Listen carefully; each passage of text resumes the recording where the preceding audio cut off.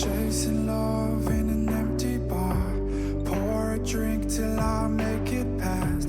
The midnight hour seems to come and go, but I know. Walk on up with a drink in hand, sipping mixers cause you can. And all the lights begin to switch off.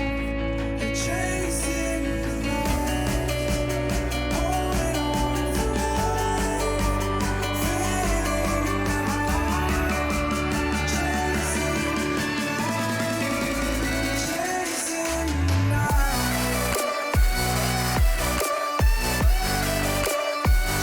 chasing the night, chasing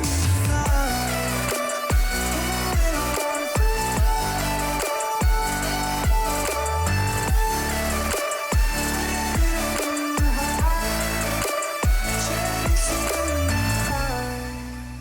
holding on for holding on for life, feeding the high, chasing the night, chasing the night. Hotel rooms and city squares, champagne bottles, drum and snare.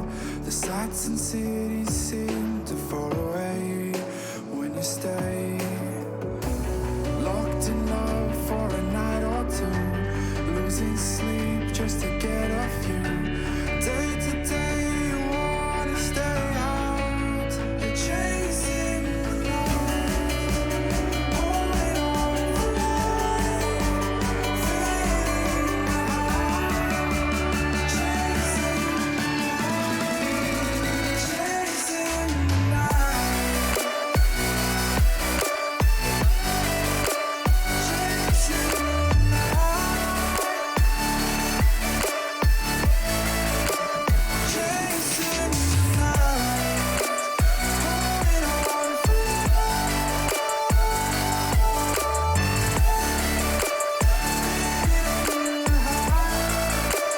chasing the night, holding on for life, feeling the high, chasing the night, Let's take our time right now, it's just a vibe with you. I feel alive, now I'm feeling like up to the front, will it stand the test of time? Right now I need a sign. Tell me if it's over, come a little closer. We should take our time to think this damn thing over. Should we grow closer, should this be over? My heart for your mind, probably we should start over.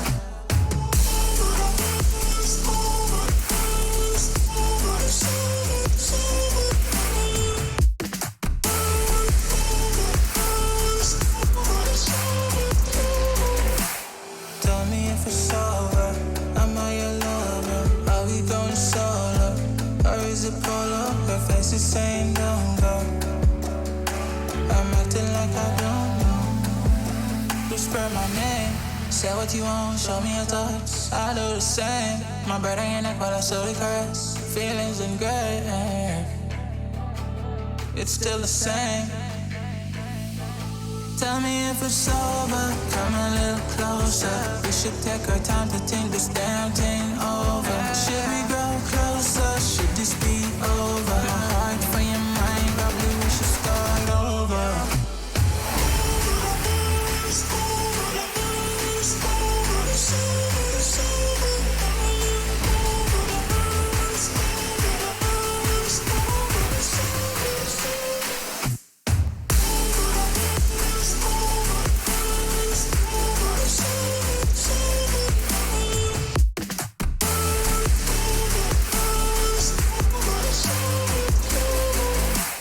Tell me if it's over, am I your lover? Are we going solo, or is it polo? Her face is saying don't go. I'm acting like I don't know.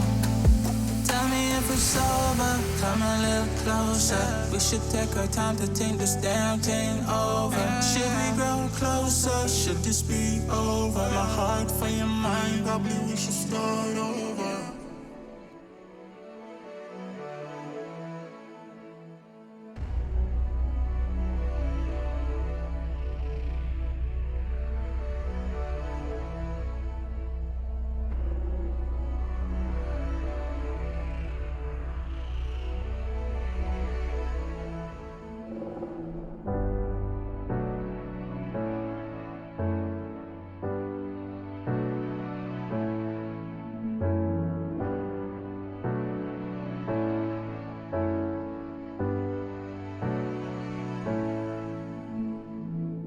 Seems like I can't get away from the hot sun. Always night and never day. Even when I wash the floor, the dust still comes. Keep on hunting for the bread. No matter how lost, need no light, no spark. I'm in line mode. With my eyes closed, I can see in the dark. I'm a quiet storm, far from calm. I know you feel me, brother.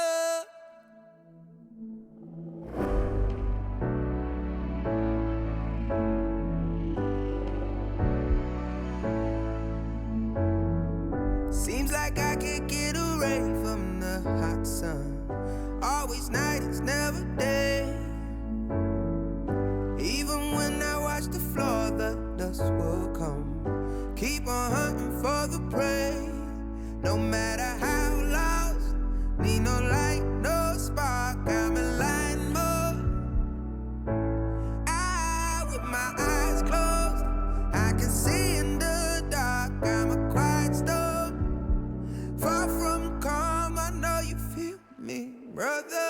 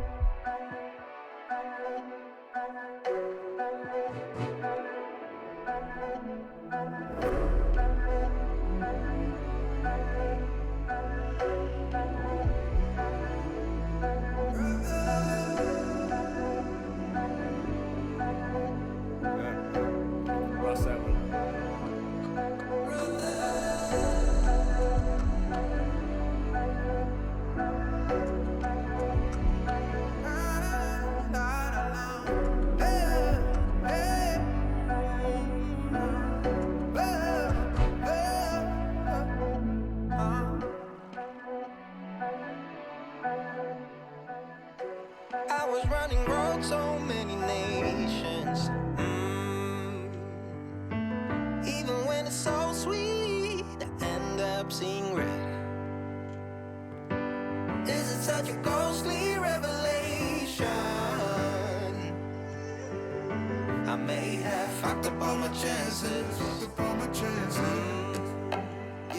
And we ain't sleeping on the floor again. We never sleeping on the floor again. For the ones who didn't make it out, for the ones that didn't see the life, for the ones that never cared, never gave a thought. Found no happiness in that brand new car or the house you bought. I see you talking about the love you lost, and it was gone like way before you ever thought it was. Yeah, I took my time, no quick ones, quick run, quick gas to get back there. Hot roads, I didn't think I'd come back fierce, cause I was running road so many nations. Even when it's so sweet, I end up seeing red. Is it such a ghostly revelation? I may have fucked up all my chances.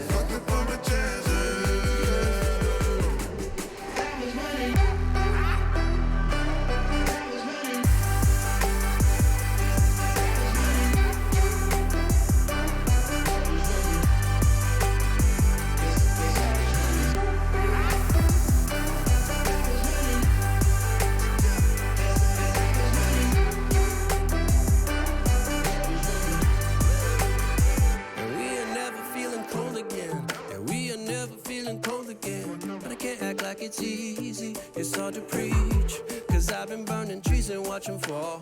If we cannot breathe out, we go forward. Sure, I was searching for cure, fishing a little wildlife. And when I'm low on fuel, I'll still be running till my back broke. Halfway, lost hope and I checked it.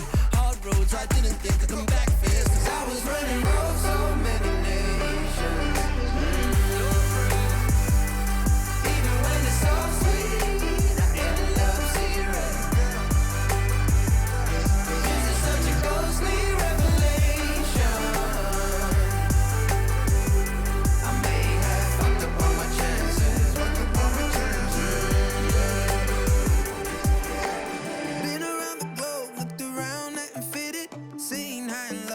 but you won't even get it. Been around the globe, think it's time to admit it's not the end, but the road, and you won't even get it. Been around the globe, looked around, not to fit it. Seen high and lows, but you won't even get it. Been around the globe, think it's time to admit it's not the end, but the road. I was running.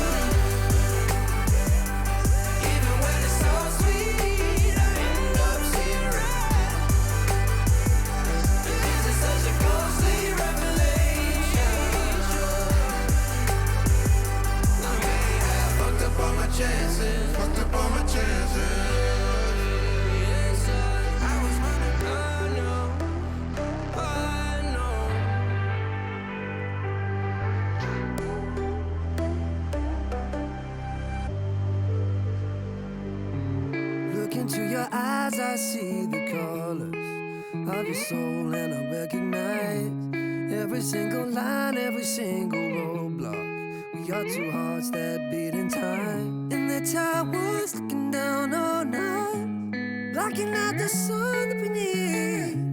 Maybe we can change our stripes and colors. You're the only one I see. And I take it all or nothing at all. Driving through the night till I'm at your door. Go outside, stay up all night. And I take it all or nothing at all. Driving through the night till I'm at your door. Go outside, stay up all night. Sleep through the sunrise.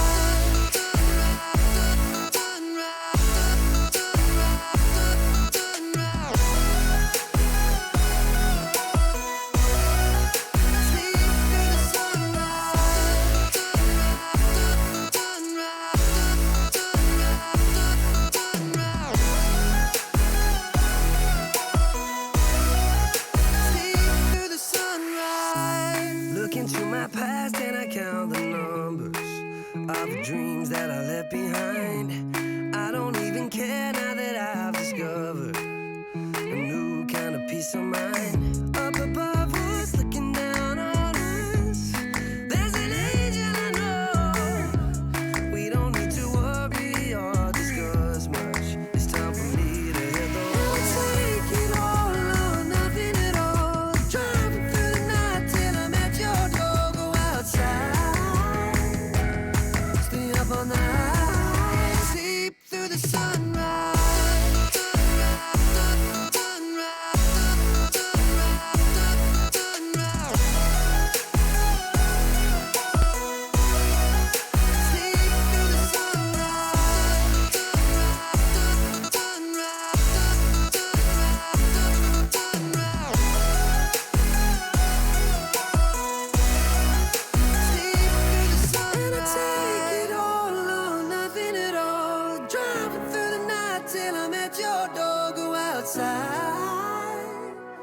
Stay up all night, and I take it all or nothing at all. Driving through the night till I'm at your door. Go outside, stay up all night, sleep through the sunrise.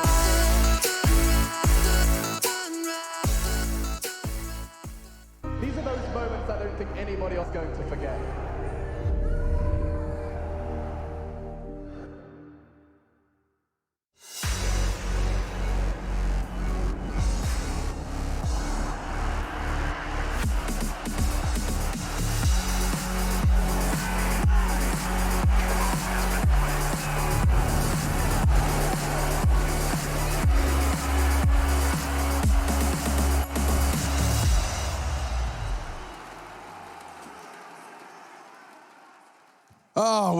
fresh, watered, fed, and all of the things we need to be to give you the very best show. Another day of Counter-Strike on your television, your phone, your, what else could it be? Your Fisher-Price, microwave, whatever has a smartphone connection. It's good to have you joining us today for another Road to Rio broadcast. We've got 3 streams running simultaneously, as we always do. You're tuned in to the main stream, as I would hope you would be. We have Fours versus Windstrike today. That's going to be what myself, Chad, and Henry are going to be dissecting and indulging upon. FaZe Godsent, going to be interested to see if more from Godsent as they picked up a big surprise win on their road to Rio, and more from the Ninjas in Pyjamas versus Heretics affair, which is actually battling for Heretics to take a second spot in their group. Would do an awful lot for them. B stream is also worth talking about. You can see more from Contact Gaming, had some oopsies on their path, but Dignitas Astralis, a hotly anticipated one, and I don't need to tell you why. Getting to see more as well on that C stream, you can see Team Spirit and Chopper back in action, chopping through the competition. That's all coming up on today's show. Let's have a quick reminder of some of the frags you've seen so far before we get ready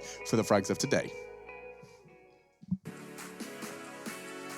The second week of ESL 1 Road to Rio was chock full of both interesting novelties as well as nail-biting deciders, where nothing was certain almost till the very end. So before we dive into the latter, let's take a look at the novelties and the CIS division. In Group A, Team Spirit marked their presence with a convincing 2-0 initial match balance after defeating both Gambit Youngsters and Fours without losing a single map. Deals with Nafany on the wraparound, and suddenly you're back into this round. Mir doubling up, Shiro cut down, and it's Mir delivering 3. Earlier this year, Team Spirit managed to secure their spot at the CIS Minor. It's not a surprise that they want to stay in the race to Brazil, much like Windstrike team, who were also on the ball with 2 initial wins. And as for Group B, a true David versus Goliath battle took place here when Na'Vi collided with Virtus Pro. The Bears might have been struggling in the recent weeks, but they stood up to the IEM Katowice 2020 champions, and after a close battle, took Simple and his crew down 2-0. But when 2 quarrel, a third wins, and this week, that winner was Pro 100. Next to CIS, in the European division, Group A saw something which was quite easy to predict. Astralis winning their every matchup and claiming the top spot. Quite opposite to Fnatic, who lost 2 of their duels, despite having the arguably brightest teenage CSGO star. But even Brawlin had trouble stopping the godlike ZWoo, who scored as much as 94 frags in the series against the Swedes. Here he is now, trying to hold the top of mid. They're already up and past him. ZywOo, quick flick, and oh, there it is! Goodness. We wanted it, and we get it. ZywOo in with 3, and he's taken this round by storm. Even hungry for a little bit more. 2 players here at long, and ZywOo on for the ace. It gets denied by Brolin, which later earned him a special tribute and kept vitality in the game. In the bracket labeled B, FaZe Clan continued their victorious march, and with a 4-0 match record, remain the uncontested group leaders. And without a doubt, coldzera had something to say here. Robs has already caught him, and now they're coming from one direction. They can focus their attention, but coldzera's on a mad one! However, as you probably know, a beast on its last legs bites the hardest, which could be seen when Mousesports face G2. Frozen's going to have to go for it, and now we will see if Next can convert the spray. Looks like he's done enough here. Frozen's still on for the ace. He's running out of time. He has to go for the full defuse. He jumps up again. Is it going to be enough? It's good. Has he got it? I think he's done it. The ace clutch from Frozen. Oh, I can't believe it. Oh my goodness. Though at the edge, this performance still keeps Mouse in the fight. Finally, it's time to jump across the pond and take a look at which team secured their place in the North American playoffs. Roubaix witnessed quite the turmoil as first Kassad concluded his role as 100 Thieves head coach and left the lineup he's been working with breaks since 2017. And shortly thereafter, Orglis disbanded and had to pull out of the tournament. But when one door closes, another one opens. And that's why despite all of these things, 100 Thieves together with Cloud9 and the unstoppable Gen G advanced to the next stage. And when it comes to the second set of NA teams, their appearance in the playoffs was quite uncertain for most of them. Well, maybe except for Yeah Gaming with their 0 points, and Furia, a team that literally ran through the group stage without losing a single match. Already one for Mayan, but the nade dunk from K Serato, he could do this. It's an AWP on Fallen, he tags him through the box. K Serato takes Furia through. They top the group. The rest would be decided in the very last match of the week between Envy and Bad News Bears. BNB fought valiantly, but in the end it was Envy to take the series 2-1, and thanks to the round difference, also a spot in the playoffs next to Furia and Team. Well, that is just a fantastic way for you to kind of get your head around what you missed so far. It's concise. It's easy to digest. What the bloody hell? Okay, we got a kind of. Mate, you gonna help me? Look, we thought we were doing the evening shift today. We had loads of props and funny gags ready, and unfortunately didn't come together. I've only got the head. Yeah, you've done a pretty good job so far. I should have told you. I did bring this pump with me. So I've been doing this for 45 minutes. Yeah, I know, now, but Henry. it's a beautiful flamingo. What's his name, Chad? Well, it's a her, and her name is Margot. Margot, that's a lovely name. Is that after Yes, Henry. Margot, Robbie, and I, we did date in high school. It's one of those things, you know, I don't like talking about it a lot. I don't like talking about it. She's clearly succeeded in terms of, well, success, and I'm doing this, so I'm blowing up a bloody flamingo. Yeah, but you're happy, you know. And if it means anything to you, you're more of a joker than Jared Leto could ever be. So there it is. Oh, I actually remember his name. I was panicking there. I was like, who's the actor? Who's the worst joker? Who's the terrible joker? Who's the worst joker? Oh, okay. Yeah, we're not going to get, that's not too political, but either way,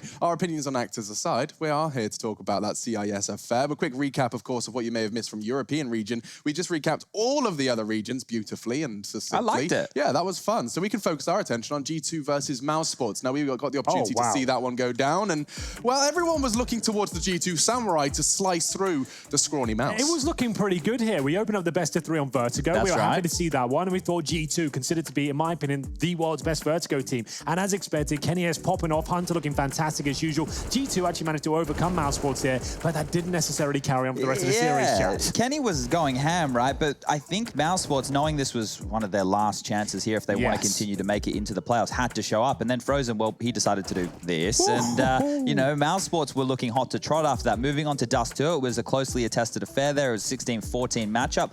And it's good to see Mouse Sports, when, I guess, the pressure's on, step up to that level that we know that they can, because we were starting to get really worried for the boys on this side of the desk. It's just good to see that the Frozen and Rops both managing to put up an incredible performance up against a top 5 opposition and keeping that consistency throughout. Frozen, look at his stats for the series, and actually, this is for the Road to Rio as a whole. You can see he's been delivering in a large back capacity. Yeah, he really has. He stepped up. We've said it a few times now. Coming into 2020, he certainly had consistency issues, but it seems like he's actually one of the shining stars now that you can rely on in the Mouse Sports unit, and they need him to turn up for these big games now. They're not looking great in Group B, generally speaking, but that result was massive. Yeah, and actually, you say they're not looking great, generally speaking. We'll bring up the B standings while you may go ahead and finish making your point. I was just going to say, remember, he's only 17. He's only 17. Remember what you guys were doing when you were 17? Not wasn't much. that. It No, wasn't that. Definitely not. Right? No, let's bring up those Group B standings, though, if we have them, so you can actually visualize who is at the tippy top. FaZe Clan, what a turnaround it has been from being a team that couldn't get past the 16-14 losses to not dropping a single game. Godsend in second place there is something to talk about as well. Obviously, Mouse Sports and G2 are the other big names in this, but Copenhagen Flames are locked into that 4th spot right now. Movistar Riders within the early stages impressed us. North up and down, and obviously Contact there towards the bottom. So we want Mouse to still be able to get into the top 4 spot if we can, but there's still a lot more games to be played on the European side of things, and that'll be coming your way this week, I guess. Yeah. Stay tuned, get your TV guides. I think we have Mouse Sports Godsend today, right? It's the second game? Yeah, it's the second game on the could stream. be. Not us. We're only here for one, right, Alex? Yeah. Don't say I have to do more than one. No, just doing the we've got the dream run here. In and out. We wake up, we talk about Counter-Strike, we go home, we play Counter-Strike. Yes. Yeah, that's pretty much the plan for the day, and I'm sure you guys probably have quite a similar plan. Our schedules align, which works out nicely. So the first game you're going to be watching on the menu tonight, your starter, your appetizer, if you will, is Fours versus Winstrike, and that is all coming up after our break. I presume we're going to be doing an interview before that. I haven't received word about anything we're doing in this pre-show, so I'm just going to stay here and tread water. Not a single word in my ear, Well, there's fellas. lots of things that I can do in this situation, Alex. This is where, like, my handstand preparation's really been coming on in. Do you want me to bust it out for everyone now? Or? On the desk, if on possible. the desk, if Well, you can. the ceiling height is probably a bit of an issue. Do you know my vertical jump trick? No. No. Yeah. Say yes. No. Yes. No, I because agree. Henry, we would not be doing anything if he does that. But you've seen my vertical jump trick. I like it. Henry, He's got the Crocs on today as well. I could pull my That gives him +3 agility. I'm going to say no. As the responsible one, I'm going to say no. All right. Well, I could, if I wanted to, 2-footed jump straight onto this desk. That's what I'm saying. No run-up.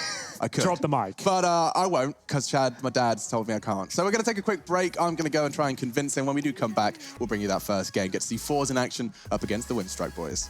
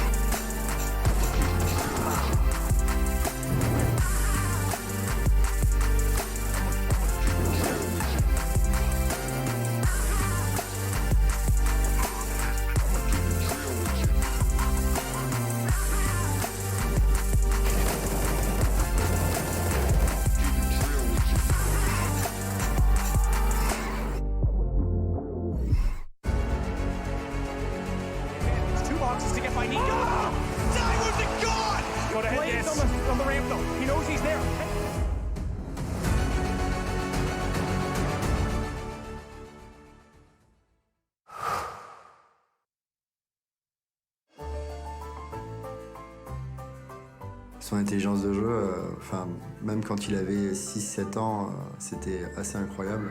Donc au début, on était meilleur que lui. Je pense c'est à partir de ses 14 ou 15 ans qu'il a commencé à être meilleur. Au début, quand il perdait, c'était un très mauvais perdant. Hein. Oui, je me souviens très bien qu'il cassait beaucoup de souris.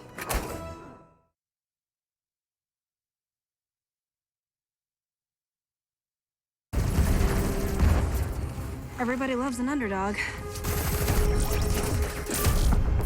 Who needs to be liked? Mountain Dew Amp Game Fuel. Victory in a can. Last year, we took 2 lucky winners on a trip to Berlin and gave them the experience of a lifetime. This year, we can take you for a trip to Rio. Take part in a series of GG.bet contests for a chance to win awesome prizes and a trip to Rio. See details on the website.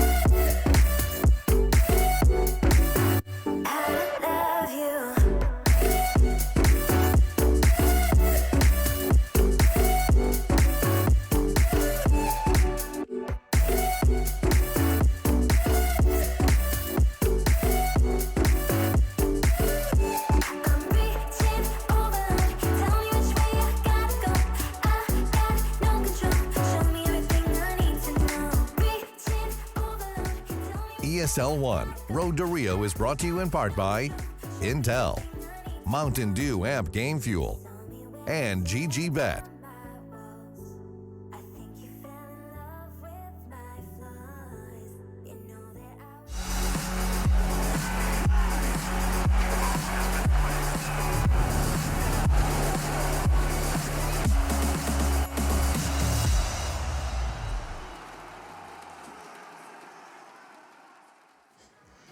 Spirit, Namiga, and Gambit youngsters. And I'm not talking about the game, I'm talking about the teams Force has fallen to. They are on a somewhat of a slippy slope. And Windstrike, they're the ones with the bucket full of lubrication on the slope. Yeah, they absolutely are. Windstrike actually looking fantastic in this group so far. 2-0 for them, and Force, you would expect to be the favorites. I know you're a fan of the team, especially XE Power. You got to say that. Dude, XE Power and Jerry, like who can't love them? A dream combination. They're not looking their best though. 0-2, Chad. What the hell is going on with this team? I think this is a wider discussion here, boys, that I wouldn't mind having when we can lump Na'Vi into the mix there as well, right? Because when you think about the better teams within the CIS region, you don't think about the CIS region. You think about the European region, because that's traditionally where you see them competing, right? When is the last time you remember seeing Na'Vi having to compete in just a CIS only? CIS region qualifier. Precisely, right? I can't off the top of my head, and maybe I'm blanking on something, maybe something a little bit smaller. But over the years, Na'Vi and Co have been the teams who are already in the majors. Now, Force, they've been a team on the up and up, and the majority of their outward, I guess, progression has been beating European or international squads. Now that they've been thrust back into things which are domestic Counter-Strike, it's going to get a little bit more prickly, a little bit more difficult for them. Now, for all the viewers at home, for you ladies and gentlemen behind the camera, the CIS region is probably as hard for us to know about as the Asian region. And there's a lot of reasons for that, one of which is the language barrier, right? Now, I don't speak a lick of Russian, not even a little bit. I can say "Das Vidanya," that's it. And I learned that 10 years ago, and that's all I've got for you. So in terms of the inter-rivalries or who's played with who or the backstage drama, that kind of stuff is kept on their version of Facebook, VK, right? So that stuff is all locked away. When we look at this in terms of the microcosm of, I'm going to be expecting a lot of upsets. I'm going to be expecting a lot of results that we don't know how they're going to unfold. Right. And honestly, Windstrike last time these two teams played was in the CIS minor, right? And they actually got the better of Force. So today could go either way. A lot of pros are even out there saying, Alex, that the CIS region has the most available talent within it. It's, in terms of mechanical skill, unknown players, this is actually a great reservoir of talent here. So we're expecting to see like the likes of Elliot and Lackey today, two players we're not really familiar with. We're going to learn more about them and see what they have to offer. Yeah, and you've just reminded me of that tweet. It was Dupree of all players. Like a member of Astralis saying, I believe the CIS region has the most free agent talent. Like, that's a pretty huge statement to be making. And in terms of players that you could pick up, right? Yeah, that makes a lot of sense. If we just want to list off some of the names right now within the CIS Road to Rio who are up there. Now, Simple, he is the highest rated player of the region. But if you go into that, you have Shiro from Gambit Youngsters, somebody who I know in the past I've made some comments like, comparing him to Simple, right? You certainly did. Well, he's second in the list. Yeah. Now, I'm more in jest, right? You need to see a lot more from this kid. He's only 18 years of age. He's a baby. But he definitely has some promise about him right there. Yakanda's a name that a couple of people would be familiar with. Mia coming in there. And then we get down to the names that we've been talking about. Henry just brought him up, Elian, right? Or we're gonna pronounce his name like that. Now, if we're wrong, Elian is what we're going with. Yeah, like Alien with an E was your advice. Yeah, that's what I tried to investigate a little bit. Right on with that. Now we don't call him Boomla, we don't call him Speed 4K. So we want to try and do our best for everybody out there to name them the best we can, because this is where all the clips come on through, ladies and gentlemen. That's what everyone plays for, right? The highlight clip with Henry G casting over the top. Yeah, you're just desperate to hear the Yeah, we want to make sure that locks on in. Now, we have Buster up in the mix, Chopper, I Disbounce. There's a lot of names that people are familiar with, but when you think about CIS teams, you just think of Na'Vi and maybe VP a little bit. Force comes into that list, but there is a lot of names here which I know that I look at and I go, they're good players. But I'm so sad that Force isn't doing anything, because they're going to be poking with a stick. They're going to be hungrier than ever today, Alex. They've got a lot to prove. Jerry, we've already spoken to him a few times, right? One of the most articulate interviewers we've had on the show so far, and we know we've seen their T sides. They know that they can adapt. They can be powerful. They can be smart. But it just hasn't worked out the last couple of games. I feel like they're going to wake up today and show us what they're capable of. They have to. I mean, they really their chances are in the balance, hanging in the balance. I imagine you've got 4 losses already on the road to Rio. That kind of puts you in dire straits. Those 4 losses, 2 of them are from the road to Rio, and 2 of them are still domestic games, but they're outside of that. I don't care about them. Going on. So it's only 0-2. Yeah, but the problem is with the losses, they're all against domestic rivals, right? And that's all they're playing against in this little tournament we've got going on right here. So you have to keep that in mind. Now, if we look at last time these guys played, strangely enough, they played on Vertigo. Now, that's not a map that Force, you know, have too much played in history. I would assume with today's veto, they get rid of Vertigo. Just looking at the stats here, I know the Windstrike haven't played as many top teams as it were, but in terms of their maps and the success they've had recently, so on Vertigo, they've got a 4-map winning streak. Overpass, 4-map winning streak. Nuke, 5-map winning streak. The only stat we've got available for the Force side of things, they're on a 4-map loss streak on Inferno. So in terms of current form, it really does look great for Windstrike at this stage. That's a really good thing if you are Force for one reason, and that's because Windstrike don't play Inferno. That's it. That's their first ban, So right? that's lucky for Force that they don't have to worry about Inferno today, knowing that things aren't really going in their favor. Here you can see some of the stats right now from the tournament thus far, and Hobbit is a name that maybe people at home have forgotten about. I would be remiss if you have. Don't forget Hobbit's name. Let's not forget Major Champion Hobbit. That's what we'll be calling him. At one point was considered the best CSGO player in the world. We're rolling the clock right back at this point. It's about 2016, but there was about a month period where you would say when he first came onto the scene, he was the most exciting prospect within the entirety of CSGO. Certainly dropped off in notoriety, but I'm sure he can certainly handle himself on the server. Yeah, I for some reason I recall that his first arrival, it was Cobblestone. Everyone's talking about Hobbit. And the Hobbit hole. Yeah, the Hobbit hole. I remember it all. God, you really did rewind the clock there. I forgot Hobbit's been around that long. Major Champion Hobbit, though, that's a great conversation. And so is the fact that Bondic went to China and played on a Chinese team for a little bit.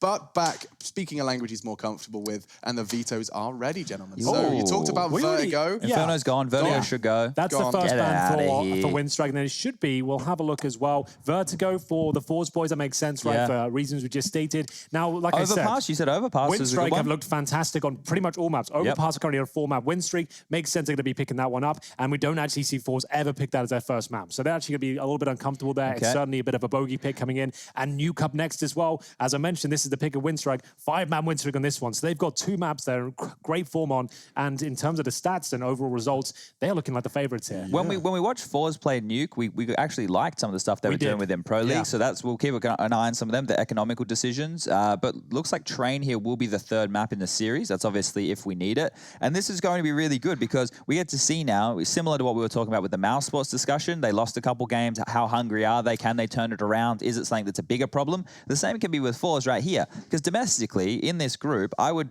say 100% they're the best team. Unfortunately, they're sitting at 0-2. So they have a lot of work to do. You need a top 3 slot within the CIS side of things. People might be a little bit curious, how do we progress in here? Well, this is more similar to the North American side of things, where it's 6 teams per group. Top 3 from each group will be going on through. And as you can see, with this right here, we have the ESL World Rankings. Well, Forza ranked 19th. Windstrike, they're not ranked at all. So that should show you the disparity, at least in terms of international competition. But as we've already outlined, domestic games, boys, this could just be a mess like we had Furia MIBR. On the Windstrike team, I just spotted that. Is the coach Hooch as in the Hooch? The Hooch. Yeah. The Hoocher. Is it the? That's cool. That's not bad. I didn't even know. He's still sticking around. It's been a name that we used to be kind of synonymous with CIS Counter-Strike. He's been around for a while. He was one of the big names in 1.6, was one of the aspiring pros at that point, was a very hot prospect in the future.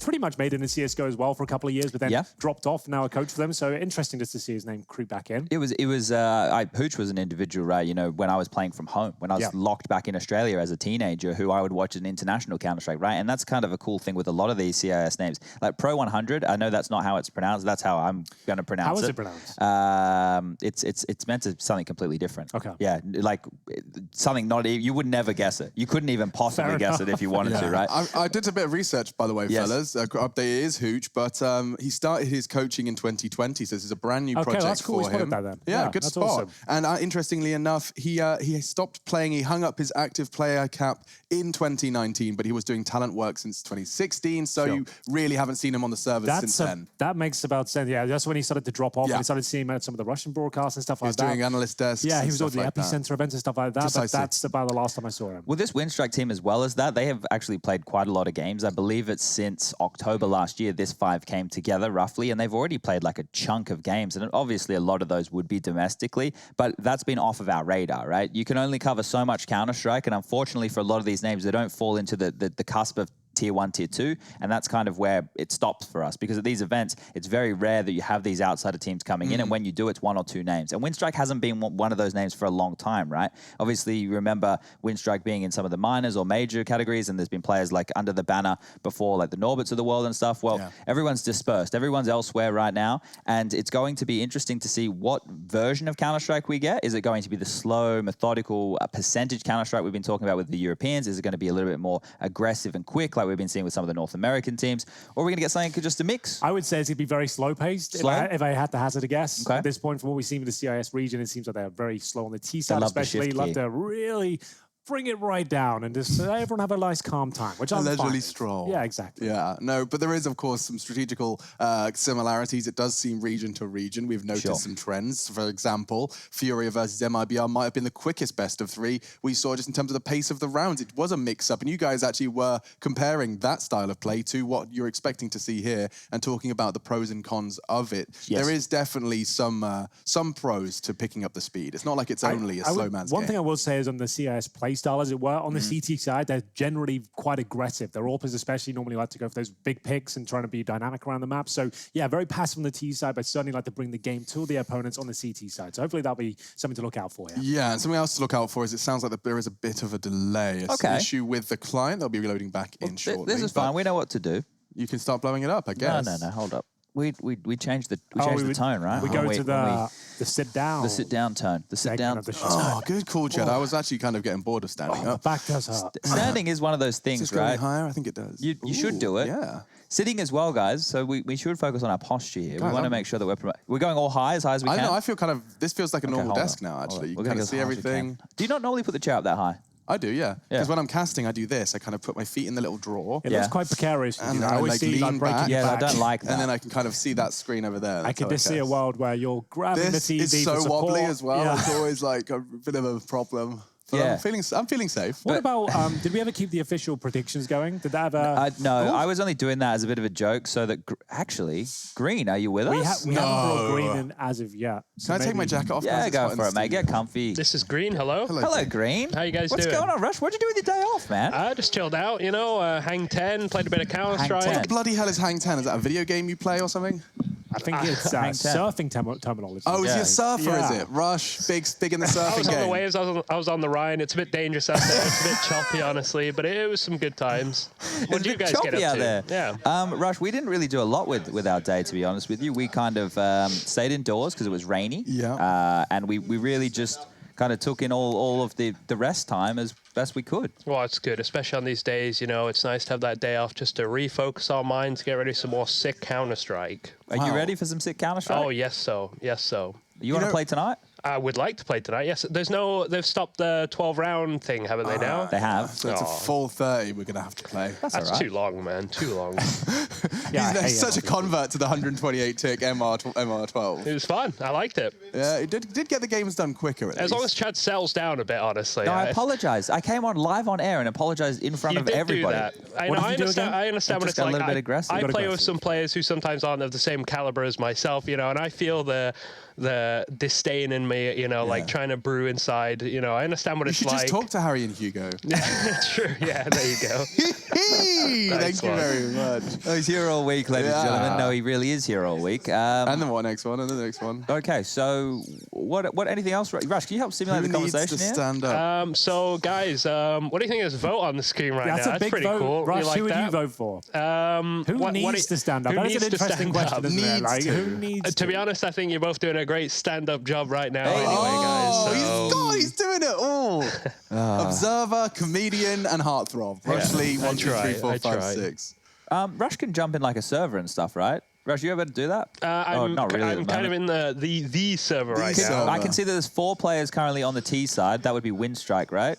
Yeah, actually, there's 4 now. Yeah, so we're getting there. We're getting there slowly. Okay, well, I'm going to say that this is probably going to be quite lengthy. Are you happy to hang around with us? I guess so. Yeah. Okay, well, now we just need some topics. Questions? So, guys, I'm still not on Twitter, but you can tweet at Henry Greer or Alex or Rush. Use the hashtag ESL1. You can bust through some questions, and we'll talk about it here. This is podcast mode officially initiated. Okay, I'm going to start bringing out some things from Reddit right now. Okay. Let's have a look then, shall we? Let's see what's really trending right now. What's popping off? What are the people talking about? What are they getting excited about?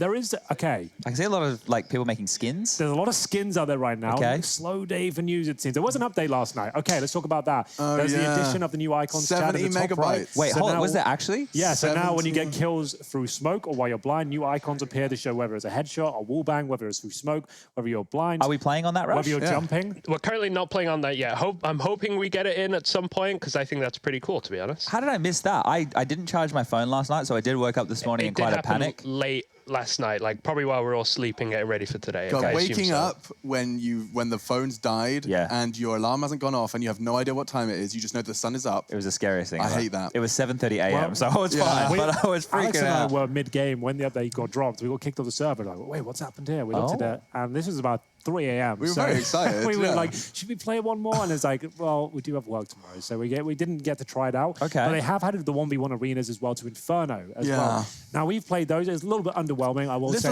I was expecting a bit more pageantry to the 1v1 arena. It's just like a very basic aim map they've created on the side of Train, for example. Like, I'm no expert in map design. Yeah. But it feels like they could have put a bit more. If there was just a degree of, I don't know, cover that wasn't just a box that you spawn behind, it would be a little more I thought it was going to be like the Warzone sort of experience where your mate's looking down and everyone kind of, it's a big thing. But it really wasn't. It's just I a got to small stand aim. up. Are we, they win. Oh, we're letting the 59% chat dictate. I love that I wasn't even involved, guys. Keep that up. I don't even think there is a hashtag machine, so we can keep that one. Sponges now are spending the rest of the time standing up. It makes us look a little silly now, and you can see my jacket hiding here, as well as Simple. Trace keeps leaving these cookies around the desk. These cookies? I think they're Easter eggs. That's another food product. I can't reach it while sitting down. Yeah. Please don't fall off the chair. Every time you reach out, I can. You know what? I did that once in school. My teacher always told me never to bug around on my chair, and I split my chin open right down the middle. Did it 3 times. You are the example they used for years honestly, afterwards. I was. And I ruined it for shooted everyone. Mr. Greer. Everyone else was swinging off their chair, enjoying themselves, and I ruined it for the entire class. Never happened again. Curious, very curious. I remember the girls that used to stick chewing gum under the desks, which ruined the chewing gum for everyone. Then it got banned. Chewing gum was banned in my school ever since I could remember. It was never allowed. Well, we had some teachers that were cool as long as we put it in the bin. Like they let us break the rules and then. Did you know? I only learned this until years after, and this just shows how stupid I am. So Tell me. The girls who I went to a public school, which is girls and guys. I don't know what type of schools, institutes you guys went to. School, yeah. Okay, just school. In Australia, you get it broken up. There's all girls, all boys. You know, they keep it. Yeah. But anyway, I didn't realize this, but I always wondered, like, girls would go to the bathroom in the middle of the class, right, at like a certain time and stuff. It would be the same time every day, and I'd be like, oh, that's a bit strange. It turns out they've worked out with their friends who are in different classes at that time that they would all go meet at the bathroom and have a bit of a chit chat in the middle of the class. What, like a kind of arranged meeting? An arranged meeting. Mid-lesson? Yeah, mid-lesson, an arranged meeting. I didn't realize that they were doing that. That's but very that's how they were. coordinated. I Respect. would never care to do that. No, that's too much effort. Yeah, I would just sleep in economics, and that was about it. I got some questions coming here, boys. Okay, if you'd nice. like some. A few of you are getting stuck in with the hashtag ESL1. What are your roles in ESEA games you play on off days? I see Chad as an in-game leader. And do we have an entry fragger for Henry? Alex the AWPer? So the roles, we don't really have roles. I guess I do in-game lead. I do call the strats. I call the shots. When but he's in a good mood, he in-game leads. In terms of other roles, I wouldn't say there are any. If you want to AWP, you can AWP. Yeah, it's a free-flowing system. If you want to run in first and die, you can run in first and die. That is a very popular role. Everyone does enjoy that role. That is a role everyone seems to be fighting over. And it's exciting to see everyone so up for that challenge. I know we play with a guy called with Jay as well as Rush. Yeah. And Jay is Rush's friend. They met on the internet. They met through one of his best through Daisy, or internet friends. Yeah, through VR chat first, I think. VR chat first. Jay gets the lurker role. Yeah, Jay has the lurker role, but it's not like we gave him that role. He kind of just does that. So the rest of us do our He's a thing. master at baiting, so we let him. He's good at it. He wins the round, so we let him. We let him go for those situations. But we have some mottos on knife rounds. We have to be like a hinge. That gets us far, though, by the way. I don't know if you guys at home have ever tried being like a hinge on a knife round, but it legit works. So what he's trying to do is, it sounds ridiculous. Chad's trying to suggest that if you imagine a hinge between you and your teammates' hips, and then upon combat, you're hinging into them like a kind of a butterfly flapping its iron wings into their chest cavity. I also have another one, which is like, so you know when they used to fight without guns, right? When people used to just have hand-to-hand melee type combat, and we had like shield walls. Oh, yeah. We had like shield walls and stuff, and there would be multiple lines. So I think in a knife round, what's important is, let's say that like Henry and I are at the front, like we're the first dudes, we're the first contact. So Henry and I would go in as the first wave, and we both just want to get a cheeky stab, and then we'd dip back. And then coming through us would be like, you'd be in the middle, Rush would be on one side, and Jay would be on the other. So we'd dip back, and they'd be chasing us, and you guys would come forward as the second wall. So and you're then talking you'd like dip back. proper like Roman commander kind of Mate, thing. yeah. The only thing we're missing is pikes. We're If we could have two Spartan pikes formation there. resting on the front shoulders. Yeah. There's a really funny knife round from when I was in Vox Eminor, and we did it in Australia. But people might remember it. It was from like 4 or 5 years ago now, maybe more. But on the knife rounds, we on Inferno did a run boost. And then it like cottoned on to all the Australian teams that we were going to do it. So we started doing this run boost on Inferno where we would send one of us over everybody's heads, and then like we would collapse in on them while they were turning around trying to deal with that. It does sound like fun. Didn't win, but it was fun. Okay, well, that was a good question. It was a good question. I've got the next one coming in here. A bit of a curveball, this one, but I think it's a lot of fun. Yeah. This is coming from George, and he is having a baby girl due in July. Congratulations. Oh, congrats, George. And he wants some ideas for the name. So I was going to suggest you go with Alexandra, Henrietta, and Chadney. That would be good 3 options. That works, right? You have Chadtrude. Chad, yeah, what's the female version of Chad? I don't know if there is. People always ask me. Just Chad would be fine. I think a female Chad would work. I reckon we do a female I mean, Chad. it's 2020. Oh, she's it's beautiful. about time. What's her name? It's Chad. I reckon you can pull it off. Why not? I'm sitting down. The people at home, I'm not listening to the vote. No, screw the people. Yeah, so I don't know. There's not a female version of Chad, but an actual name. Yeah. I mean, I've always been encouraging people to get creative with the names. Hiko? Don't call it Khaleesi. Hiko's a good one. Hiko's a good one, I Yeah? think. That would work. Counter-Strike inspired? Yeah, Counter-Strike inspired. You go for a Hiko. Or you could call go it just for more iconic names, like you could go for Guardian. Guardian or an MSL, perhaps. I don't know if the Or you can have acronyms would You work. could call her Matilda, Suzanne, Suzanne, and you can have MSL spelled Landstrom. out as like... Oh, yeah. that would Or be we nice. combine all of the names of the players. So we could call her Alexander, Yes. obviously. Nice. Okay. Alexander Yeah. Kostiliev. We'll just go for the full name. That's beautiful. Did I just recall Simple's No, full wait, name? hold I on, don't hold know on. how close But I was. Sasha is the best player, right? Yeah. Sasha's a great name. girl's name. Yeah, that's it. Let's go with Sasha. Sasha. There you go. We'll call the baby It's girl. so simple. In July, Didn't. there it is. Nailed it. Sasha. That's a nice name for a Counter-Strike fan. Yeah. I think we're solving problems out here. I guys. love Keep it. your Welcome to questions the coming Agony in. Aunt broadcast. I've been told we can go to a break. Do but we that's have to? No, I think we're cool. I wanna keep doing this if we can. It's no ETA. If you want to get us off the screen, you can. There we go. Vote. Would you like us to take a break or keep talking like That's a good nonsense? vote, Use the actually, yeah. hashtag yes for keep talking trash, and no if you want to stare at an idle screen with dubstep playing. Let us know. Now, it sounds like you were influencing the vote That there a was a little bit, loaded Alex. question. I may have made my intentions clear. Okay. But it's better than just standing here waiting for us to go again. The questions are slowing down somewhat here. We have got a lot of good I'll ask you a Counter-Strike question questions. if you want. Yeah, go for it. You can ask Are they anything you using the like. hashtag ESL1? Henry, Not really. have you ever, in the last 10 years of your life, actually gone on a holiday with the intention exclusively of going to a country, a foreign country, to relax? The last holiday I went on was in 2012. Okay. That was to Tokyo, Japan. It was a good 8 one. years ago. 8 years. But that was the last time I can remember or recall paying for a trip for exclusively leisure. For leisure. But I'm very lucky I get to travel all the time. And I guess we've had different experiences like Sydney a couple of years ago when events happen in these exotic places. We do sometimes stay an extra bit of time. Forever iconic trip. Yeah, so one. that was cool. So definitely not like I'm hard done by. I get to travel all over. But yeah, I don't know. Holidays for me is I like staycations. I want to be at home, away from work, and not on the road. It's a product of our livelihood, isn't it? Yes, and it's a product now of where we do, not where we live right now, but where we live in terms of our home. Yeah. Which is me. For those people not too aware, the three of us live together.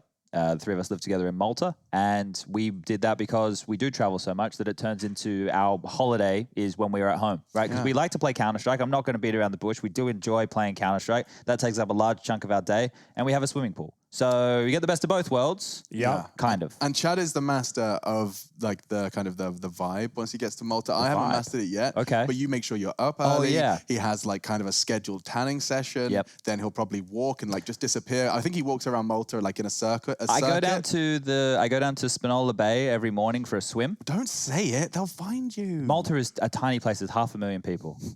If they want to find me, you can find me. Yeah. The people at the news agency, there's a guy with an Australis hat who works at the news agency. There's a lot of esports jerseys around. You go to the coffee shop, you'll see like Fnatic hats and jerseys randomly. joke. Yeah, I love that. I've bumped into so many people there just in the streets. You go, oh, hi, Henry. I was like, hi. Do you handle that well? I still get. I had a moment on holiday recently. Yeah, I was skiing in Austria and I was enjoying myself. First real break in a while. and lots of the youths of the hotel recognized me, and that's cool. Okay.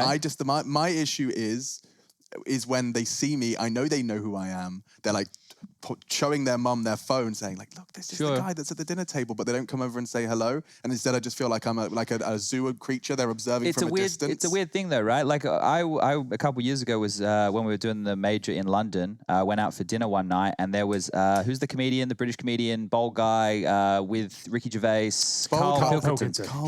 Like, and I know who he is, and I know what he does, and I've seen his stuff. But I was like, no, you know, I was obviously talking to the person I was at dinner with who it was. Sure. So if he had overheard any of that, he probably would have had that similar feeling. But I think it's just one of those things where it's like, yeah, I'm cool with it if they want to come up and say hi, and I'm fine with that. It's really helped in the past with when at like clubs or bars and stuff, and you're out, and if someone comes up and they're like, "Hey, oh my God, Sponge," helps with the ladies. Yeah, it really helps with the ladies. I tell you what, the best experience we had is when we were in Copenhagen that time, and we were at that War Pigs restaurant. You remember? Oh yeah, that was great. He recognized us, and he was like, "I'm a big Counter-Strike fan." He hooked us up with like all Shirts, the extras, like merch, and making sure we had free drinks and stuff. Like, that was great. That was the one time it felt like, wow, this is actually all worth it. We've cashed in. That was sick. On some royalties here. This is not bad. And he was very nice. So that was cool. Like places like Scandinavia, like Sweden, especially like Stockholm and Copenhagen, we get recognized a lot more, and they seem to like consider us more like celebrities, because when you see Australis around walking out of Copenhagen, the whole city shuts down. It's insane. Like, they're actually legit sports stars over there. It's pretty crazy, right, when you think about this, because this time has actually given, well, me specifically, I don't know about you guys, a chance to reflect, because up until this point, we traditionally do 300 days on the road a year. We're either working or traveling to an event, right? And you normally are just operating on momentum, because you don't stop and sit in your home and take stock, and you don't have your memories in the same way that you would, like what I did back when I was a plumber in Australia, for example, right? And one of the things that I've been like taking stock in with that is just how quick we've gotten to this point, like how fast these last 4 or 5 years of doing this have gone. And it's absolutely amazing to see where we were, right? I talk about it. I'm like, well, when I first started like playing CSGO professionally, it was stuff in Cologne and stuff in Katowice where we're still at today. But I've literally seen Katowice as a city change. I've seen like more like hip little coffee shops open up, or, you know, I've seen that kind of stuff happen. I've seen Cologne as a city, little bits and pieces change over the years of being here. But I've seen the esports world change as well, right? And you can see, I first started, I was getting enough money to get by, but now it's like this thing is huge. It's insane. And I don't know where the limit is. That's the coolest thing, right? We don't know how far we're going with this, but we still, ladies and gentlemen, have no ETA. So sorry, we're still going. I've got one nice hot topic we can touch on. Hot topic? It's a bit of a heavy heart, I'm afraid. It was announced today that we won't be having Melbourne this year. Oh, yes. So unfortunately, we won't have a Caches either, Chad. No. So you've got to be thanking your lucky stars, at least for that. Yeah, undefeated right now. So, you know, I was really thanking my stars. Defend his title. Yeah, the thing is, it is a shame, because this is the year I think we really could have done something quite special with it. We've got all the tools, the storyline, everything, a new location as well. It's going to be epic.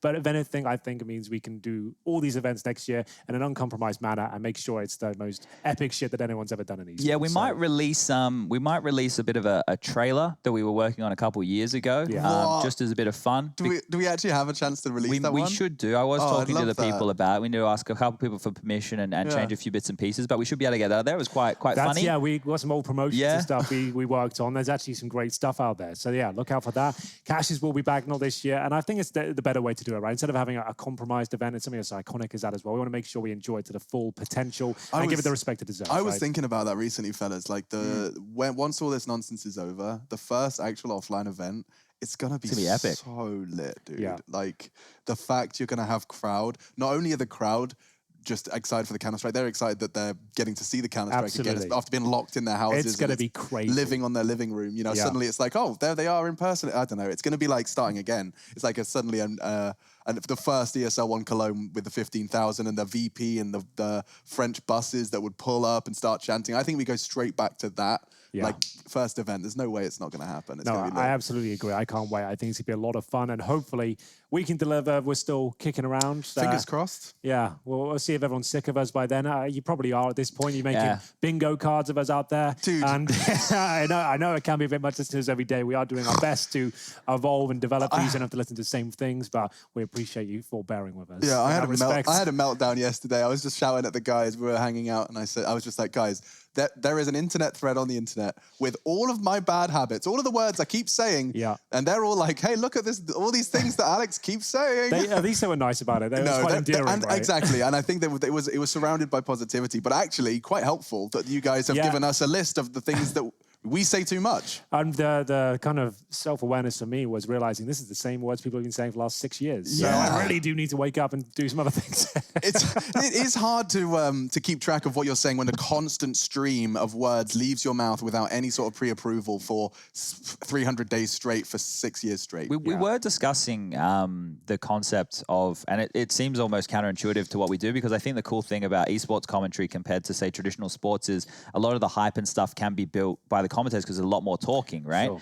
One of the things because we genuinely have these conversations, guys. We were talking with Harry and Hugo and everybody about like maybe talking less, right? But the problem there becomes that if people are just tuning in, right, and then they tune into a round and we don't talk for 30 seconds, or we don't. If you tune in from the start of the game and we build all the concepts, they're doing a slow default, they're doing this, they're doing that, they're milking out, and then when that happens 5 or 10 rounds down the track and we're rehashing that same information, that's when we really start thinking to ourselves, bloody hell, like we now sound like a broken record, and it's difficult to evolve. Especially when you do 2 games back to back and you realize, like, because unfortunately, hey, here's a little inside scoop for everyone at home. The viewership, the unique viewers, like the new pair of eyes that hasn't been watching the stream, it changes. And I don't have the official stats. I've been given them in the past, but it's something crazy. Like 60% of you are brand new viewers every 30 minutes. Yeah. Like there is constantly new people who haven't heard any of the stuff you said before. So you have to walk this fine line of vocabulary that gets the message across succinctly and effectively, but will get tiring. And the new information that you want to make sure, the golden nuggets come out, but that everybody within that 30-minute window has heard them. It's interesting. It's a whole a bit of a science that I haven't really considered before. But that's boring maybe for you guys. I've received word the update is on its way. We've actually been fixing it. ESEA got the spiders out of the system. Fingers crossed, 2 minutes or more. Okay, nice. So we should be able to we got any more questions? We may as well. Loads of questions. Let's get another I was one kind of going. letting them stack up while you guys were filling the air there. So, okay, let's have a look at some of the good ones, shall we? Do you want a fun one or a Counter-Strike Let's go fun one. Yeah. And then we'll go Counter-Strike one. We'll go fun one, Counter-Strike one, fun one, Counter-Strike one. Okay, we'll start with which CSGO event has the craziest crowds? I'm obviously very biased in that regard. I think I'm in the same way. I think the Australians, they have been definitely the craziest. I'm not saying it's the best. There's no way to quantify that in terms of they're like rowdy, the loudest and most fun. I think it definitely has to be the Aussies. Yeah, obviously the shoeies and stuff. A lot of people overseas watching that going, "Oh, that's disgusting." All those bits and pieces. It is a little bit, but I love it at the same time.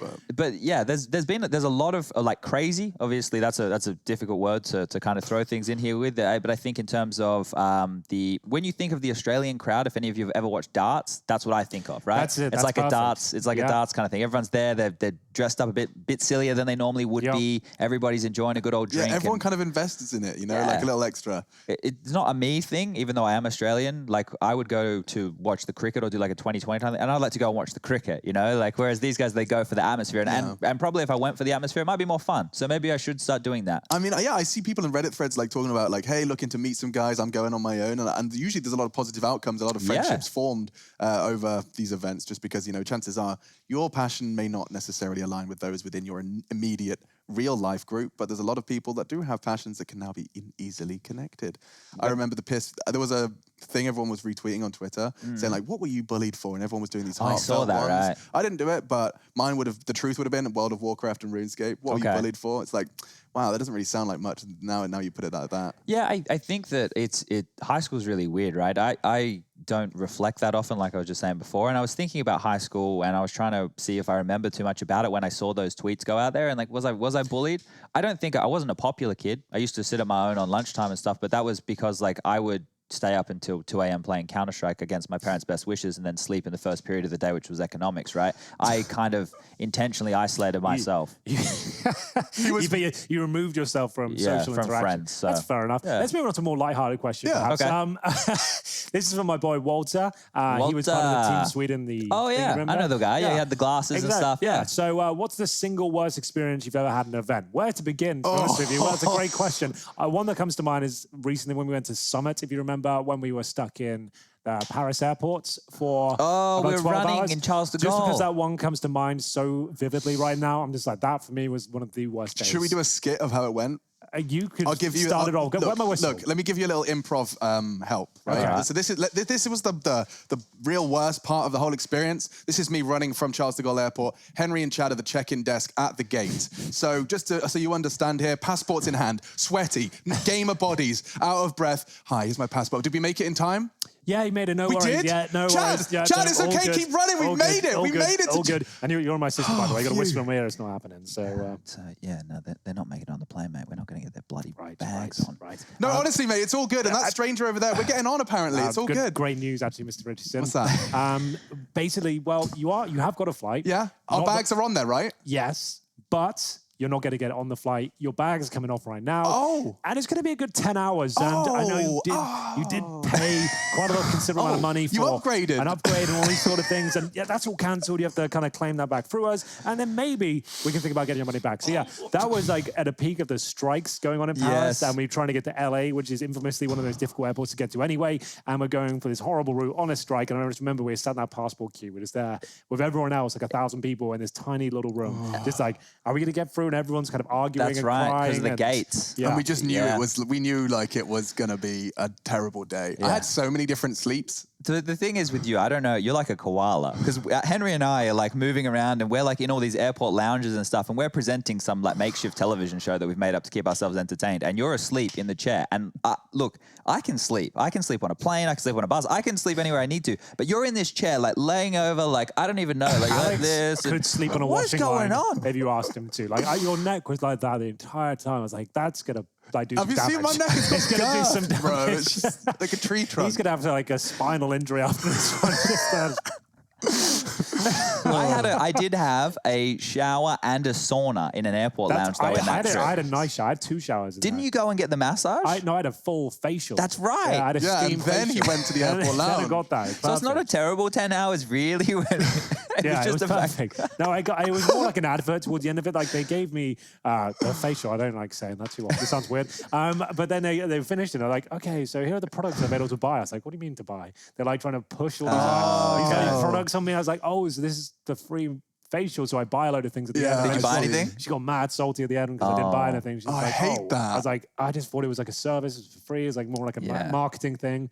And it got the kind of all the kind of relaxation I'd taken in was instantly let out as soon as the marketing came. Oh, you don't understand this was a social pressure so that you'd spend your money. I was like, oh right, okay. Nothing in life back is to free. anxiety and awkwardness. But that's like the ask culture, guest culture thing I was talking about the other day. This was Alex, actually right? quite insightful. I like this Now idea. I'm gonna butcher it. Did you hear about this, Henry? Are you The ask ready to culture? record I don't it? know if I am. Let's not do Put it it in your live on pocket. air. We'll come save back it. because apparently we're waiting on one person in the server. I'm not going to name and shame because I can't. I don't know it. I would immediately name. Hey, and Green, shame. who is it? Who is it, Rush? No, don't do it. Don't do it. I'm not saying. Okay, well, fours and win strike on your screens. Maybe we can get back on topic if there is only 60 seconds left, but I'm really going to wait until I see this. Yeah, let's wait. I'm It's gonna like a phase hold- game. We haven't even Yeah. heard the music yet. We haven't even had the magic music. Yeah. It is like a phase game, though, right? You need to wait Builds till up. you see round 16 before you believe they can win. Yeah. So let's wait. Let's wait until we get into the server. We got any Counter-Strike questions? Yeah, we got lots of Counter-Strike questions. I wasn't sure whether you'd be too interested in them. Oh, do it. Let's a go. kind of hybrid one, Counter-Strike and fun. Okay. Which pro player has the best in-game name? Ooh. I like Face Crack. Face crack is That's a a good really one. good one. And Get appropriate. right, Face Crack. I think those The are two good syllables. Ones. Yeah. Face crack. I think they roll off the tongue quite nicely. They sound quite deadly. You know, Yeah. exciting, futuristic. I like Some Die Young because it's quite That's another one, it's quite hipster and edgy. Like I was like into metal music and stuff in high Sure. school. I Some kind Die of get Young. that kind of vibe from it. It's real different. Yeah, I'm thinking through all these player names now. I have to admit, I think Simples is so apt. Isn't it's it, just, though? It's just ridiculous that the best player happened to call himself Simple. Simple. Yeah. Yeah, it's just too good. It's too good. Other names that I like, I do like some Tony of the, Black. Tony Black. Let's not forget Tony Black. That is a badass name. I don't care what anyone says. Tony Black. That's a good one. Yeah, that's right up there with Damian Steele and Johnny Sins. His rebrand was better than North's. Like let's go that that's far. true. He definitely nailed that one right there. That's a big one. Who else is the players? I'm trying to think of Americans. They must get creative in America. Oh, I know. right? 1962 is Henry's favorite. 1962 or numerators, Yeah. we call him. The fan base calls him. Yeah. He's obviously one of the fan favorites here. That's a few of mine. I like the kind of cool, creative ones. Yeah, Not they're just good. like classic gamer names like Tony Black. Face Crack, Get Right. Those are cool. I Yeah, like those ones. unlike your Henry G's. Henry G's of the world. Yeah, that wasn't the most creative, but it's certainly the most iconic. It has and it stood you well. Yes, it stood you well. And Kenny copied Henry. He did. Legitimately. Inspired Kenny S. And that's in a quote on some interview somewhere. So go find that. There you go. He wanted to be like his childhood hero, Henry G. That's why he went with Kenny S. I think it's something like, I'm paraphrasing there. Yeah. Something along those It's lines. pretty much basically Pretty much what what he Kenny said. S said. Yeah, though. So something don't, like that. Any more, Henry? You're in charge of the content Sorry, yeah, right I was now. doing that. So that was a good one, I thought. Yeah, that was a good one. You guys should start a podcast. We'll listen to that. Oh. Funny you should mention, actually.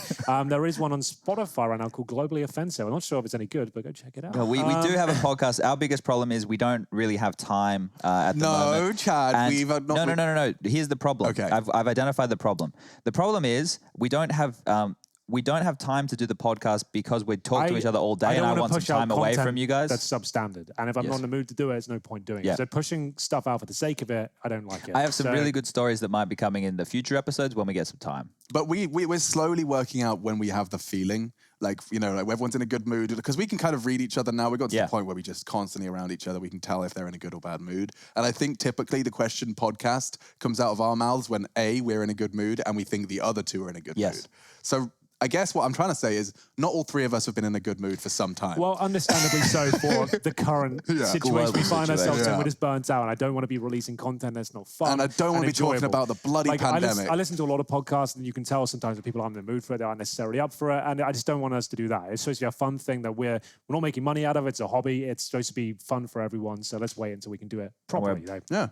We're about to have some fun. All right, let's put the music on. Let's get into work mode. Here we go. All right, hang on. I'm standing up. It's better be up. Alex, you going to do the epic intro? Yeah, I'll do it. All right, here we go. All right, hang on. We need the music, though. We can't have I like the music to start. Okay. Well, Roman, can you find the music, the one that gets us all excited? The really hypey one. I can do it. Hold on.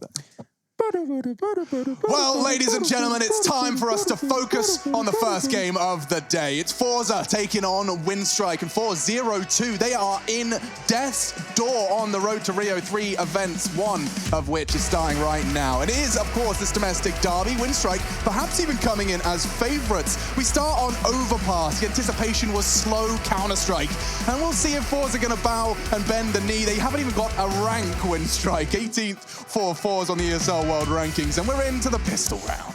The Windstrike map is going to be Overpass. Let's get into the action. Thank you so much for bearing with us. We hope this game delivers and will make up for lost time. It's going to be Exy Power challenging towards middle. One bullet connects towards Hobbit, and he does fall back. He's got a lot of aggression heading in his direction, and he'll go down. Bondic, you might recognize that name. He'll get the first frag of this series. Rotation, they are committing straight up toilets. The Smokies ahead of it. Flit will be baited in. Almazar taking the fights as well, and it's a little sketchy. Lackey, however, a bit more precise. He'll get himself the first. Lackey? Are we going for Lackey? With Lackey, definitely cool. Lackey. Like a peon. Yep. And we do have a 4v2 now. Face Crack rocking the vest. Jerry with the Julies. He's looking to get a little golden eye on us. Not expecting much, but with his guns akimbo. Spotted by the first. That will be Alien. We're going with Alien with an E. As Jerry, he just has to sit it here. They don't have a kid in play. We'll have to just hope he gets it done. The knives are coming out. They're slashing away, and they'll get taken down. So Windstrike will be picking up the pistol and kicking things off here. Wow. Okay, Windstrike. And Chad, one thing I will say, I meant to just comment to you today.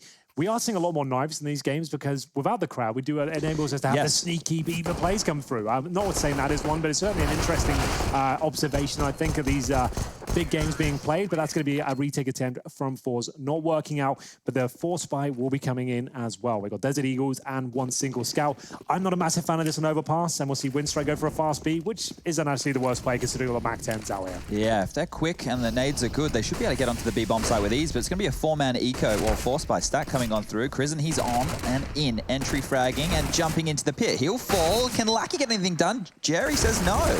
Oh my lord, this is looking fantastic for Windstrike. Exit Power can't do much with his health, and looks like Alien agrees with me. God, that's going to take me a couple of tries. Hang on, let me just say it a couple of times. Alien gets the frag, and Alien continues to push forward. Alien. And you've got Lackey under control as well? Lackey, no issues there. Lackey, Alien. All right, got it. Okay, so there was a decent attempt here with the B stack. I always get a bit anxious when they go for the B rushes against the Force buys coming through, but it works out, so no harm, no foul. And we are going to have a bit of partial investment here from Fours. Look out for those 80 grenades. I assume they're thrown towards either B short or the T steps. Time will tell, or looks to be the latter, to be honest with you. Holding on for them, so they're going to wait for commitment from Winstrike before they commit with their airstrike and turn. We are going to see Flip, though. Desert Eagle, no armor, just falling back. And we're waiting for a B play from Winstrike. Nothing really other than those triple HEs. When are you going to rattle them off? Okay, so it's a monster preparation. Obviously, you can throw wherever. The utility, not enough to bait it out, but what's it? Okay, so it's the jiggle from Facecrack. That's the cue.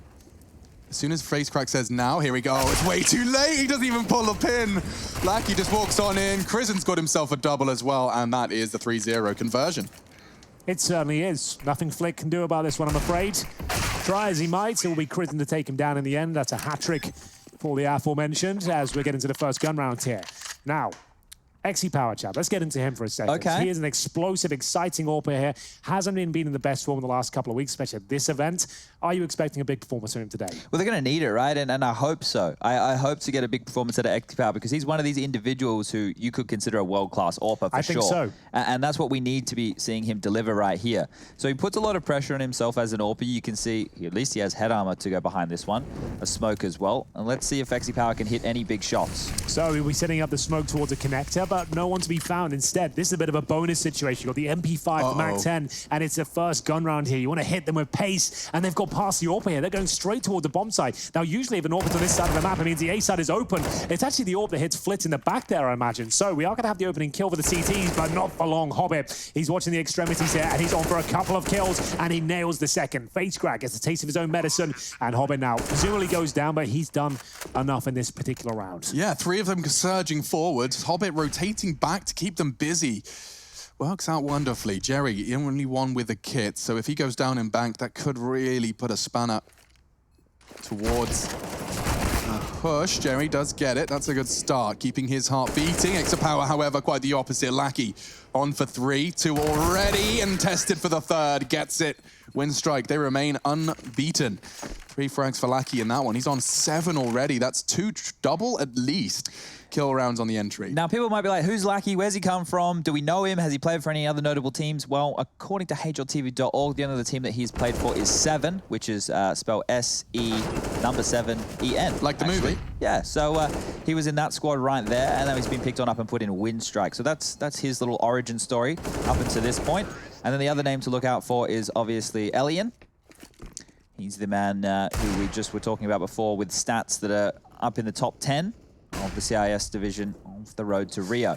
Well, we do have Desert Eagles and MP9s for now. We have a bit of aggression as Elian will try and fend them off. As you can see, he's the AWPer of the squad here, and he's found his first sniper kill. It is going to be responded with a Deagle headshot from Flip, but shouldn't be around victory, at least not yet. We are going to see that MP9 encroaching on the team steps at this point, and Jerry, the in-game leader, will be removed by Hobbit.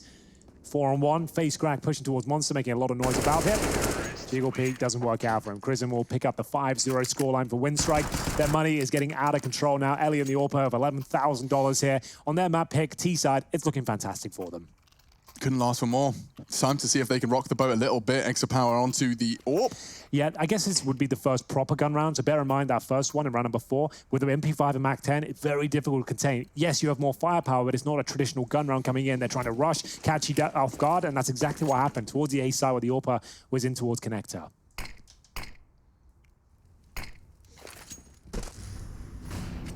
So, if anything, the fact they have rifles across the board for Winstrike right now is probably a little bit more predictable now for Fords. They can play a traditional gun round.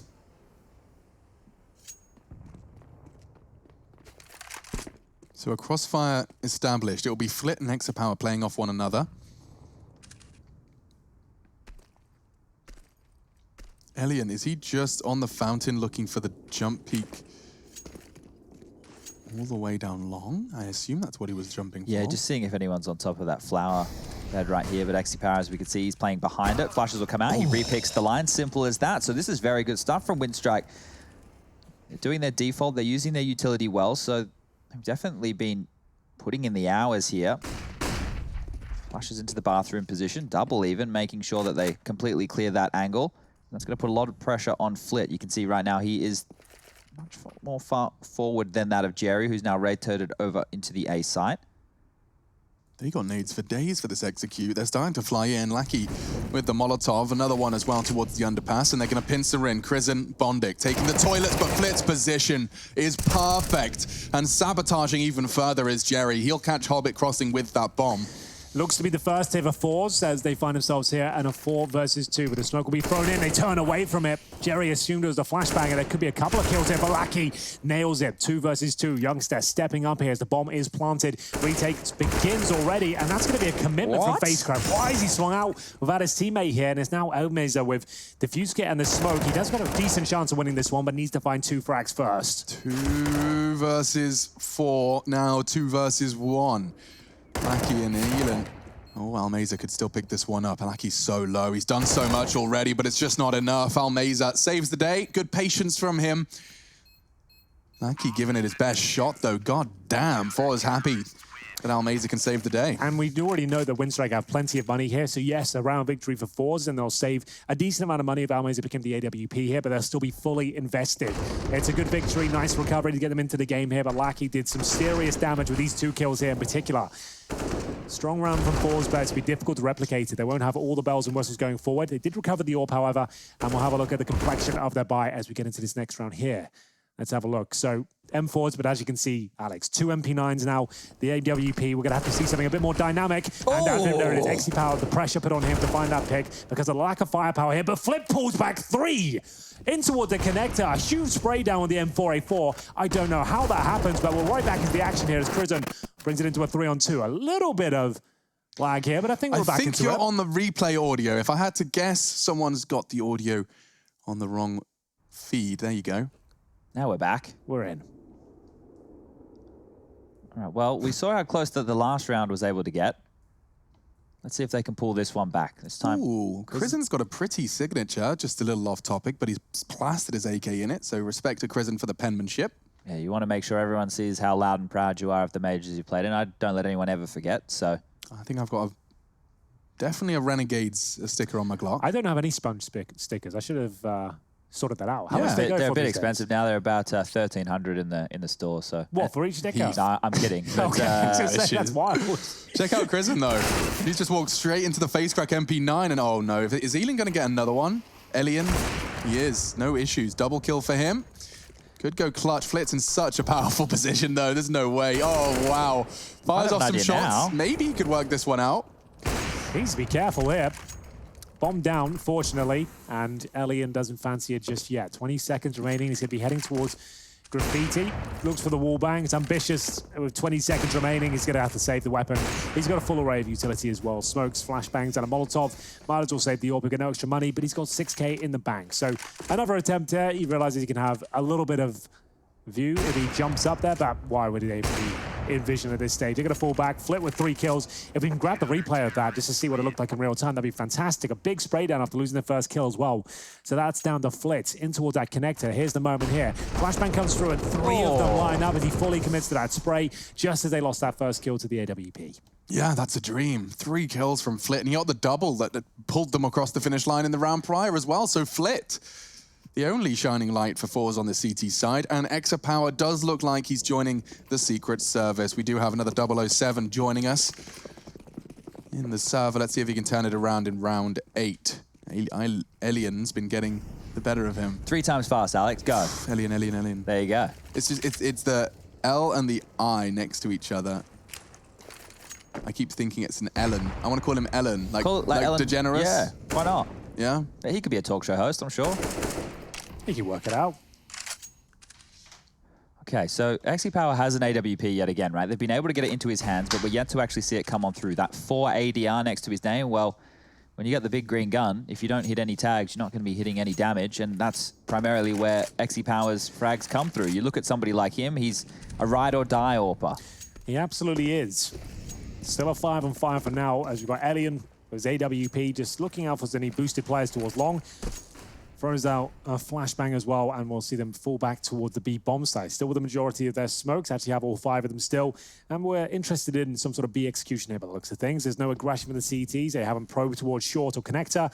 So they're happy to commit to this, but FaceCrack with a committed position here with the MP9 as well. He could do a lot of damage. It's one of those positions that used to be very popular. You don't really see it anymore because it was so commonly checked. But that's how meta works. It goes in full circle. Eventually, this position will be viable once again. They're going to have to go through this with only 30 seconds left. That smoke will hold them at the door. Oh, he didn't release the flash. Here we go. The hit's on.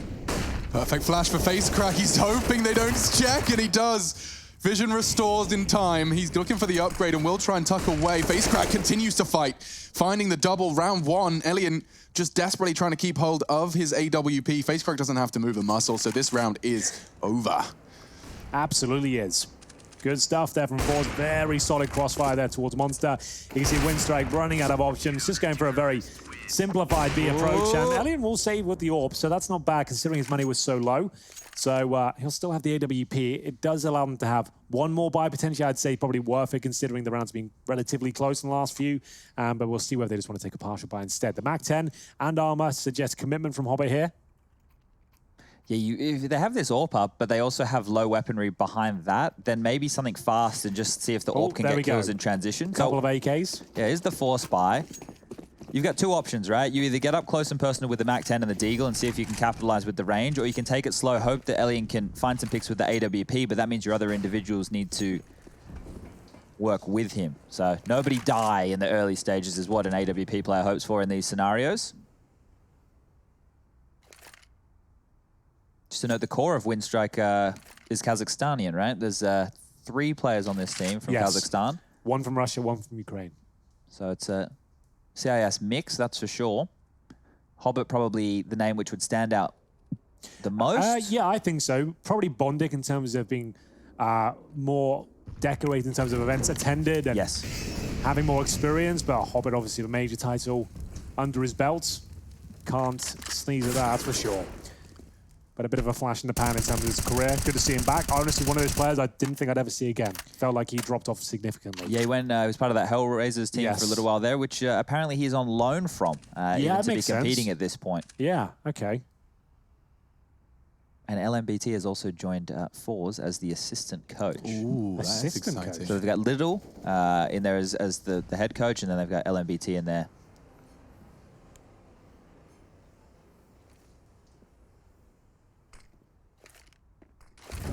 30 seconds. Perfect timing for the incendiary, and now the bomb's been spotted. It's on the step. Exapower trying to tuck in. He knows he's vulnerable from long, and the close quarters issues have been resolved. He can focus on that long push, but a missed shot won't make the same mistake as he finds his very first frag.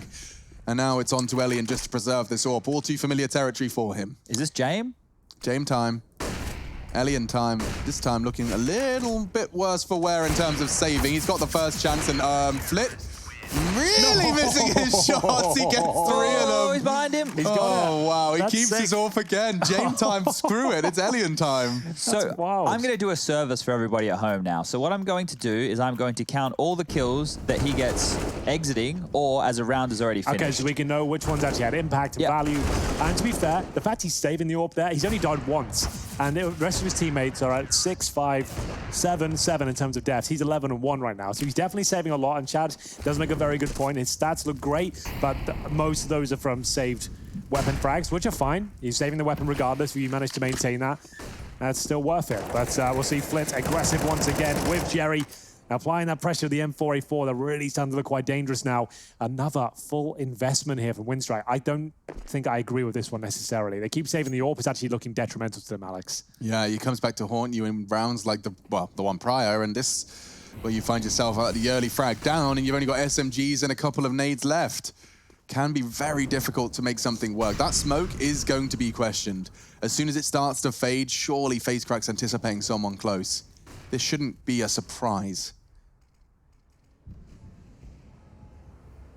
Well, there's that saved AWP gone, so Hobbit, he has to do something. Complete surprise. Hobbit plays around the smoke perfectly. Unfortunately for him, oof, hello, Krisen. That Deagle, if he gets another, is going to open up the site, and on the rotate. Bondic had a chance, could have got the double. Krisen, he's done so much already. A smoke won't necessarily enable him to do much more with it. The bomb is miles away. It really is. but he has done great work here. Another tantalizingly close round here for Winstrike on a force buy, and it's a 1 versus 2. Krizen, if he gets one more kill, the problem is they'll probably be tempted to force buy once again. That loss bonus is racking up. They're at maximum loss bonus the next round. So if he gets the bomb down, that's absolutely fine. Doesn't he know Jerry pushed into sewer position? They should be aware of that. Maybe not. Well, he's going to have to go for the plant any second now, so looks like he's got it down. Whether it'll survive much longer is yet to be seen, doesn't look likely. The bomb down, and he buys himself a few seconds with the reposition here. And Jerry, he'll swing around, close up the encounter there. The 2 versus 1 wasn't really possible for Krizen, but he does get the bomb down. As we said, maximum loss bonus. They've actually got decent cash now. So I was just having a look. Elian with the AWP in rounds number 8 and rounds number 9 had 5 kills total. So if you take those off of his 11 right now, you could say that he's had 6 in rounds where they've been able to find impact. But the other argument to this, ladies and gentlemen, is if Winstrike were to convert one of the rounds where he was getting exits and then the money from fours was hampered and allowed Winstrike to win a bunch more, then him holding onto the gun and getting exit kills would still have impact. But now, as you can see, that things have kind of settled on in, Fours have actually been able to build a bank off of that. That plant enables this, right? They definitely get a full buy out of this. They had 3,400 coming in with a plant on top of that as well. It means you get AKs and very basic utility.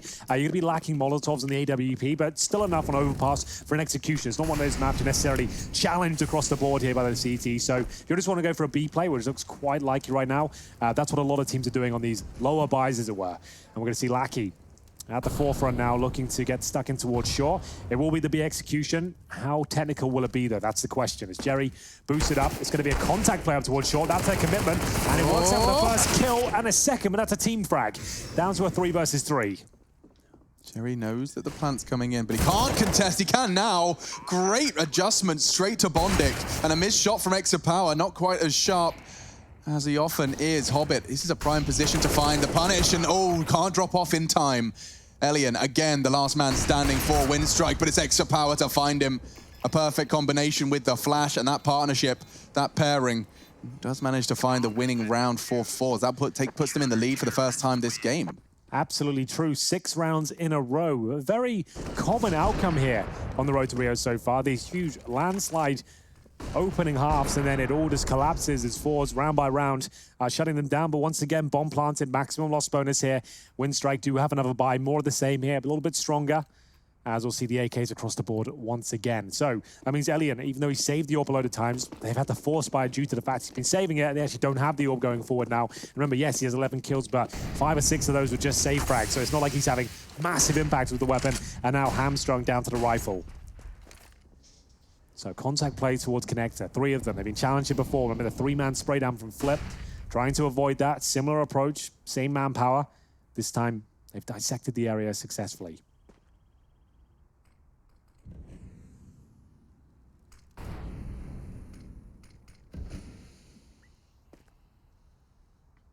Smokes bloom. It looked like that was the cue for the long players to fall back as well, and now we can see them retooling towards bathroom. So we're about to get a hot and heavy fight going down any minute, boys. Just in the smoke, 3 of them. Look at that. That is intimidating. A second smoke could catch Jerry off guard if they've just been walking through, and they do. Lovely approach. That's some contact play from Winstrike, and now just suddenly, from 0 to 100, they start to advance. Extra Power's losing teammates left and right. He's forced to fall back. And there's a smoke right where he chose to fall back to. Looking very good here for Winstrike. They sit in the smoke. It's readdressed there by Fours, but just as that second smoke blooms, they're already through it, as Alex called. They weren't anticipating it. There's going to be a couple of frags. Bomb down, round 1. Now we'll have a look at the money. As Chad mentioned, it is having a knock-on effect in the sense that the money's not swelling out of control for Fours, and it leads them to save here. But that's 6 rounds in a row, finally converted. Winstrike will answer back and tie things up at 6-6. Still a very good half of them. Remember, it's a very CT-sided affair here, but it is their pick. The 5-0 start, they probably expect a bit better news here. So good to see them have a nice clean conversion here. 5 players surviving as well. They get $3,500 per player by winning by virtue of Explosion. Elian looking towards T-spot. I don't think they should be hunting it, if you ask me. Just for that real reason. So 2 of them go down. They get 1 in return. It does help them out, but you can see their money not really established. But we get into round number 13. A huge round here to work out who will probably be taking the half. Yeah, so 1,400 as the loss bonus for fours maybe is a reason why they were a little bit more eager to go for those hunt frags right there. But the fact that Power still holds on to his AWP, I don't really care what the rest of the buy looks like. Yeah. You know that the guys at fours are going to be able to cobble something together, and, well, they have. MP9 comes out, Deagle as well, and a couple of rifles. So this still looks very, very potent. Winstrike need to convert this cleanly if they can to steal away the rest of this half.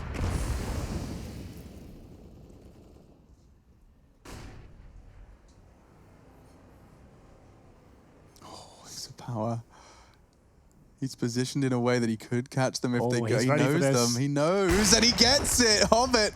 He was not ready to die like that, and the CT frags keep coming. Now pushed up as well. Jerry's on long. It will contest and send them back towards and corral them into the B site. Two are sticking around though. That's the bomb as well. They want info, and now the bomb's loose. Jerry's Deagle, Flitz M4, all filling the feed. We've got ourselves a clean fours round here, folks. Well, that will confirm it. Face cracked with the MP9 to close things out there. He upgrades to the AK-47. They've actually got 3 of those on the CT side now, so they're feeling very sprightly moving forward. And bear in mind, yes, they managed to get a kill when they were looking for exits in the previous. There's a reason I stated that. They shouldn't do it, because if they did lose a follow-up round, there just won't be enough resources for a full buy. Compromises will have to be made. Crizzen on the MAC-10, Galil for Bondik. As we get to the bookend of this first half, fours have come back from a 5-0 deficit now. They actually have the lead 7-6 on their opponent's pick. It's actually looking very promising for them on this comeback trail.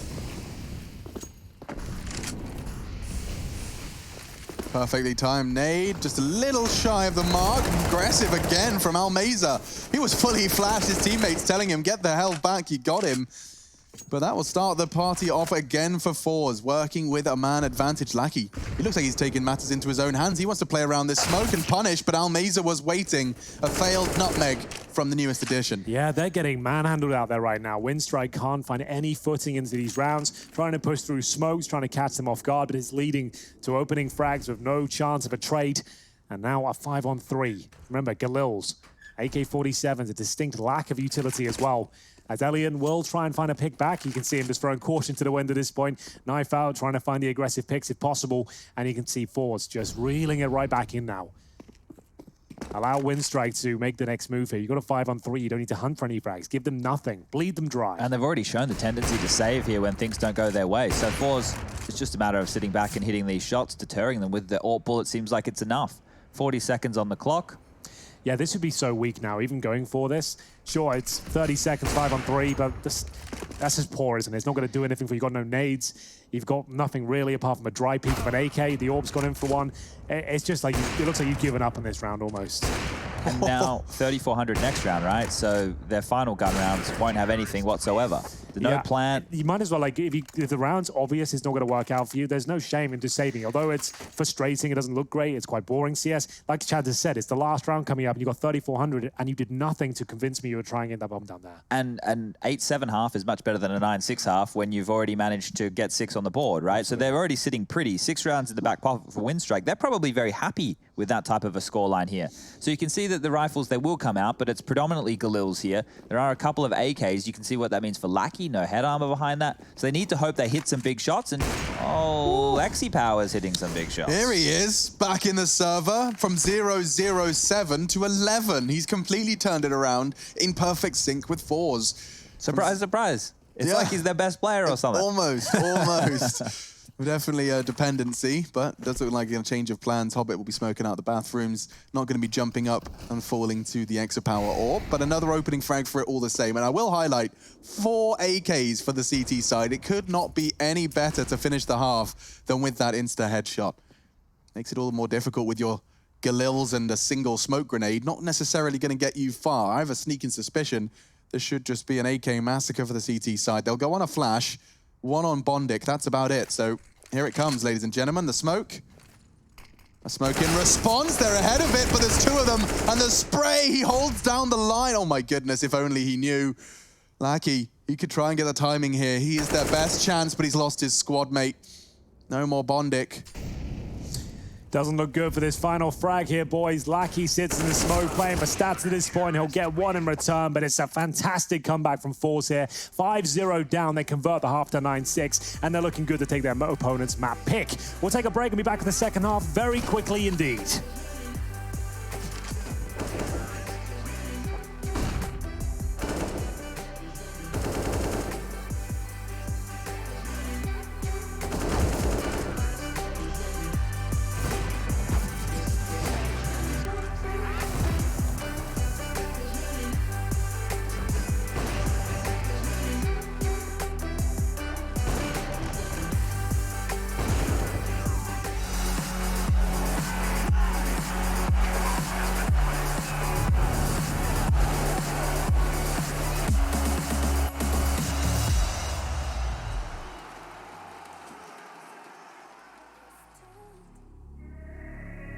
stay in line, be alright, better play it safe. I walk a different path, nothing can hold me back. I've passed the point of no return, something is calling me, it's in the air that I breathe. Bring me back to life again, dancing with my fear, burning with desire. We gon' take it to the edge and come alive. Go to hell and back just to feel the fire. We gon' turn up in this place and come alive.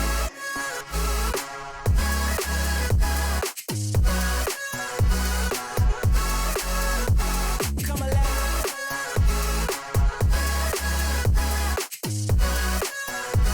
We come alive in the nighttime.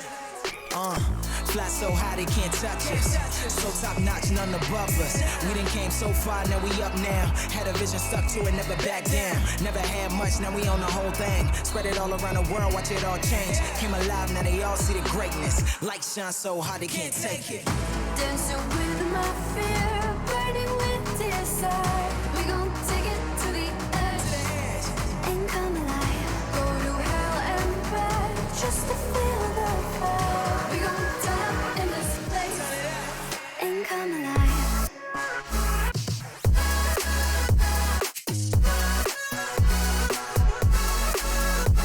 Come alive.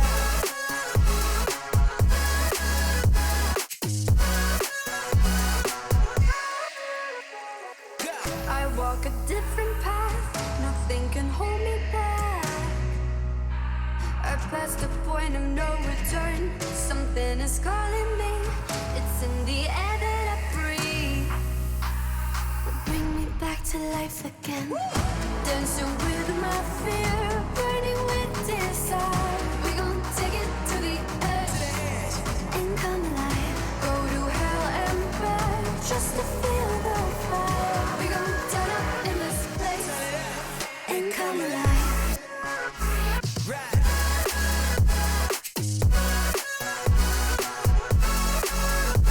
Come alive.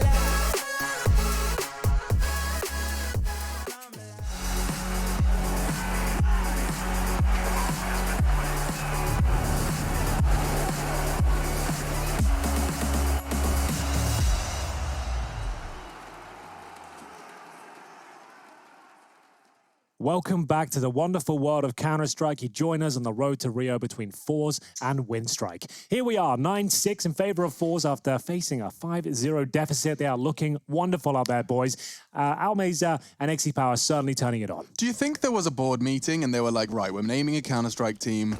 What can we do? And they're like, well, we want them to win at Counter-Strike, Winstrike. It's a good name, isn't it? And It be says a it all. team. Yeah. And We're be a team They're striking who while they win. at Counter-Strike. It's perfect. And Hobbit's already got himself one. Exapama will not be contributing in this pistol, but respect to him for going 0-7 and then going 12 for maths, 2. Oh my God, Derry, he's hitting the body shots and managed to open up what looked to be the other side. I think he's going to have a lot more to deal with. He gets another one. Respect to Jerry. Keeps it competitive. 2v2. Bomb was on its way, though. Oh, I don't like this from Almeza. You can Yikes. see that they've already arrived on the B bomb site here, but Flit, and he's trying to backstab. So he's confirmed that A's pretty much open at this point. Oh, I didn't like it at all. I hated this approach. He's so going to lose the bomb. trapped. He's going to lose the bomb. He's going to lose It's it. going to be a nightmare. This kill has to work out for him, which it does. He's So getting he brings chased. it back, and Hobbit comes in towards shot. They can run to A. Just get towards A. Go to the other side. Oh, there we go. Okay. He's made it. Oh. So that's all he had to do. He could have done that from Connector about 30 seconds ago, but still, we've made it, and it will be the round in favor of Winstrike. I say that with bated breath here. It's a little bit clumsy. Hobbit doesn't want anything to do with the duel. He'll make his way up towards CT spawn now. He knows the bomb's going down. If he gets a quick kill here, he probably gets a defuse in, and he'll have to just rush him down. This could be it. We'll see him find him. If he gets a kill, he can defuse. It's not going to work out, and Force will win the pistol 10-6 there. Great effort from Hobbit, but an absolutely a round of calamities, I have to say.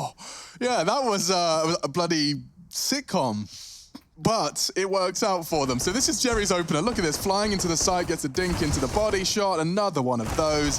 And Almeza, that duel versus Elian was everything. Hobbit pushing down for that final frag. But yes, that Forza blowing up into the second half. They win the pistol, now going to be looking to run with that momentum. 3 SMGs. Little better for Henry's sanity than the 4. They're not going to let Elian get away with anything here, are they? That triple nade right there says to me that they're well aware how potent this kid is, and they want to make sure they don't give him any look-ins right here. There was one interesting thing. I noticed there was a bunch of players on the Windstrike side who were using the same agent skin on their T side. At least 3 or 4 of them were using the same one, right? And Henry can attest to this. Back in 1.6 in Source, we would actually select the same one. The same one, so that they couldn't get free information here. Absolutely. It's something that should be done, and Elian is converting those scout kills out there towards Long. They've given him a couple of freebies. It's actually a 4 versus 2 on this force buy. Flit and Face Crack remain, and they have Galils and Mac 10s respectively. I don't think they can win this round. They've given too much away. Their scout with a lot of vision there towards Long, though smoke was down. And now Lackey, he'll have full control of the bomb. He'll be joined by Bondic. He's got the AK-47, so 45 seconds remain. Now we've got Face Crack towards A, just waiting for any rotating players coming from Connector, but they're playing this perfectly. They're just sitting still. Flashbang is good, that's a very powerful flash. Yeah, unfortunately, it worked perfectly, but Flit ate it up. If it had just been a little more anti-flash, it could have been the double kill. Now flanked.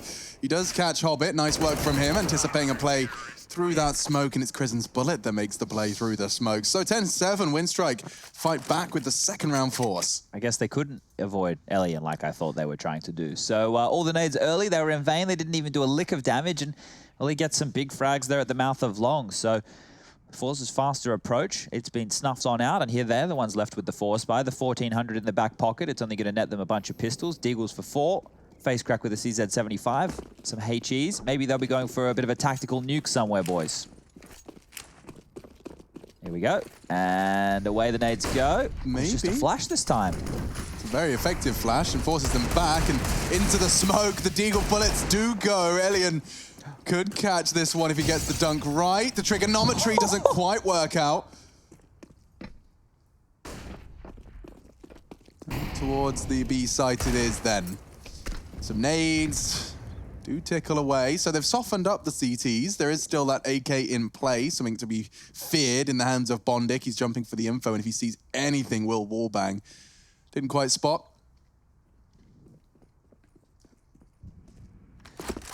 So, Exy Power with no armor. Same story for Jerry. What can they do here?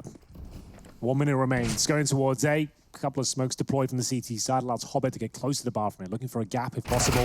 Always found it, exploited it, gets the first kill, but it is traded, and that's going to be the cue for them to go. And Elian owned his scout here, dropped by the Desert Eagle, and that's an open runway towards the A side now. Bondig waits towards the bank, and Flit didn't see that coming. He's going to pull a kill back, a couple of them. Fantastic work here from Bondig. Sharp as you like with the AK-47. They've got the man advantage now, but not for long. The Desert Eagle still connects, but Bondig, he'll get his third, close out the round, and we'll see the bomb defuse. That's a force by fended off, but with the bomb planted, there might be something more to be said about the next round.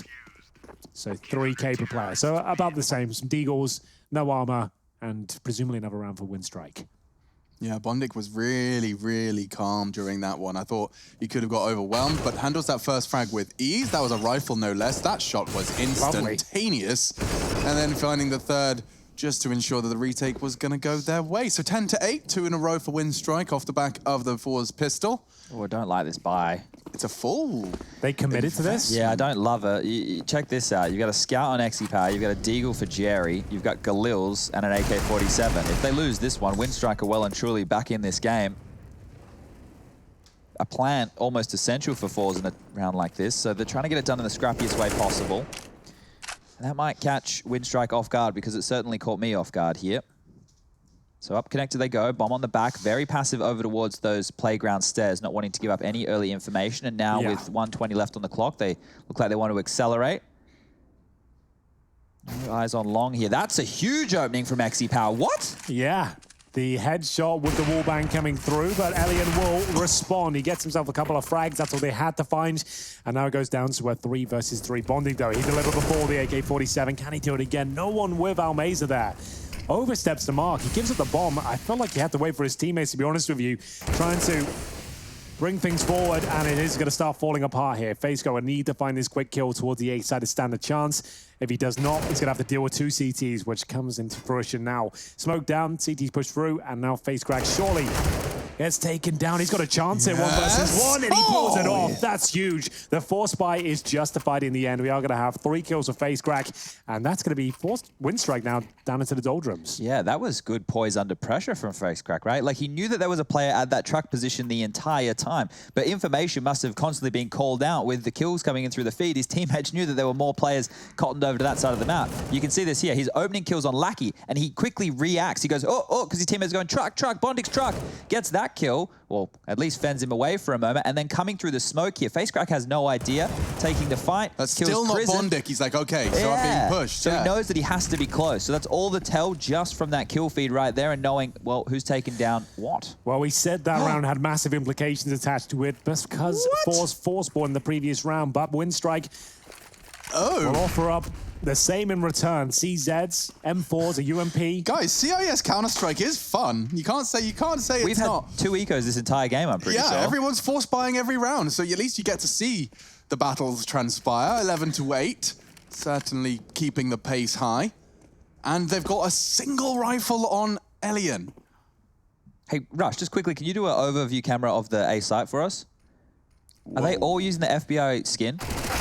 Oh, I see what you're saying. They might be doing it exactly the same as well. Yeah. Looks cool. Does. Good frag. Almeza happy to collect a double. There's a murder on the plate for him, and Krisen, his head doesn't last much longer. So we have ourselves 12-8 and 18 frags for Almeza as he adds another 3 to the tally. Huge round there, Machine. We are going to have $2,000 per play on the Windstrike side. They're 12-8 down.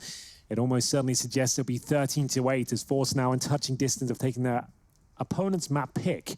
So do we have a tactical timeout? I don't think we've had a single one yet from both of these teams. So we just had the technical timeout in the beginning. I guess we probably thought about all the strategies. We've used them all for the day. Yeah, that's fair enough. So full eco, 1 flashbang, but don't let that fool you. If you are an ESL viewer, you will know that these sort of rounds have a lot of danger involved if the flashbang comes out, but it's going to be a B focus here from Force for now. Up towards the short area they go. Confirm the B-side's clear. They'll grab the bomb and plant. I wonder if they did have such conviction, they just know that the eco stack toilets, but works out nicely for them all the same. Yeah, lots of CT ladies. And, well, this time met by bullets. Flit, perfect lineup.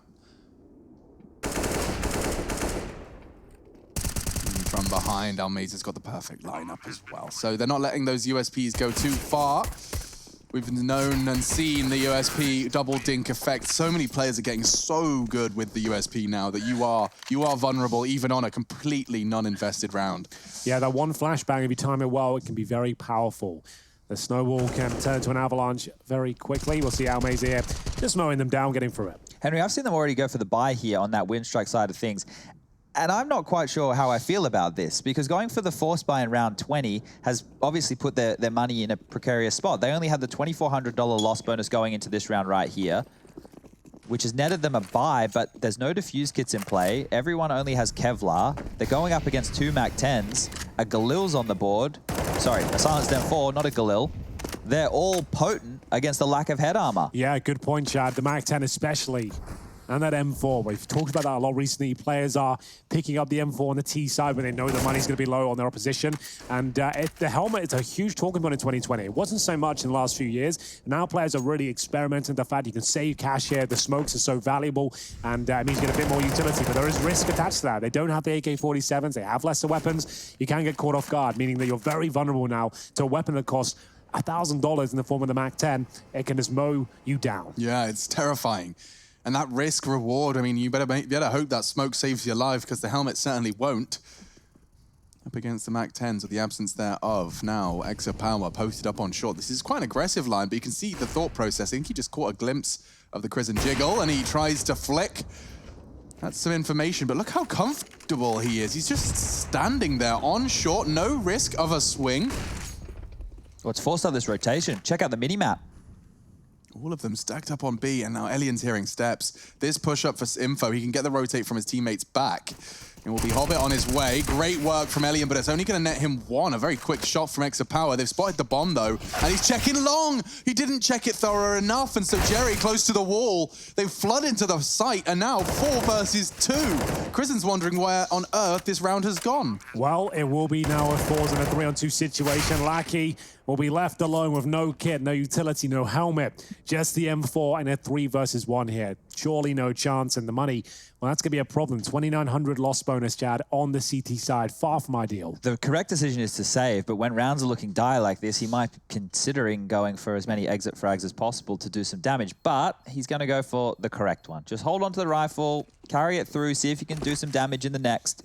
Just a quick little note coming on through here. Hobbit, over the last 4 rounds now, has died within the first 2 players. It was 3 in a row where he died first, and this one here, he was the second individual on the CT side to get taken down, which means all the action is actually going on towards that A bomb site, right? Yeah. So you've had Elian just get taken down first there. He was overwhelmed, but he was also left on that site by himself. You know, the fact that he gets a kill onto Flit and then traded on out, he's done more than he could.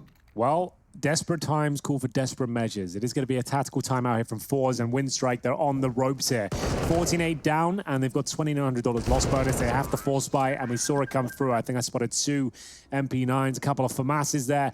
Elian with 3,200 would have to be more of the same, I'm afraid. So this is a good chance now for Force to deliver the knockout punch. And win this round, there'll be no way the Windstrike have the resources to even scrape together a round, let alone 7 in a row. We do have a chance as well to remind you of what's going on the B stream. We've got Gambit Youngsters, Shiro back in the server and having a bit of a tough time on his defense. Now it's his turn to attack up against Namiga Gaming, which is worth checking out because they are in need of a win. And I'm a big fan of Lollipop as well. He was in Flipside for a little while there, Lollipop 2K. Still when Blade was playing, he was one of the last newer names that Blade had picked on up. So he's Lollipop 2Ks. He's not Speed 4K. No. He's not Lollipop-ack. No, I don't know what you do with the 2 in the K, because when we used to do the 2 when we were being funny was an R. So I don't know. I'm not quite sure, but it feels like XE Power knows he wants to Molotov off this aggression, and so will Face Crack. There'll be no cheeky peeks happening as they bathe the party position with flames. But Hobbity finally finds an opening, so that's a good change of tide. Yeah, good jiggle. Face Crack just gives him the taste right back. 4v4. Yeah, that initial pick now seems like it's completely in vain. The 4-4 with the weapons certainly favors 4s, but Lackey taking matters into his own hands. He has pushed out of the monster area. Holds T-Spawn. Jerry jumping up towards the flower bed here. He'll be investigating the A-bomb side, but he's got Elian behind him. He's heard the nade pull as well, so that should be a kill for the CZ, but Jerry 1 step ahead of the curve here. And Lackey, he might be able to give himself 2 kills. They're not checking the close range positions at all, so he needs to be careful here. If he walks too far away, he actually won't get the kill. He'll struggle, and the teammate will take him down. Oh, that's the target he wanted, but unfortunately, only good for 1 kill now. Face Crack, even though he had someone watching him for a good 20 seconds or so, it's now left him at a 3 versus 1. Bondic, where is he? Towards short, and now removed. 15-8 on their opponent's map pick. Call this one done. What a round from Face Crack. He checked just in the nick of time to get the trade on the Lackey push. And he gets 4 in the round total, goes straight back to Monster for 1, picks up the AWP for another. Let's see how this round started. So in middle, he was the one to equalize. He does it all this round. We're anticipating the Krisen desperate trade and even finishing it off with the AWP. Lovely stuff, but yeah, an interesting conversation about the same models. A lot of teams been keeping the gentlemanly agreement. There's no gentleman in the server here today, Alex. It seems that way, yeah. Yeah, I guess that, just to be clear, there's no rule against that. No. It's just been an agreement with the players that they would use specific skins, but I guess you don't have to. Do whatever you want. Elian certainly doing that. 4-4, he brings a kill back towards Monster, finding the in-game leader in the form of Jerry, and we are looking for that final round here for 4s. Can they close it out early? History suggests not, but we'll see whether this FAMAS and Krisen's USP, and now AK-47 is going to be enough. Chance for Face Crack, gets Hobbit real low. He's got Almeza hunting him down. He hasn't had time to escape, so they know where he is, and a pre-fire is imminent. There it is. Elian, oh, it's really been quite the turn, hasn't it? Exa Power was getting beaten by Elian in the first 2, maybe even 3 opening duels between the 2 of them, and now Exa Power's caught him day in, day out. From 0-7, now top of the scoreboard for 4s. He wakes up, and so do Forza. Yeah, this map pool very different since when we saw these two teams go toe-to-toe within the CIS minor. It was Mirage and Vertigo over there, and now we're going to find ourselves on, well, right now, Overpass. We've got Nuke coming up. Ooh, I thought you had a freaky deaky lineup. Never mind. I thought it was heading to the logs. Instead, just a quick molly towards the barrels. Hard to mess that one up. And crossing to the site, Crizzen from heaven. Yeah, maybe he can do something with this. Would have to take some fantastic shots here, but the bomb is going down. A river of flames beneath him, but he will avoid them for now. Crizzen will be dropped, and Bondig left in a 1 versus 4 now. Feeling pretty helpless. Yeah. As he's got a clutch versus 4 to stop Overpass from being concluded. On their map pick as well. There you have it, 16-8, Fours collect, and they can't believe it. It started 5-0 to Winstrike, it ends 16-8 to Fours.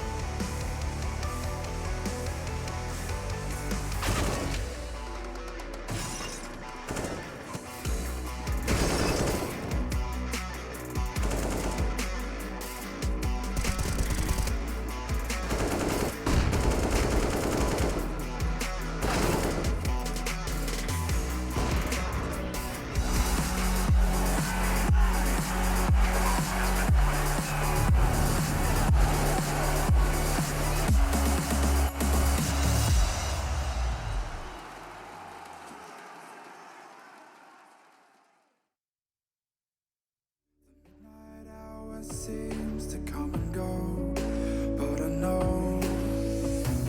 Walk on up with a drink in hand, sipping mixers 'cause you can, and all the lights begin to switch off. You're chasing the light, holding on for life, feeling the high, chasing the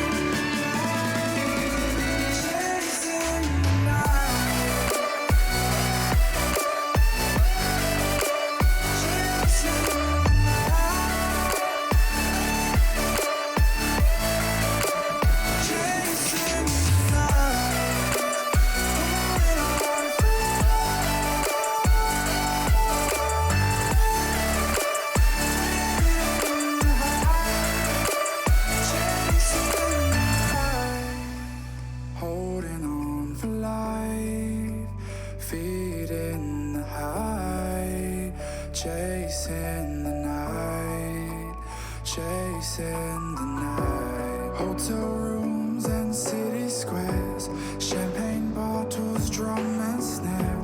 The sights and cities seem to fall away when you stay. Locked in love for a night or two, losing sleep just to get off you.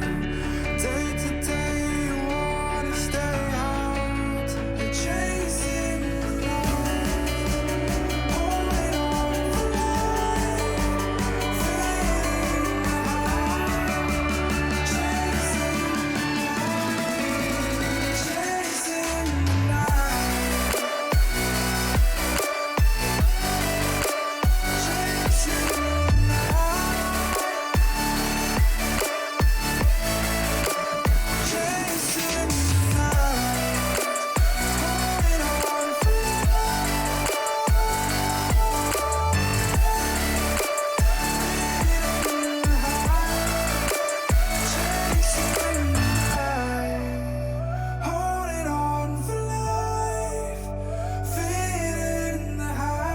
night, chasing the night, chasing the night. Let's take our time right now, it's just a vibe with you. I feel alive, now I'm feeling like up to the fine, will it stand the test of time? Right now I need a sign. Tell me if it's over, come a little closer. We should take our time to think this damn thing over. Should we grow closer, should this be over? My heart for your mind, probably we should start over.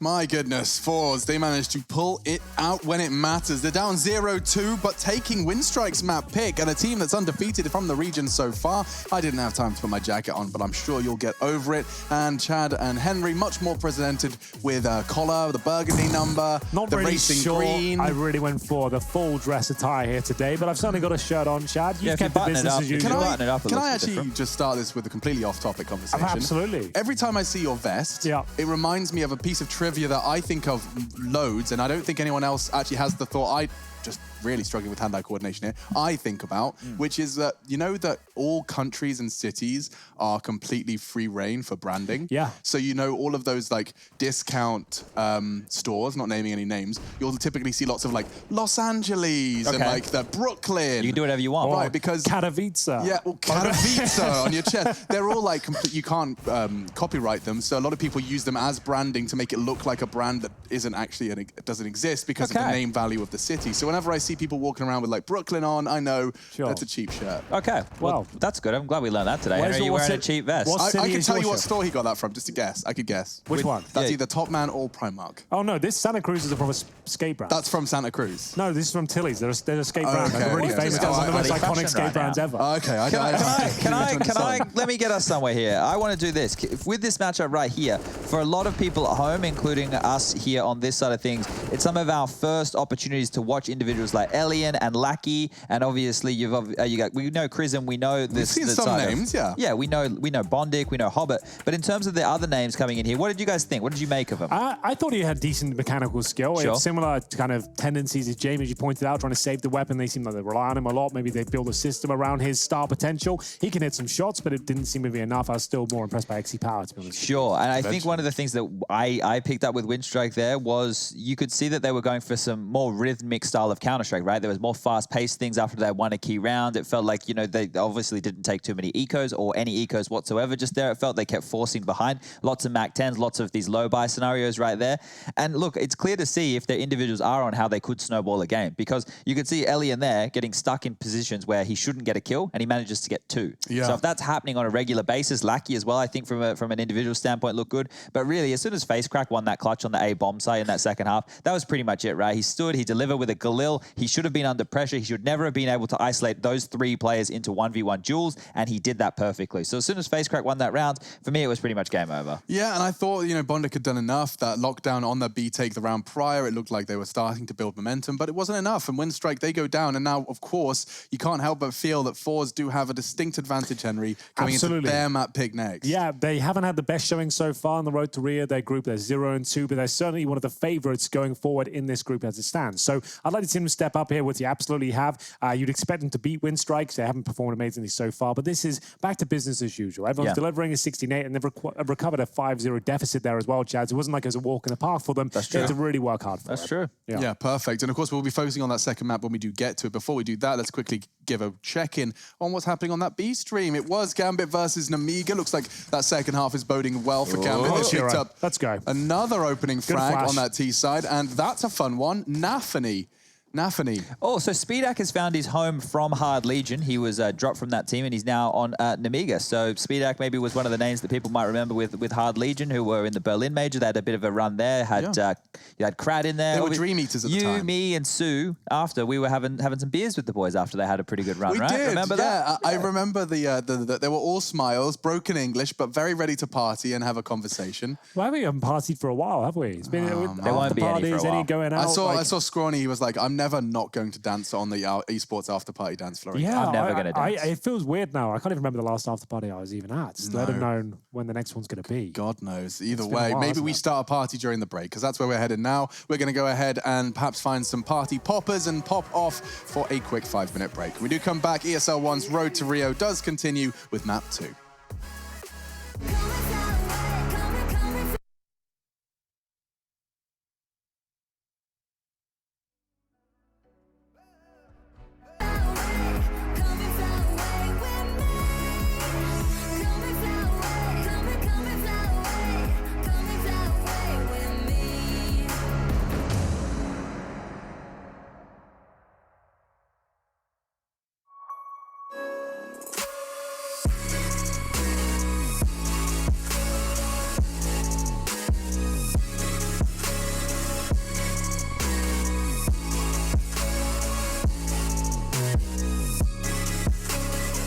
love it, you wear it. What's your style? Get your merch at shop.eslgaming.com.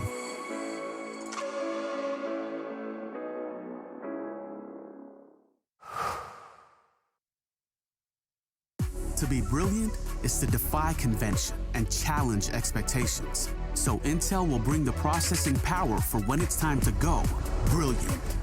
Frame rates that keep up with your reflexes. Brilliant. Fast clock speeds for when you're on the clock.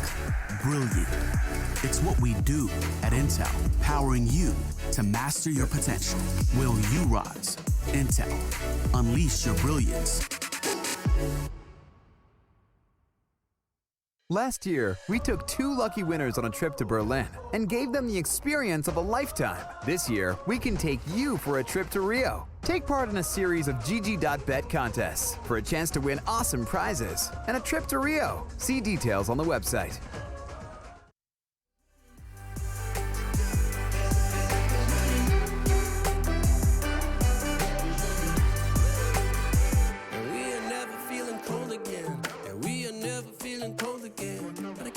It's easy, it's hard to preach, cause I've been burning trees and watch them fall. If we cannot breathe out, we go forward. Sure, I was searching for cure, fishing a little wildlife, and when I'm low on fuel, I'll still be running till my back broke. Halfway, lost hope and I checked it. Hard roads, I didn't think I'd come back fast, cause I was running roads so many nations. Even when it's so sweet, I ended up zero. Ghostly revelation. I may have fucked up all my chances. Been around the globe, looked around, nothing fitted. Seen high and lows, but you won't even get it. Been around the globe, think it's time to admit it's not the end, but the road, and you won't even get it. Been around the globe, looked around, nothing fitted. Seen high and lows, but you won't.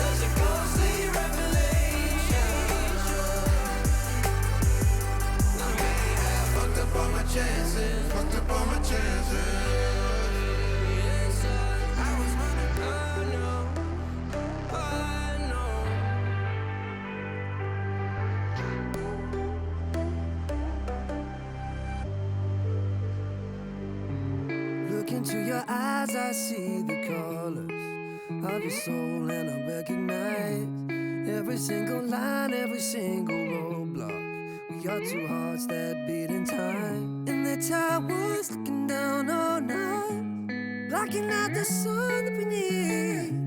Maybe we can change our stripes and colors. You're the only one I see, and I take it all or nothing at all. Driving through the night till I met your door. Go outside, stay up all night, and I take it all or nothing at all. Driving through the night till I met your door. Go outside, stay up all night, sleep through the sunrise.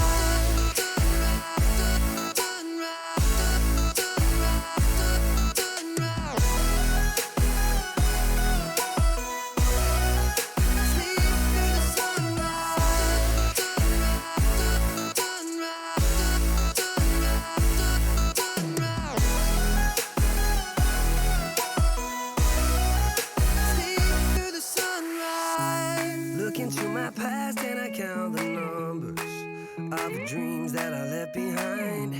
I don't even care now that I've discovered a new kind. ESL 1 Road to Rio is brought to you in part by Intel, Mountain Dew Amp Game Fuel, and GG Bet.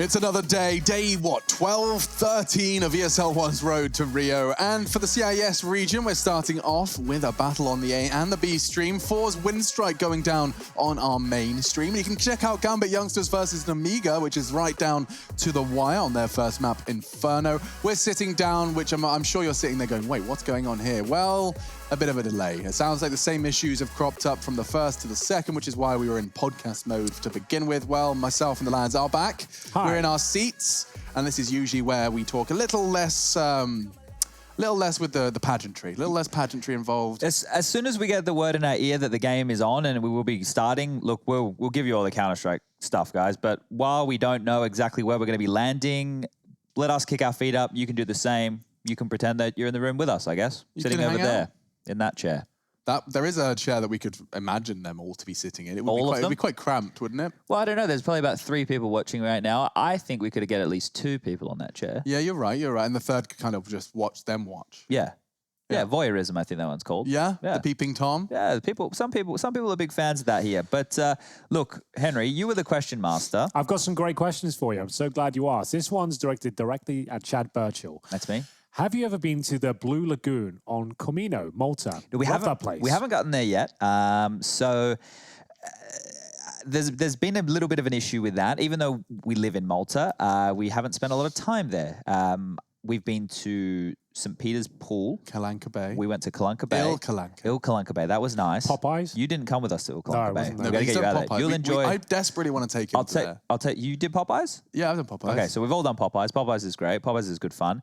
But the Blue Lagoon, we have to get to the Blue Lagoon. Now we have a number for a guy with a boat. Let me look up the Blue. I'd want to do it without the guided tour. I'd like to do the private Blue Lagoon experience. Yeah, we still need a boat though. Yeah, we don't do. We're going to do the private boat. That's what we did with me, Henry, Kenny. You know, he had a couple of his friends. We did a whole private boat thing, but we didn't go to the Blue Lagoon. No, it apparently is gorgeous. It is. It looks pretty good. It is nice. And do you know how Jason Moses O'Toole bought those giant comical flippers? They're yours now. I can use them. They're yours. So I can swim around the Blue Lagoon. And the same colour as your breakneck Crocs. pace. So, they are? Yeah, same colour. Same yellow, banana yellow. Scuba. Oh, I shouldn't have said the sole of them. It shows I've been giving them far too much use. Trace, he believes that they belong in the house, don't leave the house. Okay. I've found they're quite an ergonomic work shoe. All right. We don't have a work uniform per se, so I guess if you wanted to make them your work uniform, I think they might become it. Yeah, the airiness. Do you want to come with us? Oh, look, there's Margot. There's a bloody picture of my flamingo. That's the exact same flamingo. In the Blue Lagoon. Let's take her with us. That's a good question. So no to answer that one. But we want to. But we do want to for sure. Moving on. Where do babies come from? That's a can of worms in itself. We can't really go there, I'm afraid, although it is quite a loose show. We are going to move on. What is your favorite tattoo on your body? Any plans on any CSGO-inspired tattoos?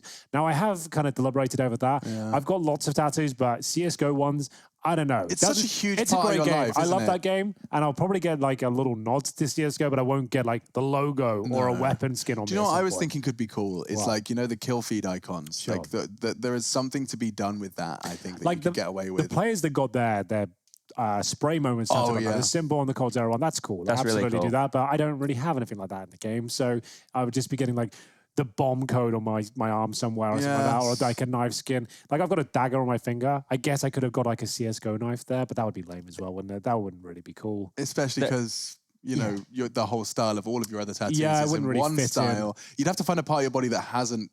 The face, we could go over the CSGO Okay, tattoos. now I'm so glad we're you feeling said it. What do you reckon, Chad? A balaclava, ladies and tattooed people on at your home, face. You should have seen when I saw Henry's tattoo. He has a tattoo that not many people can see. I can see it. That one, yeah. And now we were actually, Henry came to visit me, and we were working. I was working at the Blast event in London, and Henry came and visited, and I was sitting there behind him, and we were watching. That was the night the Super Bowl was on, and I was looking at the screen, and Henry was just in front of me, down to the left of me, and I just went, Henry, yeah, what's that behind your ear? It was as a concerned parent.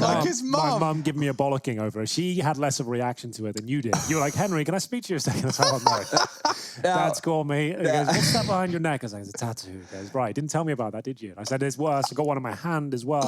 And that came out. But he did say he liked that one. He said it looked like jewelry. So I was like, okay, well, that's fine. No, I'm a fan of tattoos. It's just like normally you're like, I'm getting this tattoo. And you tell me before you go in because you have a session and then we sit there and we talk while you're doing an emotional breakdown. And so all the other tattoos came out and all the different spots. But It feels good, you know. Yeah, Why not? Why not? Look, so you know that I have no problems with the tattoos. So you're well and truly aware of that. No CS:GO tattoo, but it certainly has been considered, and that was a good question. So we'll move on to the next one. So we've had multiple questions, tattoo questions, quite personal so far. Maybe a Counter-Strike coming up next. Could you guys move your jacket/shirt to the left? I think they want us to swap shirts down the line. Not to the really left. sure that's going to be funny or really practical with headsets. No, a bit of a faff. But it was a good request. I like that someone stage left or stage left, port or starboard. Does MR12 mess with the economy?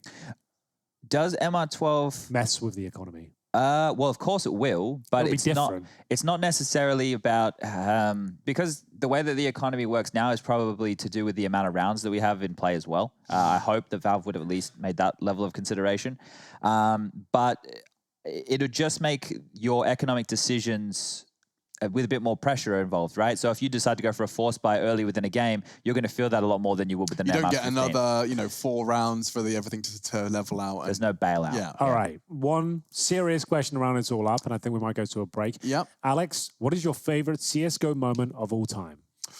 Bloody hell. CS:GO moment Doesn't in have to be general, like when you're there. not the one that I was invested in. Yeah. It's a very cliche one, and of course the Score Esports application would be proud of this one, but it is going to probably be the Olof boost. I don't think there's been anything as controversial, as dividing, and as lingering as the Olof boost in terms of the outcomes to players, the outcomes to interpersonal relationships between different teams. Sure. It was just... It was our first, big drama, our big, Wall Street crash in Counter-Strike. Yeah, that's a good way. That was obviously iconic. I don't remember watching it per se, but the ripple effect it had on Counter-Strike still echoes now. It's pretty cool. For me, if I was going to choose my favorite moment ever, it would be more of a personal one, I guess. When I was commentating at the PGL Major in Krakow, when Virtus Pro were playing against Immortals in the quarterfinal there, they did lose the game, but the atmosphere, we were in one of those 360 sort of style arenas in the middle, and Virtus Pro coming out, and Matt and I were casting the middle of the arena with packed house full of Polish fans.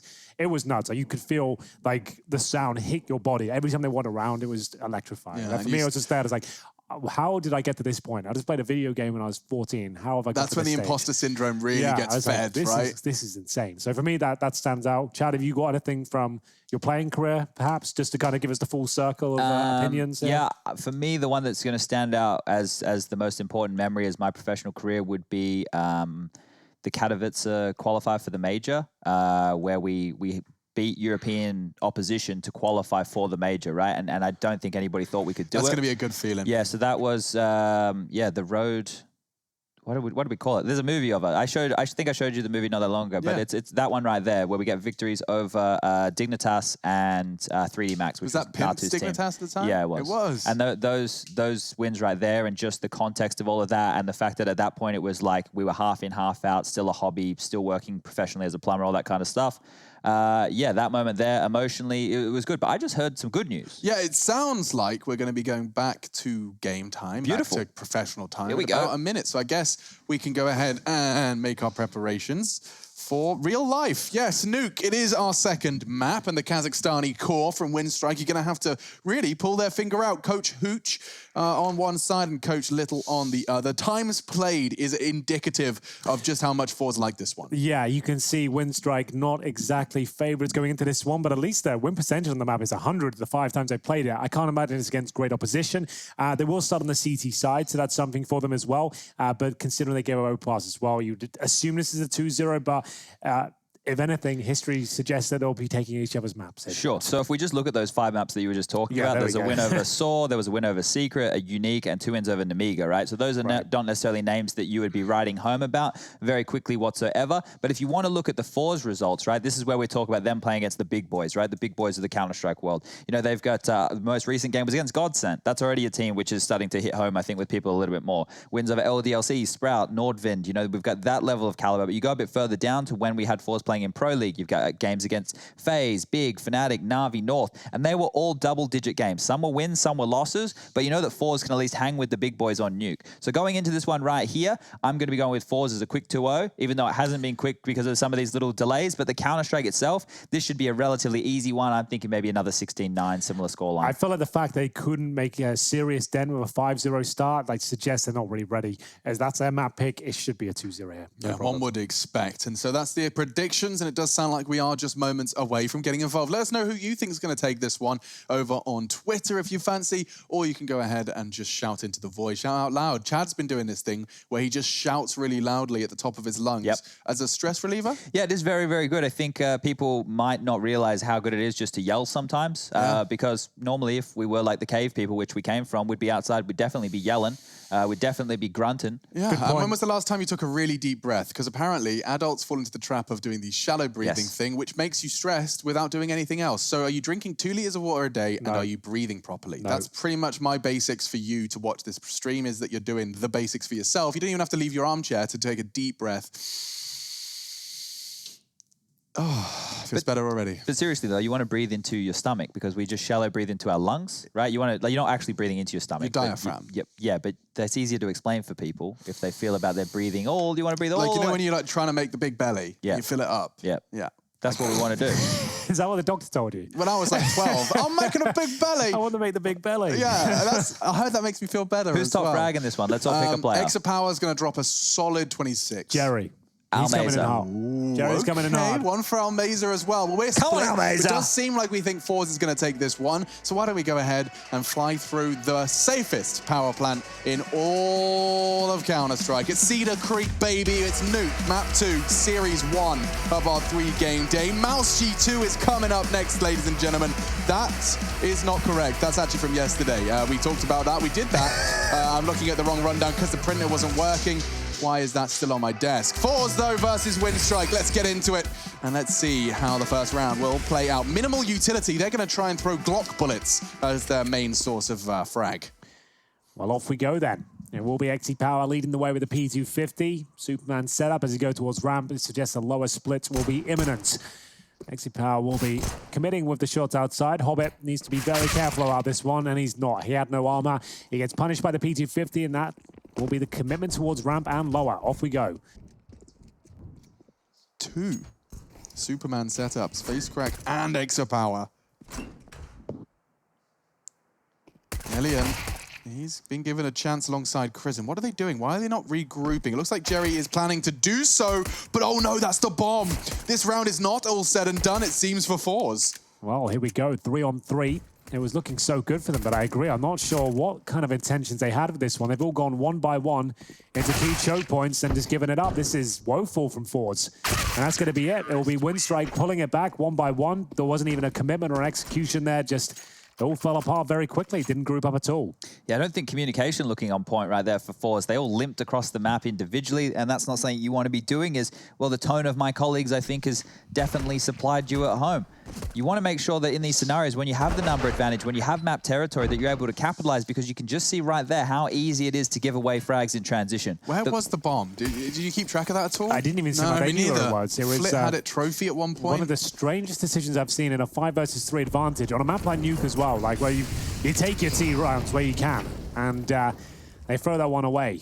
One by one, just a little bit too carried away with their advantages, and you've got to make sure you stick together. Either way, the God Flash comes through. It delivers a couple. Face Crack! Oh, dear. Okay, gets there eventually. Bondik's only going to get the one. It's working for Forz, but this Counter-Strike is hideous. Yeah, this is the ugly stepsister from Cinderella personified in Counter-Strike. And Lackey, finally it ends. Exopower puts us to our rest. 1-1. I would love to see if he was blind, just sitting there, just couldn't hit that shot, just couldn't hit that shot. Because that is much worse than if he was flashed and unable to connect there. So they're going to win the Force buy, which is actually better for Forz if they're able to convert right here. They've just set the CTs down to a $1,400 loss bonus, and you can see what that's done. A couple of CZ75s, have a Scout coming out in Elian's hands, a Deagle for Hobbit, and a very, very light sprinkling of nades. So this round right here for Forz, if they're able to convert, they should see themselves very quickly going up to a 3-1 lead. Well, let's see then. The Force buy in response, we had plenty of those on Overpass. Quite the battle, I have to say. Windstrike with the Scouts and CZs. They've got a few smokes as well. Just to note, there's no diffuse kits, of course, but we'll see if this outside presence is followed through by Forz. Sending a couple of players out there right now. Smokes to follow. Trying to take vision away from Elian, if possible. They're going towards that main roof right now. Flashbangs are decent, means they can get down, no problem. And there will be the first kill for Hobbit, but it's quickly traded back. The Scout connects, and it gets the kill. The bomb by itself again. This is very odd from the likes of Forz. See if they can recover it. I just don't know why they would commit the bomb by itself in the open. So far forward, it's forcing fights that don't favor them now. They can stack the CTs there, and I mean, Flit, he's all too aware of that possibility. He has the ladder base to contend with, and they're on the bomb retrieval mission. He's not making any secret of his position. Elian actually getting a second chance, nearly scoping in. Lackey reveals his position as well. They should be able to focus him down together. Oh, the 1v1 was given, but Flit, he deals with it, and Bondik very far away with nothing to contribute with the CZ. So Krizen left armor and the CZ-75, a full 24 bullets. That's all he needs. But unfortunately, it does seem like his days are numbered, as is this round. I really don't know how I feel about the CZ-75 on the CT side. Knowing you only get the $100 kill reward. Yeah, and the fact the 5.7, with its changes about 6 months ago, is actually super viable right now. It's the same price, you get $300 for it, 20 bullets. 20 bullets, yeah. I actually think you can get more kills with the 5.7 now. The CZ used to be good for multiple frags. Now it's just for one close range kill, get the gun and fall back. The 5.7, I actually would say is a better pistol, in my opinion. Especially on a map like this, right, where you're going to have a lot of smokes in choke points. So you could be spamming with that 5.7 down a ramp smoke or through a hut smoke. Well, that's the thing with the CZ, right? Sure, it has spam potential, but you just don't have any reserve bullets. Precisely. So you can't really do much with it. The 5.7, you get 90, I think, in reserve. So you can just chuck that along all day long. But full eco now, and this is actually better for Force than winning the pistol converting, because, you know, you're taking away that $1,900 bonus they would have got for losing the pistol rounds. Their economy would be in a stronger spot. As you can see, full eco, bit of damage towards Hobbit. Bit of a foregone conclusion. We should see this one be a quick round of Force. So a deliberately awkward first pistol from Force. Exactly, maybe. yeah, that's what they're doing. Okay. I don't think that's a story that I would ever be able to sell. They would prefer to lose the pistol. That's something that... next level. We never want to get to that point of Counter-Strike. Not at all. But the T's, you know, saving their pennies on the pistol, that's a conversation you've had before. Yeah, and that's something which is, you know, potentially stimulating the economy going forward. But here we're going to see Hobbit do his best to stay alive. If he can get another frag, that's great news. If he can pick up that MP9, well, that's even better. But at the moment, he's probably just going to find himself getting taken out. And this is where I want to start the conversation about something we were talking about within the pre-match, and that was the good stuff with Force we saw historically. We saw some good pace changes towards top Henry. We liked what they were doing with the saved SMGs and economical decisions. Well, even when they knew that they could full buy, they even did full MAC-10 rounds, right? Exactly, yeah. That was the thing that was most impressive. We got to speak to Jerry after that. Was it a financial decision knowing the CTs were low? You wanted to throw in a bit of a gamble round in there when you had enough to buy full AKs. You throw in a MAC-10 round rushing towards upper. If you win it, it looks beautiful. And it certainly was. As a MAC-10's on the Honey, he's going to find Hobbit no problem.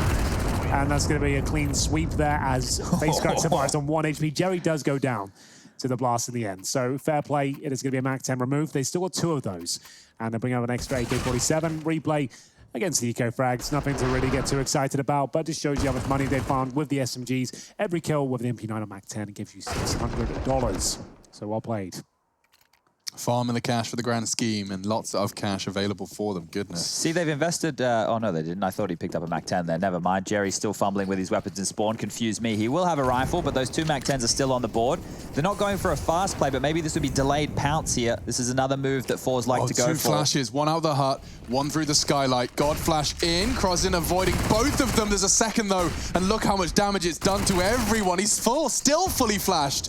A third one from Exa Power, and they take this top side with ease. It's looking so good out there for Force. It was a very scrappy start here on Nuke, but they've certainly balanced things out. Smoke down towards Heaven. 2 players remain. Elian and Hobbit will have nothing to say about this round. It's going to be 4-1, no problem. They've got no choice but to save. And that's the power of these sort of rounds, and you know you've got them on the ropes financially. They're not going to have helmets. They're going to have a lack of utility. Probably not the incendiaries, which are absolutely vital on a map like Nuke. Nice little upper rush there, and there will be the first 2 kills for Face Crack with the MAC-10. And that's just a beautiful thing. That's the most idyllic position you can find yourself now. Loads of money. You're going to get $3,500 on top of a Face Crack 7K rise. The amount of money he's farmed with the MAC-10, barely gone down. Now has a CT rifle as well, so doesn't even have to expense that.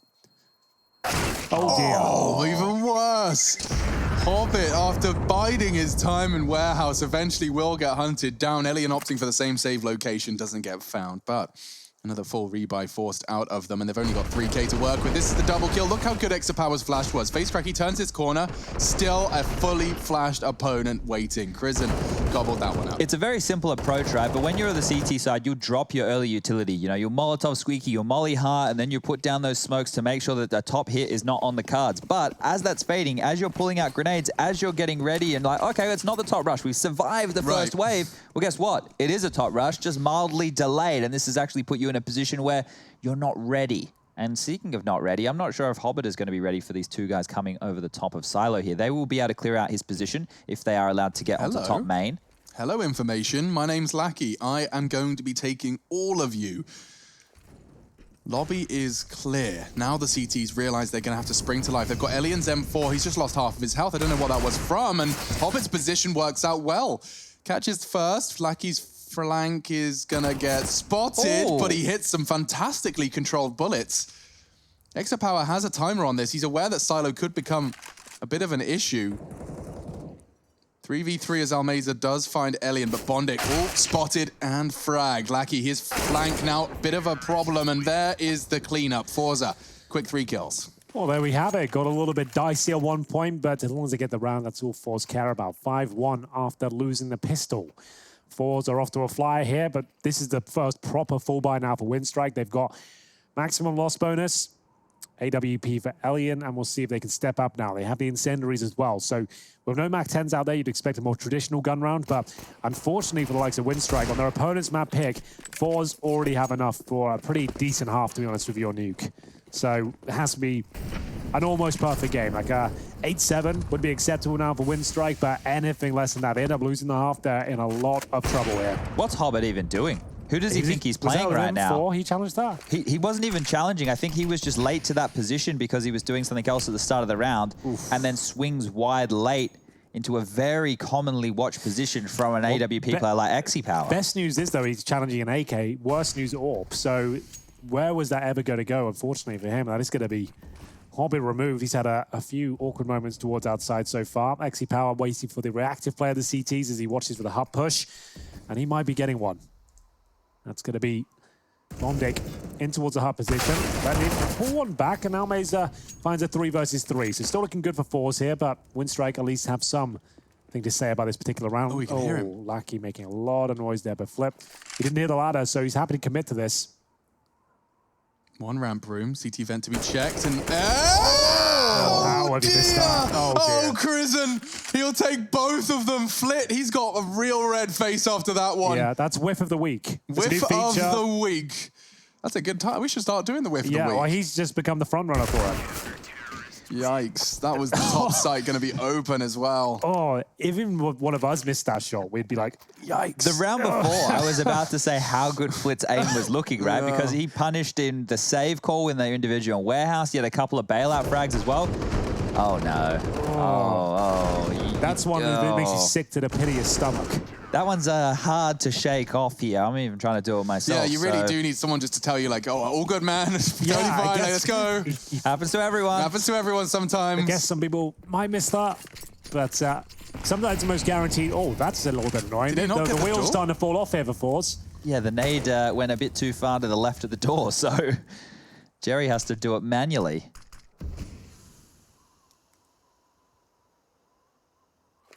Playing in that tiny hole. I do love this approach. If any CTs do get caught slipping.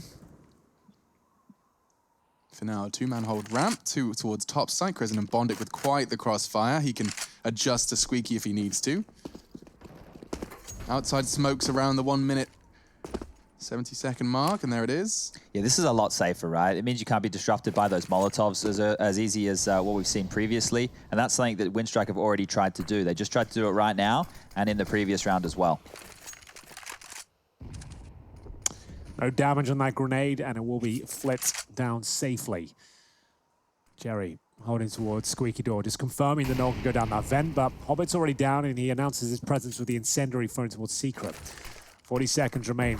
Jerry trying to get himself in towards the vent if possible. Receives an HE for his troubles. And it's going to be towards ramp they go. So a lower split attempted once again. Oh my God. Great shot. And the AWP has to save the day here. Molotov, who may go for one more, but that's going to be enough of it now. 25 seconds.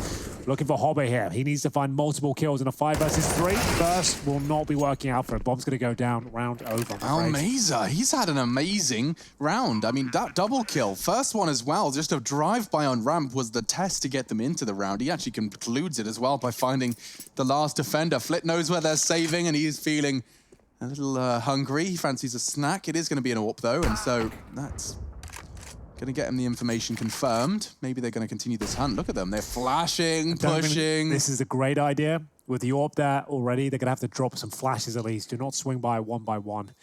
They did this on overpass as well, though, right? In the early stages, they love the chase. They just love putting pressure on. They let this guy save the AWP a bunch. It's going to happen again. I feel like the position are too strong. There's no way they're going to challenge.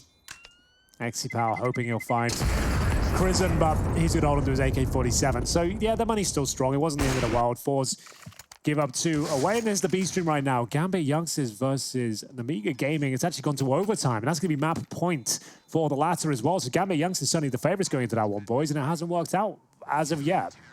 3-0. Yeah, let's see if they can turn that one around right there. We've got the C stream as well going on. That's Team Spirit versus Unique, so you can check all that action out.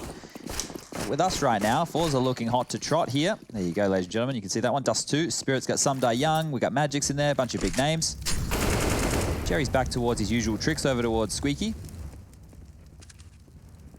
Playing cat and mouse, isn't he? Yeah. Oof. Well, he manages to bait the shot through the tiny hole. Elian was giving it a whack as well. And I feel like Jerry, his days surely are numbered. They're looking for him, 2 of them. He's holding the perfect angle, though. They really have to commit to it, as the shots will continue to be pummeled towards that squeaky door. It's taking a lot of damage. Grenade to be thrown as well, but Jerry's already fallen back. He'll take nothing from that. Alien decides to drop down the fence with his low HP and the AWP, so presumably goes towards Secret. We'll see if that rings true, and indeed he is. Starts to rotate to that position, so wants to lock down the outside area, but no one, until now, Face Crack and Flit will be towards T-Red.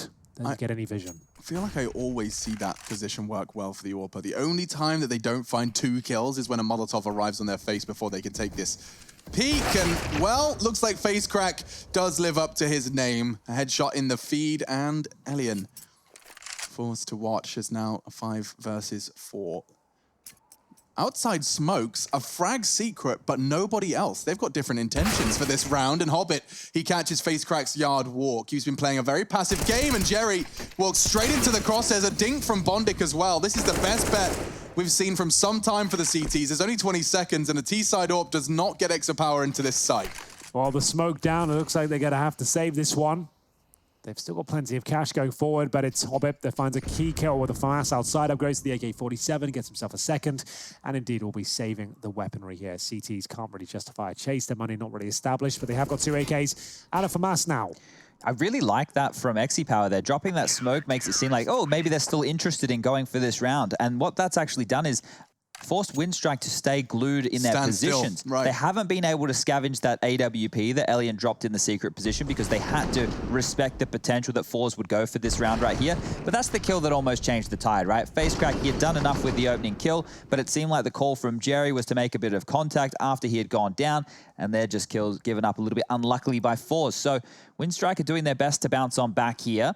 They will need a few more like that to make this one seem threatening. And, well, Elian, I could see that he did have the AWP in hand. But, ladies and gentlemen, this could be a technical timeout. No. No? I've had enough of them. I don't need another technical. Looks like we have lost a player. So, in the meantime, we can perhaps see how an Amiga ends. They are looking to take... Oh, my goodness. Super just charged down Banana. A lot of players are doing that these days, and it does look like these guys are hard to separate. Get them box. I like a good box. You do? Yeah. Like it's one of your favorite shapes? Sturdy boxes are pretty good. You know, sturdy. Cardboard box. Large, small, they come in different shapes and sizes. You can get a metallic box. I used to have a metal toolbox. I've always been quite jealous of, when I was a kid, I carried around a toolbox. Oh, yeah? Yeah, it was full of my potions, just different products I'd stolen from the garage. Always been into the fairies and the wizards and the pixies, I was haven't making you, potions Alex? a long time ago. Way before I knew what alchemy was. Nade landing on Jerry's nose this time.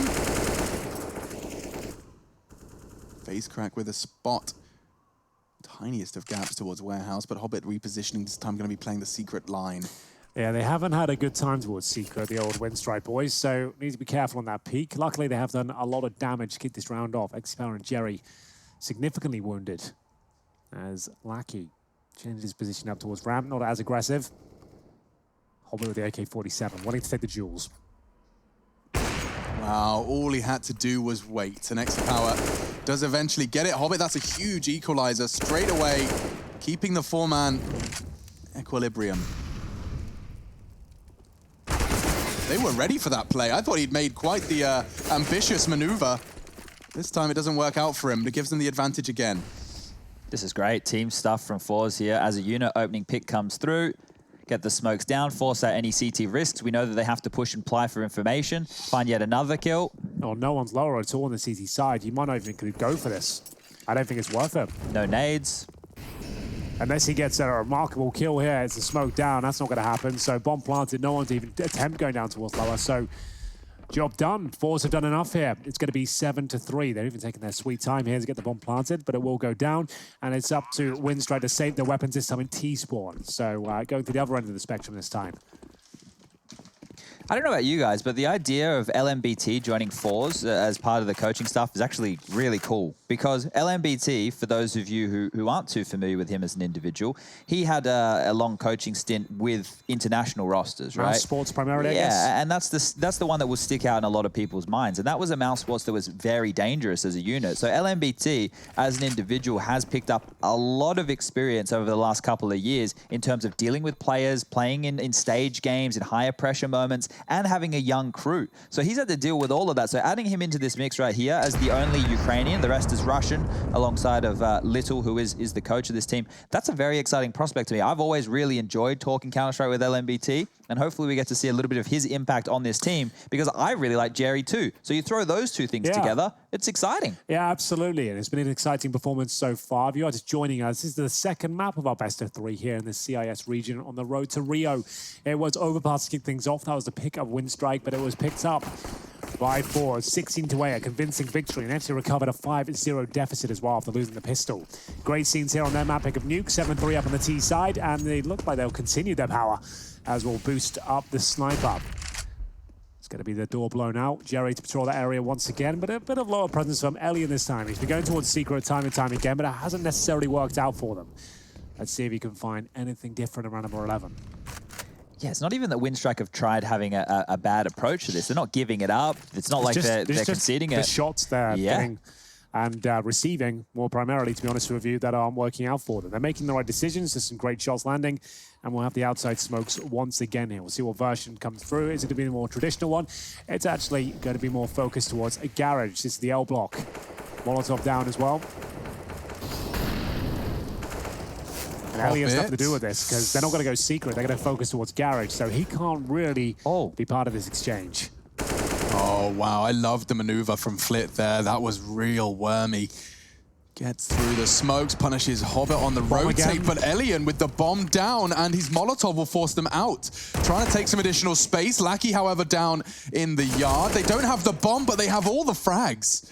And FaceCrack's managed to retrieve it. He's taking it topside. Krisen holding the line. Oh my God, he could get 3. He does. Krisen, the hero for Windstrike, puts it into a winnable 1v1. Elian with no kip, the AWP, and if XPower gets towards the lobby, he's in trouble here. It comes down to the timings. I don't think Elian catches him.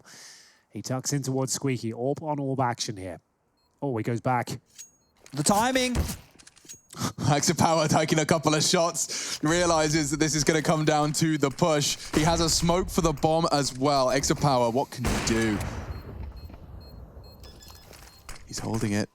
He's holding it. XPower, you got to call his bluff. He's going for the knife and he stabs him, but the defuse, it's found.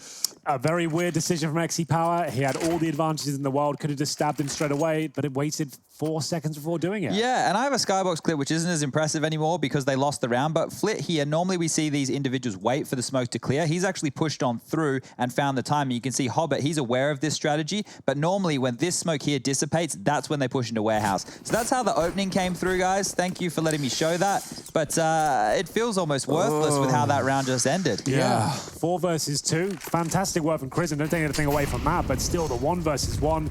I don't know why he was playing himself there. Just go for the stabs initially. What have you got to lose?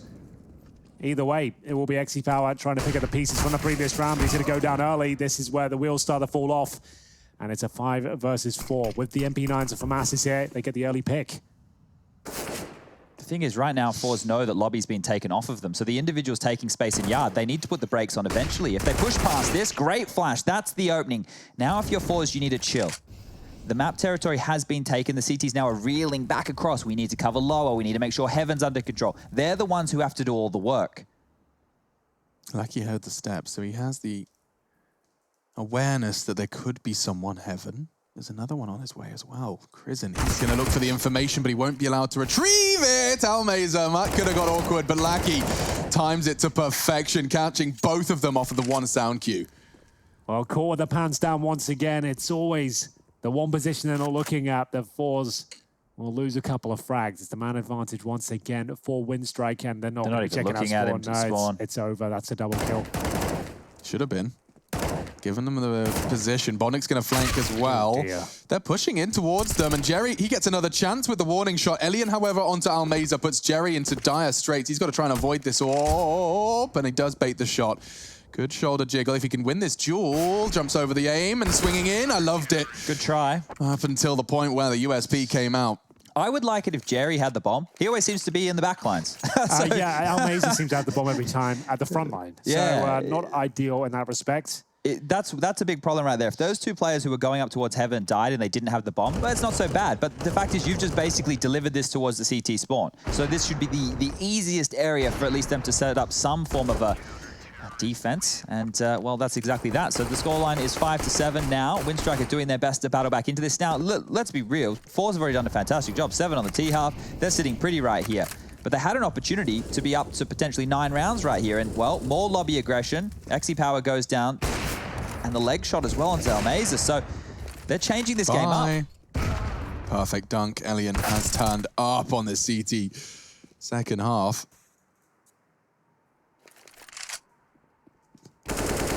Chance for Flit to at least keep it competitive. He's stopped the 1v5. Made it 1v4. No one low sight, so he's got that space. He's making the sound cues. He wants to try and draw them into some 1v1s, and Crisen's about to oblige. There it is. He can win this. He can actually win this. Takes the door sound.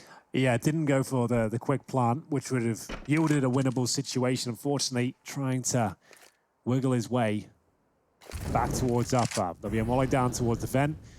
No one's going to be moving just yet until he plants. They've got everything covered. The ramp, the vent. And we'll see whether he can do anything else with this one. 2 kills for Flit so far. Still has a smoke and 2 flashes. 40 seconds remaining now. He's dead. Yeah, there's no way he survived this before. Unless Elian has missed a couple of sitters today. He definitely has. So, he was ready for that one. Couldn't quite pull the trigger. The flashbang not bad. Could get down the vent, I suppose. That's where he came from. A third kill is found. Maybe a fourth. So much damage inflicted here. Bondik's at 24 points of health. The nade, it connects. Now, do we have a full commitment on the plant? We do, and Bondik, he'll take the risk. It works out for him. 3 kills found. Decent effort there from Flip, but Winstrike's starting to close the gap now. 2 in a row. Maybe we see one of these top strats again coming out of Fours. They were up 5-1. That would be a good call, actually. There's some MAC-10s, a couple of rifles, just to kind of float the idea, see how that's received. And you also know that in the early stages of these rounds, Winstrike are going very aggressive lobby. Last 2 rounds that we've seen, Winstrike have been pushing either ramp, pushing hard. You had Ellie in there open squeaky going for a couple of kills. Oh no, Fours. If they did want to leave spawn quickly, they've just had a bit of a catastrophe right there. XE Power didn't actually buy a weapon in the freeze time, so he blocked everybody just to get a P250. Hobbit gets himself into secret. Oh, I have a good feeling about this one for Hobbit. Here comes Face Crack, definitely not checking that corner, and a double, maybe even a triple.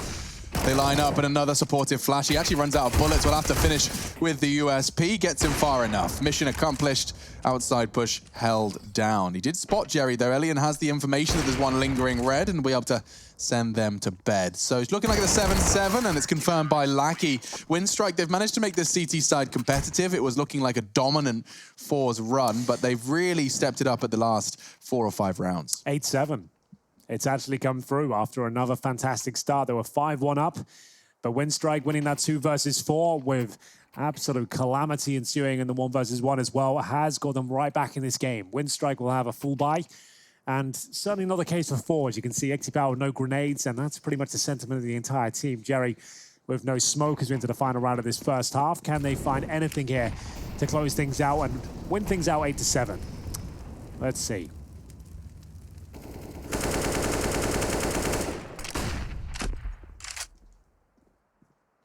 Again with the aggression. This time Lackey Gang is set up. They are all lined up.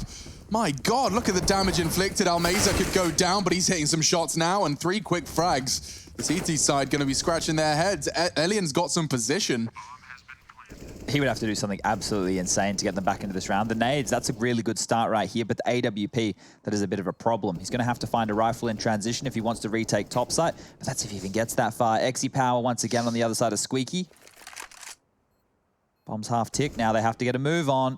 Yeah, this is a tough one for Elian. He was hoping he'd find someone close. He does have Exapower's barrel spotted, but fires off the shot, and Exapower does not miss. 8-7. It's a slight lead for Fours as they do hold it. 8-7 on the half of their map pick. Stop saying you're a boss when you now one. You ain't sacrificed now, you ain't lost none. All over the gram like you got a bag. You ain't big dog, we ain't hear none of that. I'm in the gym looking like a running back. And you know the flow, got him coming back. Who I was in the past, I'm unattached. Only focus in this moment is bringing the summer back. Oh, respect my grind, elevate souls and I spread good vibes. Young divine, you know I gotta shine. Raise your hands for a good time.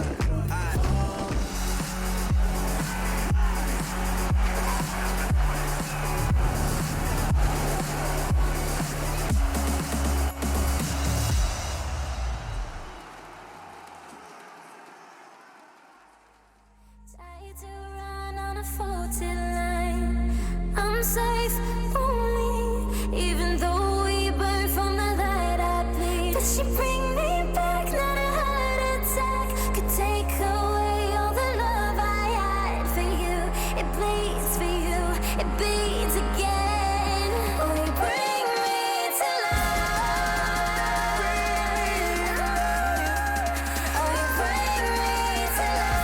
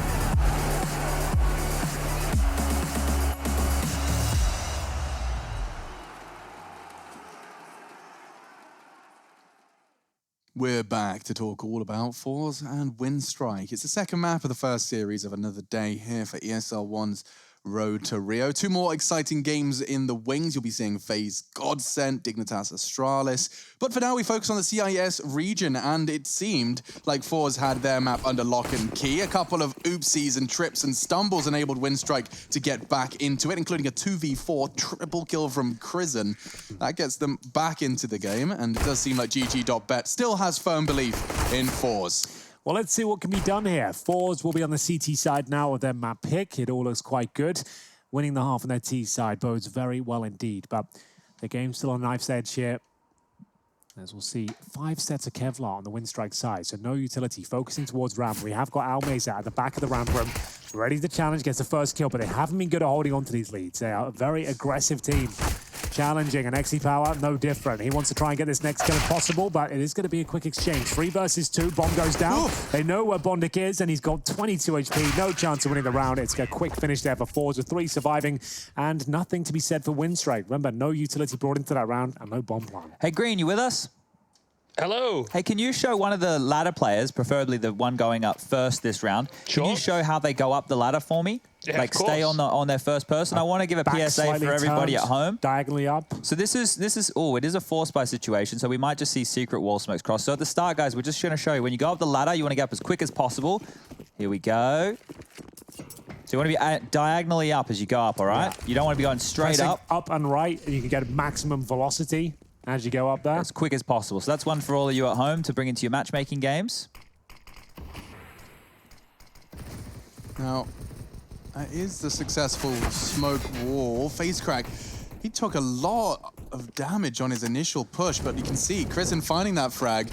They're going to try and molly the top side. That does look like a well-placed incendiary from Almeza to buy them time. The flashes won't do anything. They're channeled towards ramp. And it's only Extra Power's Scout, a missed shot on the low HP. He's screwed. He's desperately trying to survive, and he will manage to get out of dodge, but low sight now lost. Jerry's got an M4. Dream weapon for the angle. Yeah, the Gatling gun waiting down towards lower.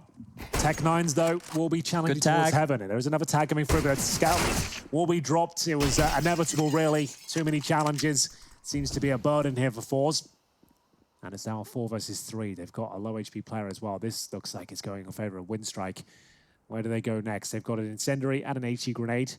Waiting for the next CT mistake to be delivered. If they go ramp, that's their worst choice, right? Oh, actually, Jerry's moved off. I don't know. That means they've got no one lower now. So they're going to drop probably the topside player through the vent as soon as this coming on through. So and they will have to retake outside now. Yeah, full retake. I couldn't explain this in any words. They might have to save if the bomb goes down here. And that sounds ridiculous, but I don't know how they get back into the lower bomb site. Well, they've given it up for free. That's the round. There's no point going for it anymore. Seems like an odd choice. They might try and go for it. FaceCrack going to try and get the info with his low HP. And actually, Almeza getting one. Another for Jerry. They're so low, though. Neither of them really have the HP to deal with this. And yeah, Hobbit's already got one. This will not go well. FaceCrack, 7 HP. Can't really contest. He's sticking around, hoping that Lackey, excuse me, will give him the frag. But yeah, it's not going to happen. In long range with the Tech-9, it's an open plant. Winstrike, they'll take it. It didn't really feel like they had the weapons for it. He hasn't got the kit. He does. If he sits it, he can maybe get away with it. But this will just be checked, and a single frag from Hobbit sends him plunging into the pool. Yeah, that was a very sloppy round from FaZe there, right? The initial reaction from FaceCrack was great, but then after that is where it got really, really clumsy, right? Once they saw the smokes towards Yard, he pushed lobby and gets information, even gets a kill. But after that, the wheels kind of fell off, and I understand why Jerry was moving around. He did have teammates who were low on HP. It's just unfortunate that he was the one who had to make the risk. He was set up perfectly. With the M4 down lower as well, like with that range advantage, he probably wins that. He's at least going to get 2 kills at the range. He's denying them access toward the site. I couldn't work it out. Either way, it is going to be the force 5 in the CTs, and this is where the finances will really start to be drained. This is going to be a very difficult round. They've already got down towards lower. FaZe are looking very questionable on New Pharaoh. Yeah. Nice chance from Flit to do some damage, and he does catch the first, and oof, inflicts enough for a single scout bullet to work. Extra Power, perhaps not the comms he needed. He could have finished the job. Instead, Elian can't believe his luck, and the last man is Jerry. You think he might have spotted him. Elian got the perfect angle, and they'll find another Windstrike. They break through the force. How did he see Jerry there? That just emitted a tiny little dot on his screen, just motioning across. And now Forz will have to eco. So it was looking good. Yeah, it's looking terrible now. Let's see how long it takes them to get guns out, because next round they get 2,400, which isn't a full buy. Power will be able to get an AWP up, so that's not too many worries there. This was a nice kill. Being controlled with the MP9 from that range was good stuff there from Elian. So converting a very, very dicey round. Let's see if they can grab another. Flash in the top, nade open squeaky. Same again, down the vent. And it's going to be the ramp stacks, and nothing to report here, unfortunately, as Windstrike will get the bomb down towards Secret. There is a bit of an adjustment down towards lower, so we have one CT there, but that's only going to be outmates over USP. Not like he can actually do anything about this. So Elian will confirm the windows are clear, and the bomb will go down. That's going to be round done at double digits for the T side as well. So certainly gifted a few rounds, but they'll take these all day long. 5 players towards ramp, and it's going to have to wait for some exit kills. First up is Elian. Might be calling ramp clear, doesn't quite believe it, and rightfully so. It was a Deagle exchange, and Flit with only 13 HP after it. This could be a unicorn round. I don't know why you'd want to even chase with the MAC-10s. I understand that you could potentially get a bunch more money, 600 per kill, but you have a chance to have nades, a weapon, armor, everything into the next round. These kills could be in vain here. We always talk about the economic flow-on effects and losing anything to USPs. That's not ideal. This is getting a little bit janky. They're going to lose another. Get that AK out there. Lackey needs to keep hold of it. The bomb, bit of a threat. Prison will catch them. Lackey maintains his AK. So all good. Power grabbing a Galil before the time ends. It's something to stimulate their economy. And you do get that AWP, as we talked about as well. So that works out quite nicely. Flit was one of the hardest hit. He gets to work with just the Galil now, and we'll have a couple of unarmored M4s, excuse me, unutilized M4s, only going to be a couple of nades, a single Molotov or Incendiary for Almeza, and even Krizen keeping the MAC-10. I find that interesting. There are a couple of exposed heads, just the one, in fact, on face crack. I think you would be expecting more utility to be purchased here. I definitely am, so Forza are taking a massive risk right here. First real gun round here, 3 rounds in a row for Windstrike. Honestly, look how quick they just dropped straight down the vent and they're out squeaky. What was that call? Where did that information come from? I don't understand. Were 3 of them trying to get down there? Yeah. So something happened there to make them believe it was a lower play, and then they've immediately gone straight down the vent. So, oh, the round's done. Yeah, they're not winning this one. That was very questionable. These, look, if we get Jerry for the post-game interview, I have a bunch of questions I definitely need to ask him here. Can we see that exchange again in the replay, if that's possible? Just the 2 CTs suddenly, just immediately, just before the squeaky door is open, turn tail and start heading down the vent. It really couldn't have been any more awkward for the CTs. They'll be happily keeping hold of their weapons, though, and trying again. Windstrike collect 11. I'm not sure if it was out of necessity. Maybe the fact they had no grenades. They're trying to get players down towards Secret, anticipating a standard outside smoke play. Oh, Jerry, he might go down here. They're going to hear that ladder and just drop it. I don't know what's happening here. It's one of the strangest decisions I've seen from a team in the last few rounds here from Forz. Here's what I think's happened. I think Forz have done like a lot of homework on stuff that they've seen Windstrike do, and now they're reacting to that information in the game. And this is what those situations look like. And to tell you how they feel, it feels even worse, because it feels like you've done bad homework, right? Yeah. You think you've had the right assignment, and you've done all that homework, and then you're reacting in the server in a real-time environment. You get into the exam and you've been prepping about, the Battle of Hastings, and we're talking about World War II. Yeah, and those adjustments, man, you can't be assuming them to be gospel. You still have to play your game, and that is a part of Power's game right there. Gets the opening. Facecrack has to do something. From the top of Hut, we'll be able to mop things up, and here we go. Much better stuff from Forza. They don't just decide to send all their members down the vent. They stand, they deliver, and they put the first gun round on the board here. It's much better. It's fast-paced round there from Windstrike, trying to get towards that upper bomb side, but it's shut down. Almeza and Power with the spray down and AWP combo. I have a story, which is actually related to this game. It's even related to a player or a coach. Story on this relevant story. I know it seems crazy. Going down too well, but go ahead. MLG Columbus 2016 major qualifier. I was there. You were there. So was I. I was still playing. This was towards the real tail end of my career, that's for sure. We were playing against Gambit. And this is Gambit before they won the major, ladies and gentlemen. This was Gambit with Hooch, who now Hooch is coaching the Winstrike team on your screen right here. And we watched the demos of them on train. We knew we were going to play them on train. We knew that was going to be coming on through the map pool. We did our homework. Azza, for example, looked at the ways that they like to take pop, or if they, you know, they're just their pacing. Went into the game with all that information.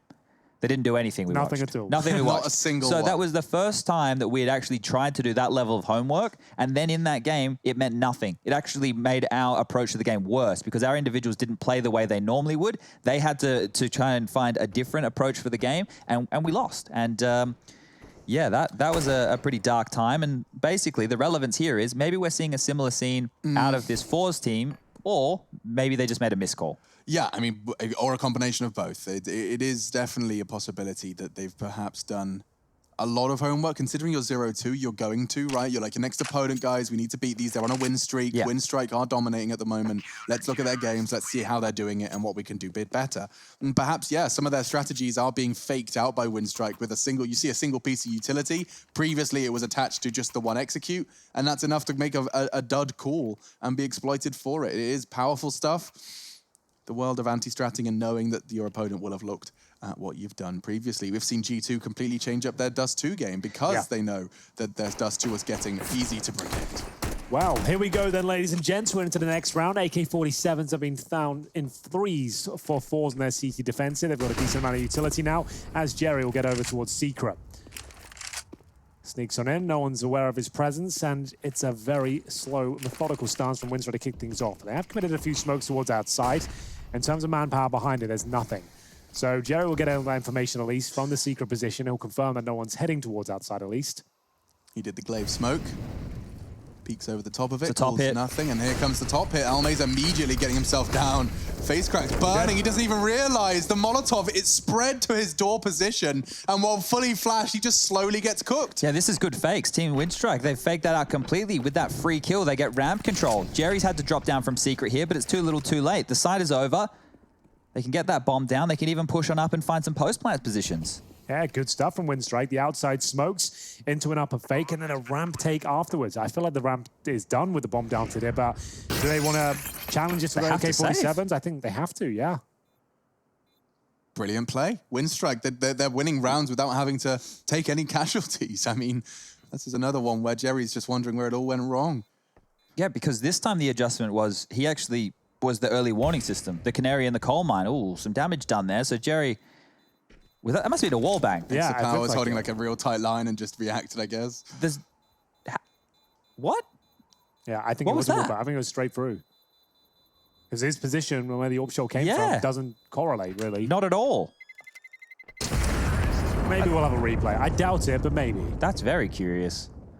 I'll have to go check that one in the demo later. 12-10. Fours will have to save their weapons, and it's a lovely execution in general. So we saw the outside smokes, upper flashes, which led to a kill as well. The flashbangs are so powerful. Almayza didn't even realize he was sat in the flames. He gets cooked to a crisp. Of course, pandemonium ensues at that point. They're trying to rotate back towards upper. They've lost all intel as to what's happening there. And all in the meanwhile, we've got Winstrike heading towards ramp, quick down lower, and not a single kill required. And you can't even fault Almayza because from his POV, he's hearing, looks like a top site, Molotovs are being flown in, he's flashed, he's on top of the hut on the door, he has no idea he's being Molotoved, he's full flash during that, his screen just goes white, he takes his hands off the keyboard, and they get their opening pick that they can then just bombard into ramp. It was perfect for Winstrike into round 22, now into the 23rd. Let's see if they can close this gap. 4 rounds away from train for Winstrike, 6 for Fours to end us into. They're on the favored side. You would assume that Fours have still got something to say. Let's find out, though, as a mix-up. Look at the 3 players going ramp early. One will descend to lower. Jerry's responsibility still that low site. Exa Power, however, going to try and AWP this ramp angle. Krisen likely to wide swing.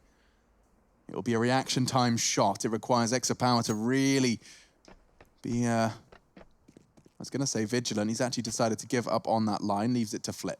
Yeah, good call right there, because Yard could have been a problem. Hobbitt's already pushed out towards this red container without having to use any utility, so there's no real tells that he's pushed out this far. You can see Winstrike, they did a bunch of contact-esque strategies on overpass. Well, they're doing similar stuff here on Nuke. Posturing, waiting for this early utility. There's no aggression coming through, and now they're looking to retool. Setting up towards the secret smokes. Alien's going to dump his. And now this should force out the rotation or the move from Fours. But as we can see, there's nobody aggressive, nobody poking around at yard. Jerry's down towards lower, but he's not exactly challenging for intel here. He's behind in the corner with the smoke in hand, I believe. So yeah, Pixel peek. As soon as he detects anyone down towards lower, that's when he'll be dropping it with 40 seconds remaining as well. Be a very powerful smoke as well, but he needs to nail the timing. If he throws it too late, they can just get past it. Oh, Jerry, no. He's buggering around, buggering around. Don't know why, couldn't tell you, but lost his concentration for a second. It cost him his life. Oh, it could have been the round-winning smoke. Now Flit's gonna have to spring to action. He's got so much to deal with. Deacon's open. He's gone down. The volley does trade for him. Elian, I think he might have caught a tag there, but exposed a little too much. Exapower's head is gone. Windstrike looking like they've done enough. Another round in the books. FaceCrack can't do anything, and Jerry, he's been having a bit of a nightmare. I think he was caught between calming and looking at the clock there because he had the perfect play. The pixel peek with that smoke would have actually won the round, in my opinion, but a lapse of concentration, goes for the deep smoke instead. He saw the clock, said, oh, let's definitely win the round here. And he goes for the deep smoke, cost him his life, and that's all they needed. I think this is the game. I'm not going to lie. I think Windstrike have got them a bit of a loop here. Unless Almeza walks on in and Goblin Diffuse, he could do this. There's a chance if he goes now. I think he has the kit. This is a ninja. FaceCrack, how has he done this? FaceCrack has legit done it with 15 HP to spare. I can't believe it. Chad, good spot. He waits long enough to get the ninja. Well, we talk about a lapse of concentration. That's it, personified on the server right there. Oh. Always watch the bomb when it's an awkward plan, Chad. You've got to say that, surely. The amount of times in my career I've gone, is anyone with the bomb? while we're chasing, someone should always be with the bomb. No one should ever. Guys, the worst plan. Not only now have Valve made it easier, you can even stand closer to the bomb and you won't die when it explodes. Oh, wow. FaceCrack, he saw an opportunity and he seizes it. That is madness. And now going outside, Jerry wants some revenge and he goes strong. No! I can't believe that. Elian actually hits the no-scope, but this is why we need the new kill feed. I want to see blind flash no-scope, perhaps. Blind flash no-scope. There we go. It's going to be a 3-on-3. Fours can't seem to find any advantages. It looks perfect for them, but something always falls at the last possible second. The rotation comes in. This is looking much better. Almeza will get all three. Beautiful spray down there, and of course gets Christen from the grave. I'm curious if we do get this Fours victory, which, look, I would be impressed if they turn this game around with some of the calls that we've seen. If Jerry thinks that he's been out-called here, because I personally think that within this early stage, within these first phrase that we've seen here on this nuke T-half from Windstrike, they've completely out-called Fours. Fours have been biting on everything. Right. They think there's a bloody great white in the water. They've called out the Navy SEALs just to deal with it. And there's nothing. It's just a water bottle, an empty one. Most Australian comparison I think I've ever heard you use. Yeah, mate. We're gonna head down to the bloody the service station, mate. The servo. Huge round here. If Fours can do this, they'll break the accounts of Windstrike and finally have them feeling a bit of pressure here. If they lose it, just the same result, but it'll be against them. MP9 for Jerry, sitting in towards events this time, not down towards Secret. Hobbit resides. Plenty of time here. Good resources still on the Windstrike side, but the last couple of rounds have certainly fallen apart. A couple of ninja defusers in there. And Elian has impressed us today. Some good shots, some just a couple moments. Just a couple, Henry. Just a couple ninja defusers in there. Yeah, you know how it is. As you'd expect. In the office. Just a cheeky 1-4. Full ninja defuse when the game couldn't be closer. I can't believe that happened. That is unique. I don't get an ninja defuse every day. Top fake again here. Back towards ramp they go. Flit this time hasn't rotated away, and Exapower's even joining him, so good stuff from Fours, but that's even better from Christen. Huge work, Christen. He's been doing everything, but there's going to be body damage that does not translate into a round win. They really can't have the ramp from Mode 4s, can they? It's a bit of an issue for him. Trying to drop off there, fumbled the movement, could have maybe got away with his life, but unfortunately landed on the ledge and was committed to the duel, and it's a 4 versus 2, another guaranteed round. I agree with Chad. They honestly look like a better nuke team. The train is extremely likely right now. You look at this, we're going to get 1,400 loss bonus for these guys in the next round. That's going to allow Exapower to buy, but not anything he would be hoping for. You've got Flit, who will have just enough. Jerry can go down to an MP9 again. FaceCrack and Almeza, they shouldn't be dropping anything across. They need that to reinvest in grenades. So at this point right here, it looks like Windstrike are going to take Nuke. And oh, if Almeza goes down, he's very lucky. So many bullets just to get that one kill. Lucky will be dropped. He will survive. And we said last round was important. Well, this one gets even more important on that Force side of things here. If they don't bounce back now, Windstrike will be taking this map. Their woes within the road to Rio of the CIS division will continue. And we will be going to map 3, which is Train. You can see that beautifully displayed in the top right-hand corner of your screen. A very apt tactical timeout here. They do need to take this, and we do need to tell you what's going on the B stream. Namiga and Gambit Youngsters, map number 2. You can see Namiga did take that one in Inferno, and Gambit Youngsters are bouncing back in style. 7-2 up here, but I'm sure it'll be an 8-7 half. Yeah, probably, it normally is, unfortunately, but Gambit Youngsters will do their absolute best to hold on to this lead, as we'll see them do very well on the T side of Dust 2. Speaking of T side success, Windstrike has certainly found some here on Nuke. Currently got 5 rounds here on the T side to Force's 4. So we'll get into the next round. It's going to be a mixed bag, to say the very least, for Force. You've got the MP9 out and the AWP glass cannon format for XE Power. Fast approach towards outside. Decent grenade. Should do some substantial damage there, and it certainly does. Yeah, okay, so that's a stun. The audio cue will be there for the main player. Jerry's calling lots of steps outside, and Bondek, he's going to be crossing with a lot of his friends. You can see the adjustment. Jerry should still be responsible for main. It seems like Hobbit wants to worm his way in there on that edge of the smoke, but a lot of outside control. This is going to be an interesting round, so hold yourself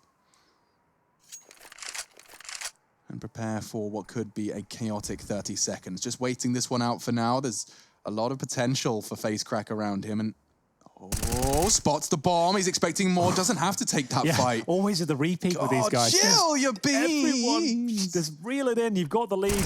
And will be the second kill for face crack. And there it is. The third has been found for Force. Elian will pull one back with the AWP, but the bomb is down. 4 versus 2. Crizin and Elian now will have to work very hard indeed. But Force, they do like offering themselves up in a 1-by-1 manner. But for now, this looks quite good. They're surrounding the bomb. And Elian has been given no opportunities. But can they maintain this mentality? 40 seconds, you've got smokes and flashes.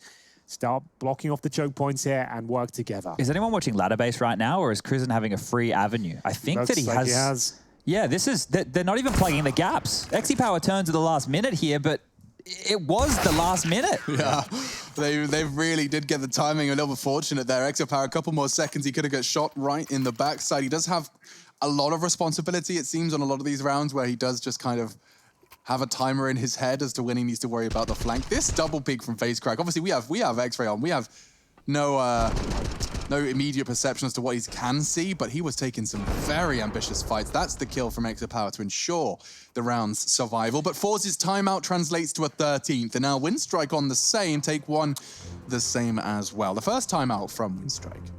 So Force will have the chance now to take the lead and finally shut down the economy of Windstrike. You can see both teams will be fully equipped. This will be the last time. Both of them actually looking pretty poor in that department, but their AK-47s available now for Force. They've managed to string together a couple of rounds, and we're going into number 7 here. 13-13, couldn't be closer. Force looking for that 2-0, and on their map pick now on the CT side, I haven't been too impressed. There's been some absolutely head-scratching moments, but here we go then. A lack of utility for Elliot and Crizin, but enough to make this a serviceable round. Windstrike definitely need to plant the bomb here, even in the case of a round loss, as they only get 1,900 in the following. So keep an eye out for that as this round progresses. And what have they got in mind here? It's going to be XE Power now with the armor available and utility as well. He holds towards ramp. He is at the very back box there. And we've got Elian, his rival counterpart, on towards Silo. Just looking for any opening kills if possible. Flit with the AK-47. Doesn't offer anything up here, just ready for people crossing over towards Secret.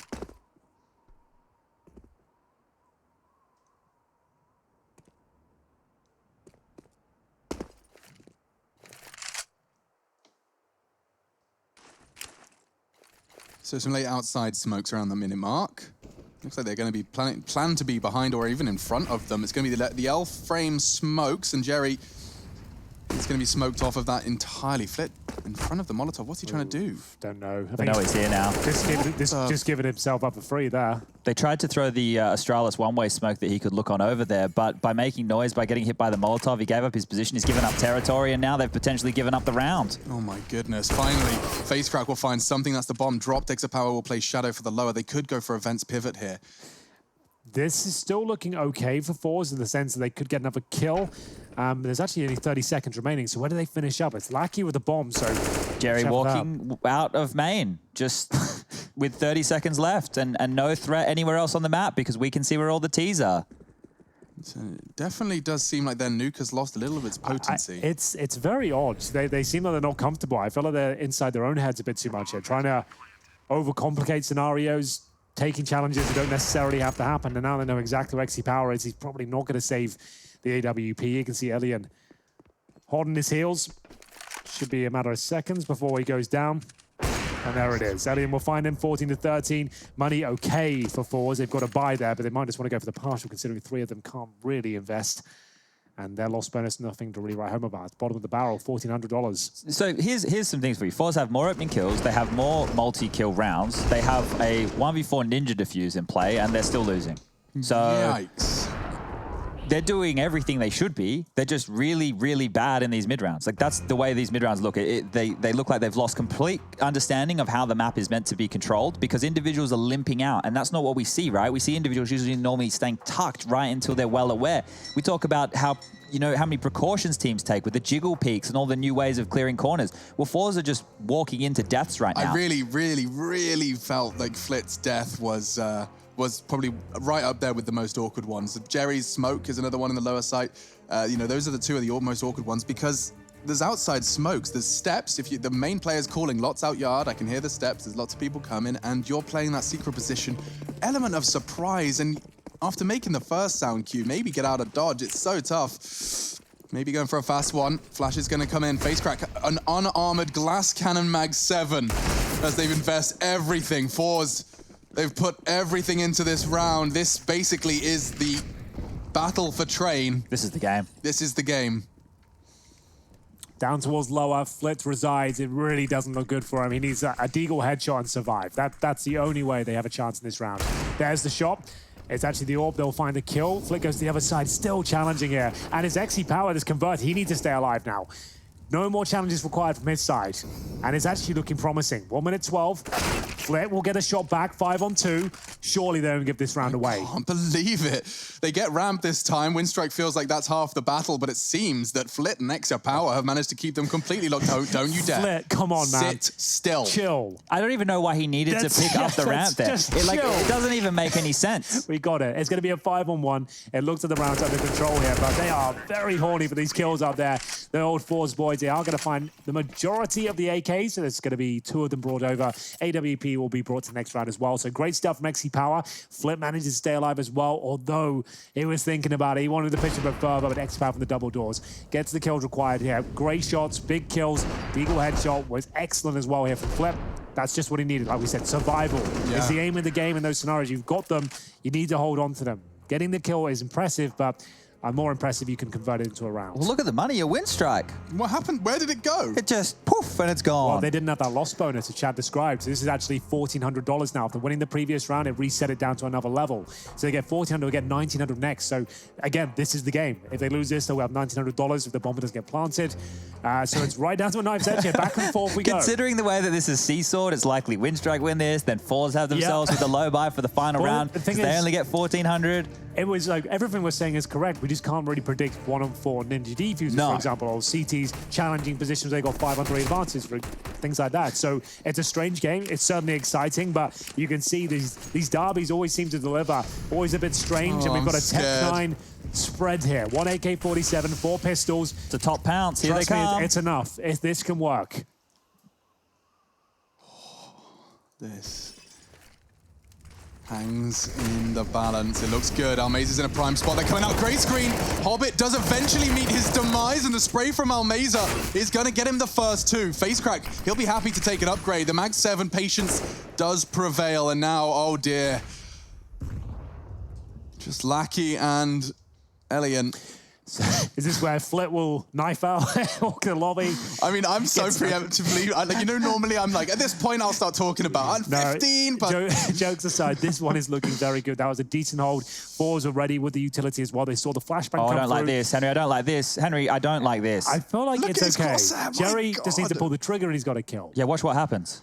Oh. Yeah, that's it. Let's get good positions. Instead of playing bad ones, let's play good ones. Do you think as the smoke faded, Chaddy was going to shoot him through the hole? There's no hole. Okay. I thought that he was on the other side of the door, to be completely honest. And he was going to nutmeg through the smoke. He was going to get double kill onto Power and Jerry. and then Elian's going to fly up ladder and get the final 2. Well, that's a good point. They're not really patrolling ladder. I hope there's a crosser on it. From Hut, yeah. Okay, so Flit's got it. Okay, yeah, Flit's got it. It's a nice setup. This is a good setup now. This is perfect. So you can see everything's covered. You've got Squeaky Door covering CT vent, Flit's covering Heaven from above the Hut, and then 2 of them backing each other up, pivot players on the show floor there. So it should be absolutely fine. Sound cute. Oh, Elian's going to hate himself for that one, but that's 15 for 4s. Could very well. And the money's smashed. Oh, good grief. They have to defend this entire series with 2K in their bank account. Winstrike, what looked to be such a promising nuke. I thought they'd taken us to train. I was already starting to think about what we'd learned from their previous train results, but it seems they're going to have to defend this with a Tech 9 Kevlar vest and a smattering of utility. Yeah, it's going to have to be one hell of a Tech 9 execution here, but honestly, it can happen. These are the sort of rounds that are unpredictable. They're volatile. And we'll see if this is where Power on the aircon boost as well towards the garage. He's looking towards outside. Surely he hears him crossing. There it is, confirmed. Gets the first, and there is another player out there as well making a lot of noise. The bomb's late. That's the bomb. Is it gone down? No, it's not. It's still on Elian, but he has to play in a gap, but he's got the shots. That's enough for survival. They're low. Power surely not going to hit this shot. He's missed. He could go down here. He needs cover. Looking to survive, and he does. Only for a second. There's another there as well. Krisen on that yard position, spotted and tagged down a little further. He'll be locked into secret. His teammate's still on red with the bomb. They don't know how to handle this. They're all challenging for the kill. They can just leave him at this point. If they give him an AWP, Elian, that is. They know where he is. They know where he is. 3-on-1. Is this it? It is now. Power converts it. 16-14. 4s a much needed victory. They're 0-2. They'll take their first up against their domestic rivals.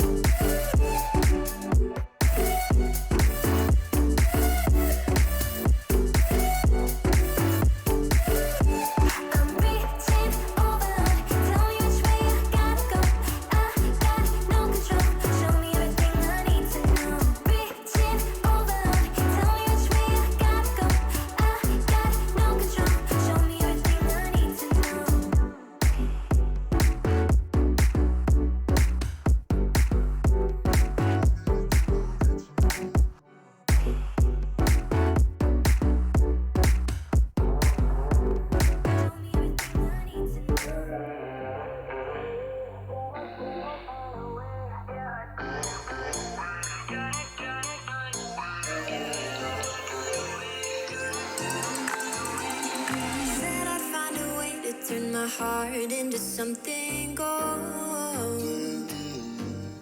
Knew I sold my soul to the devil long ago. I rode it all along on your wave right before it broke.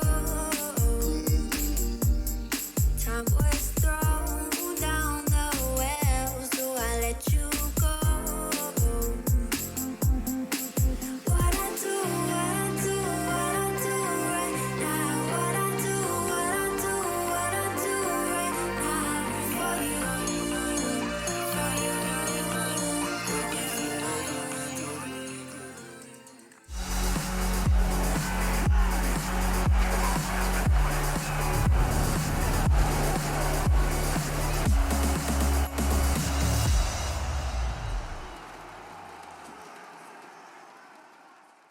Fours finally out of the starting blocks. They get their first win on their road to Rio, and it's up against Windstrike, who've been doing quite the opposite of Fours. It's been nothing but wins, apt for their name. Not today, though, and we're here for the Mountain Dew Amp Game Fuel post-match. We're ready to break it down, and what better person to introduce other than Chad Sponge Birchill and Henry G Greer. Yeah. That's how he goes by nowadays. It's also going to be Jerry, who we love talking to. We're gonna have a bit of a tough time this time. We've got so many questions for you. Hello, Jerry. Can you hear us? Hey. Yeah, I can hear you good. Fantastic. Thank you for calling in, bro. So first things first, I don't know how to explain it best, but I want to get the right answer out of you, so let me try. The fours today didn't look like the fours that we were talking about on previous winning interviews. Does it feel like a different fours to you in the server today? Yes, it is. And we're working to get it back. I mean, to get back the old form. Yeah. We just create a new path with a new coach and try to follow that. But as you can see, it didn't work well for us. So now we're rebuilding that path and trying to, consume both of them in one. So. With this new coach, Jerry, it seems like you maybe overanalyzed some of the plays there. There was one man that sticks out of my mind is when he sent 3 CTs down the vent. It seems like you saw maybe a smoke or a tell from them. I have no idea. Maybe you could explain a little bit more as to why those sort of rounds were happening. Oh, we were thinking that those guys will go down again as they did before for the vent in the round beginning for the squeaky door. So we wanted to kill that guy, and then we wanted to retake the outside yard with the flash from the guy from heaven. But as you can see, when you're trying to predict something, and it's not always working good for you. So now we will just try to get back to our default form and try to show that we are not done, because I don't like what's happening, guys. Okay, that's good. Jerry, do you want to do us a favor, and it'll probably help the viewers at home a little bit as well, is when you say like things they just don't feel right, do you want to kind of give them an idea of what that means? Because it looks like from our perspective that things are getting overcomplicated in the players' heads. Yes, it's exactly that you said. It's overcomplicated in our heads. I think we were training a lot. We have 100 hours and everything was fine. But it's always inside your head. And that's what's happened with us. So we were overthinking, we were over-preparing, and maybe because of that, we a little changed our approach to the game. I mean, not approach when you're watching demos and preparing to enemy. No, I mean, inside our heads. Something just happens like bloom, and we are a bad team now. So we can't do things we did. We can't do things we did before. We can't win clutches we did before. We can't communicate as we did before. So we created a new plan. We called it ABC. So the first thing A is that we do the same calls as we did before, but we are adding something new that the coach bring us in this team. Nice. And the B is a team speak. I would say that team speak when like you clarity, say, like it's precision, it's clear. Maybe not so clarity. It was like it's the clear team speak with the helping teammates. Oh, like etiquette. I mean, we've been playing like we thinking we're a good tier 2 team, and maybe because of that thought in our head, we thought we should communicate different, but it didn't work as well. And the C point is that we have to be cute with each other, because I think recently in the last time we weren't doing that really cute. We were arguing much, and Oh, that's no fun. Some cheeky things, and now we have ABC, and we will try to follow that till we get our form back. Yeah. So I hope it's gonna work. Honestly, Jerry, that sounds like you've got a great plan in place. We never get the details like that normally, so I feel like I'm convinced. I'm ready to see more from Fours. You're one of my favorite teams to watch in action in the top of Tier 2. Well, I'm sure maybe getting that Tier 1 communication will get you to that final level. Looking forward to seeing more from you, dude, and good luck on your adventures. Thank you. Perfect. There's his stats on screen. Good Andre We'll have to ask him next time how we say his last name. But honestly, that is such a great answer. Jerry is such an earnest, honest guy, right? Like, he will come and he will tell us whatever is on his mind, and it's very difficult to get that out of anybody, and I love it. And sorry, Henry, you go. It was just the point where he said, the fact that we're arguing middle of the match. How many players has that happened and not told us? It's such a powerful level of insight that there's just something awry in the squad. Sorry for that.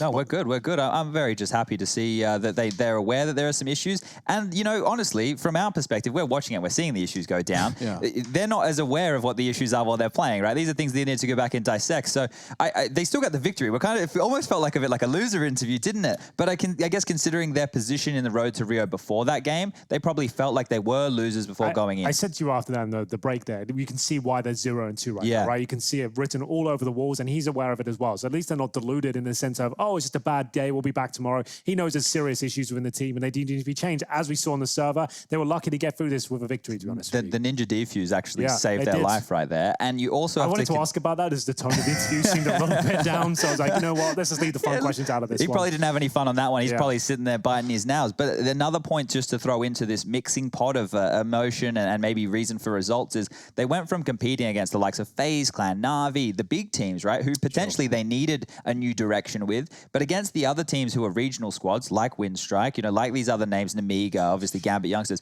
they shouldn't have to try and play a new version. They should play their old style of Counter-Strike, because that's what got them to this point. That's what got them to being one of the best looking teams from the CIS region. So great stuff for getting the win on the board, and I hope that opens the floodgates for Fours. Certainly, and why don't we quickly see what the floodgates look like? The other teams, he's listed them off. We'll bring them up just to my side. They're going to appear here with my magical hand. Team Spirit still undefeated, 3-0, so keep your eyes on those. That's Winstrike's first loss. That keeps them at the second spot, and we have to go to the second page to show you where Fours currently reside. Underneath the Gambit Youngsters, that's their first win, yes, but those 2 losses still haunting them in the grand standings. That's Group A of the CIS standings. We could also tell you what's coming up today, because we do have a FaZe Godsend, and more importantly is Astralis Dig, Heretics Nip. I don't know which one I'd want to be watching. I'm going to have Astralis Dig, one obviously. eye on each screen. Astralis Dig all the way. Yeah, okay. That's where you got to. You're a bit of a Dig fan, though, I'm isn't a massive Dig. I'm starting the fan club. Chad, do you want to be the first member? I'm okay. All right.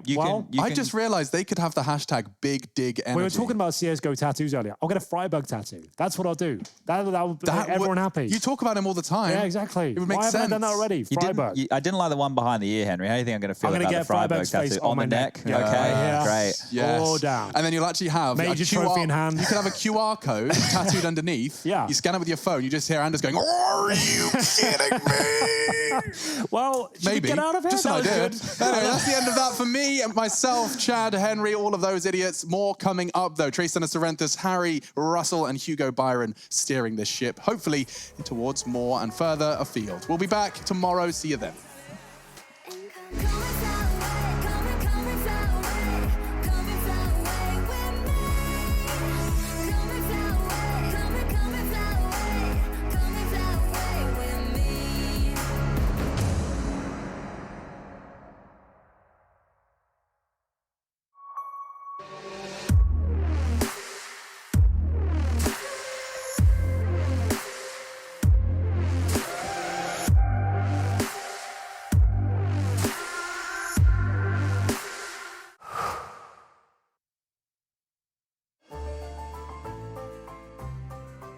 Son intelligence de jeu, même quand il avait 6-7 ans, c'était assez incroyable.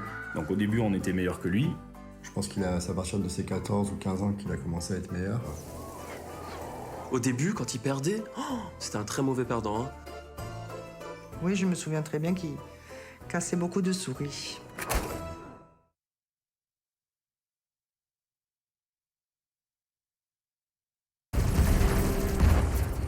Everybody loves an underdog.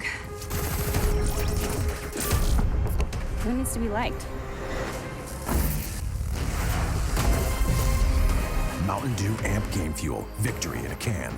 Last year, we took 2 lucky winners on a trip to Berlin and gave them the experience of a lifetime. This year, we can take you for a trip to Rio. Take part in a series of GG.bet contests for a chance to win awesome prizes and a trip to Rio. See details on the website.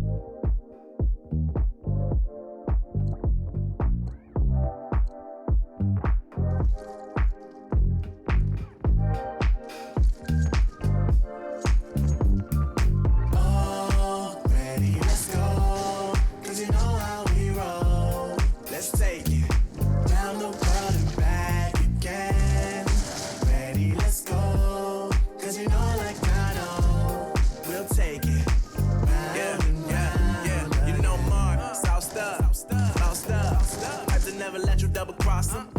Moving through the city like it's Gotham. They told me get one, so I got one. Stop saying you're a boss when you not one. You ain't sacrificed, nah, you ain't lost none. All over the gram like you got a bag. You ain't big dog, we ain't hearing none of that. I'm in the gym looking like a running back.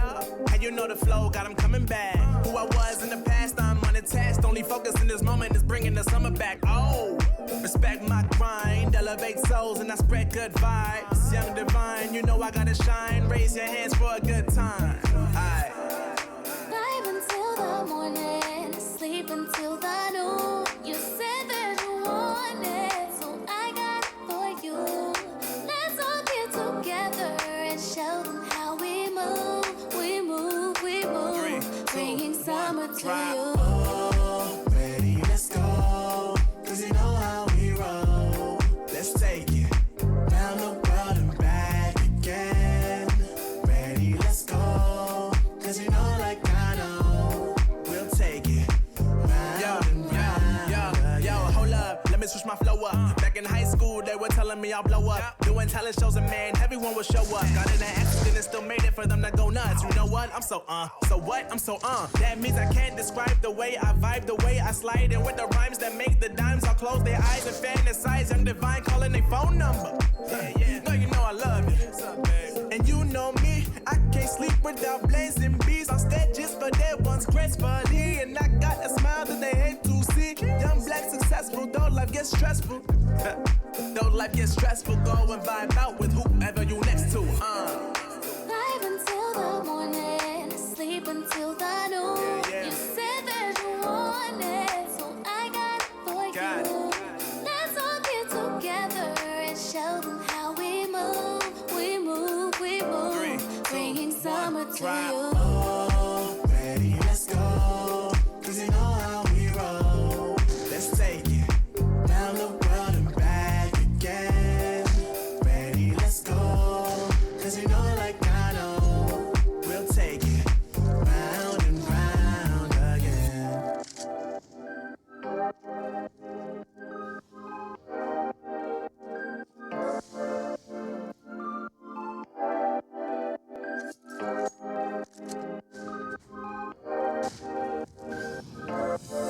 Oh, I see the signs and I see we're there. And I feel the lies and I feel the same. Forever who we are. No matter if we cast away a fire in the dark. I know that you will be where we know we're again.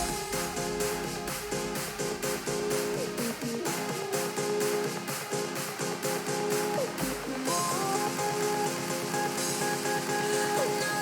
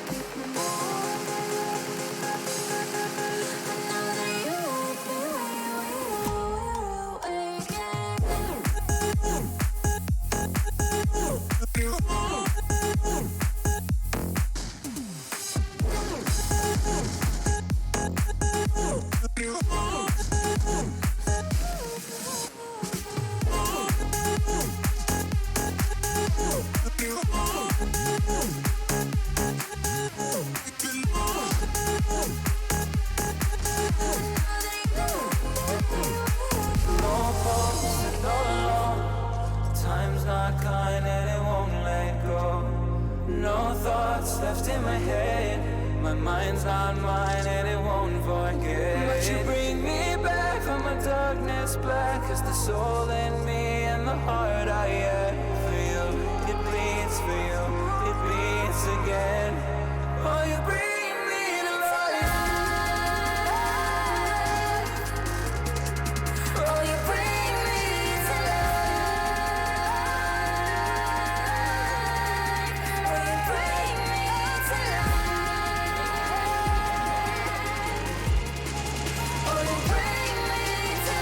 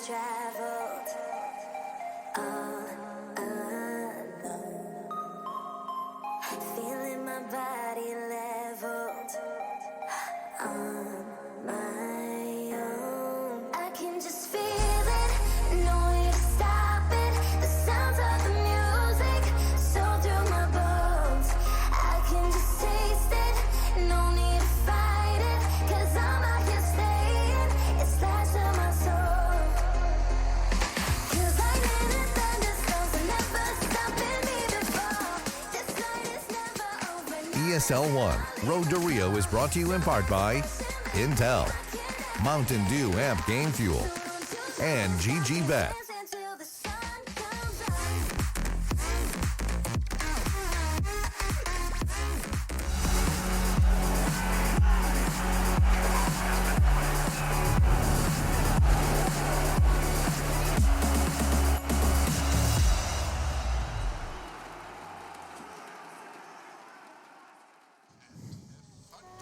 Welcome back to the ESL1 Road to Rio, this time featuring FaZe Clan taking on Godsent right here for our second matchup of the day. You did just get a taste of what this studio had to offer. My name, that's not important, but what is important is the fact that the ESL1 Road to Rio has been marching on, and we are glad to have you here with us. And that means dollar bills, y'all. Alongside of me is going to be that of Harry and Hugo, as their stage names, of course. I'm not really sure what the get-up's all about, but we will ride with it for as long as can be, fellas.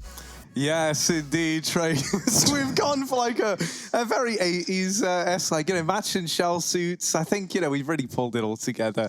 I feel great. This is how I wish I could always look, honestly. I spent 10 grand on this as well. So, yeah, I hope it's worth it. Yeah, but what hope about it's better than just this one laugh. Me too. I was thinking the same thing. I got this sick boombox. It's Bluetooth enabled. Of course, it's very flexible too. Here you go. You go.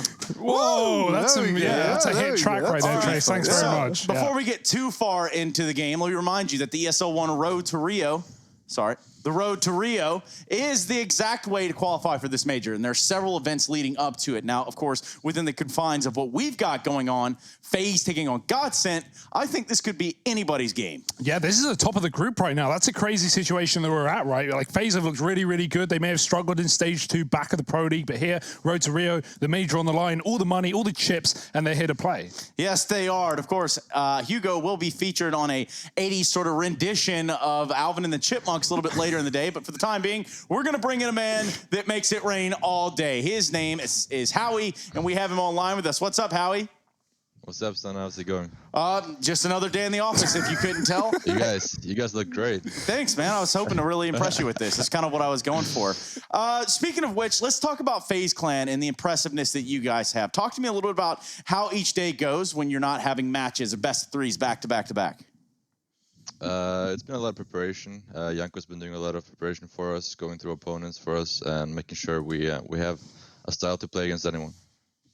Yeah, that's basically it. Right, I'm kind of curious, right? Like the results in the RMR are looking great for you guys, right? Currently sitting top of the board, undefeated, things are looking up. I'm just curious, like in your eyes, what do you think has led to this? Like, it feels like a real turnaround, man. Like the results have felt very, very consistent. Everyone's been stepping up in spades. How have you got there?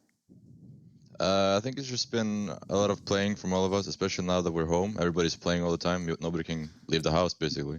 So it's been a lot of gaming and a lot of preparation, as I said, with Janko.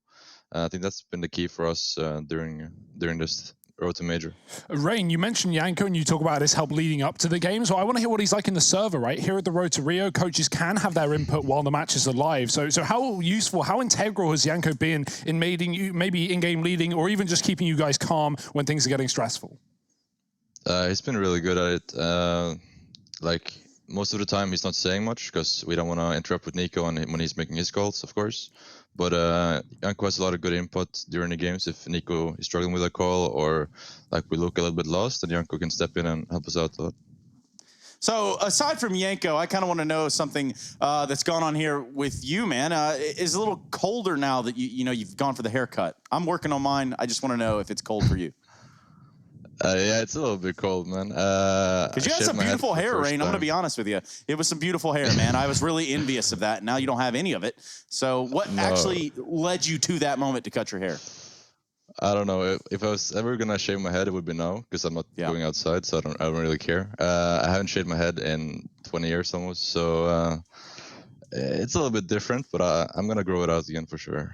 Yes. Yeah, and of course, it takes a little while to do those things. Rain, I understand that there might be some things distracting you around here, and it has nothing to do with us. There is a game to be played. We're going to let you go ahead and take on Godsent inside of the server. Thank you for joining us, Rain.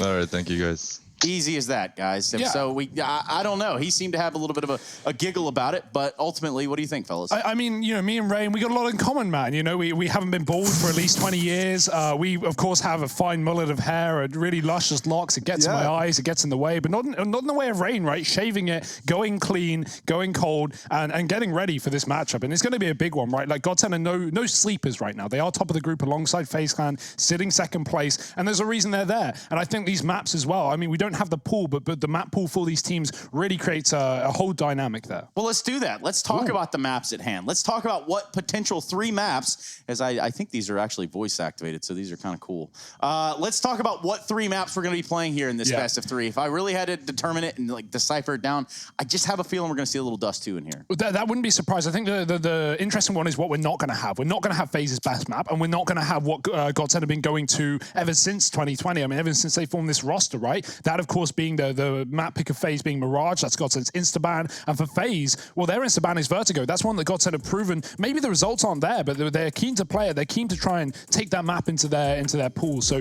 neither of those, I'm imagining, are going to be coming through in this series. Yeah, I think we have a pretty good chance of ending up with like an Inferno or an Overpass, right? I think these two maps could float their way through. I'm inclined to agree with you, right? I don't think the bans are going to suddenly change out of the gates for these two squads on the back of this matchup. So I'm imagining, yeah, we say goodbye to Vertigo. I'm thinking we say goodbye to Mirage. And then, you know, I think we could see something like an Inferno pick coming through for FaZe, a map that hasn't really been too kind for Godsent as of late, and one that FaZe have looked good on. So I feel like that stands a pretty good chance of coming through there. I think the important thing to remember is whatever map we have, FaZe shouldn't be worried. They shouldn't be coming into this game, and I doubt they are, feeling like, oh, you know, we're really on the back foot, guys. Godsent have pushed us into a corner. That's not going to be the case. This is FaZe. I mean, Godsent, of course, they're up-and-comers. They've got a lot of great players, but they haven't at all got the tenure or the, you know, the notability as some of these players in the FaZe roster, all of these players in the FaZe roster. You say notability, I say notoriety, because there are a lot of heavy hitters across the FaZe lineup, and we know them to be that project where in which, you know, they can kind of make up for some of the tactical side of things with their firepower. But when that's not going right, that does create a bit of an issue. We do have those vetoes flying in right here, right now, and that's going to be Mirage and Vertigo out first. Yeah, wow, we've really got to take a deep dive look at this one, Trace. It's getting interesting. The picks coming through. I'm leaning on Inferno or Overpass. Overpass going to be the pick for Godsent. That's actually kind of cool as well. You know, FaZe, they've had trouble on that map. So, you know, while they've been keen to leave it open, they've never really been, like, picking into it. It's one that they always save till their second ban. So the fact that they're floating that early means Godsent are going to take it away from them. And Nuke as well. Yeah, I think this could be a really exciting matchup. Yeah, you know, Nuke makes sense. It's a good FaZe map, right, as well. So that one goes on through. Now, that is a map that Godsent have looked pretty decent on, right? So I think that's a nice ballsy move from FaZe, right? Kind of admitting that, yeah, you know, we'll play them on a map that they look decent on. We'll take them toe-to-toe there. Inferno gets removed from the Godsent side, and then the train ban from FaZe. That's going to leave us with Dust 2 at the very, very end, Trace, just as you predicted. Yeah, that's kind of actually what I thought was going to happen, and it wasn't a prediction. I was just telling you all that the third map was going to be Dust 2. So we got Overpass first. How do we feel about these teams on Overpass in a big picture scope? And I'm not talking about the firepower. Well, you know, Godsent, they've been looking pretty good on this map as of late. And for FaZe, it's one that, you know, that they used to be looking decent on, but it feels like as of late, they have had their fair share of trials and tribulations. You look at this Godsent squad, they've got victories over the likes of Force and Spirit. I think perhaps two of the more impressive names on that list, right? Obviously from the CIS region, but Team Spirit over there, they're really shaking things up. They're looking stellar. So, you know, that's a pretty decent victory for the Godsent squad to have. Then you look over at FaZe and, you know, yeah, okay, they've got wins over North, they've got wins over VP on this map, but whenever they've kind of faced teams that are on the level above that, you know, when you look at your Na'Vis, when you look at your Astralises, they have fallen short. But it is still a comfortable map for FaZe, right? It's one where the win rate might not look that great, but you look at the opposition that they've had on this map whenever they have lost, and it kind of goes without saying, right? I just think back to like Pro League game, that 16-4 beating Astralis gave them on that map. But I do agree when you say like, oh yeah, this is versus the tier ones, this is versus the top teams in the world. Well, like, you know, Godsent, safe to say, aren't going to be favored against FaZe in this matchup. So regardless of the map, again, echoing that, FaZe should be comfortable wherever we end up. And I'm sure they are here in this best of 3 series. I still think there's a good chance for Godsent to take us, you know, the whole distance, but I'm going to be leaning the way of FaZe, as most will. Don't get ahead of yourself, Hugo. It's not like, you know, we have much else to do, but to wait on this game to start. And I'm not quite ready for predictions, but one thing I am ready to tell you about is our fresh clothing, quite flea, if I don't mind saying so. And you can find that over at shop.eslgaming.com. That's where you can get the real deal stuff, not whatever in the hell Harry has ordered us from Amazon. Now, since we do have a few extra seconds before we jump into the game, not to derail us too far, but since we're already here, Harry, what was the inspiration for this, and why am I dressed like this? Well, you know, the other guys, right, they're keeping things like pretty Rio themed. You know, you got like the floral touristy shirts. We got like some exotic wildlife about the place. We had a Brazilian flag in here as well. But I just wanted to take it one step further. I thought like a really hard-hitting, you know, all-encompassing kind of design was the way to go. And that's how we've ended up with this. That's how we've ended up looking the way we do, Trace. I see you laughing, you know? Like this isn't a joking matter. This is our lives now. Yeah, I understand that. This is our lives now, but also like it's just hair on my shirt. I look at Hugo and I think of the guys from The Matrix, you know, the guy that can double himself down into 2 people. And I just gotta get that vibe from him. I'm sorry, it's still a very serious affair around here. Yes, indeed. Nonetheless, we are waiting to get into the game. We do know the maps, and we do know that Overpass is gonna be first. Now, I didn't ask for predictions before. I'm not entirely sure that I'm ready to ask for them now, but I might as well. And since we kind of already know where you stand, Hugo, Harry, lead us into this one and you know, do it with some poise. Convince us by looking down the camera. Yeah, you know, so I think FaZe are coming into this as the favorites, right? I don't think there's any denying that. But God said, they have been performing in what feels like I don't want to say like peak. I don't think they've necessarily reached the peak yet, right? But it's been like an upwards trajectory for this squad. They've been looking better and better by the day. And I personally love as well the man that they've got in the coaching slot, right? Someone with a lot of Counter-Strike tenure behind him. That's, of course, Devilwalk. You feel like he's going to be more involved than ever with this squad. You've got some bright names in the server, you know, Madden, just to give you an example of someone who played, maybe someone hadn't really heard much about. Of course, Heralding from Montenegro, he has been impressing us time and time again in the server, really looking good. And I think Godsent actually could upset this one. I'm going to lean in favor of the Godsent boy. You can see Harry like justifying that stuff, like rationalizing it. He's like, he goes into that sentence thinking FaZe all the way, and he's like, actually, no, Godsent, they're all right. They could do something here. Yeah, Godsent. Well, I'm going to flip the table completely. I'm going to throw all of his toys on the floor because FaZe, they're going to take this one, Trace. But Hugo, you're telling me that there's no way Godsent can have a fight here, or are we expecting 3 maps? What are you thinking? Give me something here for the side of Godsent, because they do have, you know, a little bit of something behind them now. They have some numbers on the board. For sure. They've got experience. They've got great players. You know, these guys have played on the world stages, but again, so have FaZe, and everything Godsent have done, FaZe have done twice as well. So really looking at the results there, I don't think how you can really lean in favor of Godsent to win this series. Of course, upset potential is always there. Of course, Godsent have looked good in this season, and as well, the maps are fine. You know, no one's going to be necessarily out of it via the pool, which is always a good thing. But no, FaZe. You're not changing my mind, Trace. I'm staying with FaZe. I'm not changing your mind. I'm not even trying to blow your mind. What I am trying to do is take a look at these GG.bet odds, fly them in right there, and then we can take a look at the numbers as they stand per what you say. Now, I don't think that was supposed to be right there, but nonetheless, we can take a look at these odds. They're going to tell you that FaZe Clan are the favorites here. And now, I do have to ask the question, guys, before we go to a break here.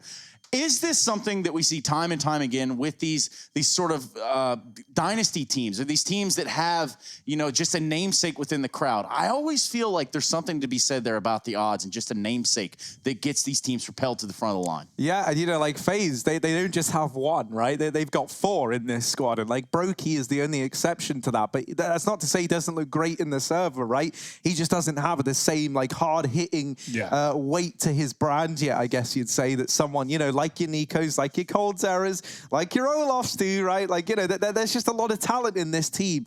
And it's almost like, you know, if you went back and you like cherry-picked key players from years gone by, and then you assembled a team, this is how it would look. Yeah, and this is Reddit's team of 2020 or 2018. And maybe. I really feel like that's why FaZe, you know, like there's a lot of expectations on this squad as a result because of the names that are in it. So what does that mean you guys are supposed to be then? Fired? Fired. Probably that. And speaking of being fired, we're going to go to a quick break. When we come back, we're going to be jumping into that first map of the series. Overpass on the cards between Godsent, between the FaZe Clan, and you with us. I wouldn't want it any other way. We'll be right back after this.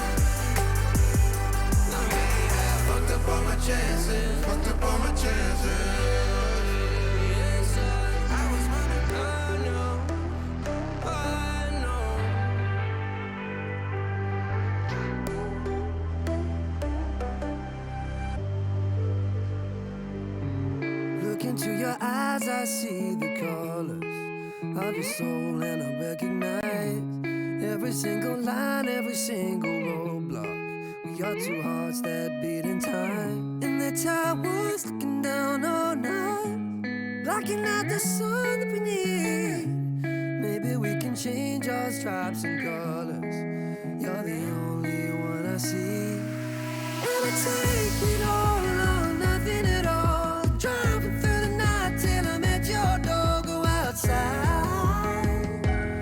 stay up all night, and I take it all or nothing at all.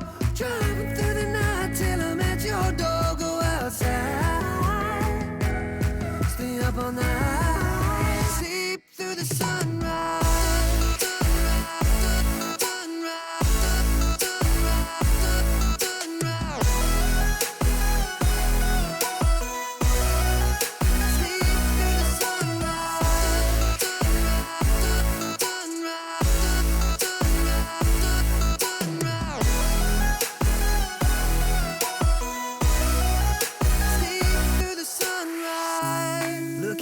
Past and I count the numbers of the dreams that I left behind. I don't even care now that I've discovered a new kind of peace of mind. Up above us, looking down on us, there's an angel I know. We don't need to worry or discuss much. It's time for me to hit the road. Take it all or nothing at all. Driving through the night till I'm at your door. Stay up all night, sleep through the sunrise.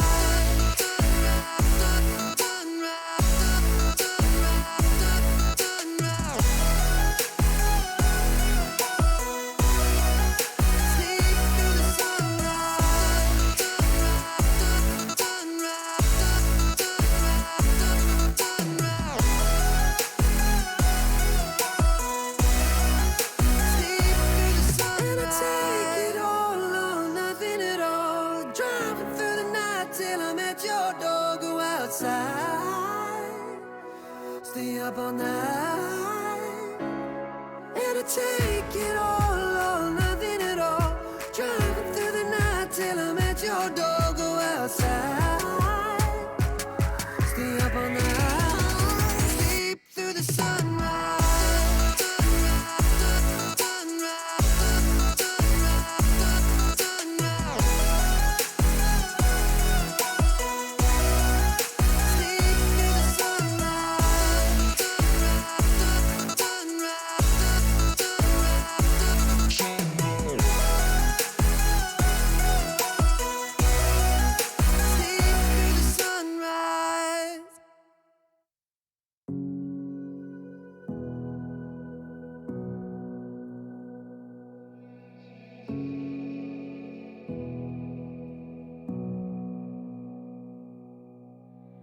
Sitting on a bench, waiting for the time to pass, dreaming of what happens next. I see what I wanna be, questioning my destiny, only knowing what I see. I don't even realize I've already made a path, and I can change it anytime. I can't take it back. I know what I want, but it seems so damn far away. I know I sound crazy to the ones who said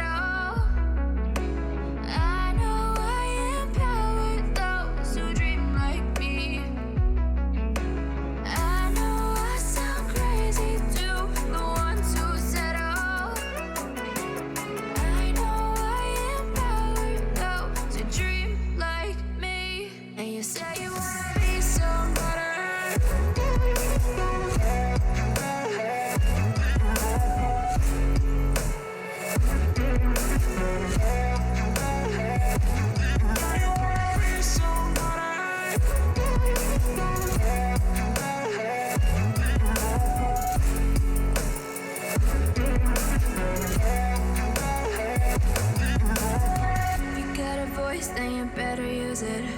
Tell yourself day after day it's time to prove it. No days off, keep the hustle moving. Wanna see you be what you wanted to be, prove it. I know I sound crazy to the ones who said oh. I know I empower those who dream like me. I know I sound crazy to the ones who said oh.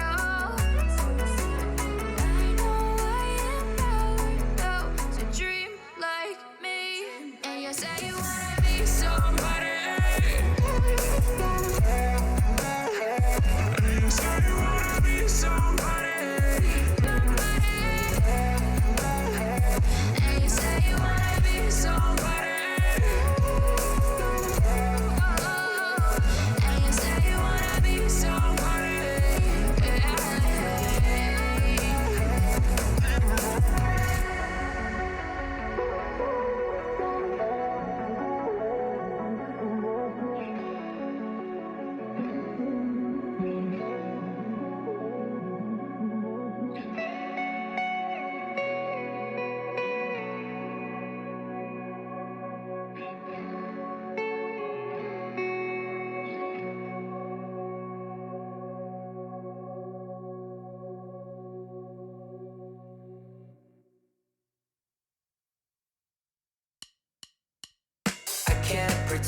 to like you.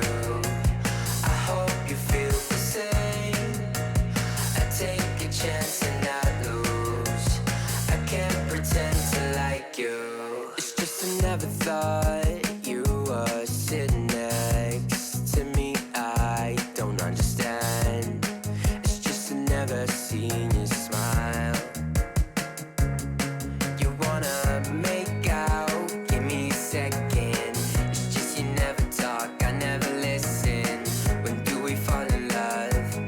Make up your mind, honey, 'cause I can't pretend to like you. I hope you feel the same. I take a chance and not lose. I can't pretend to like you. I can't pretend to like you. I hope you feel the same. I take a chance and not lose. I can't pretend to like you.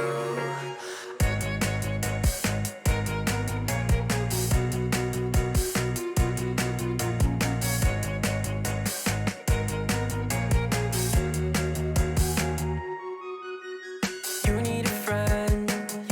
I can't help this time.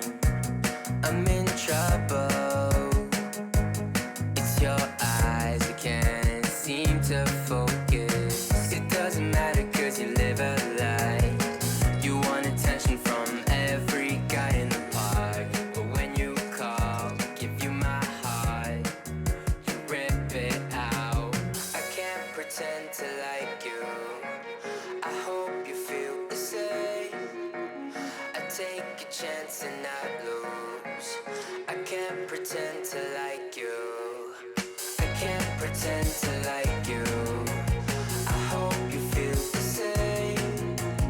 I take a chance and not lose. I can't pretend to like you. I can't pretend to like you. I hope you feel the same. I take a chance and not take a chance and I can't pretend to like you.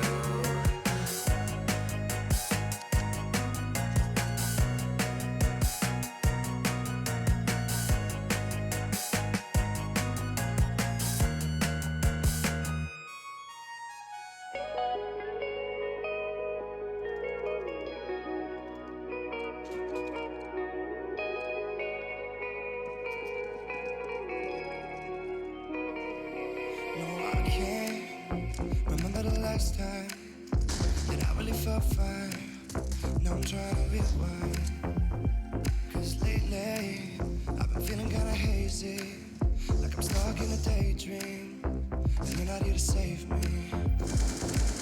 Down and out, I hit the floor. All is fair in love and war. But I can't do this anymore. No, no. So take me to a place I know. Somewhere I can feel my soul. Lately I'm skin and bone, so hollow. I've never felt so alone. I need you more than you know. 'Cause baby, you feel like home.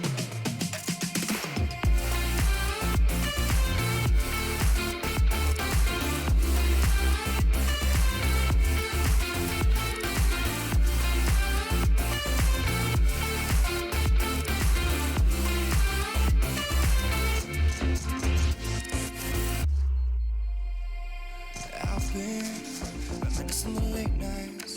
We'd fall in love in the moonlight and wake up at sunrise. Now I'm just thinking that we should go back to when we were. Hold each other to feel good. Down and out, I hit the floor. All is fair in love and war. But I can't do this anymore. No, no. So take me to a place I know. Somewhere I can feel my soul. Lately I'm skin and bone, so hollow. I've never felt so alone. I need you more than you know. 'Cause baby, you feel like home.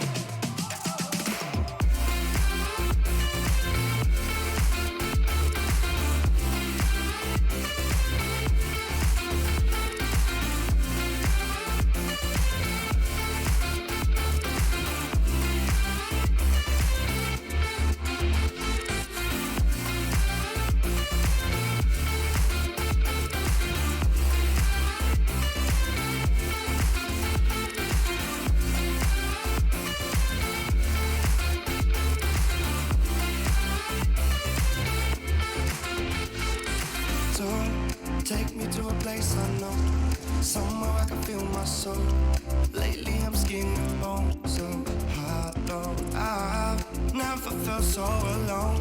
I need you more than you know. Cause baby, you feel like home. It's hopeless when you think that you lost. Oh, I will take your hand and we'll rise up from the dust. Oh, here we go, go, go. Let us heal and grow. You won't be alone. We're unstoppable. Don't be afraid to show what we're going for. This is what we know. Here we come back to life. We're still breathing. Standing up, everybody's gonna see it. Oh, all you need to know is that we're holding on. Even if we fall, we will rise up and we follow the path that we believe in. No, we're not gonna stop until we reach it. Oh, all you need to know is that we're holding on. We rise up from the dust and claim our throne.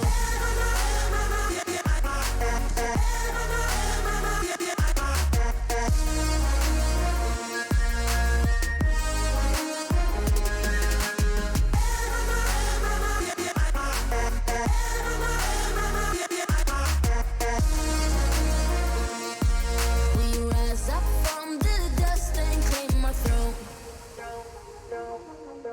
We all have our reasons why we are on this track. Oh, we all have our burdens, yeah, but we just keep on fighting and we never look back. Here we go, go, go, let us heal and grow. You won't be alone, we're unstoppable. Don't be afraid to show what we're going for. This is what we know. Here we come back to life, we're still breathing. Standing up, everybody's gonna see it. Oh, all you need to know is that we're holding on. Even if we fall, we will rise up and we follow the path that we believe in. No, we're not gonna stop until we reach it. Oh, all you need to know is that we're holding on. We rise up from the dust and claim our throne.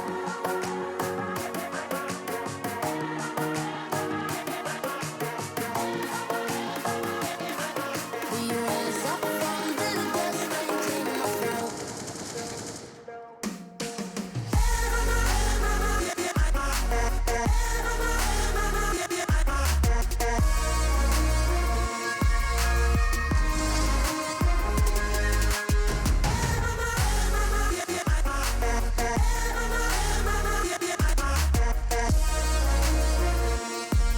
We rise up from the dust and claim our throne.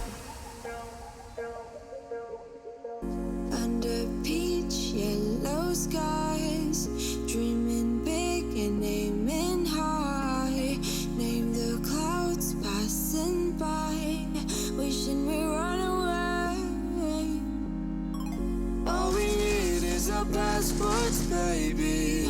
Leave the rest in our troubled minds. Let us go down in laughter, baby. Trying to figure out what we're after. We're never heading back until we're older. We couldn't care no more, not any longer. Under peach yellow skies, we keep on searching, but we will never know what we're after.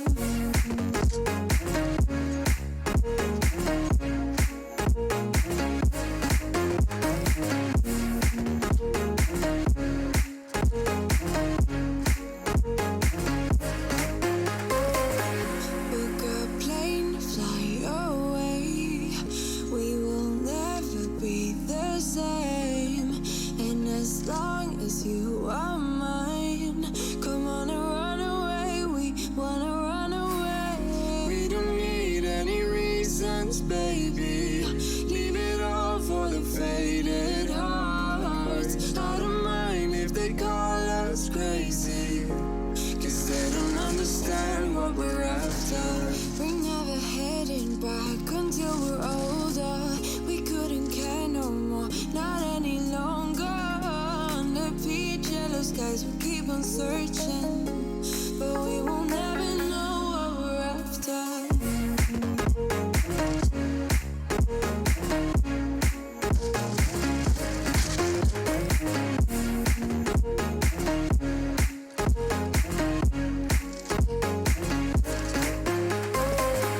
We're no kids no more. I need to feel alive in the stretch. cause you're mine. I wanna run away. We're never heading back until we're older. We couldn't care no more, not any longer. Under peach yellow skies we keep on searching, but we will never know what we're after.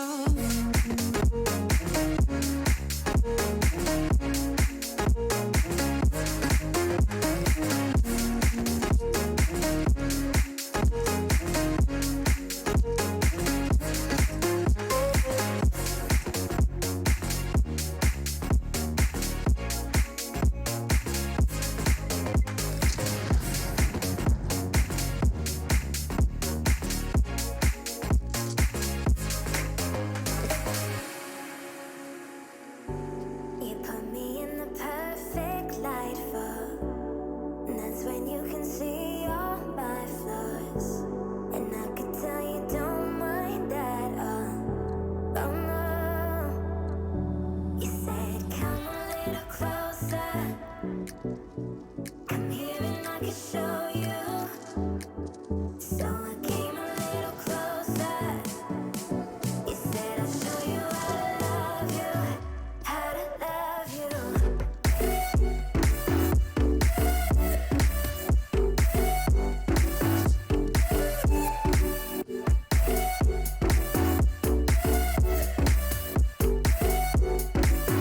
How to love you.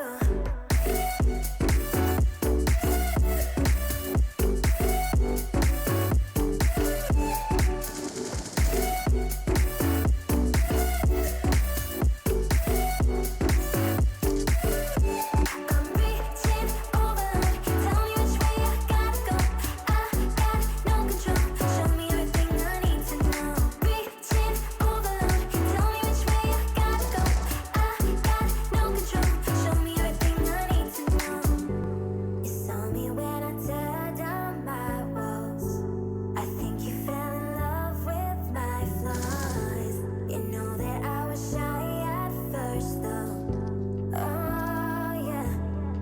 You said come a little closer, come here and I can show you. So I came a little closer. You said I'll show you how to love you, how to love you. Come a little closer, tell me which way I gotta go. Here and I can show you, show me everything I need to know. Came a little closer, tell me which way I gotta go. Show you how to love you, how to love you.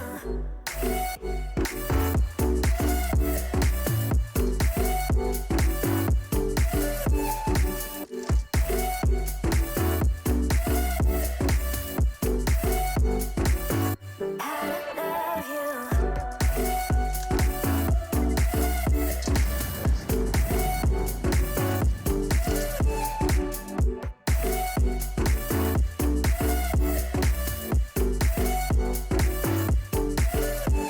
I'm reaching over, tell me which way I gotta go. I got no control, show me everything I need to know. Reaching over, tell me which way I gotta go.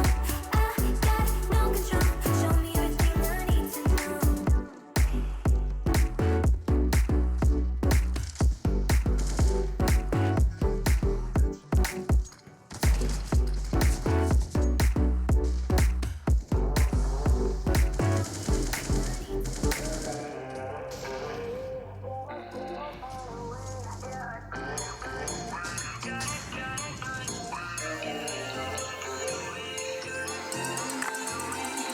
Said I'd find a way to turn my heart into something gold. Knew I sold my soul to the devil long ago. I rode it all along on your wave right before it broke. Time was thrown down the well, so I let you go. What I do right now. What I do right now for you, for you.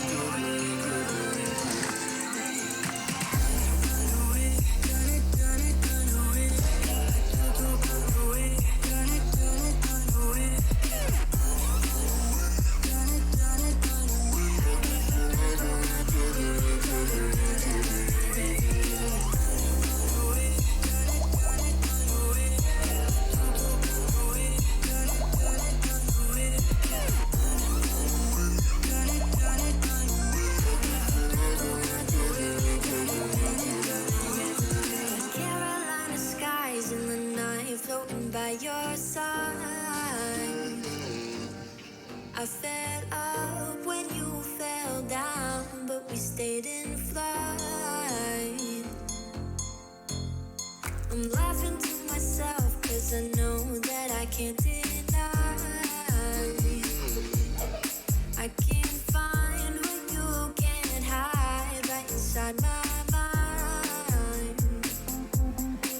What I do right now. What I do right now for you.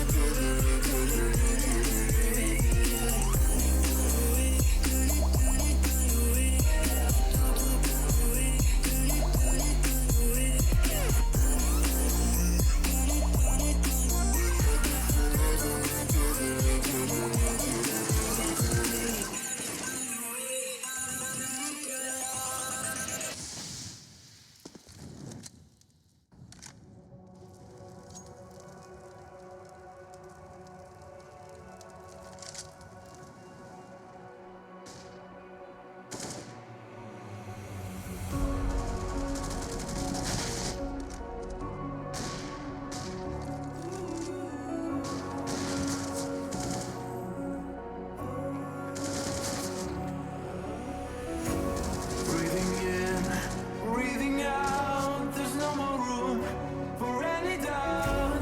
Empty mind, steady hands, just stay close, stick to the plan.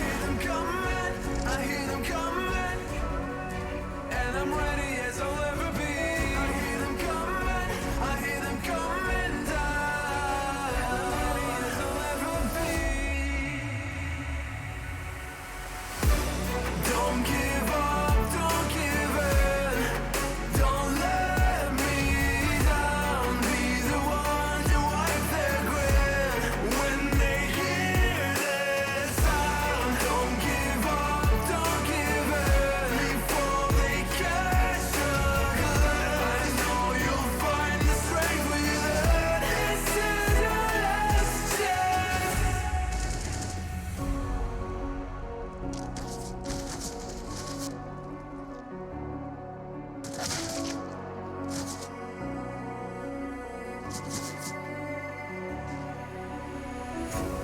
This is it, this is not a drill. Hold nothing back, this shoot to kill. In this leap of faith that you're in me too. You stand alone, but I'll watch over you. The clock is ticking, the clock is ticking. A single second could mean everything. Time is running, the time is running out.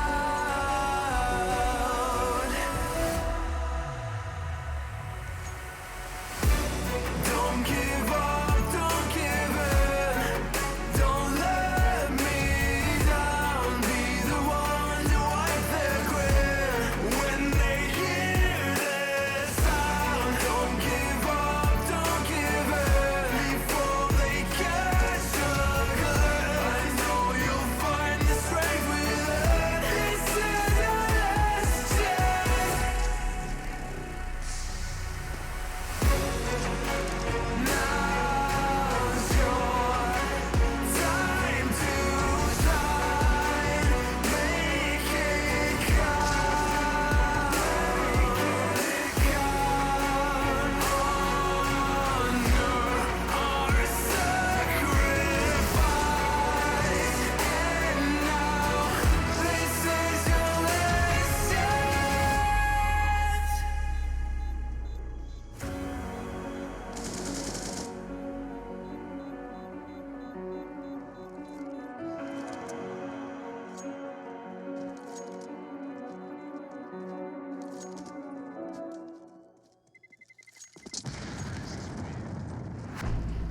I was born like a fire in the eye of a hurricane.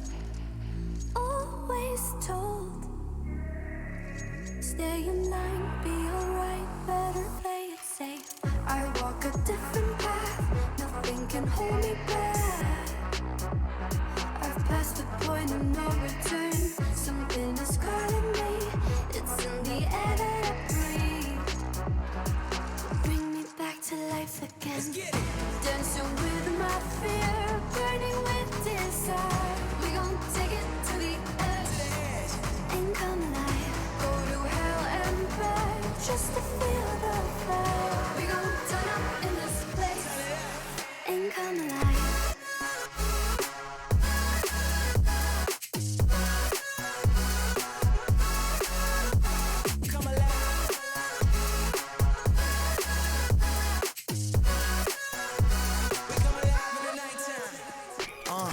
Fly so high they can't touch us. So top notch, none above us. We done came so far, now we up now. Had a vision, stuck to it, never back down. Never had much, now we on the whole thing. Spread it all around the world, watch it all change. Came alive, now they all see the greatness. Light shine so hard they can't take it. Dancing with my fear, burning with desire. We gon' take it to the edge and come alive. Go to hell and back just to feel the fire. We gon' turn up in this place and come alive.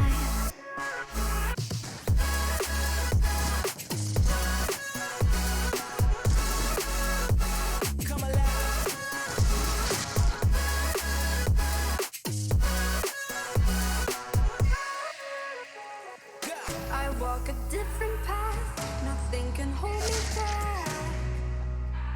I passed the point of no return. Something is calling me. It's in the air that I breathe.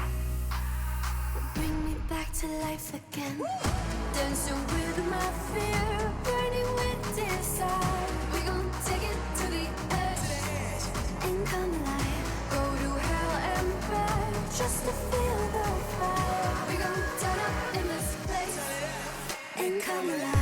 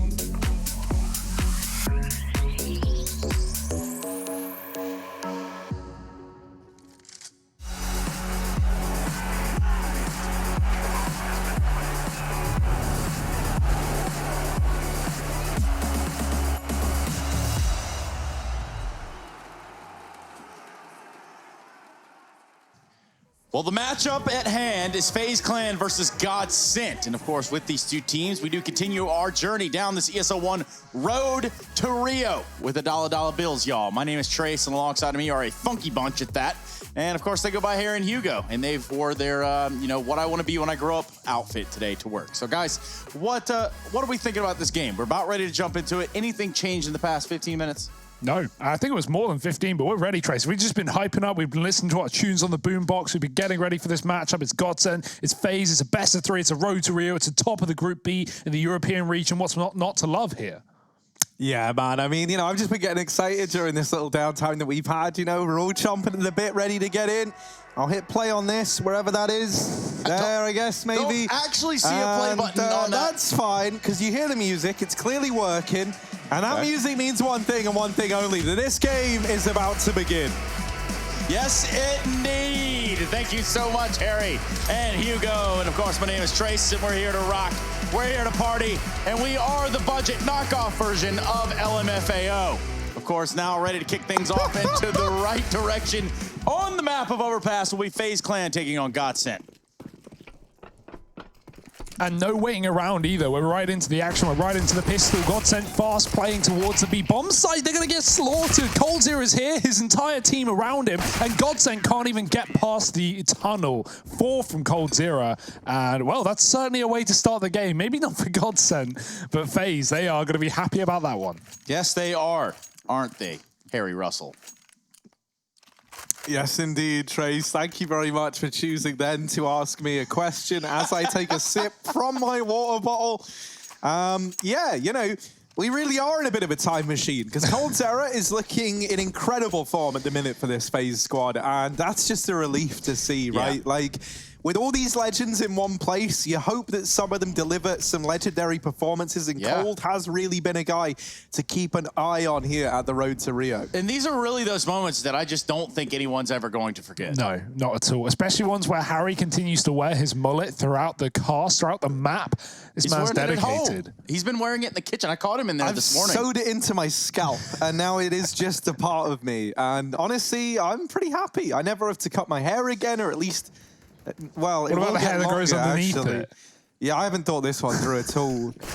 Don't worry, we'll get the scissors. To a doctor's, get it removed. And speaking of removing scalps, that is exactly what Brokey is doing here inside the A bomb site. So maybe I could get his number and fix this whole problem. That wasn't me trying to flirt with Brokey. That's what it sounded like now for. That's not quite what I was going for. FaZe 2-0 up. They get that conversion.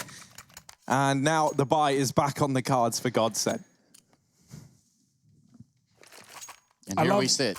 I love the high pitchedness that Harry gets to when he's defensive. It's great, It's like only certain animals can hear that frequency that he's broadcasting in. I'm not saying. Ooh, one of the Molotovs misses here for FaZe Clan, which was going to land in front of the playground, or inside of the entrance rather. The grenade is good. Ooh, well, not really. Looked like it had potential. Madden will survive just fine, and Godsend begin to move out through the playground here. FaZe already putting pressure in middle. They get smoked off in the front of toilets, only being forced to fight towards long, but they can, of course, wait that out and backstab Godsend once they get past, if they get past, because Brokey's still waiting here with a double-man setup. Do Godsend flashes fight? Do they just go in dry? It's a double peek. It's a trade attempt, but the bomb's been dropped and no one even swings off the back of that kill. You're certainly hoping for a trade, but that's a Nico to get aggressive on the back of the A site and drop 2 more. Godsend hesitating, and they are going to pay the price. Yeah, now just Zen and Stiko left standing in the blink of an eye. They're going to try and join up over here in middle, but be sure to bear in mind that Brokey has wrapped all the way around through mid and catches Stiko very much unaware on this wraparound from behind. That's now him upgraded as well, and this is where things could get even worse. It's actually Olaf, by the way, to get that kill. I said Brokey, meant Olaf. Numbers 1 and 5, very, very different, but I did not make that distinction. And Zen now... he could be in a 1v1, he could be in a 1v5. I couldn't tell you, apparently, but it looks like the latter. He's going to just look to hold on to this AK, gives up the bomb, runs away. And that's really all you can expect from him in this situation. Oh, no. Now, are they going to let him get away? That's the question on everyone's mind. This is a good play, though. Instead of going T-spawn, which is where Olaf was going to cut him off, he actually pushes B. He knows that because FaZe have the bomb on A, they're not going to be playing inside of the site, and he is correct in that assumption. Olaf's wraparound will find nothing. And FaZe Clan, well, they'll at least get 3 rounds. That's really what they're waiting for, as they absolutely make quick work of Godsend on the rifle round. We still have bonus guns in play for FaZe, and they have no issue getting upgrades onto AKs. We've got 4 of them in play in round number 4. And that's just for the CT side. 5 if you include Zen, but what can his team even have around this? They could consider a force buy here to try and level out their money, but we're not going to be seeing AKs behind this hero weapon. It's more about Deegs and armor. Should be FaZe's chance to get up to a 4-0 lead.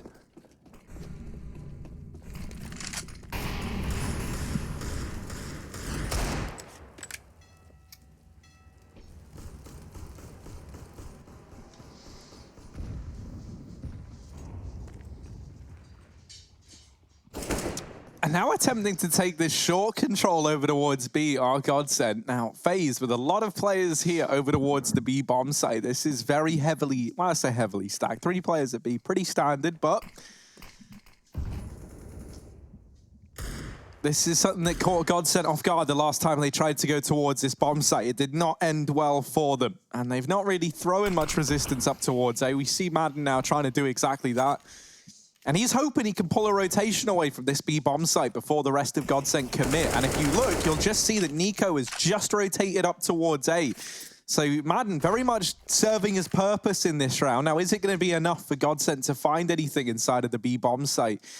Well, we're going to have to wait and see. Olaf still here. Madden gets dropped up at the A site, and that allows Nico to come back down towards B. So they had a timing where there were only 2 players here inside of the site, but now it's back to Old Faithful, back to the 3-man hold.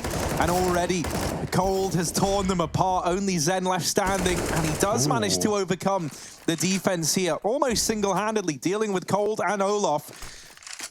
But a 1v2 still to find for Zen. Rain and Brokey on the other side, and he will at least get this bomb planted, but whether or not he lives to tell the tale, he does not. Rain is able to deal with him, and FaZe, they find themselves a 4th on the board. Yeah, Zen's trying to plant there for, you know, an open position, but while it's open to the CT spawn, it's actually closed off for short, and I think he's fearing someone's going to come from that spot to flank him as he plants the bomb. So no time, no room really to cross towards short to check that. He just had to gamble, and FaZe are both able to spray him down from the CT spawn. He can't get out of the site. 4-0 lead. Good to see Zen at least trading his way into B, right? When you have a 1 AK in a round where you've got pistols, you don't want to put that AK at the front. You don't want to put that AK at the back. If they're at the front, they're probably going to die immediately. If they're at the back, well, they're going to come into a situation that's too late for them to clutch. And while that still was for Zen, he's able to get 2 kills, coming in second, trading his teammates, and at least getting a bomb plant, meaning Godsent have money for the 5th round. Buy is in, AWP is out. We do have one on Brokey as well to meet Michaelele. Brokey is yet to die in this game. Will Michaelele be the solution here for Godsent? Stico smoked off the bottom of Con. This allows him to cross back up, but FaZe are going to do the same. What, Nico? Just tapping. No, that's not fair. That was just 2 bullets through the wall as well. Like, it's like he knew, but he didn't know. Oh. And that's what makes it so impressive. Dear, oh dear. That might stall FaZe's rotation. They were going to move a man back up off the back of that connector smoke coming down. They actually still will late. Nico begins to shift, shuffle. Those are the 2 words I was trying to say at the same time. Every day I'm shuffle for that one. Yeah, that's you know, that's a good reference, Trace. Well, Michaelele trying to get something going here with AWP up towards the A site. The jump site, the jump peak does leave Rain exposed, but he's wisened up and said, you know what? Probably not going to be doing that one again. Yeah, this sweaty little crossfire, and FaZe have no reason to believe it's B. It's been silent since that kill on to Stico, so FaZe know this is coming. Oh dear, and also Olaf has just pushed through Monster. Now that leads to a quick rotation from Cold Zera up towards the A bomb site. That puts 4 players here for FaZe, meaning that now as this site take comes in, they actually have the man advantage in the A bomb site. This is not a good situation for Godsent, and they are learning that the hard way. It is a complete and utter shutdown, a flawless round from FaZe. And my word, they are looking to impress us today, are the FaZe Clan squad. That setup inside of the site, everything about it was pretty gross, and Godsent, none the wiser. Cool, I guess. You know, I mean, whatever. Reported, really. dude. Yeah. Reported. What do you even do against that? Like, well, I mean, you can't do anything against. If Godsent keep playing like this, they're going to have real problems, because FaZe aren't falling for, like, you know, slow rounds where Godsent take 30, 40 seconds to hit a site. FaZe are going to read, they're going to aggress, they're going to get information, and they're going to gamble stack off the back of that. So they've been doing it every round. FaZe have been surrounding Godsent in these, you know, full-on buy rounds. So Godsend either need to be quicker or they need to leave lurking players to keep FaZe at the bomb sites, to keep fakes available. I think a team, a while ago now, was the old HR roster that always impressed me on Overpass, because they would just, every time they started a round, they would take B short and they would leave Dead Fox there, and he would stay there the entire round in the same corner, waiting for re-aggression or giving information to Angel on players rotating up or down, or making the call that, guys, A looks good, but I can hear them leaving B. We should rotate down connector in the last 20 seconds and win. And I think HR was such an exciting Overpass team because of Dead Fox's role in that team at the time. So yeah, I'd like to see Godsend try and use something like that, try and have more lurk players, or do what they're doing now and speed up the pace. Now, still it's a stack for FaZe. That's the unfortunate part. Godsend are walking into a lot of bodies, but they've also got a lot of guns. That they do. Rain just didn't know any better. Brokey does, though. Brokey knows all of the angles. He's going to be hitting all of the shots and ultimately defending off this A site.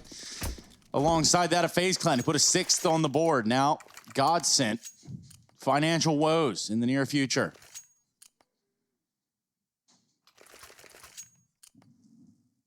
This is a scary looking FaZe squad, man. It's not every day that you get in and it feels like you have everyone showing up at the same time for FaZe, right? I think that's always been like one of the problems, is that, even though we've had like big performances from, really, I'm kind of looking at the people like Nico and Rain, right, being very, very consistent. It feels like as of late, Cold's consistency has gone up massively. Olaf as well has looked way more comfortable since kind of swapping these roles around with Brokey, and everything's starting to fall into place, it finally feels like, for this FaZe squad. A squad that, no one's really doubted that these guys can reach a high skill ceiling just because of the names that you have in this organization. But we're really starting to see that. And this matchup in particular, they've just demonstrated some excellence thus far. And it might be about to get even sweeter, as it's only pistols here for Godsend. The odds are a 7th round on the horizon for FaZe. And Godsend not really looking up to the task of beating them right now. These rounds have been so quick, so clean. And it's another one of these rounds where they try and send a guy up towards A in the hope that that baits a rotation out from FaZe. Now, Cold there was doing the classic of, pre-aiming to take the tunnels peak, didn't realize that they'd gotten so close, and so he gets caught. Nico is now alone at the B bomb site, and Stiko does manage to best him in the head-to-head. So now Brokey and Rain over in heaven on for the retake. Oh, dear. That's awkward. That is very, very awkward, but luckily enough, Stiko had plenty of time. Rain did not know he was down below. Brokey now left in this clutch. Now 1v2, flashing himself to take this peek down into pit. Crystal getting caught out in the bomb site. Bit of a grave error for him, and that's where he finds himself now. Stiko, 1v1. Has retrieved the bomb at the very, very least, and Brokey is paranoid about a man flanking up from behind. Now that the bomb goes down, he knows that Stiko is somewhere inside of this site. You can wallbang this plant box. And so Stiko's not fully safe sticking around here. Brokey tries to bait that he's dropped down. Now actually drops. Miss shot from Stiko, but that gives Brokey, or rather, miss shot from Brokey gives Stiko a moment to reposition over here towards the short side. And now Brokey, this is very hard for him. How on earth is he going to manage this? He's trying to find the engagement. Don't think he realizes he crossed over towards short side. And oh, no, baby. Not like this. Easy does it, says Brokey. Oh, he's still 12-0. Yeah, he hasn't even died yet in this game. But Brokey didn't realize when he takes that shot, when he drops out of heaven, he thinks Stiko's just staying behind the box. Stiko took that opportunity, as you said, to escape short. It's a great play for Stiko. He's stalling out that one-on-one as long as he can with the bomb in his favor. And Brokey just goes, screw it. He's not where I thought it was. Let's just stick the bomb. Why not? I'm 12-0. And he wins the round. Stiko with missing knives. Oh, dear. Looking back as well, watching that round back for Stiko must be harrowing, knowing how close you were.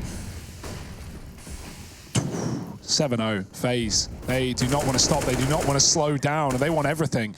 Godsend continuing to buy, continuing to get these bomb plants that enable said investments. Michael Ellie's got the entry on B. This time FaZe have set up aggressive towards A with 3 men early, and they've pushed Playground. They pushed on a flank. Rain's coming in on the back line. Nico's got a wallbang shot through a smoke. I don't even know, and he will get traded, punished as a result. Crystal's trying to take control, but he didn't realize Olaf was holding graffiti the entire time. All the time, we're waiting for Rain on the back line, and he might get caught out after all this flanking. He does react. Madden was low, and Rain deals with him. Steve Nico now in a clutch. He's got the drop on Rain. He's got the element of surprise and a nade in his hand. Good timing on the peak. Stico 1-on-2 now. He couldn't do it with the Deeg. Is the M4 any better? He's walked himself out the monster tunnel. Brokey still yet to die in this game. Is trained on him with the crosshairs. There's the shot. Miss shot for Brokey. It's going to give Stico the opportunity to go for the diffuser, but he misses that one as well. FaZe Clan still 8-0. Brokey yet to die, and this half is starting to come to a close. Ish. Yeah, I mean, for Godsend, right? Like, they're getting blown out of the water right now. This is an excellent showing from FaZe Clan in this series, considering especially that it's Godsend's map pick. And the fact that Brokey can miss a shot there and Olof can get off the defuse and find the kill quickly. He has a millisecond to react. He hits it.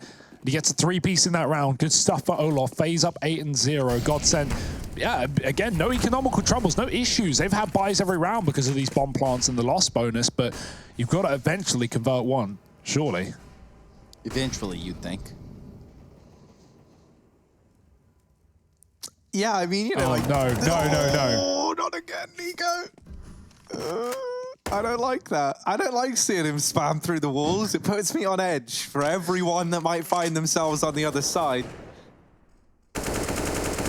Stico's not to know it, but he just dodged death by a matter of pixels in that round. Now, in this one, it's a bit of an interesting one. This double toilet setup between Rain and Brokey does run the risk of letting players slip by over towards short side, and Rain tries to wrap around onto them now. He gets dropped and dealt with. In the meantime, Coldzair is doubled up outside of Monster, and Brokey now might go unaccounted for here in the long side of things, as they've already dealt with Rain in the toilets. This does allow them a free pathway up through short, but Brokey is still coming in on this wrap, and he is a man who is yet to die in this game. So there's always a chance that it goes wrong here for Godsend, and that looks to be what Nico was trying to do over at the bomb site. Brokey, there's another 13-0. Come on, 14-0. Makalele not hitting that one anytime soon. Not even grabbing the bomb in that instance. Shots coming. He gets shot at from catwalk over there towards the connector side, but ultimately it is a 9th round. Unanswered. Godsend seemingly don't have one. Yeah, and no bomb plant either. It's getting worse and worse by each round. At least, you know, there's money to drop over weapons here, but dear, oh dear, FaZe have no issue, and Godsend, I don't even know what to say about this. This is just a great game from FaZe, but Godsend have had no answers. We'll see what the adjustment is in this round for Godsend. Going back towards middle for a change. These Molotovs landing for FaZe. Actually, only one of them connects this time, and Madden won't cross through the playground. He didn't beat that first Molotov. Nico actually gets hit quite heavily as well. Grenades outside of the B-bomb site do good damage. Brokey's going to get pushed back as well. He doesn't want to lose his KD now. You know, you come this far. Let's at least go flawless in the half. Very small odds for that, but Brokey will not refrain from putting himself on the front lines here. He still does have that AWP. Rain's going to get chased down here in the bathrooms. Nice and another one for Brokey. Yeah, just baited in. Just you know, by design. Rain runs away. Crystal tries to take the kill. Boom, the AWP is in play. Nico's now got one of his own as well. He's been tagged up, so gifted it over by Brokey. Cold drops a B player, Zen has to push through the Molotov. He's going to get hurt here. The Shadow gives it away, but he lines up a double kill. Cold and Olof lining up in the B bomb site. Godsend might have just found their first. Yeah, still a 3-on-3. FaZe are definitely going to be curious about this, but a lot of them retaking this bomb site falls on how these first couple of engagements go.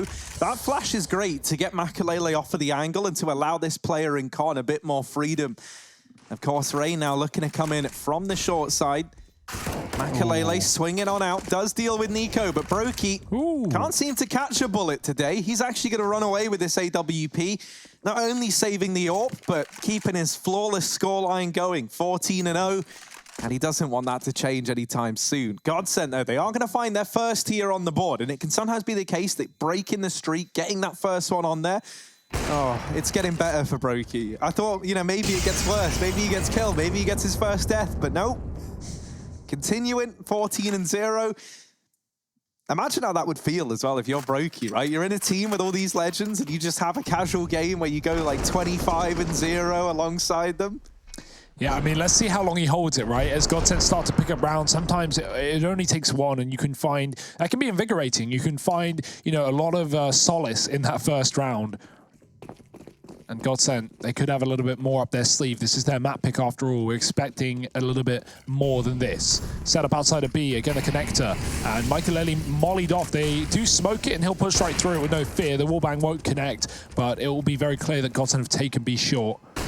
No one fighting, no one up for this AWP as FaZe have sat pretty passive inside of B. Not on A though. Rain, again in this aggressive position, could try and flank Godsend here on this B play. If FaZe make the call that, okay, mid's been clear the entire round and Godsend haven't come up connector, let's see this aggression from Rain, but it might be too late. He's lost 2 teammates inside of the site. Cold Zero has to hold shallow as well. He has to go passive as Godsend are starting to push into B. Good utility as well. Molotov's completely cut off potential rotators, and FaZe might have to give up another round here. Rain's come down connector. He's not going to find a whole lot of solace from this position.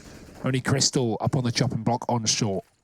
Yeah, Cold Zera's basically trapped here at Graffiti for the time being. I don't think that they know he's there. At least if they do, they've kind of written him off in this round. Either way, yeah. Doesn't look like a round that FaZe Clan will be winning. And for young Brokey, he remains in the AWP. So the old bait and switch here in Con. Basically. Oh. Careful. Careful. Yeah, you don't want to spam that versus Rain Crystal. That just ain't going to work. Will be around for Godsend, though. They're going to be happy with that one. Cold actually slips out in the last few seconds, and Stiko's coming in on connector, but shouldn't find a kill here. Either way, back-to-back for Godsend. 2 on the T side. At least coming alive when it matters.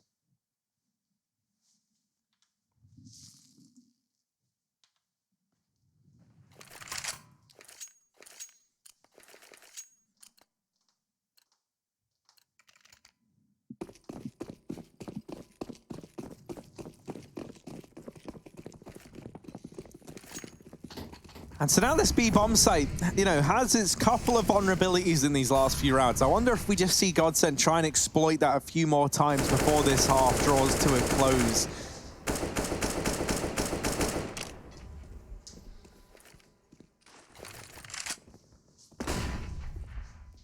On control taken in this round, and FaZe not really showing much love towards the A bomb site right now. Have Rain locking it down solo. A 4-man stack down here towards B. This makes a lot of sense considering how much Rain has been pushing, right? Like how much playground control he gets, how slow Godsend are to take the A site. And so FaZe are just gambling, and this is an easy gamble to make because Rain has so much information from this position because he's jumping on the APC and the dice as well. So he can see everything. He knows the Godsend at least aren't close, and FaZe are trying to figure out where they are. It's a very passive B-short setup. Olaf goes aggressive. He's got one, but it's a bait. Stiko opens the door to trade, and Godsend showed 2 more players down on this lower site. Broke even getting wallbanged. He can't catch a break. He's down to 12. Godsend setting up for the B play, and it might be easier than they imagined. Brokey went from not getting hit at all to now getting hit by everything in this round, right? But he's somehow still alive. 12 points of health. Is he about to have his first death here and now? Crystal still up over at the A-bomb site, and that's going to leave options open at Godsend for him to come in late to cut off these rotations. Brokey is trying to run for the hills, but he's going to need some help from Nico. Over at Graffiti, Crystal, still basically out of this round, finally arrives at Connector and is now in a position to help out. And Brokey, poor guy, might be about to get his first death if he's not too careful here. Still toying with the idea of going for this, our FaZe. They're trying to make it look like they're not. I love it, but Godsend not moving away, not falling prey to leaving this bomb site. However, man advantage now with FaZe. They tap the bomb. Brokey lands the shot to Crystal and the follow-up to Makalele. 12 HP, and he's not ready to go down yet. 17-0 on Brokey. And my word, FaZe continuing to find success. Brokey is on a tear. This is gross. Yeah, this is gross. That was so well played by FaZe to go quiet and to make Godsend think they weren't going. But of course, Godsend, they're in such an awkward position there where they have 3-on-3 and no utility. They have to just take dry fights. They don't know that FaZe are sticking or faking, and they have to face short even though Brokey's on it with the orb. Not really a lot of options there for Godsend as they get stuck in the post plant. If you had flashes there, you could flash yourself into fights. You could offset that AWP, and you could likely win the round just with just one bit of utility. But that one bit of utility isn't there for Godsend, and FaZe are up to double digits, 10-2. Michael A's had a couple of shots with this AWP when given them. But what will he take from this round, as FaZe don't really offer him much? Olof is playing on the barrels. That's really the only position up for grabs. Stiko getting wallbanged by Nico through a different position. It almost feels, you know, necessary at this point to have that fight go down. It's going to stay away from that one. Godsend won the B site again. It's been favorable for them in the past. Michael Early is looking for the pick that could send them into it. Meanwhile, again, we have this lurk from Crystal. Even a single kill could draw a rotation that offers up a more takeable B site. I think he's heard the footsteps. He should know that Rain is close, but just not seeing anything, not knowing how close Rain really is. With a nade in his hand, this could get scary for Rain. No one's watching his back either. He's just kind of gambling with the idea of short being open and toilets not being taken. 30 seconds as that smoke comes down. Crystal is calling for rotations. Godsend are here, but so are FaZe Clan. They put 3 up on this top site. They're going to hit a utility. Rain ready. Brokey firing off. Still yet to die. He's finally gone. He's out of here. Will this be the round that Godsend can put on the board? Surely you think so. Rain's got caught with a flashbang. Shot from the sidelines. They don't know there's a third player here, though. And Nico, 10 seconds. He's stalling it. He's going to win the round all on his own. Nico with 3. Not the 4th, but it doesn't matter. There's no time for Madden. It's FaZe up to 11. Oh, that is gut-wrenching how that round falls apart for Godsend. Stellar stuff from Nico, right? The trigger discipline, everything about that is perfect. He even like allows the max amount of time for that bomb to almost get planted before finding the kill, knowing that it just hamstrings Godsend that much more. You know, even if Nico from that position was only able to get like 1 or 2 instead of the 3 that he goes on to get here, that would have still likely been enough to pick the round up for the FaZe Clan side. So stellar stuff from him. It feels bad, man, for Brokey as he gets his first death in this round. Feels bad for Madden, who hits 2 excellent shots in the 1-on-3, but simply cannot win via time. That third player in the bank just isn't peaking, and he didn't have time for the plant, so nothing you can do there if you're Madden. Nice kills. He makes it expensive for FaZe, but really money isn't a worry at this point. They got rounds to play with, rounds for days, and another advantage for Rain as he finds Stiko coming up the connector. Poor Stiko, this role has not been fun for him in the game. Getting wallbanged by Nico, getting caught out top con by Rain. Everywhere he goes, there is pain.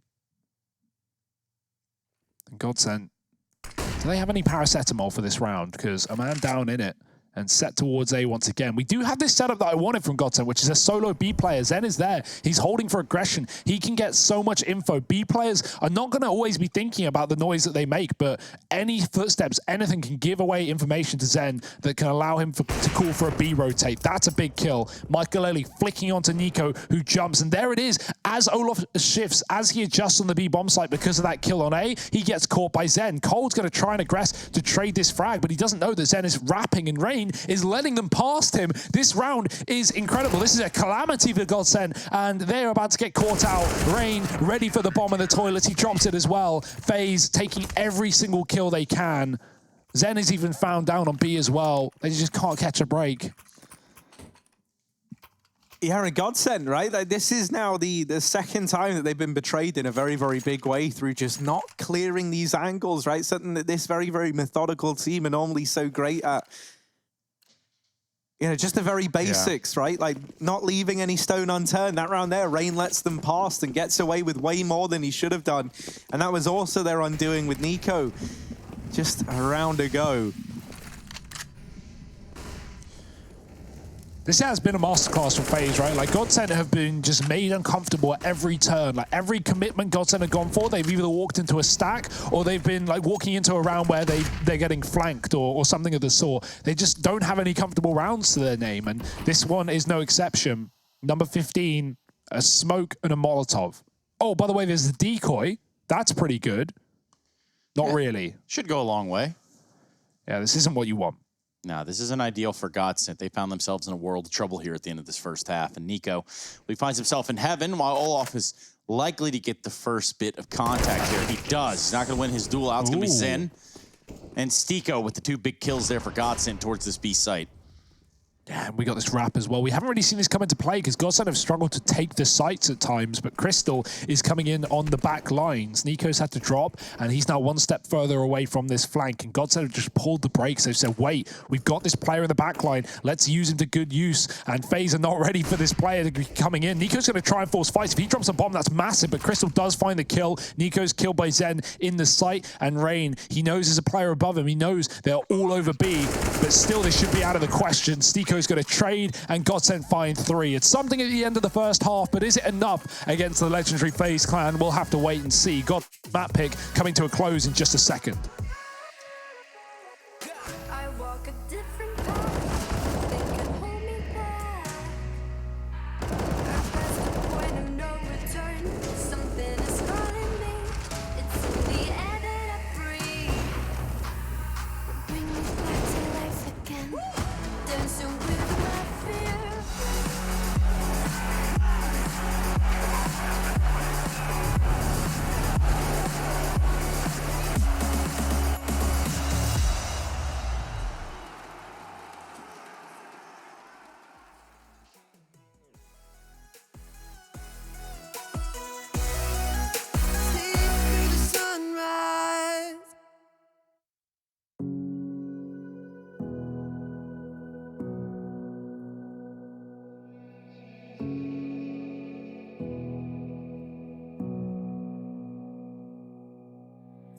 Sitting on a bench, waiting for the time to pass, dreaming of what happens next.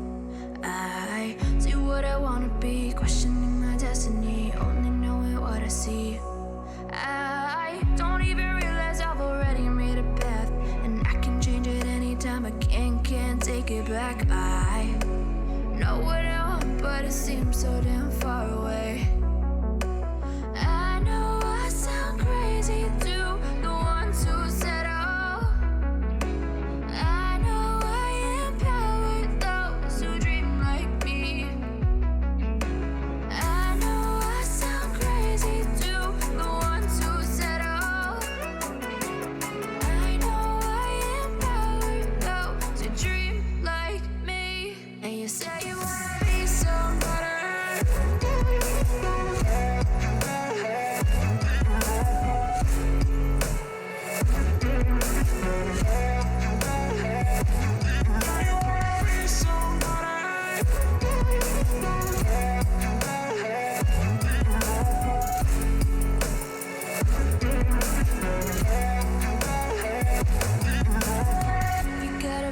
then you better use it. Tell yourself day after day it's time to prove it. No days off, keep the hustle moving. Wanna see you be what you want it to be, prove it. I know I sound crazy to the ones who said I know I empower those who dream like me.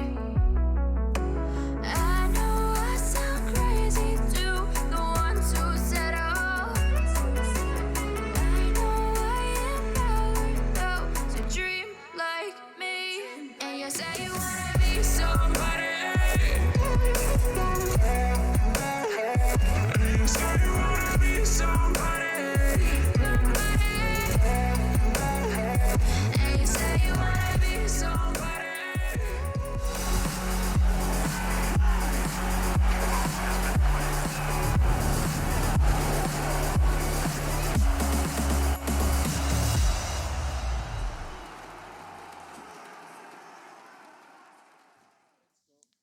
Well, here we are, and we have arrived, and that's what happens when you do show up to places on time with the right equipment, wearing the right outfit, and with the right tools. Now, for FaZe Clan, that's exactly what they've done here. For the side of Brokey, he showed up in a big way and almost narrowly escaping death throughout that entire first half of play here in this best of 3 at the ESL1 Road to Rio. Godsent, on the other hand, may want to consider something along the lines of what Astralis is looking at. Now, per sources, of course, aka we don't know for sure, but there are reports that there's going to be yet another player added to this Astralis lineup. Now, that's not 5, that's not 6, that's potentially 7 players And yeah, like, you know, we were already saying how Astralis always look to innovate. They're already innovating on the 6-man roster.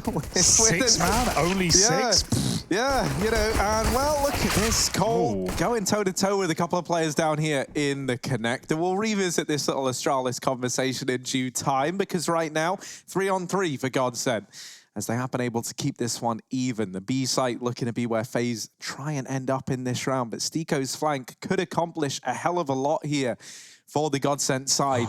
Not only... no. Oh, this is all going to come down to timing. Olaf, please look, please check. And he does look, he does check, but Stiko still is able to best him in the head-to-head. Now for FaZe, this puts him in a bit of an awkward spot because they know that Stiko being so pushed up means there's going to be a 2-man stack inside of the B-bomb site, right? There's no way that Godsend haven't not played around that information. And so they kind of have a good idea what they're probably walking into here at the B-bomb site. They've just left it. Oh, doubling back. Madden was walking CT, but he is here at the right time, and Crystal's been removed from heaven. Nico with a quick tap. Doesn't need the Kevlar. Aim punch, no worry, as Madden looks to punch their aim back again as he gets aggressive. Flash in his face, but he does avoid it, and Nico tries to escape off the site. Not going to be able to. Madden with 3. Quick kills from the Montenegrin player, and Godsend are going to be up to 4 on the CT side. They've just saved themselves. They just saved their lifeline in this game. If that fell, if that went the way of FaZe, I think we're just done with the map. Something there for Godsend, because not much was going their way in the first half, and a pistol is a step in the right direction. That is their 4th round in the entire game thus far, and Maiden, the player in conversation, I guess. Now, what do we know about Maiden? He's Maiden Montenegro. He's a bit of a legend. He's he's one of those upcoming players that that kind of came out of nowhere and really shocked everyone on you know, really shocked everyone with his ability, I think. You know, he's just a very, very fast player, fits into this team well. Players on Godsend have said good things about him as a team player. I don't really know a whole lot. I don't know him personally, Trace. Maybe you have that kind of relationship, but I've just seen him in the server. I've seen him do some pretty nutty things. I do not have that relationship with Maiden. Well, that's just disappointing. Why are you saying it like you're in court? I do not have any relationship. I thought about it after I said it. It's like some Bill Clinton. I did not have relationships with that player. Yeah. Anyways. Well, FaZe going over here toward the A-bomb site. We'll try and calm it down as now they look to gain some ground inside of A, but... And not feeling good about that one. Does shut down Cold, and he doesn't want to give up any ground over here at the A-bomb site. He'll actually re-aggress and set this little nerdy crossfire up with Makalele over towards the tunnels. And he's making it look a little too easy. And that's what happens. Nico. Bye-bye. Only good for 1. It's Makalele mopping them up at the very, very end. 3 kills for him on the SMG. That's great. That means he can bring the AWP out here into this round. And FaZe, they're not going to have one. It's just rifles across the board. It's all part of the plan for FaZe Clan. They've got Godsend exactly where they want them. Isn't that right, Harry? Yeah, most definitely, right? Like, you know, that tends to happen when you go 12-3 up in the half. You struggle to feel too bad about it, even with the pistol and the conversions not going your way. Ooh. That nade doesn't really do as much damage as I thought it was going to. Especially because that was 2 nades thrown on in. They went deep down the stairwell.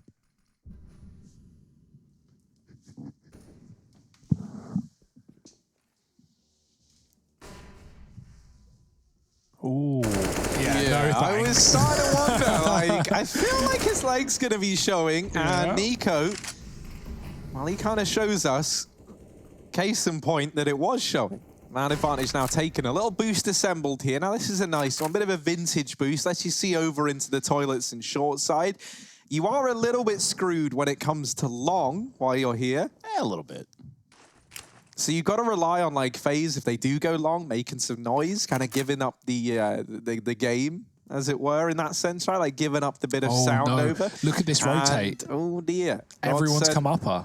They've all gone to A. They've had a feeling. And some feelings are just feelings. Yeah, because tonight is not going to be a good night for Godsent. Or bad night. Might very well be good night right here. We're going to see FaZe using all of this utility, and now you talk about the jig being up. It's going to be over here at the B site. Bomb out in front, 5 players alive on FaZe Clan. They're going to get this bomb down without a bullet being fired. And I say that, coldzera fires just to spite me. And of course,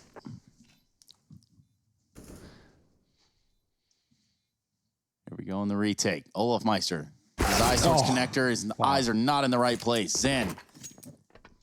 Just a save. Has at least grabbed that AK, and they are going to back away. There is no way that Godsent go for this. Yeah, I'm confused by that rotate, right? Like, it's not like it's based off of anything. Godsent haven't seen anyone up towards A. FaZe are fully gambling outside of B, and I think that's just what Godsent wanted to do. They're like, yeah, okay, we can gamble too. We can put everyone on the right bomb site. Well, it was the wrong bomb site. That's a bit of a shame. Crystal's done enough damage to kill these players with the bomb. Rain is not getting out of there alive. And neither will Brokey either. So good damage by Godsent as they hold on to their guns. But, you know, at this kind of scoreline, 13-5, you could argue two things. You could argue, oh, that's the perfect time to do gamble stacks because we got nothing to lose. We're almost out of this game. But the way I look at it, well, you're 13 or 12-5 down. You know, you have a viable round. You have a 4-on-4. And then you basically just 50-50 your round. You know, on do they push into us without checking anything? And they don't. FaZe just hit B. And if Godsent stacked B, that 50-50 would have been in their favor. But, you know, half the time it isn't, Harry. That's about odds. That's numbers for you. Yeah, that actually, I've checked that one. Hugo, the maths all checks out. 50-50, that is half. Oh, dear. Oh, man, almost naded himself. Has to get out of connector. And they've conceded this territory now. FaZe already getting players out over here towards short side. Olaf might get rewarded for this little bit of aggression in a moment's time. The rest of FaZe, they've peeled away. They've left B.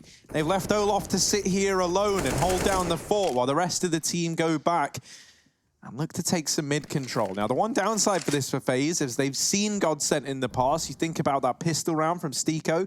They've seen that Godsent do aggress over here towards the mid area. So they've got to be very, very slow and methodical as they creep on up. They're checking everything. They're very aware. No one from Godsent has pushed up, though. So it serves as nothing more than a bit of time taken away from the FaZe Clan squad. And now that they've got mid, they try and get out. Makalele is holding this from the short side.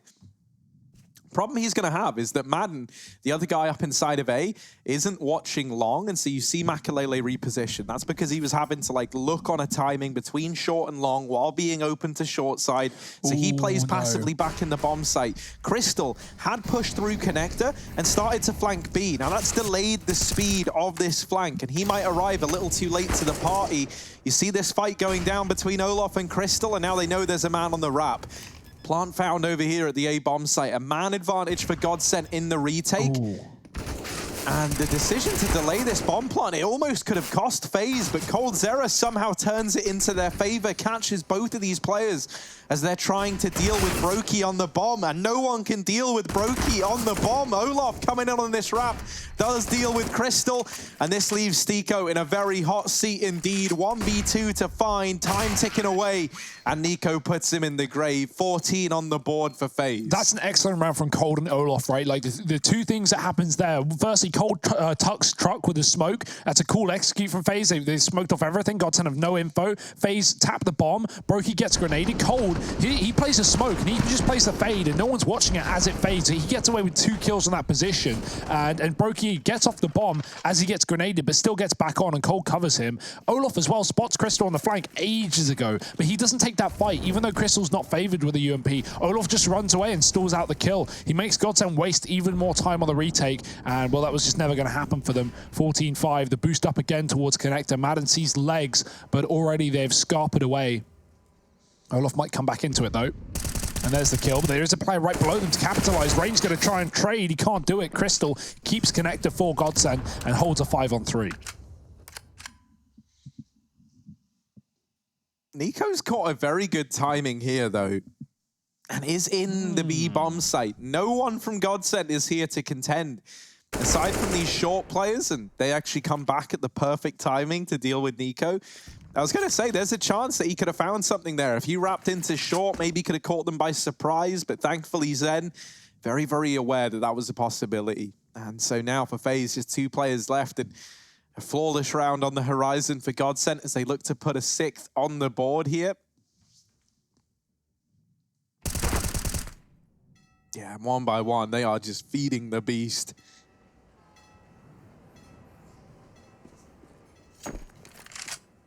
Not going to be an easy 1v5 for Brokey by any stretch of the imagination, especially not now that they know where he is.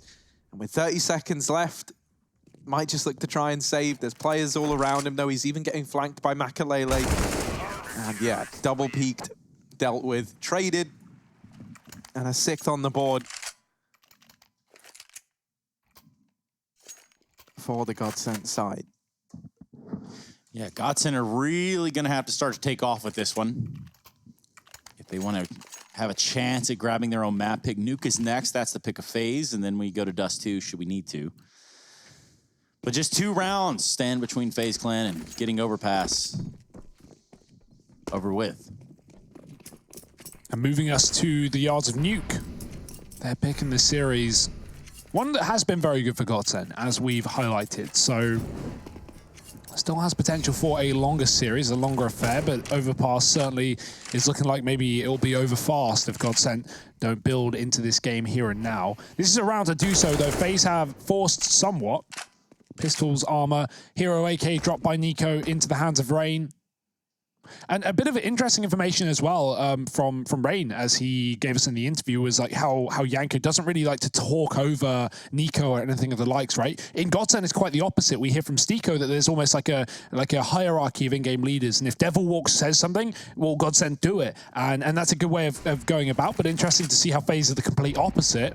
Also nice to see FaZe respecting their in-game leader. Been some time. But yeah, Nico at least leading by example in this round. Giving the gun over, and FaZe is going to hit the B-bomb site. Here they go. Not many guns to play with. Stiko's going to be flashed, and they're already on top of him. Stiko's good for 1. Olaf with the trade with the Technina. And they're going to continue to fly in here with these pistols, finding success. This has been a disaster for hold from Godsent. And now just Makalele stands by himself. And all his lays. I suppose those could be around too. Makalele. Dropped his Molotov here. Has an idea that Coldzera could be playing close, and he was right. Snips him out. Takes him down with the ump. Now, just 2v1. Oh, he was on the head there. And of course. Yeah, it doesn't go the way of Godsent. Somehow, some way, the Pistols get it done for FaZe, and now they sit on map point here on the map pick of Godsent. Looking to make this one a fast one. Oh, the FaZe boys. Now, there is going to be an investment on the cards for Godsent. It's not going to be great, and that's not what you want to hear when you're up against 15 trying to begin your 9-round comeback on the other side. You look at the buy, and it is dismal. Makalele with an AUG, an MP9 on Zen, and I haven't just picked 2 random weapons there. Those are the best they've got in this round. Yeah, another B rush. Yeah, just all in for B. FaZe, they know the money isn't going to be there. They know they can overwhelm this Godsent defense. They did it before with less, and now they've got even more. They mop this one up.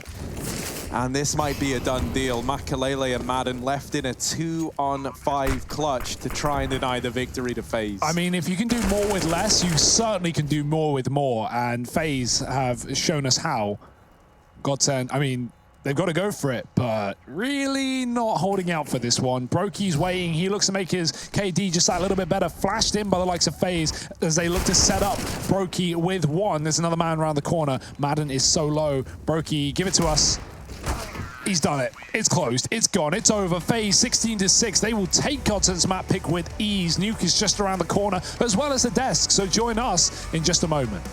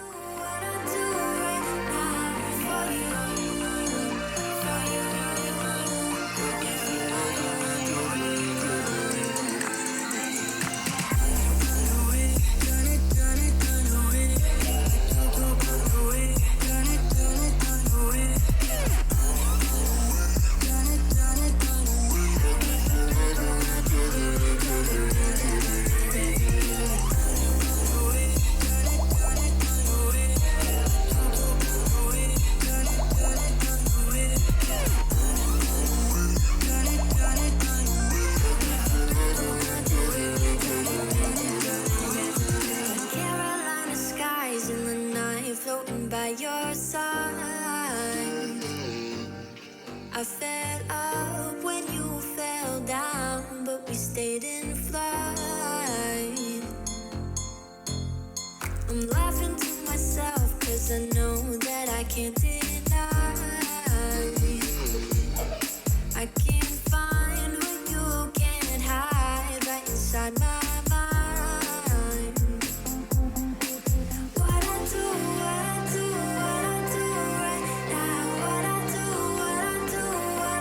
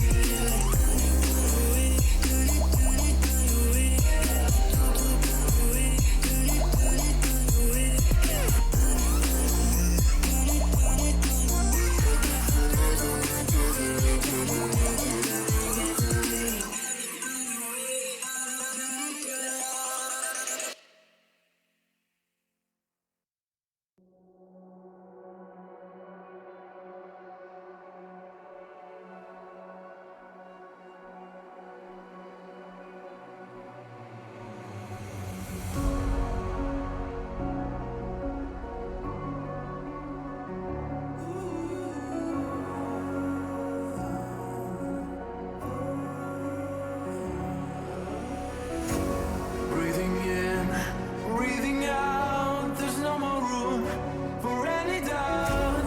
Empty mind, steady hands.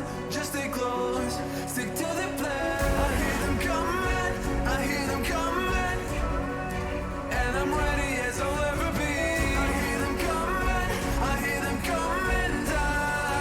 And I'm ready as I'll ever be.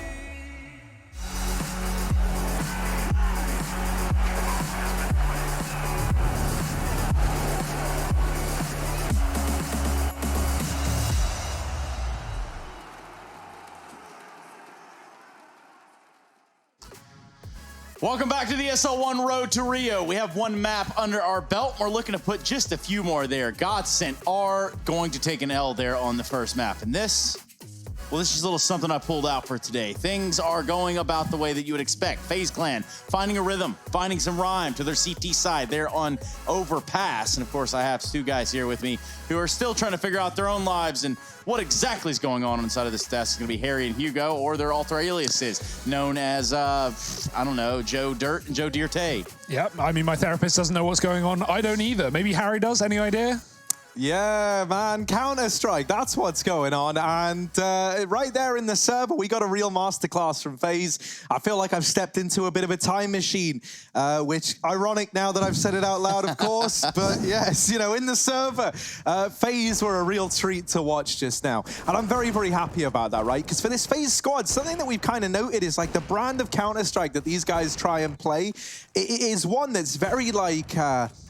I can't even think of the word, like very by the numbers, right? Like very methodical. They seem to like these kind of slow rounds where they play around the information that they get. And they were always playing like some very good Counter-Strike in the server, but it was never really replicated in the results that they had. Finally, though, we're seeing them not only playing some real decent heads-up CS, you know, textbook stuff in the server, but it feels like on the back of the results they've had here at the Road to Rio, finally the confidence is there for FaZe as well, right? And everyone's believing in the server. Everyone's very, very content to take these gunfights. It feels like FaZe are just finally acknowledging just how good they are. And yeah, I mean, we saw that firsthand from Brokey. He literally had no deaths up until what, round 13? Yeah, he went finally getting his first on the board. He ends out this entire map 24-17, which is crazy for all things considered. That is real big money right there. Bling, bling, y'all. Yeah, especially when you look at him versus Michael Elliott. We just had that graphic up, right? The two AWP players. We've now seen Brokey really fully take that role as a result, right? Moving away from Olaf, moving away from Nico. It's Brokey on the AWP, and he goes 5-1 in head-to-head duels against Michael Elliott. Are you taking what I'm saying any more seriously than usual, Harry, or do you think it's a little bit more slanderous? Because Tracy's having a ball over in the corner. I'm just looking at you and I'm thinking like, okay, any second now, these guys are going to look at each other and say, party on Wayne, party on Garth, and then there you have it. That kind of does fulfill the entire, you know, I don't want to say fantasy, that kind of sounds weird, but ultimately it does really build the picture, finish out the picture. And for us, the picture continues. This series series does get the drive on, but ultimately Godsent, as it stands, not able to match up on their own map pick. No, I'm hoping Nuke is a little bit different, right? When we look at some of the rounds played on that CT side, FaZe, they were all over it. They were pushing, they were flanking, they were stacking bomb sites. Godsent, they flip over to CT. The first risk that we saw them take was in that bonus round. And they just go and gamble A. They're like, yeah, it's 4-on-4. Let's just put everyone on the A site. FaZe rush B. They lose a round. They lose a game. I'm hoping for no more risks like that for Godsent, playing clean, methodical Counter-Strike, exactly what FaZe were doing in that entire map.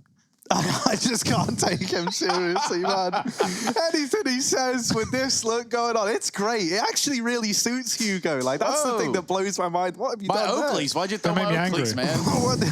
Those cost $2,000. Whoa, I'm sorry, man. Where'd they go? I've lost them. Well, all right. Well, we're keep just things throwing money around now. Apparently that is the case. We'll keep things going here. Obviously, for Godsent, they're going to have to find an answer here when we go to that second map, which is what we're about to do. I believe we can even start to look forward to a break, which is what we're going to go to right now. I do have Nuke on the cards for us, but before we get there, how about a little bit of a B-Stream update? I'm pretty sure you guys will like that. What's going on? Update me. North versus Contact. Guys, what are we looking at? Yeah, North up 6-2, and that's, maybe what we expected. Contact, they've certainly got some surprises up their sleeve. We're hoping they could turn this around. It looks like they're moving into a reasonably important buy round here in the server, so not one you want to be missing out on. Both teams toeing the line between having some broken money here, so maybe there's an avenue for Contact to get back in a series that's looking a little bit one-sided thus far. Yes, it is. Indeed, it is. We're going to be going ahead and looking into a break because we need to get ourselves together. I need to envision Hugo wearing anything but what he's wearing right now. Cheeky. And we're going to be going to that break, coming back with a little bit of Nuke. Make sure you don't go anywhere, guys. This is the ESL1 Road to Rio.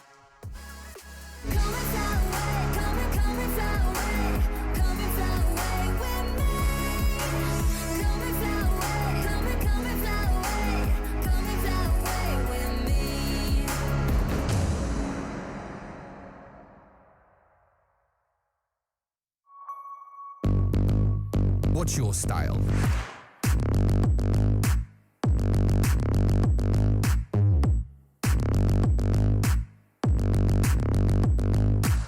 Get your merch at shop.eslgaming.com.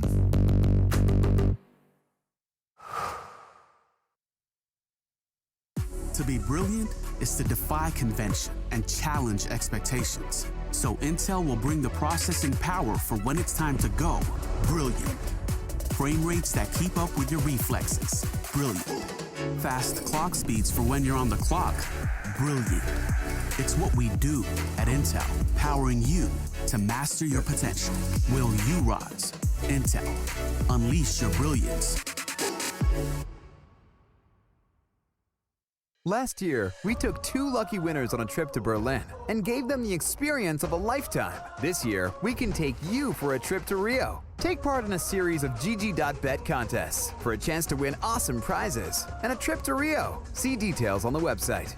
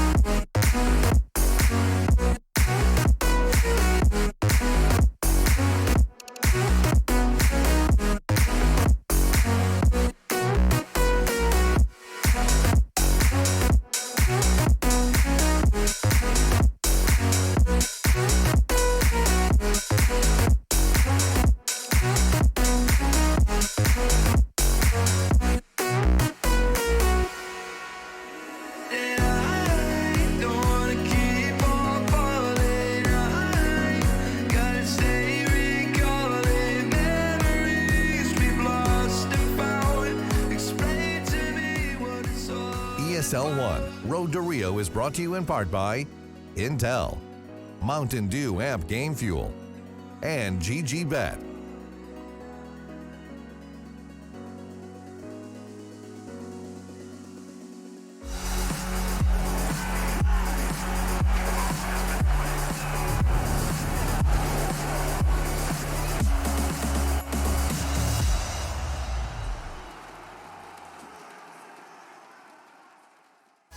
Welcome back, everybody, to the ESL 1 Road to Rio. My name being Trace, or for the day, I don't even care what you call me. Trace Exotic might even work. Now, I've got Harry and Hugo with me, and they're in disguise, too. And we're ready to get this game underway, as we did start a little bit later. So, ultimately, we don't have to wait around for too long, do we, fellas? No, we don't, and that's what you want to hear. That music means one thing and one thing only. We're heading to the sweet old realm of Nuke. It's a FaZe classic as they take on Godsend here in the second map of this series. And look at this, the pistol round's already underway. Perfect, that's what you want to see. Let's get this one beginning now. Godsend gonna try and pick up the pieces over here in the ramp room. Stiko having a hop on down as he gets rushed by 5 men from the Godsend, from the FaZe clan side. They do get this position down towards Hell, and now FaZe going up into Heaven. Maybe it's them who's Godsend as they get down into this A bomb site. Damage done. Crystal does deal with Nico, but Olaf immediately equalizes it out. Bomb plant does come in, and it's a plant for Heaven. With Olaf lurking in late through the ramp room, this bomb is planted for him, and there's no smokes, no utility on the Godsend side. That really could cause to be a bit of a problem here for the Godsend squad. Olaf, pressure's on now, 1v2. This isn't going to be easy, even with the Heaven bomb plant. Zen is going to be keeping an eye on this position. Madden does have a kit as well, and Olaf peeking just a little too late. Gives that defuse over. Very awkward engagement as Godsend do manage to find that pistol route.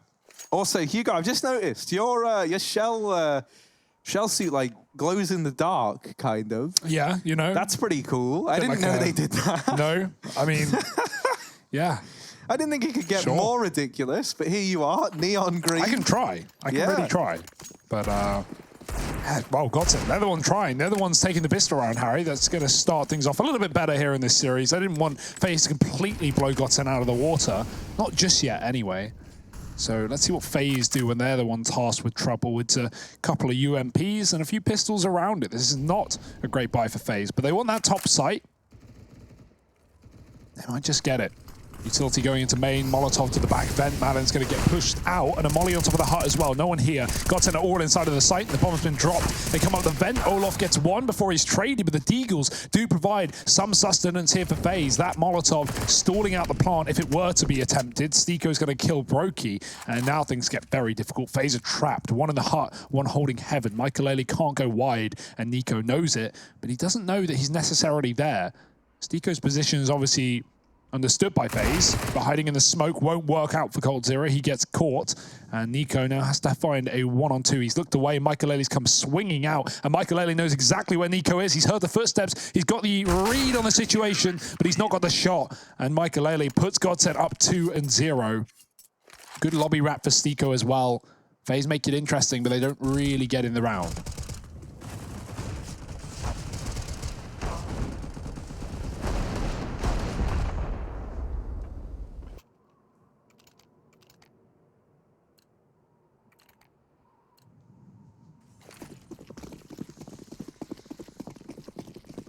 And so now just having to bite the bullet and play with pistols in this one are FaZe.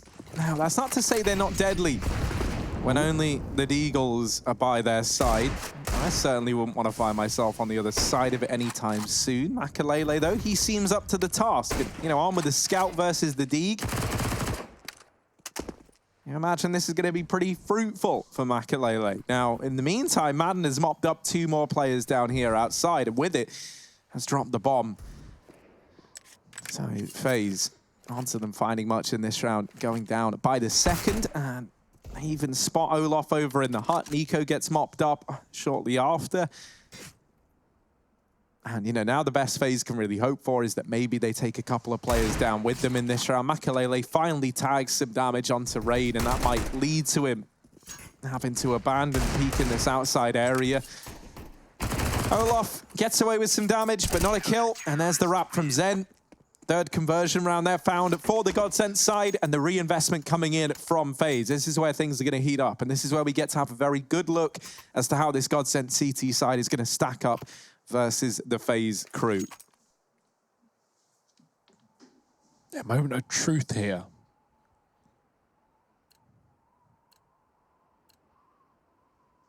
No ops in play early. Michael could buy one, but no reason to. Going into the first rifle round, you know that FaZe are going to be armed and AKs could be available. Lots of early utility for Godsent as should be thrown to stop FaZe from bursting outside or getting in through this hut. But as Molotov's FaZe, where will FaZe go? Or fade, rather. Smoke's outside here for the T side. They're going to try and cross towards Secret or Garage. Both options are available. The bomb is crawling back out of lobby here, so FaZe, I assume, are going to want to commit towards some outside control and get down lower here. If they hold the bomb in lobby, they can use these smokes to get towards Garage, split Mini, split Hell. And that might be the idea. They're going to try and push the player in Secret back as 3 sit towards the ramp side for FaZe, but Stiko's pushed up in the meantime, and Olof isn't going to check it. That's a free kill. Will it be traded? FaZe need this frag, and they've got it. Bomb getting spotted, and the ramp split coming through. FaZe want to hit lower. The scout is here, though. It's not the weapon Michael wanted. The orb will be a lot more versatile in that position, and Nico, he's entering down lower as well. 2 kills, both headshots. Bomb's dropped, though, and FaZe have lost it in the lobby. Crystal's pushed in. They try and avoid Michael. Instead, they walk back into an even bigger threat, and Crystal's going to try and push further. Michael got him covered, and now FaZe need kills. They're not worried about the plant. Yeah, this was looking real good for FaZe with those double entries from Nico, but now he's got to continue his little reign of terror in this round. Rain coming up through ramp does manage to best Crystal. Ooh. And Nico even dealing with Makalele to cement 3 kills in that round. Every single one of them so important to the FaZe Clan squad, and he will be the impact player of round number 4. Justifiably so. Nico really the savior of FaZe in that round there, giving them all the kills down towards B to secure the site, and then when his team ended up dropping the ball with the bomb on the lobby push, he was able to regain control. So FaZe putting their first on the board. Now that was an attempt at a bit of a bonus round from Godsent. They're still left with plenty of cash moving into this round. Potential reset on the horizon for whichever one of these 2 teams lets this round slip through their fingers. So this one actually pretty weighty in the grand scheme of things. I like the pop of the resmoke from FaZe. They don't throw it from spawn, they throw it on the fly, and they can stall things out as long as they want, hitting down Secret with the flashes. Nico is the last man down, wanting to sneak, doesn't want Godsent to fully be aware of how many players are lower, right? Because Michael in the garage can hear the footsteps, he can give that information away. FaZe going for the boost. Once that smoke fades, Nico can fight the stairwell, and there's no way Crystal can escape if he's in this angle, but the fall, Nico, he does get the info, but Crystal, that's an impeccable shot. Double dink onto Nico, he even escapes inside of B. How on earth does he get that kill? I don't know. FaZe still have a man outside. Olof, if he can find this kill to Michael, FaZe can go up towards A, but the timing isn't good. Olof doesn't realize he's swung, and Michael misses a shot. Olof keeps things in the 4-on-4 for FaZe. Do they want to go up the vent to A with that kill coming through? Is that even an option? Zen's not going to allow them to. Cold Zero is still sitting here, considering it. Zen playing that top site. Olof, he's been taken out of main. FaZe might just have to go towards B with this position, but Godsent are all over it. It's a cool molly that they throw there, right? Because they all group up in vent, they hear the molly tag someone, and so they know that there's already a player waiting above the vents. And also that molly prompts a bit of a stick around from the 3 players up towards that upper bomb site, right? Anticipating that they're trying to clear the vents so that they can come up them. And so this is left a 3-on-3 available to FaZe. Stiko does at least dispatch of Brokey. There's Zenin with another. It all falls onto Cold Zera. But if there ever was a man who could toe the line between life and death, it might be Cold. However, caught off guard by Madden, coming out from the double door, and he will solidify that round. Nice try from Cold, but not enough. 4th round on the board for Godsent as they pick up that 3v3 retake down on the lower site. And this is a very different game, Harry. Remember, Brokey went 19-0 back on Overpass. That was part of the reason that FaZe was just leading on that CT side, just storming through the game. Well, right here, right now, it's not quite the same case. Brokey 0-5, having trouble on FaZe's map pick. Of course, the AWP hasn't really been there, but That's not really, you know, if you're relying on the AWP on the T side of Nuke, you're probably doing something wrong anyway, right? You need to be able to get effect with the rifles, as FaZe will like to run a lot of fast rounds, this being one of them. Quickly out the door, Cole's got the hero AK, he's looking for kills, and he's found the first. Crystal at the back of the site lines up a couple, but he only finishes the kill to Cold. It's Nico to trade, and Olaf to regress back into the lobby, gets an off angle for Stiko, and FaZe are running wild over this round. Rain hasn't got a gun, he's back to a Glock, he's dropped both of his weapons, trying to find something off the floor, and it shouldn't be a problem, but of course it could be. And so Rain will wrap around the long way as they expect Godsent to save. That is the case. I mean, FaZe have already started to save. Look at Brokey. He's in the spawn. What if Godsent went for this? Like, what if they went for it in like the last 20 seconds? What if they pulled the mouse sports, right? And you just last second retake the bomb site. Yeah, this could have gotten out of hand. FaZe confident that it wasn't going to come to that, I guess, and they do hunt, and it does work out, right? They deal with one of the players that was looking to get away with the save, and they might even find Makalele. Rain not quite able to get around the corner there. Doesn't actually spot him back in CT. And maybe that's in Rain's best interest, because Makalele certainly knew that Rain was there. It just didn't work the other way around. Olaf with a great round of Counter-Strike here. Gets some very important kills, including that one there onto Zen, attempting to save down in secret.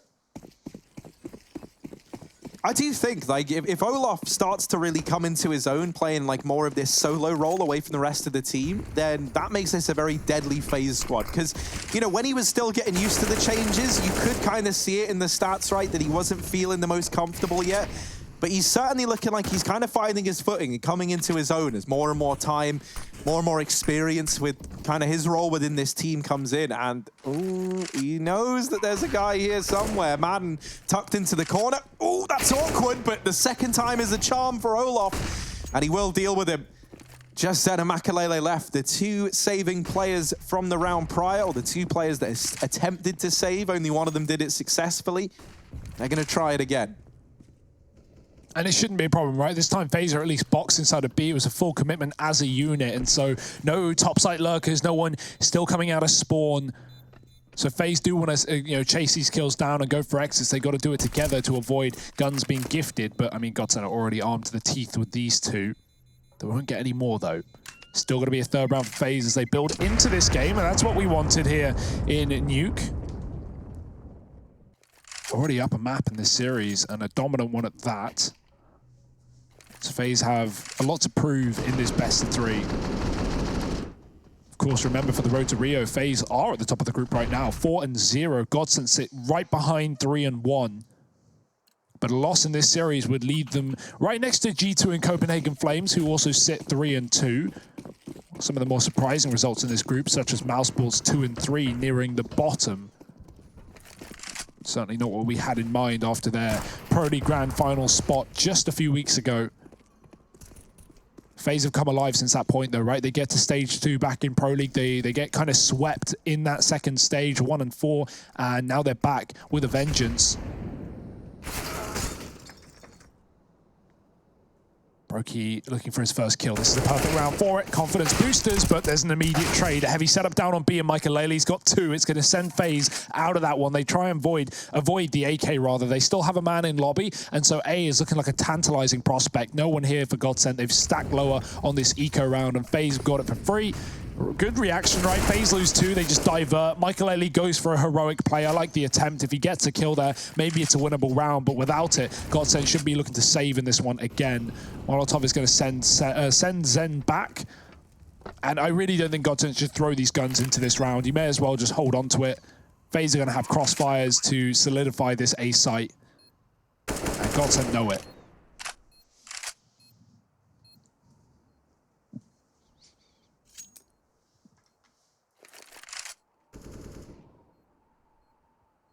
Yeah, but since these rifles have come out, it has led to a lot of these saves for Godsent, which is certainly setting a bit of a worrying tone. It's good that you're able to hold these weapons forward, right? It's allowed this kind of constant presence in the server from Godsent, but eventually you've got to start to tip the rounds in your favor, or else it is all for naught.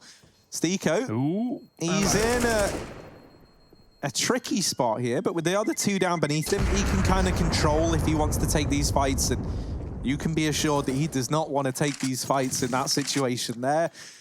So they hold on to these two weapons. Stiko is going to be able to reinvest in armor. He can drop an M4. Now, maybe that leads to there being that much more utility present in this round over what there usually would be.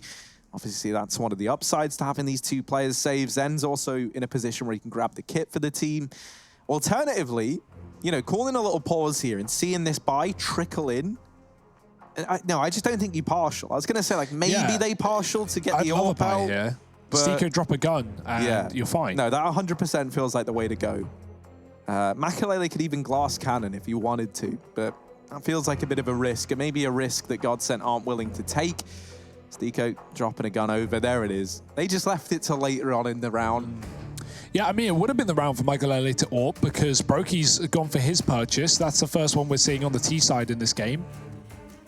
And I mean, boy, was it worth it back on Overpass. Brokey was a beast for FaZe, and he looks to do it again on the T side. Not an easy half in this game to get, you know, a lot working with the AWP. Plenty of opportunities, at least. It's just about whether Godsent want to give them to you, right? Like we see teams more and more nowadays just shuffle back into this really passive outside setup. And this is one of them where Godsent don't have the AWP, so they just don't want to fight red. They don't want to fight FaZe on the silo. And FaZe are given all this room for free. At least they think it's for free, but as they get further into the yard, they're going to run into this crossfire of Makalele and Zen. Zen at the back of the garage. He can watch the main split. He can deny the hell cross. Makalele is just looking to at least know that FaZe are getting down B and try and put a spanner in the works and stop them on their way down. He's got plenty of cover if he wants to hide. Well, it's one box, but it should be enough. FaZe don't have grenades to force him out of position. So setting up utility towards yard, going for the garage smokes, and crossing towards B seems to be the game plan. Again, Olof is in lobby, and this is the best part about these lurks for FaZe. They don't have to commit towards B. They can split main, they can split heaven, they can go for a topside play, but Godsent already making things difficult. A grenade kill with a spam from Madden finds Coldzera, and that will send FaZe down below.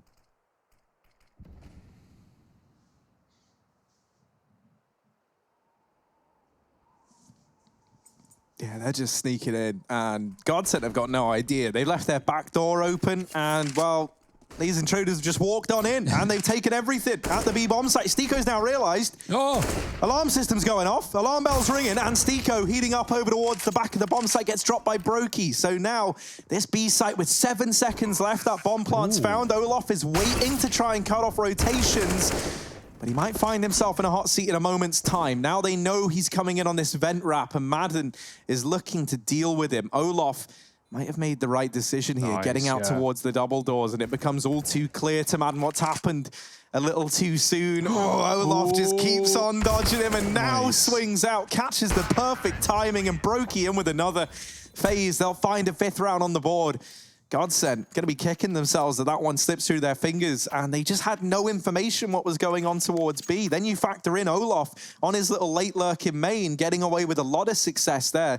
It all falls into place for FaZe Clan. And Olof's been doing a really good job in this series of like knowing when and when to not take the fights, right? Like, you know, he doesn't drop down vent into Madden there. He stalls out, he walks past vent and goes mini. That's the last place Godsent are looking at, and they get caught trying to rotate down. And then even when he does go down, Madden's waiting for him. Madden needs that kill more than Olof needs a kill to Madden. Olof has a bomb to play with, so he just falls out towards Secret and doesn't let Madden hunt him down. Madden chases the kill, but loses his life in the process, and that puts FaZe in the lead. 5-4 and the broken money for Godsent. Definitely seeing Olof get more and more comfortable over time in this role, and that's a good, good bit of news for FaZe. Olof certainly was getting some flack inside of this team for some time,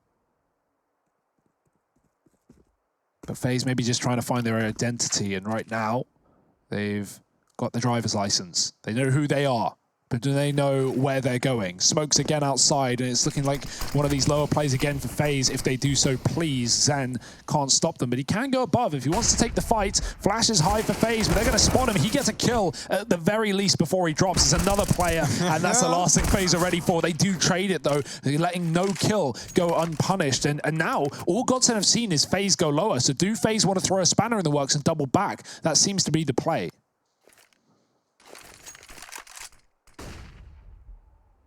Yeah, Brokey making a bit of noise, and that, at the very, very least, keeps Stiko down at the B side of the map. But Makalele and Crystal, they are still brothers in arms here, fighting at the A-bomb site. Crystal looking like he's up in heaven right now. And this would be the perfect solution to helping Makalele out. Oh dear, that's not what they wanted though. Brokey besting him immediately. Crystal even gets mollied. He can't get up into heaven anytime soon. And while Bomb Plant found that molly gonna fade, allows a bit of room for Crystal. Wow. And the trade will come in. Rain, though, makes that round look a little too easy for me. Not a fan, personally. That was too clean. And I'm worried that too many people are gonna try and replicate that in the server. Not many people are like Rain. 6 on the board now for FaZe, and they are continuing to find success. The moment these rifles have come into play, and it's been rifles versus Godsent, FaZe have been coming up every single time, it feels like. FaZe have been waiting to do that round all game, right? Like with the amount of plays towards a secret area and the amount of times that FaZe have at least like hinted like they want to hit upper, you know, that round where they try and go up the vents, but Zen's waiting and kills Olaf in main and they molly it and kill Crystal on B. Even rounds where FaZe have taken secret and walked right back up. You know, FaZe have wanted to throw one of those fakes in this T side because they're so good at catching teams off guard, especially when FaZe have been committing to B more often than not. So Godsent caught on those rotations, and Stiko's got to go on one of his own, dropping down lower. Zen coming in from hell, but Molotovs for FaZe will keep him out of this position, and FaZe can do whatever they want again. Do they want to do the standard, which is just hit B off this position, or do they want to spice things up and use this position and go back towards lobby, flank heaven, hit A? Right now, they've lost Nico outside. That's certainly created some problems, but FaZe have at least got the ramp room as they just sit here, steadfast, holding. Yeah, FaZe were like trying to play around with the kind of tendency they've set of having players cross, right? Looking to gain some map control quickly at ramp. And Nico just then, I think he was supposed to come in and help out with this Hell player, who I think FaZe imagine were going to be a bit more, you know, focused on flushing out the ramp room. Zen actually completely blindsides Nico and follows up onto Rain, no less. So a man advantage still maintained for Godsent, even with that trade coming on through. And now FaZe setting up outside of the A side of the map, a player in the vents on a rotation up to help out. Olaf, though, walking out of the hut, a position that's gone unaccounted for. And oh dear, Olaf laughing all the way to the bank at the end of this round, man. He takes 3 down with him and secures a 7th on the board for FaZe. Stiko with an MP9 and a dream. And likely isn't going to have much to say in this round. FaZe deliver once again, this time in a 3-on-4. They're able to find success. It goes from 3-on-4 to 3 players surviving very, very quickly. And there's the X factor, right? There's the legendary aspect to some of these players on FaZe. At any moment, one of these guys can just go off and tear through the server. And, well, Godsent have had a hole in them ripped. Stiko looking to patch it, but he's only going to get 1, at least trading onto Olaf in that round. But the AWP secured, and the round follows for FaZe, 7-4 on the T side. This is such a great start for Godsent as well, so that's why it's even more impressive that FaZe have just 180'd it since that 4-1 beginning. Not dropping a rifle round in some time. I mean, Olaf, they just lined up for him on the A side, didn't they? One after the other, headshot, headshot, headshot, and FaZe crunching top site again. Godsent's money's been broken, though. And FaZe are going to play around their spawns. Olaf's going quick towards ramp. Cold is holding the hut. Passive yard play for a change. Hoping Godsent bring the fight to them. And that seems to be, you know, the gameplay that you would expect in an eco round like this. Very close positions from Godsent. They're fighting towards the hut. They've boosted in on ramp. They're looking for kills.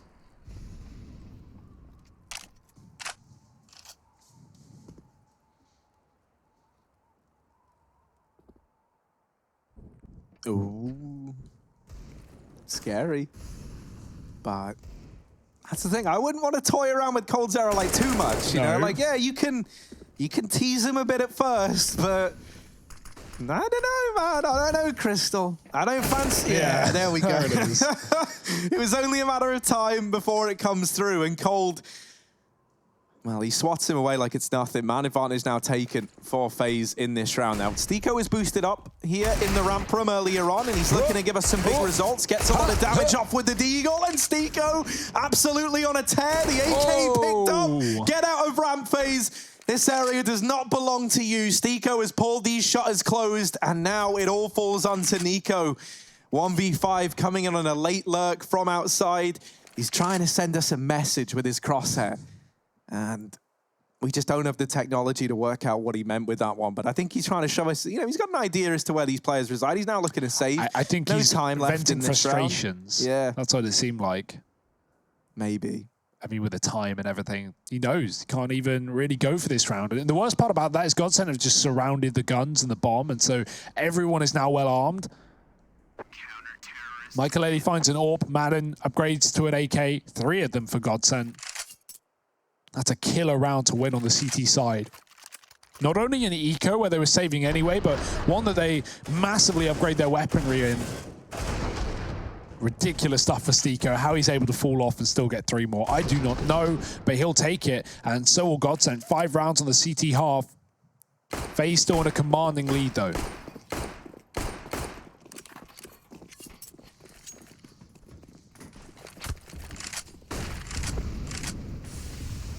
And a bit of a switch up towards outside in this round for Godsend. Zen is here playing a bit more of an aggressive hold in the ramp, tucked into this cubby. And, you know, you think about how FaZe, a lot of the time when they've thrown these smokes, there has been, like, the suggestion that they might try and secure main or garage. Nico as well, whenever he's played outside solo, a lot of the time he hasn't gone down secret and has instead elected to try and work this garage position over towards Hell. So this feels very, very purposeful, playing like a bit of a bait and switch setup between Makalele and Zen. And I'm curious how this is going to work out. We're going to have to bear this in mind as the outside smokes now come in. And this is perfect. Ooh, yeah. Zen is in the perfect position for this round. The timing for him to pounce is now. It's still now. No. Now it's not now. And he's missed the opportunity coming in late. Makalele going to steal both of those kills. Nice try, Zen, but Makalele got there first. Brokey and Nico 2-on-4, and this round has been snatched from underneath them, perhaps. Brokey does put up 1. Nico doesn't realize there's a guy on the rafter. And oh dear, it falls apart. Nice. Nice bit of surf in there from Stiko, and a 6th on the board for Godsend. I love that from Michael. That's just so BS. Like, Zen's holding, Zen's ready, Zen's waiting, and Michael just pushes the smoke. Like, what on earth are you doing? Finds a 3rd kill into Brokey, wins the round for Godsend. And FaZe, I like the idea, right? They throw those outside smokes to try and look like they're hitting B, but Godsend know better. And FaZe, they slink through the main smoke only to, well, get shot in the back. So a chance for Godsend to win this half out now. They are in an anti-eco against 7 for FaZe. They should equal up the scoreline, and then it's anyone's guess who will be taking the last of the half. But Godsend, at least, they've got to get us there. We've already seen ecos be won by the CT side. Can FaZe do the dirty right back?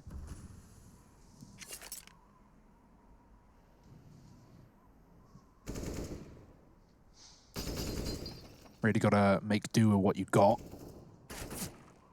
And that's the idea for FaZe in this round. Nice slow one, bleeding out the utility. Hoping Godsend make a mistake, but that ain't happening. Top site hit incoming. Not seeing the smoke. We haven't seen it yet, have you? There we go. Smoke's off. Looks like it's set up for the side of a squeaky push in towards those vents. Now, that's not going to be the only person there. Maiden's there just on the other side of the smoke.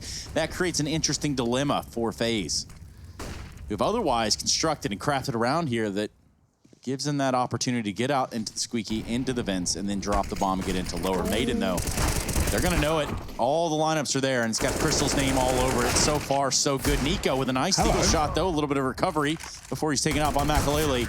And the Technina just proves not to have the distance, not to have the girth that it needs. Sometimes a bit of thickness can go a long way, Trace. And, well, Godsend, they have really padded out this half here. I was really just thinking about, you know, how you use the Tech 9. Yeah. And how that's, you know, more important. Sure, the word girth really, you know, isolated that. That's exactly what I thought of, Trace. Guess, man. I'm not sure where your mind is, but anyway, maybe that mullet's getting to your brain. Who knows? Yeah, I mean, it is woven into my skin at this point. So. I mean, there's a guy that hasn't taken it off all day. He woke up and he put it on. No, that's actually really true. And I don't want to think about it because the more I do, the sadder I get. Nico over here towards outside with this AK, looking for an opener. And Makalele, well, he just might offer one up. Timing's going to be everything here, and Makalele... No, what? you're joking. That's not how I thought that was going to go. I almost made the comment, yeah, you should have this one dead to rights. Well, I'm very glad I didn't, because when you're up against Nico, you got to take into account that this man is a bit of a machine. Rain continuing to force his way towards outside, looking to avenge his fallen friend in Nico. Oh, no.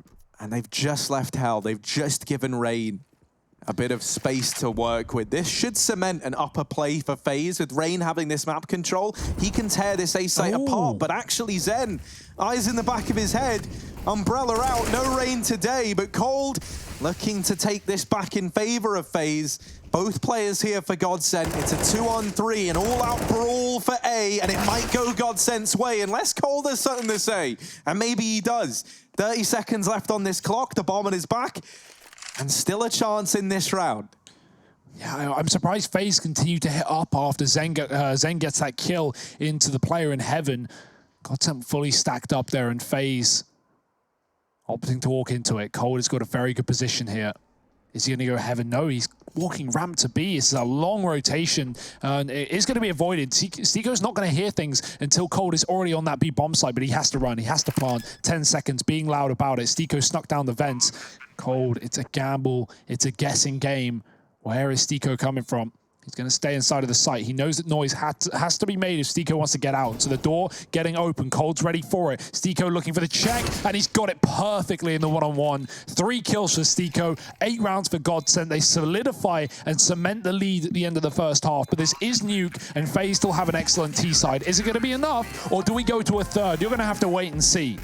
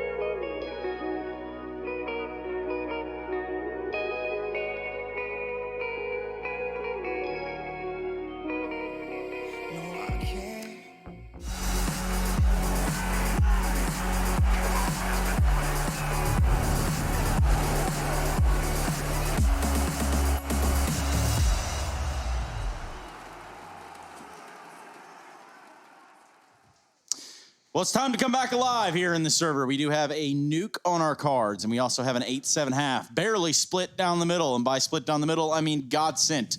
Have done just about everything they knew how to do, but Stiko did it just a little bit better. Welcome back to the ESL 1 Road to Rio. I've got Harry and Hugo with me, and they're going to take it away.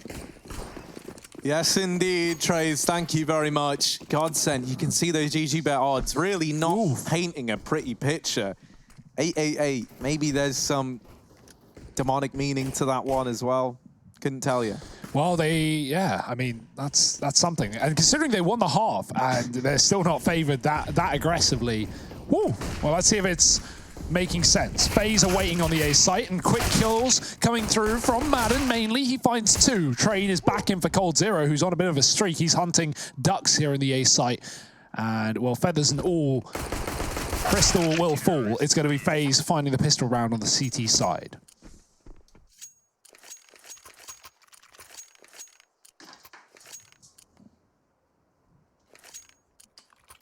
Sorry, that'll be my my solid gold dollar chain hitting the desk that everyone just heard. Oh, that's what that was. Yeah. How many carrots? I mean, he is a vegetarian. Yeah, 5 a day. 5 a day. Yeah. At least. Yeah, you just add to it, do you? Yeah, man. Sure. Trey's taken away, please. All of these carrots, Harry is a vegetarian. So, Nico. Don't count your carrots before they hatch. That's the old saying. Or before they grow, I guess. Here is the Eagles carrots are hatching. For Godsent. You're not gardening right, Harry. Well, they hatch from the dirt. Sure. So I think I win this one. Nico trying to win one of his own. The hatching from secret now. Appearing from below. There it is. There's one. Has he been eating his carrots, though? Because that would help him with seeing in the dark. And it's not that dark in secret, but it's dark enough. And here he is, man. Just laying waste to them. Just a couple of deagles outside, trying to have a good time. Little one-way. What is it? It's a set one-way Nico's got, and we've all stolen it now. Nice try, Nico. The world knows. And like a little beanstalk, he's sprouting out of these stairs. He's certainly not going to hatch anytime soon. That I can assure you. Made it real close, and that was a pretty smoke. We're going to have to run that one back. Perhaps Bastion was able to catch it. We can run it and see it all over again. Meantime, let me give you a little bit of an update over here with North and Contact going toe-to-toe on Stream B. Contact looking to pick up this first map. They are down a player in this round, but do have a few rounds to work with, it seems. Again, that would be a bit of a shambles for North if they lost that series. Obviously, getting kind of owned in their group, but yeah, they looked good, coming into this year. So I'm surprised. That's just about that, isn't it? Potential North loss in the first map of that series. We'll keep you updated with where it goes and more. But right now, FaZe going for a 2-0. Godsent looking to put a stop to that, or at least a start to their T side. They've bought up fully. And even then, it's not pretty. Out of utility in the first 30 seconds of the round. Smoke, flash, nade is all remains. Brokey's got the scout as well, so no AWP in play just yet. He's 6-12, and FaZe are still holding the lead. So even though I say carried them in the last map, he didn't have to carry them, right? And this is evidence of that. Flashing his teammate for a fight outside. Nico going to look into it, but he sees nothing. Godsent are hiding behind the walls. And Brokey doesn't realize, but there's a player actually already out-ramps Stiko. Oh, hello. Very good position. Catches Brokey looking the wrong way, and it's going to be Godsent taking the advantage. Stiko won't commit to that hell wrap, and that might cause some problems for FaZe as they think Godsent are coming in for that top site. That's not the case. Olof's gone lower, and he's going to meet a lot of Godsent players, but he only sees one. Yep, just a quick passerby. Hey, hello, how are you? We're going to plant the bomb now. Hope that's not a problem. Nico takes down Crystal. That's the first casualty in this round for Godsent. As Rain tries to wrap around over here to the decon door. Get some spammage, but nobody is home. Coming down to this kill right here. It's Stiko. Can't get his footing, can't get the crosshair where he wants it. It's going to be Cold Zera that nets himself a sweet AK. And a save coming out for FaZe. Yeah, they just want the money, right? Like, they know that if you let Godsent in early and Godsent break you, they're going to start building on rounds. But FaZe, realize that, okay, yes, we can afford to give away one here as long as we reset it, as long as we come in with a rifle round that wins. And they have all the money for it because of that 2-0 lead at the start of the half. So FaZe falling back on their bank accounts, and this will be the round that they attempt to reset Godsend. Without that, well, Godsend, they not only have a lead, but they should run away with some T-side rounds in this game. Let's see if FaZe can stop that before it happens. And the big question on everybody's mind, where did you guys get those sick-ass tracksuits? Well, that's ESLgaming.com/shop or shop.eslgaming.com, I think actually is that's the appropriate one. So head over there, check it out. Limited line of apparel designed by Hugo Byron, not to be confused with Hugo Boss. No, I don't support that company. Stolen my name, in fact. Okay, then. Oh! Oh, no, you're kidding. Stiko with 1 HP manages to win that fight out. Yeah, I don't know either, Rain, honestly, man. Like, but there's the trade for Cold at the very, very least, and we're back into a 4-on-4. It's like if Rain didn't wallbang, Stiko wouldn't have swung. So Rain did poke the bear. Yeah, that is true. If you're going to poke the bear, at least kill it, you know? That's what they always say. That's the age-old saying. You'll remember that one right up there with some of the other big sayings. Here's the nade onto Crystal. However, Crystal still allowed to get the bomb planted. Nico, not a fan of that. Not a big fan of Crystal's work in this round. And he does let him get out of the sight now. Nico, ooh, there's a little connection there into the player in the door. And he actually just sticks the bomb. You love to see it. You hate to see it if you're Godsend. And Olaf, you hero. He took bullets for Nico. And that's exactly what you want to see. Olaf leaps down, takes it like a champ. Man. They think they've killed the bomb planter, and Nico is just allowed to stick it. And that's not the most, the last or the first heroic defuse player Olaf Meister has had in his career. If we think back to that defuse on the B side of Overpass in the Fire and Flames. But this time, he protects Nico while he gets the job done. FaZe find a 10th round. I love that call. They realize Godsend ducked out of the sight, and they just go, screw it, let's give it a go. Let's see if we can win this round instantly and not have to worry about winning a 4-on-4 retake. Oh, hello. Stiko spots Rain. He's going to run through the Molotov. The grenade will get in his way, pushing him to 50 as it's not Rain, rather. It's Olaf who's dropped down below. Cold's pushed in the hut. Rain's still playing this door. Got to be very careful this time. And Madden is going to get re-smoked. So he can't try and get this trade off of the noise that Rain's making. Meanwhile, Constant just have to hold off. Stiko again has gotten in this position. Will it catch off FaZe later in the round? Yep. Meanwhile, here comes Makalele. He's going to find some footing inside of the lobby, but ultimately, this has gone pretty well for FaZe thus far. They have a lot of control. Oh no, Crystal was like, oh, I figured it out. I've figured out a little pathway into main. But no, Brokey was watching it, and he had that one under lock and key. Now the rest of Godsend, they're set up outside of this A site, or with the exception of Stiko, who once again has been able to secure one hell of a foothold here at ramp. However, this time Brokey is keeping an eye on him and really looking to limit how much damage Stiko can do. Brokey with a nice flick to deal with Stiko, and Makalele gets mopped up shortly after. FaZe, 11 rounds on the board, 4 players staying alive, and it's a recipe for success here for this CT side. Godsend, they've got to go back to the kitchen and revisit this one. Flick through the recipe book and see what they can provide heading into round 21.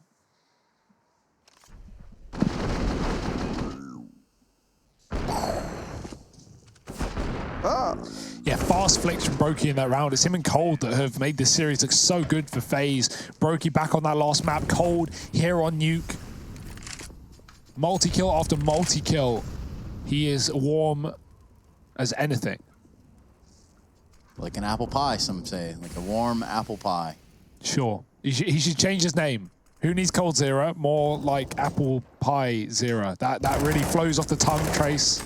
Not really the tongs we were looking to use for this meaty word delivery. Oh. Meanwhile, let the memes begin. Olaf gets a smoke drop down there, buys himself a little bit more time, and Gods didn't know this. They go chasing through that. There's a real chance that he just gets tore up. And Stiko An unbeknownst victim to the one-way smoke that is CSGO.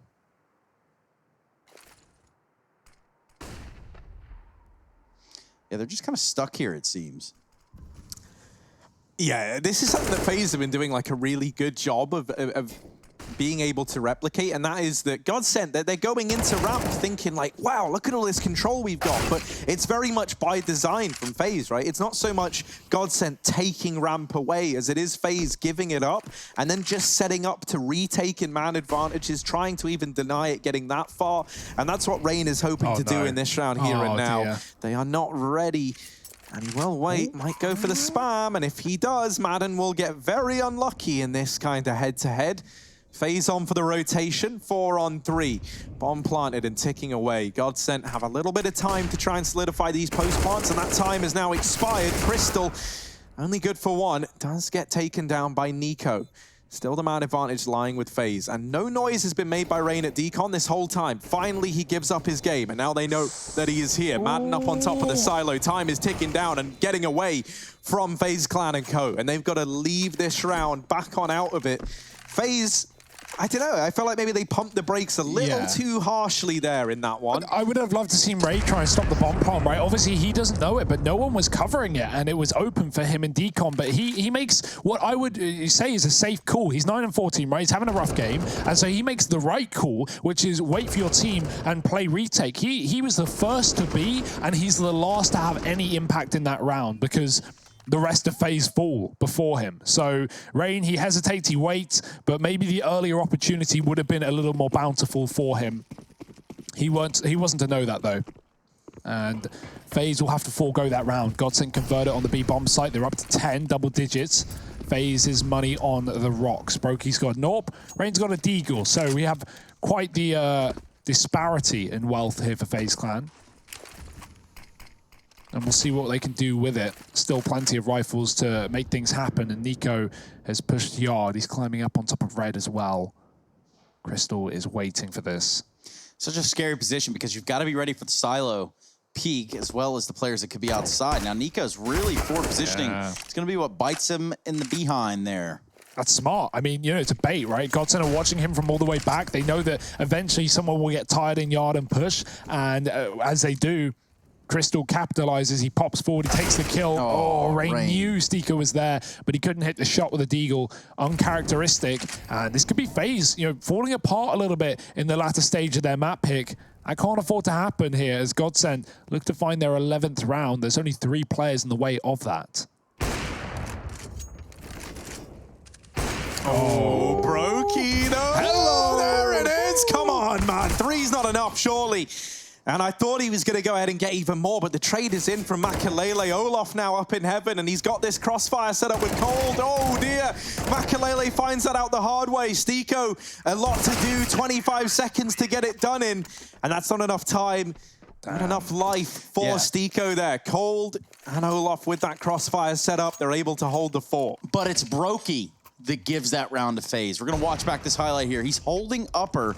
Man, the thing that's so nuts is like the confidence in this third kill. Like he just knows he's going to get it. Just swings wide, takes the fight, knows he has to have quite the performance there if they want to pick that round up. And he just takes every gunfight back to back to back and puts a 12th round on the board for FaZe. Brokey has been a treat to watch today.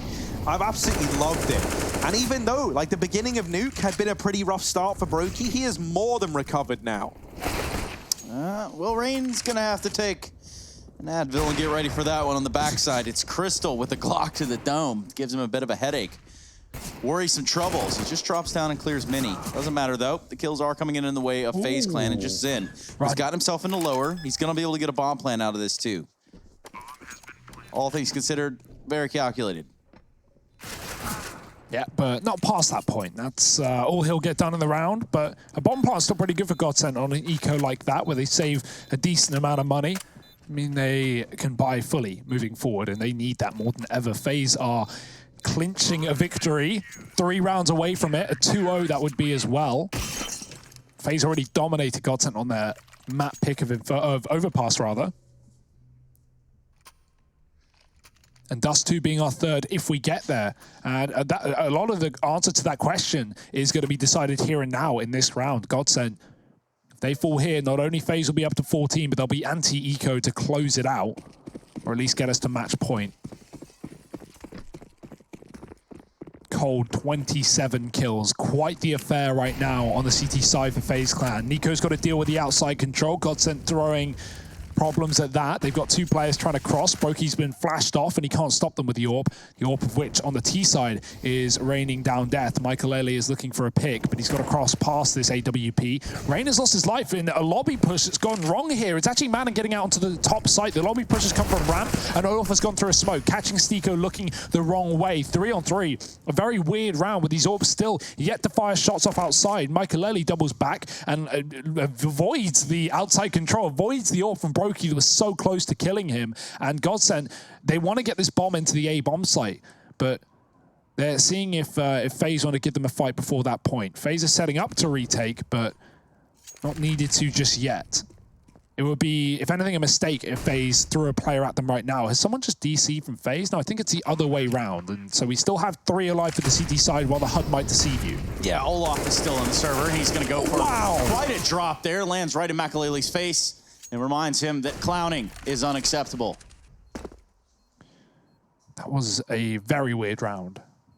Yes, it was. And you can imagine we're going to be seeing a tech timeout on the backside of it. Brokey, the only one left alive. AWP, no time really to get in the site. So that's going to be 11th for Godsent. When Olaf pushed the ramp smoke, Stiko was like looking at it and he didn't react to Olaf walking through a smoke. Like that should be Stiko's kill every day. And it did look like he'd crashed. And with him no longer being in the server, I think this all kind of adds up now. Luckily, they won't lose the round, even though Stiko dies there. But that could have been a real problem for Godsent. Luckily enough, they're still in this one, and FaZe Clan are actually the ones with economical problems. Madden realizes that this series is done unless someone makes a play right here, right now, and he does everything needed and more, running out through the door and finding 3. I wonder if Stiko was the guy having internet problems as well on the run-up to this game. Yeah, potentially. Hopefully that's not the case, but as we get more information, we'll be sure to keep everyone informed as to what's going on. This series, one that's continuing to heat up, right? And Nuke is immediately more competitive than Overpass. Godsent are in a spot now where realistically they can get back into this game. And that's not really out of the question yet. So, you know, if we can see Madden in particular, like really picking up the pace and delivering the performances we've come to anticipate from him, then I still think there's some mileage in the tank for this Godsent crew here on Nuke. We still are waiting, but shouldn't be very much longer. I think we're actually all set. Stiko looks to be back in the server. We've reset the HUD. So this pause should be coming to a close sooner rather than later. 13-11, FaZe Clan potentially 2-0ing this series, which sets us up for our final matchup of the evening. Heretics taking on the Ninjas in Pyjamas. Not to be confused with the Ninjas in Pyjamas, who are the same exact team. Yeah, that's an exciting game. A lot of people are wondering why, you know, we're running that on the mainstream over Dig Astralis, and that's of course because Dig are already out. They can't go through to the next stage. So that game versus Astralis is not meaningless. Of course, it matters for Astralis far more, but you know, the results, the consequences of that series aren't as extravagant as the consequences of Heretics Nip, who are both teams, you know, top of their group right now, or at least in the top 3. Astralis is second. So that is far more of an important game when it comes to the standings here in the road to Rio and who's going to be making it forward to the next stage. Right now, FaZe are looking for that very point, but Godsent are coming alive at the end of the half, or at the end of the game. Yes, a tale of 2 halves, also known as Counter-Strike. 15 rounds and then 15 rounds. It was the best of times. It was the worst of times. And here with me are the meme of times. Rain's gonna be pushed up in the lobby. He's got one onto Crystal. Can he be good for more though? Can this be where they put a stop to Godsent shenanigans?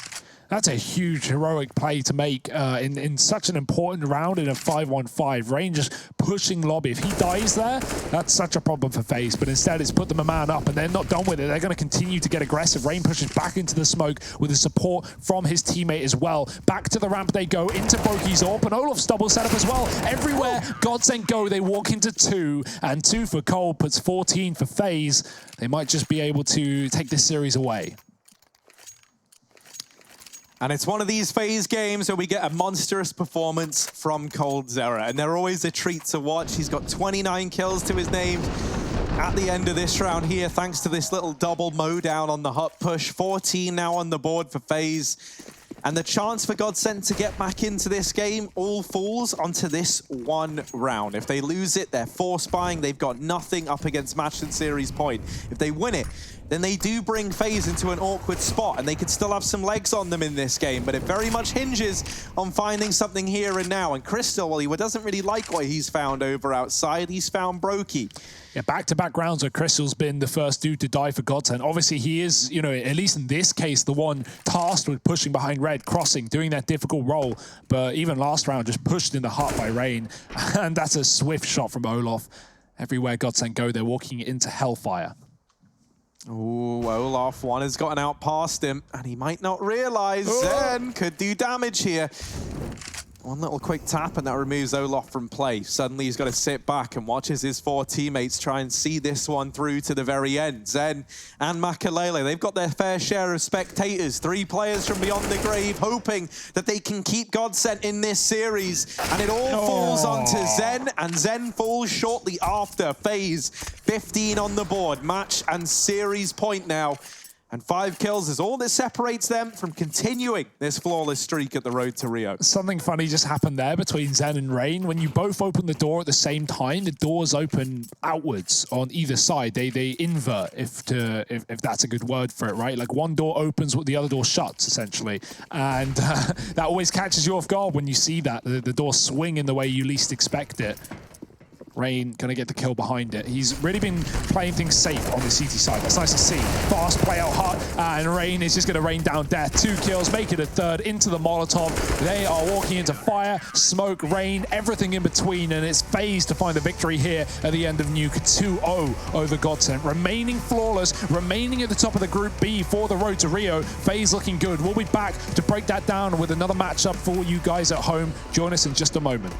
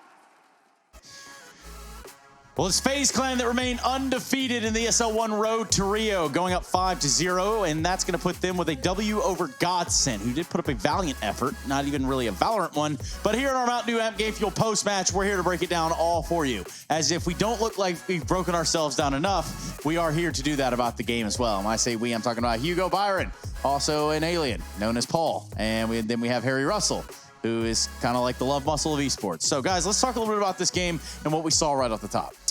Yeah, I mean, really good stuff from FaZe, right? Like, Overpass, that was the map pick of Godsent. It was a sweep. It was FaZe fully in control. I love the CT setups. They had so many gambles, so much aggression, rain pushing playground, wrapping monster. We would have FaZe gamble, stack sites with 4 and B, 4 and A. They'd make the right reads. I mean, the scoreline told the story there. They 16-6. Nuke was a little bit tougher, but FaZe, they're back in form. They're top of the group. They're flawless, Trace. They're looking damn good doing it. One gentleman that is also looking good doing just about anything that you can think of is a man by the name of Cold Zera. Now, we do have the opportunity to talk to him now after he wins. Hey, man, sorry we didn't really dress for the occasion, but it seems like you guys came prepared today. Good stuff out there in the server. Yeah, nice outfit, guys. Thank you. Thank you. Now, you'd be surprised to know that Harry picked all of these by himself. Now, Cold, you know, we're looking at this series, and I just want to ask you straight off the top. Brokey, this guy, he's coming alive. What do you think? This kid's a genius, man. He's a pretty good player. He's really insane. Good skill-wise, good movements, and he's like really young, really talented, and he's doing a good job as well. All right, Cole, you guys are flawless right now in the road to Rio. Things are far better than they were at the stage 2 of Pro League. Right now, you have 2 games left of your group. Are we going to expect to see you flawless? Is that what you have cooking up in the, for the rest of the season? I think like on Pro League, in the second stage, we had like so many games really close to win. So we kind of like was like a little bit stressed in some momentum. So it was kind of hard a little bit. And on this league, we're trying to like be more chill a little bit, like just play like our game.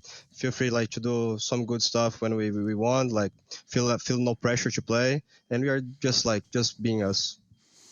Whenever we had you guys on for interviews during the Pro League, one of the things that often got brought up was how like things were looking great in practice, right? Like all the system was there, but maybe it just didn't translate across into officials. Now that you've started to have, some good results, right? Going flawless here at the road to Rio, and you've got like some confidence behind you guys. Do you think that's just elevating the kind of skill level you're all playing at in the server? Because some of these performances have been incredible, man.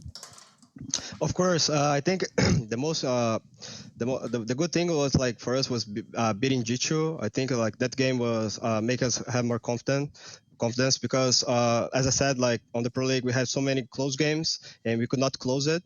And against Jichu we closed a hard series and we were winning and they had a huge comeback as well. But we make things work, and I think like after this one like make our confidence boost a little bit, and I think that's why we are playing like way better. Yeah, just over there on the 1st of May, we're not even in that deep into May just yet. You guys played up against Mouse Sports. What did you take of Mouse Sports then when you went into the server? Did you expect more out of them? I think they just had an off game. They're an amazing team. Like they play really good. Was hard to be honest as well. Not because we had a great result against them. Like doesn't mean too much thing for me, especially for me. I think like the game was still hard to play against them. They had a good reads as well, but we make on top on this time. So I think like when people play online, I think it's kind of a little bit more hard for teams who like to play online. For us, kind of hard a little bit to play online for them as well. And I think like online, they're going to do way better as well. And last question, right? So obviously Olaf and Brokey were like the 2 players that underwent some kind of role changes, right? Like I say recently, not mega recent, right? But obviously we've seen Brokey picking up the AWP more. Olaf kind of falling into like more of like a lurk role, it feels like. His stats have been definitely on the up and up, right? When you look at Olaf, how do you think he's adapting to the role? Do you think it's kind of coming into his own now?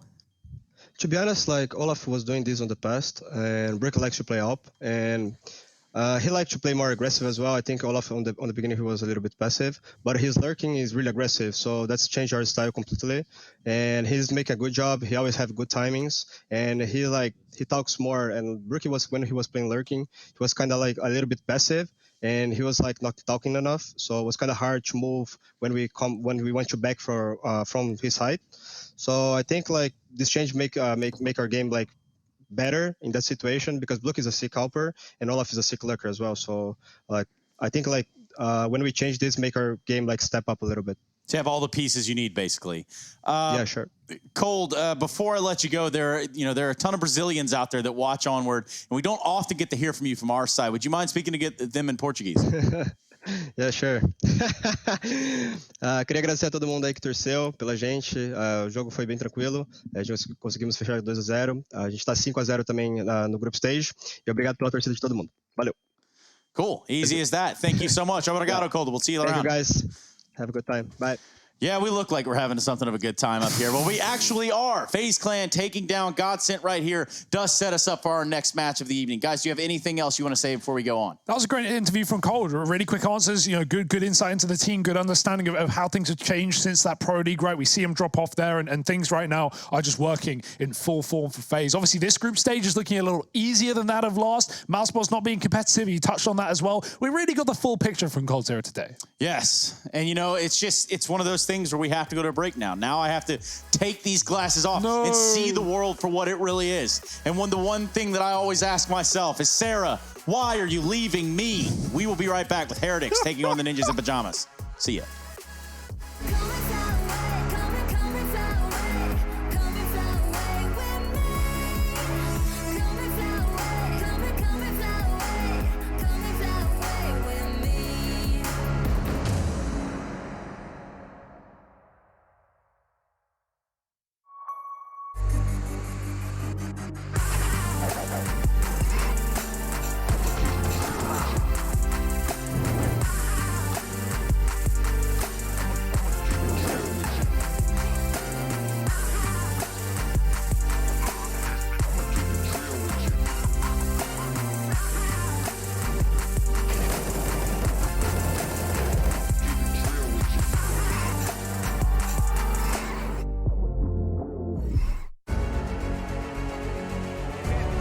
To get my knee. Where's it gone?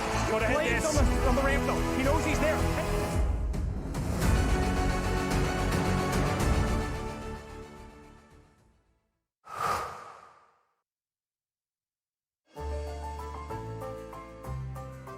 Son intelligence de jeu, même quand il avait 6-7 ans, c'était assez incroyable. Donc au début, on était meilleur que lui. Je pense c'est à partir de ses 14 ou 15 ans qu'il a commencé à être meilleur. Au début, quand il perdait, c'était un très mauvais perdant. Hein. Oui, je me souviens très bien qu'il cassait beaucoup de souris.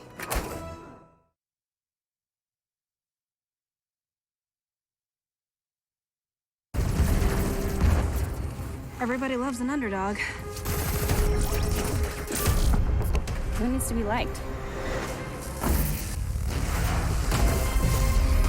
Mountain Dew Amp Game Fuel. Victory in a can.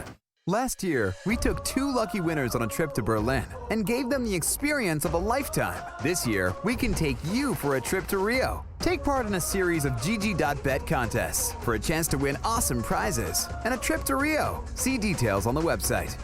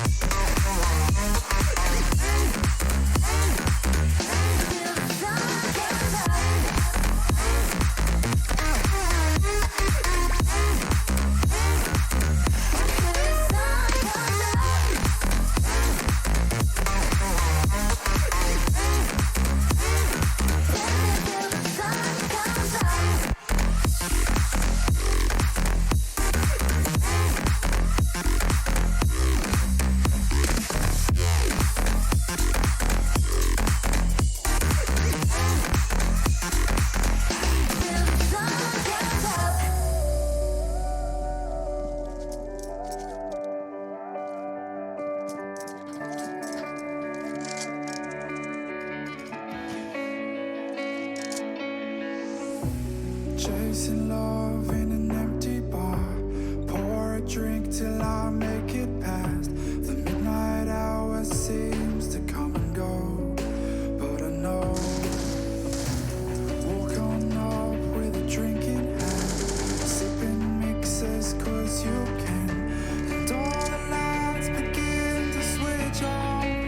You're chasing the light, holding on for life, feeling the high, chasing the night, chasing the night,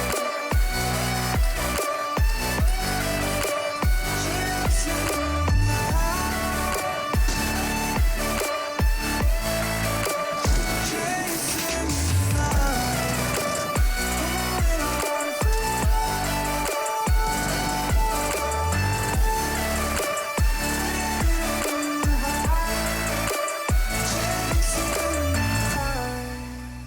holding on for life, feeding the high, chasing the night, chasing the night. Hotel rooms and city squares, champagne bottles, drum and snare. The sights and cities seem to fall away when you stay. Locked in love for a night or two, losing sleep just to get off you. Day to day you wanna stay out. You're chasing the light, holding on for life, feeling the high, chasing the night, chasing the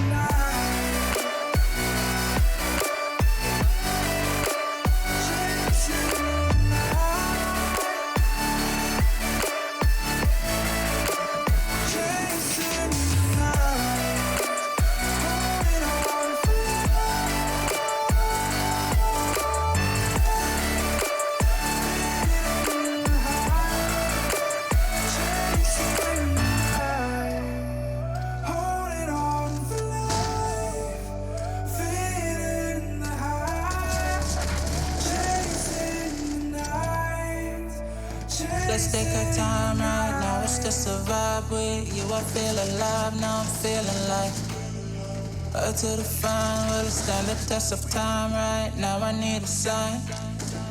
Tell me if it's over, come a little closer. We should take our time to think this damn thing over. Should we grow closer? Should this be over? My heart for your mind, probably we should start over.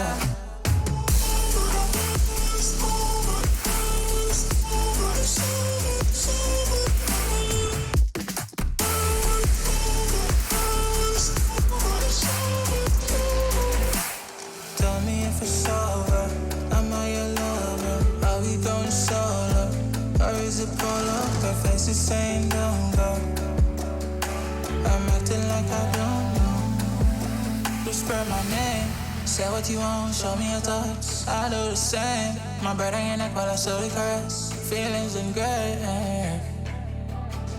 it's still the same. Tell me if it's over, come a little closer. We should take our time to think this damn thing over. Should we grow closer? Should this be over? My heart for your mind, probably we should start over.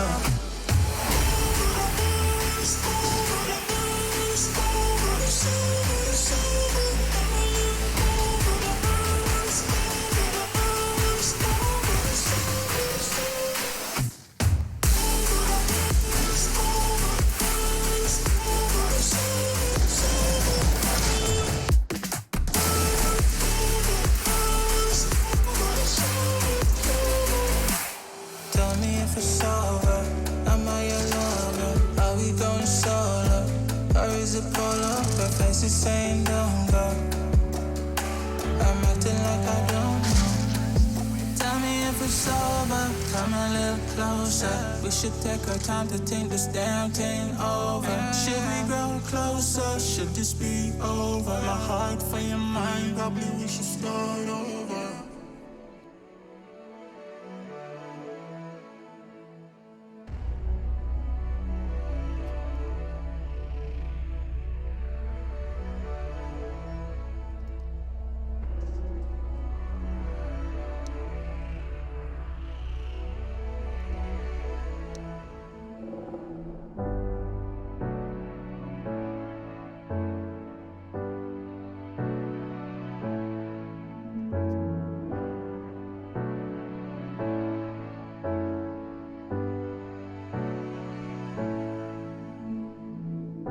Seems like I can't get away from the hot sun. Always night and never day. Even when I wash the floor, the dust still comes. Keep on hunting for the bread. No matter how lost, need no light, no spark. I'm a light mode. With my eyes closed, I can see in the dark. I'm a quiet storm, far from calm. I know you feel me, brother.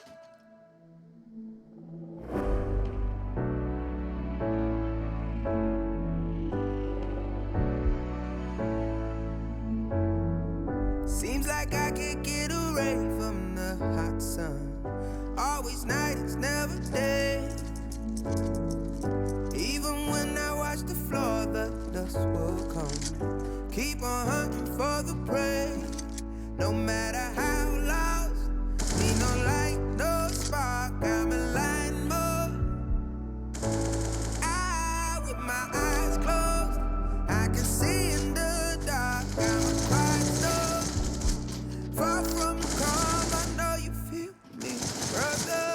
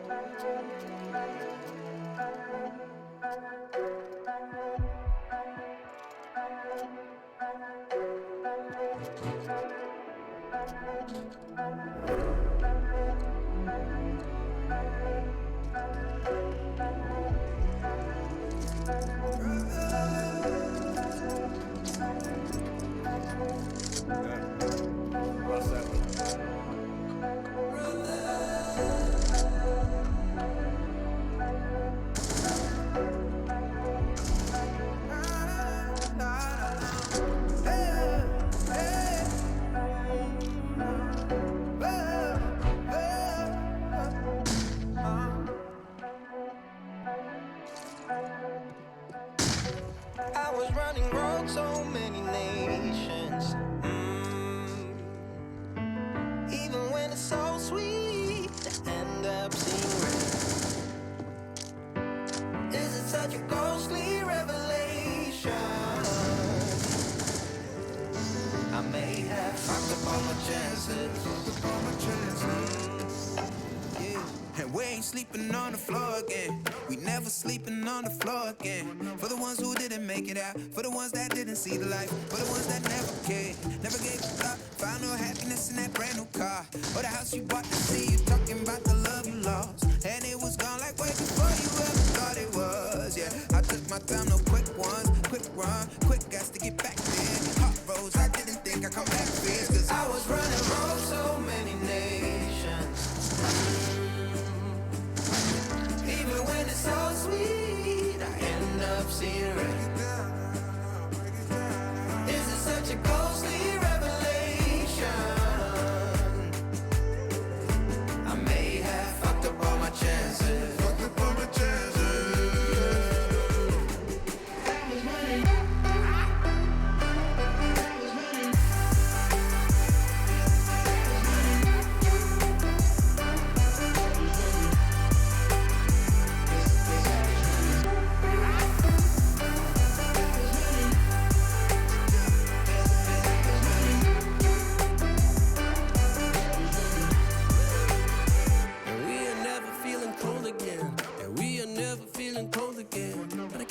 It's easy, it's hard to preach, cause I've been burning trees and watching fall. If we cannot breathe out, we go forward. Sure, I was searching for cure, fishing a little wildlife. And when I'm low on fuel, I'll still be running till my back broke. Halfway, lost hope and I checked it. Hard roads, I didn't think I'd come back fast, cause I was running roads so many nations. Even when it's so sweet, I ended up seeing red. Ghostly revelation. I may have fucked up all my chances.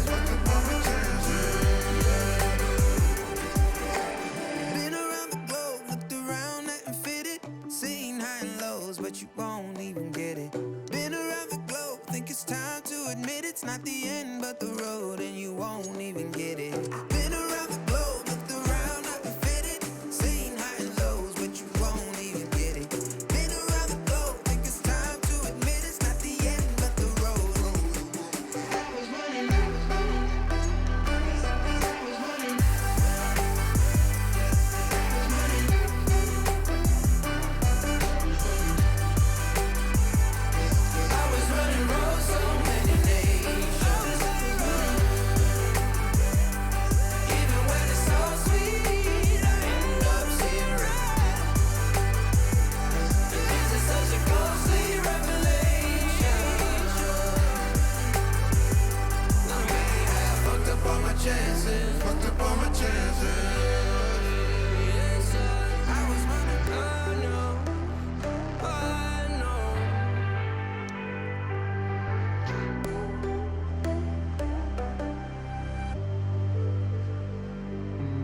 Look into your eyes, I see the colors of your soul, and I recognize every single line, every single roadblock.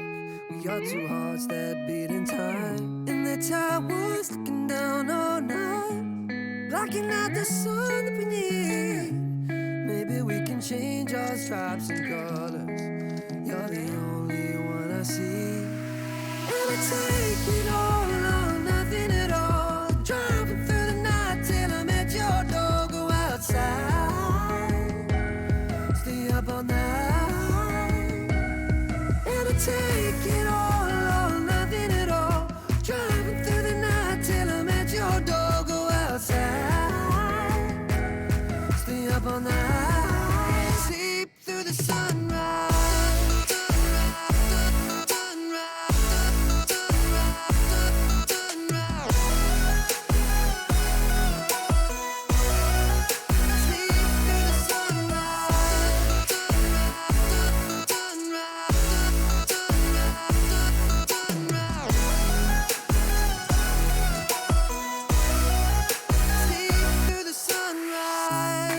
Into my past and I count the numbers of the dreams that I left behind. I don't even care now that I've discovered a new kind of peace of mind. Up above us, looking down on us, there's an angel I know. We don't need to worry or discuss much. It's time for me to let go. I'll take it all or nothing at all. Driving through the night till I'm at your door. Go outside, stay up all night, sleep through the sunrise.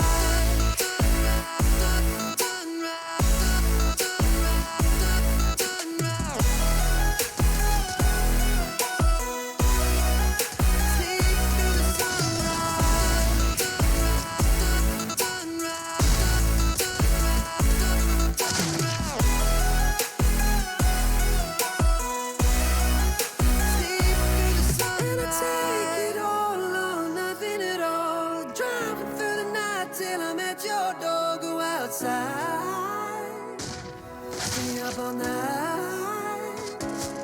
and I take it all or nothing at all. Driving through the night till I'm at your door. Go outside, stay up all night, sleep through the sunrise.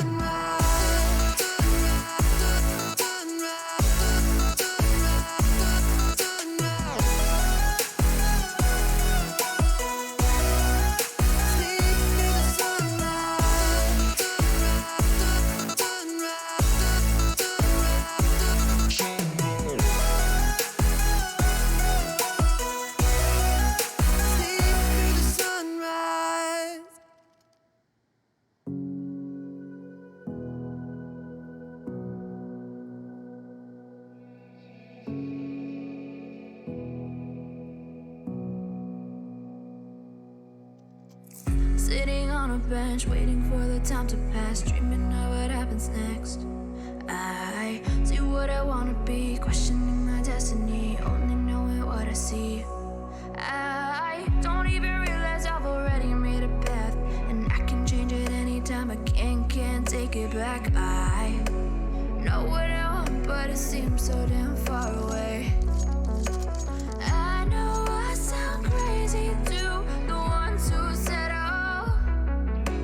I know I empower those who dream like me. I know I sound crazy to the ones who said oh. I know I empower those who dream like me. And you say you wanna be somebody.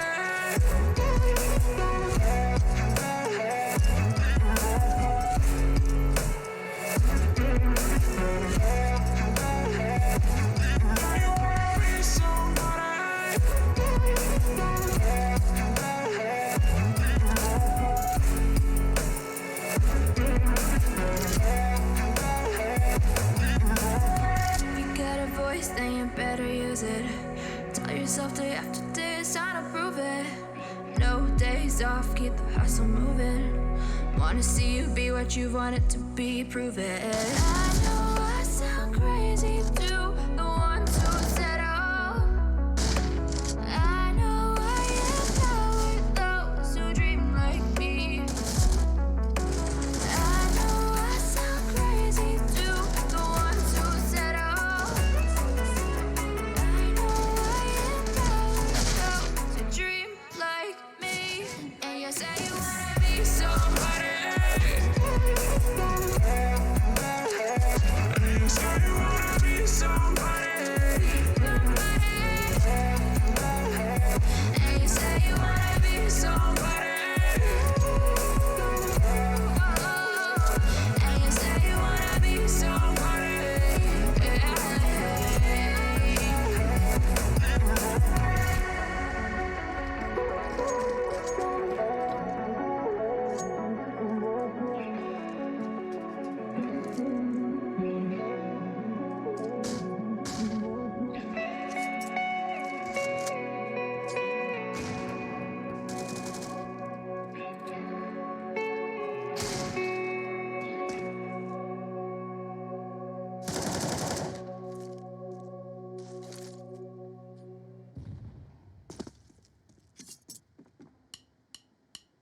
I can't pretend to like you. I hope you feel the same. I take a chance and not lose. I can't pretend to like you. It's just I never thought you were sitting next to me. I don't understand. It's just I never seen you smile. You wanna make out, give me a second. It's just you never talk, I never listen. When do we fall in love? Make up your mind, honey, 'cause I can't pretend to like you. I hope you feel the same. I take a chance and not lose. I can't pretend to like you. I can't pretend to like you. I hope you feel the same. I take a chance and not lose. I can't pretend to like you.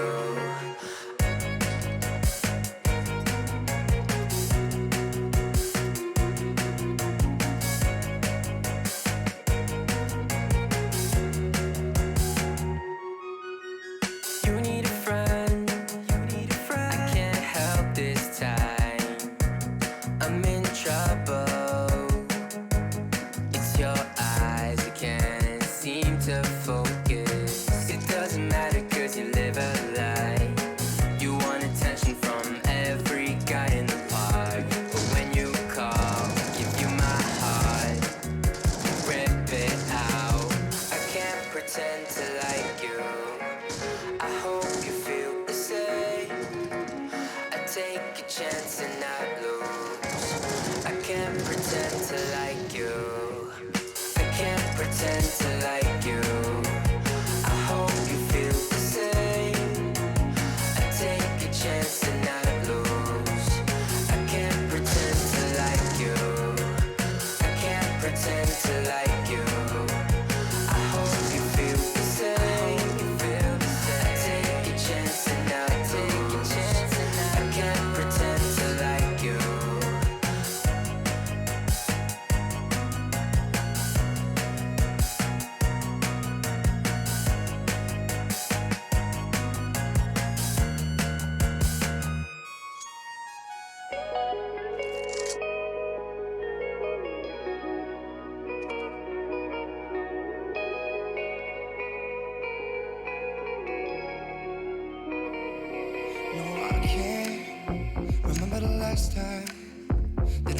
felt fine.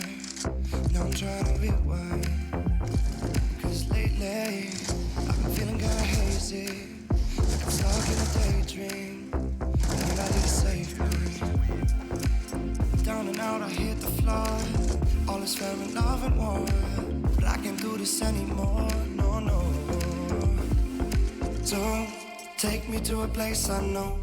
Somewhere I can feel my soul. Lately I'm skin and bone, so hollow. I've never felt so alone. Need you more than you know. Cause baby, you feel like home.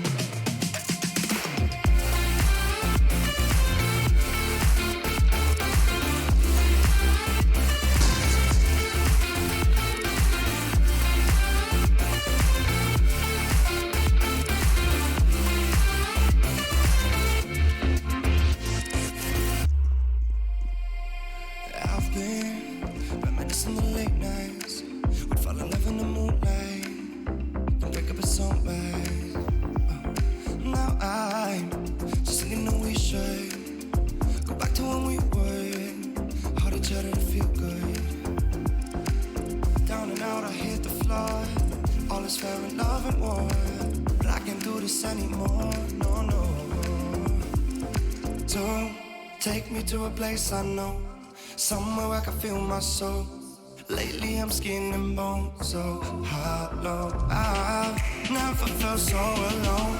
I need you more than you know. Cause baby, you feel like home.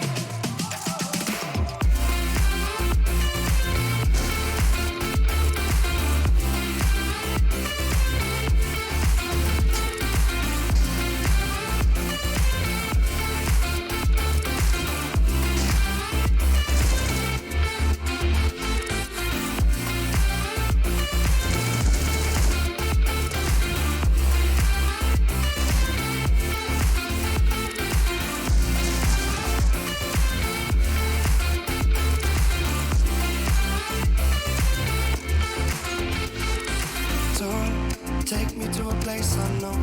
Somewhere I can feel my soul. Lately I'm skin and bone, so hollow. I've never felt so alone. I need you more than you know. Cause baby, you feel like home. It's hopeless when you think that you lost. Oh, I will take your hand and we'll rise up from the dust. Oh, here we go, go, go. Let us heal and grow. You won't be alone, we're unstoppable. Don't be afraid to show what we're going for. This is what we know. Here we come back to life, we're still breathing. Standing up, everybody's gonna see it. Oh,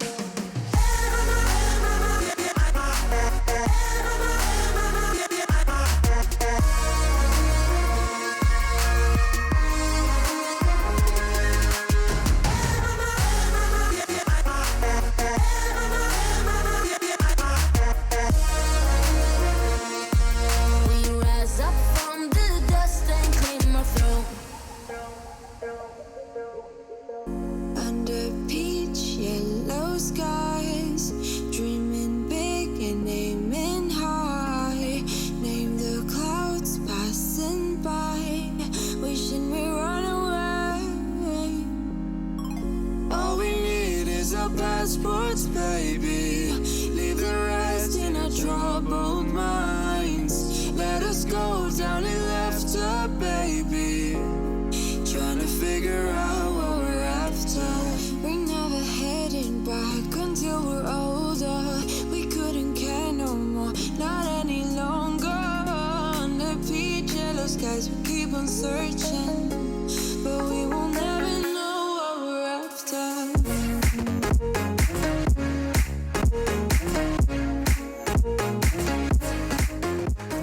ESL 1 Road to Rio is brought to you in part by Intel, Mountain Dew Amp Game Fuel, and GG Bet.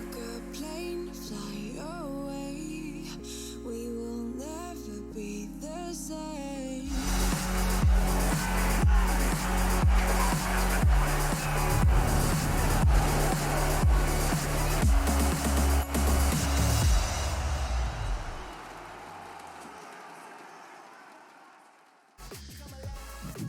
This is the ESL1 Road to Rio, and it's powered by Intel, and you're damn right we are ready to get back into the Counter-Strike. Team Heretics taking on the Ninjas in Pyjamas right here in my studio, in my server, and I, of course, being Trey Saranthus, came dressed to the nines now. Almost even got my hair did, a little something special for the occasion. And alongside of me are two gentlemen who woke up equally as excited this morning. We do have Harry Russell, of course, and whatever Hugo's supposed to be. So, I what's don't up, really guys? know. Yeah, I mean, thanks for having us, Trace, here. We're really happy to be back on the desk. Obviously, this is a pretty cool game. We've just had a bit of a blowout. I'm expecting more of a close affair here. Heretics have really been a team rising through the ranks as of late. We see them get to the top 30 as well. And you know, I don't know where the limit is for these guys, but right now they're really grinding. Yeah, they definitely are. I can tell you where our limits are, and that would be just hearing from us, because we do have that opportunity to hear from Kiyoshima. We've got him logged in, loaded up, and ready to go. Kiyoshima, it has been quite some time. How are you, buddy? Hello. Good. Good. How are you? Not bad. You know, I'm just looking at this Heretics project, and I just want to get it out there in the open. How did this project become to be? I mean, we had quite a lot of changes, actually. It was straight after I played New York with G2. Luke and myself decided to go and play together somewhere. So we decided to go with Heretics, see how it goes and everything, because we believed in the project where they had an in-game leader. They had Maka, who's actually really good as well. And we just tried to do something, but it didn't work that well with the players that we had. And we had to make changes, and now we are here. Well, you're in a good spot, Kyo. You know, I've got to say, like, as a guy who's been at the top level, who's played at the tip-top of Counter-Strike, and is now in a team full of young up-and-comers grinding their way, especially through online qualifiers, what has been the hardest part for you? What's been the difficulty of being the experienced player inside of this roster? I mean, I don't think it's really difficult, because people actually really listen to me in what I have to say and all these things. So they quite listen to my voice a lot, even if I can't always be right. So I have to be able to listen to what they say as well. And it's always good to learn from the new generation that is coming and what they have to bring as well. Let's talk a little about the time you spent away from Europe, Kyo. You took this long journey across this big pond known as the Atlantic, and you spent some time in North America. Talk to me about what you learned in playing in North America or with North Americans. The culture is really different, actually, because I'll say it's easier to play there, but in the fact of practicing, because when we play there, we didn't play that much because there's not a big pool of team to play with compared to here when we're playing literally 10 hours a day and all this stuff. And it was quite cool to be able to be there with some Americans as well, to see how they see the games and everything, even if my team was only 2 Americans and 2 Swedish people for a long time, and then we had Xelsis coming in to replace Golden. Yeah, I would love to hear your thoughts as well, Kyo, on Maka, right? I know he's been catching a lot of people's eyes here in the Team Heretics squad. What is it about him that you really love working with in the team, and what does he bring to the table? Maka is really... He actually watched a lot of demos of all the players, and that's really why he's so unpredictable, because he knows how the player play, and he's trying to make the best out of it. So he's spending a lot of time watching CS, playing CS, and it doesn't seem like it, but he's been in the scene for like not such a long time, but he made the best out of the time that he was in the scene. So let me ask you this then. We'll get you out of here pretty soon. You know, on the other side of the server are the Ninjas of Pyjamas. And, of course, they're not the Ninjas of Pyjamas that you grew up playing against in CSGO. What do you think about this whole Dignitas and NIP project and how that all kind of broke down the way it did? It's kind of a struggle to think that we're playing this NIP, because in my head, NIP is still... Like, the Dignitas of now is like I'm thinking about Forest, I'm thinking about Get Right and all this stuff. So it's kind of hard to put actual names on NIP, even though I know the players, because they've been in NIP for such a long time and somehow they just all moved to Dignitas. So it's quite weird to see these people with different like team name, basically. Mm-hmm. Yeah, and I think everybody across the entire planet can echo that sentiment. Hey, Keo, would love to catch up with you a little bit more, but we got to do this thing where we get you into server and then we press live and then everybody's happy, you know? So good luck out there with the Heretics, my friend. Thank you very much. Cool. And on that notion, we'll continue down this path. The one of non-returning, if you're wearing what we're wearing. Hugo has vacated his glasses, but ultimately you don't need glasses to see what the Heretics are up against in the server. Yeah, in fact, I need the glasses off if I want to see what Heretics are going to show in the server. And I'm excited to see these guys, right? Like, we haven't actually had the chance ourselves as a trio to cast these guys. We've been seeing them really, you know, make a bit of a storm so far in the road to Rio. And right now, sitting at tip top of the group alongside, obviously, you know, some of the other guys that we have here, such as NIP, such as Astralis, and of course Heretics there right behind. I can't wait to see what they're going to do. I'm calling, or I'm hoping for a bit of an upset, right? Like, NIP are certainly the favorites if you look at the results and you look at, you know, what these players and teams have accomplished. But Heretics, they're not a team to be sleeping on. Many teams have slept on them and they've regretted that post-match. Yeah, many teams or many people have slept on Cloud9, and well, I'm not even sure that they regret that. What I do regret to inform you is that it isn't time to get to our vetoes. Now, I bring that up because I want to know what maps we're going to be seeing between these two teams. Where do we think they have the most even ground in terms of this veto? Well, I feel like we could get a Vertigo here, right? Train and Dust probably going to go right away. That's the bans for these two. Train gone for Heretics. That's expected. I imagine this is where Dust goes, and there it is. Now, I'm curious if we see the Heretics pick into Vertigo, or if that could fall to NIP. Yeah. I love to think we at least get it in the series. I think Heretics, well, they haven't gone for it, but I think NIP will, right? Like, I think if you're Heretics, you know that NIP are going to pick into Vertigo. Look at how often, wow, okay, guess not, how often NIP have been playing that map. But I mean, it goes both ways, right? Heretics 100% win rate on that map. And I thought that they were maybe leaving it open for NIP to grab it, but NIP aren't going to be interested. They want to move completely away and go to Overpass. Mirage is a second ban for Heretics. An Inferno. No, that's going to be a ban as well. So Vertigo it is. Yeah. And, you know, that makes a lot of sense because Vertigo is a good map for both of these teams, right? And so that being saved as like the remaining, the decider map makes a lot of sense. It's the even ground for both of these two. And now I really hope that we get the fullest out of this series, right? Because I would love to see these guys go head-to-head on Vertigo. And honestly, I feel like this is one that's got the legs to get us there, right? Like, both these teams feel pretty evenly matched, maybe feel like the wrong word, because with Heretics, you know, it was more like we didn't have a massive amount to go by. They come into this, they look so good. They've bested all these tier 1 opposition. And for NIP, it's been a bit of the same, right? Like, these guys coming in and pressing us, looking real good. Obviously, you got Threat as well, now able to chime in even more. I think that's something that's helped this NIP squad out a hell of a lot, at least in, you know, the mid-round and keeping everything organized. So I certainly hope, and I think this is a series that goes 3 maps, and we get to see what these two teams have to offer. And if we get there, right, like, that Vertigo map is so interesting for the facts that Heretics, yes, 100% win rate, like, no losses on it. NIP, even more games played, and an 80% conversion as well. We saw them even take it over Astralis, not just to open up the Pro League even, you know, weeks, now months ago, but even the other day in the road to Rio, they did lose the series. They got 2-1, but they took Vertigo away from Astralis, which is a huge victory for NIP, and one that they would, you know, I'd love to see them take on Heretics here. I think it would favor them, NIP, in the long run if we go the distance, but right now, who knows? Yeah, well, what we should know is at least where we want to put our chips. We talk about stacking chips and coins, this, there, and the other. I'm talking about cold, hard predictions, GG.bet providing them, and we're going to have to get those glasses back on Hugo as he looks down the pipe and tells you why you should believe in his pick. Heretics.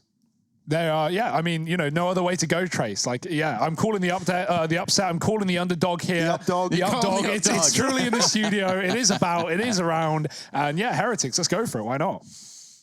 Yeah, you know, I'm going to disagree with him on this one. I'm going to put it in favor of the NIP boys. I think these Swedes have got something luscious cooking, and more luscious perhaps than those locks even, Trace. What's wrong with my locks, man?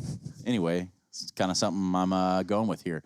You're out, kind of like Kenny Powers said. And in terms of me, I guess I'm in with the predictions. And when I think about these predictions, I like how you can't even see my eyes to see if I'm trying to deceive you. When I also say I think the Heretics have what it takes in this series, rather, to get the job done. And that's only because, Nip, yes, we talk all the time about them finding a sort of identity, if you will.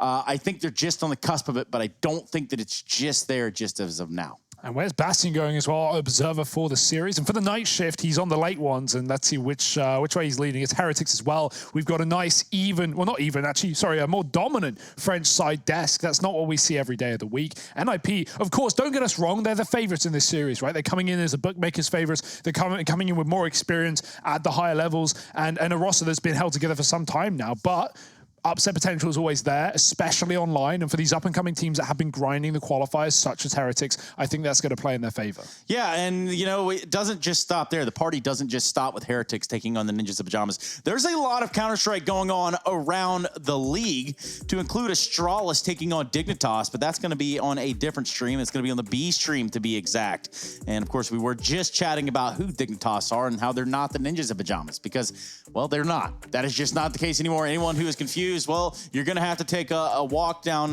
Hugo's path there in his glasses, perhaps even with his clown shoes on, so that we can all see what it is that he sees in his prediction here today. Now, of course, those glasses are from the future. We are from the future as well. And the future shows to us that we're ready to get this game going. We do know it's Nuke. We know it's Overpass. We do know that we're going to be deciding this one on a little bit of vertigo, should we need to. But this right here, that's what does all the talking, boys. And I'm done with that. So what do you guys got? Yeah, Trace's fists do the talking for him. No, I was thinking like... No, I know what you were thinking, Trace. Yeah, it's dollar signs. You meant money, but I went down the path of violence, and that's what we're going to see in the server. Also, those GG bet odds leading this one in favor of NIP. So I got GG bet on my side, but no one else here on the desk. Don't know how I feel about that one, honestly. I kind of hope I'd have some friends in this. I just, you know, for what it's worth, and I'm pretty sure you can all understand this. How many days have we been in the studio together, the three of us? Ooh, like 60. Almost coming up on 60 now. How many games do you think, yeah, right? Because look at this, right? Look what it's come down to. Delirious now. Delirium has set in, and every time I look at Hugo, I get a nice little giggle out of that. And I'm not sure who it was that dressed us this morning, but certainly the wardrobe department is going to have strong words with the manager. Probably someone named Karen, if I had to guess. Either way, we're jumping into this matchup. We're jumping into this first map of this series. No Karens in sight, and that's because Nuke, Overpass, and Vertigo are going to be taking her place. Speaking of which, we miss you, Sarah. See you soon. Let's go. Let's get into the action. It's a best of three. We've already had a bit of Nuke earlier on today, but I wanted just some more. I don't think we quite got our hunger satisfied, Trace. Heretics, well, they are here providing a bit of a meal, a buffet outside, and it's Letcro on the chopping block. He's going to be the first man down and out of this round, and Heretics do try and cross towards Secret. No one stopping them. Some pot shots fired, but nothing connecting, and we have these Frenchmen down towards B. Yeah, running shoes on, and only Plopsky to get past here down at the B bomb site. But this guy is going to look to try and throw a bit of a spanner in the works, an infamous Plopsky, here he is, toolbox out, but XMS going to best him right away. Bomb now planted, and retake has to come through for NIP. Lucky is still lurking over here towards outside, just to make things that much more problematic. No. Not great, but he has at least denied this retake from Nork. He's kept him outside, and that's left Twist effectively alone at the B bomb site. Nork only just arriving, and Nevera shuts him down. Heretics gonna lock in the pistol here. Kind of what we forecasted. We knew that the Heretics were going to get a front in the series. We knew that they had a good chance at it, and I'd say it's pretty much good as done, Hugo. Yeah, let's pack it up. Let's go home, Trace. I mean, you know, take the wig off and get out of here. No, of course not. NIP, they're going to be forcing. They want to make this one competitive, and they want to do it early on as well. I love it when you have those outside lurks that really stall players out, like Lucky there. Keeps Nork, you know, really, you know, just with his attention diverted to the outside area, Right. delaying the retake. Okay. Words are hard, Trace. I'm going to need some water in me. Right now, Heretics, they're swimming in gold.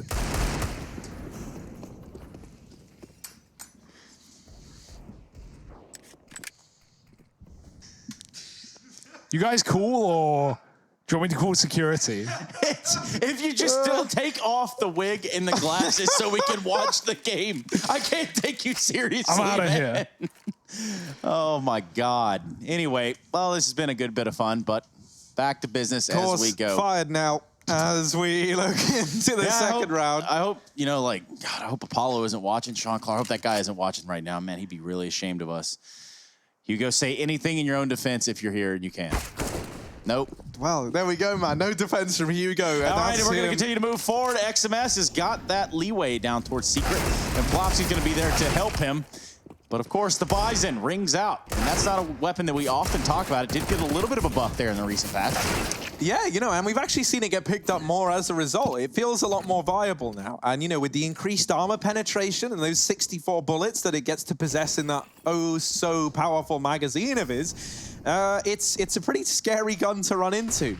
It's like a very mobile Negev is almost how it feels. And in this round, we do get to see the Bison showing up in spades. A third kill for XMS in this round. Lecro all alone.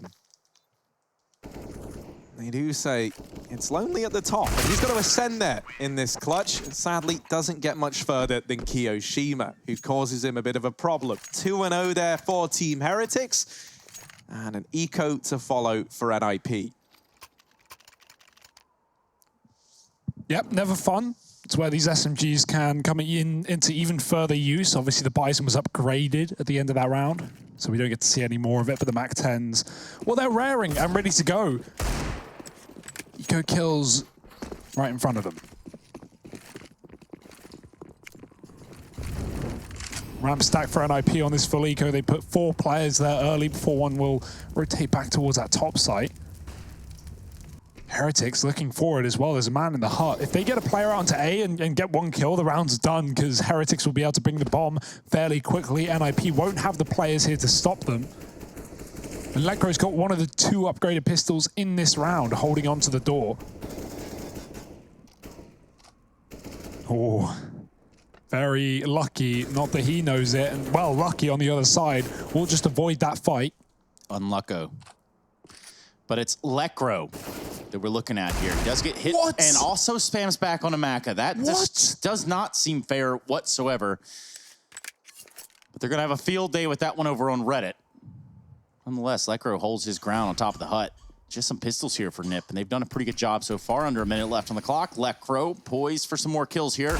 They're going to run out. They've got to take him by storm, and they do just that. Lucky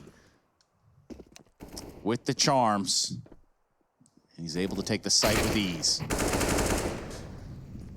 Sugar, Spice, all things nice. Keo, he's got full of them, and he's got 3 frags in this round presenting themselves to him.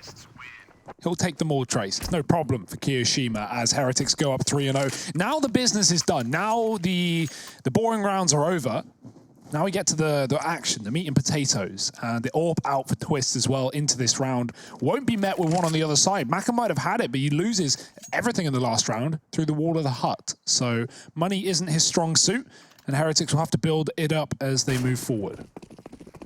Yeah, that's what we're looking towards. Harry Russell now with a sideline report. Harry, what's going on down on the field? Well, I'm standing here on the outside yards of Nuke Trace, and the smokes are raining over now. It's all looking rather chaotic here.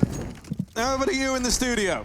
Yes, thank you very much, Harry. That's right. We can see that server conditions are palpable. You can even cut it with a butter knife if you tried. Emperor Palpatine nowhere in sight to do the ceremonial cutting, which ultimately leaves us here. I want to go to one of your birthdays, Trace. I want to see that cake. It's lit. Yeah.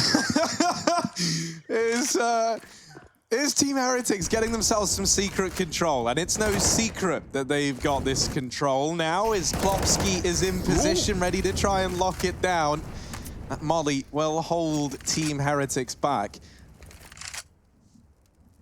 They're going to decide against the secret drop and instead try and go back here towards outside. But there's a little twist in the action. And here he is in the action, shutting down one. It is that guy's name I just said. And now he's going to go up here towards Heaven, looking for a kill outside. And of course, not offered yet a kill outside. Now going to reposition over onto the rafters. They are sneaking up into Heaven. Twister's got to watch out for this. And he will look back. Starting to watch out for this now. It's like realism casting. We've tried minimalism, now it's like Twist. Going for the kill, does not get the kill. Popsky will. It's Kiyoshima all alone. 20 seconds here, and NIP might be putting their first round on the board. Not really much Kiyo can do about it. He may be 6-0, but he's got to keep that scoreline going, I guess, with NIP holding on to all their weapons. Yep, all the marbles. For the ones that we've lost up here, they've certainly found them in the server. And that's going to be the first round for NIP, as Hugo outlined. Here's an intel moment that delivers. A moment of brilliance, even. Twist with that plot twist. He finds himself with some nice kills. The AWP, Plopsky there to help him out. So all in all, NIP trying to tidy up the ship, make it look a little bit more clean after what was a 0-3 start. Now they're back in the game. But weapons still in the game for the Heretics. Speaking of Heretics, is that kind of itchy, Harry? This is just my real hair, Trace. Oh. But yeah, very. And now down through the vents. Lucky does get naded on his descent. But Maka, he was lucky in that he did not. He got down. Bomb still dropped back at the vent side. XMS making his presence known over here towards outside. Maka still a threat. Down on B, but remedied by Plopsky, no less. Rez now returned onto by XMS, and it's still a duel over here outside. Plopsky gonna discover, guys, I've actually got the bomb down I don't know if here. he saw it though. Yeah, it looked like he ran over it and like didn't see it. Now it might be on the it might be on the mini map. They might have that info, but there's a world where NIP don't know that the bomb is right behind them. Oh, won't matter anyway. Yeah, catching out Plopsky. Now secures this B site for the Heretics. They're going to try and get in. And once you get in, then you can look to get down. I like the idea that Maka had, not Maki. That's lucky. I'm mixing the names, but you know, he gets the B bomb site under control. He drops a bomb in decon. He tries to fight B. He doesn't want to plant there because if he plants and he dies, NIP just defuse and his team are nowhere to be seen. Only one man made it down the fence in the first place. It's like he got grenaded. So.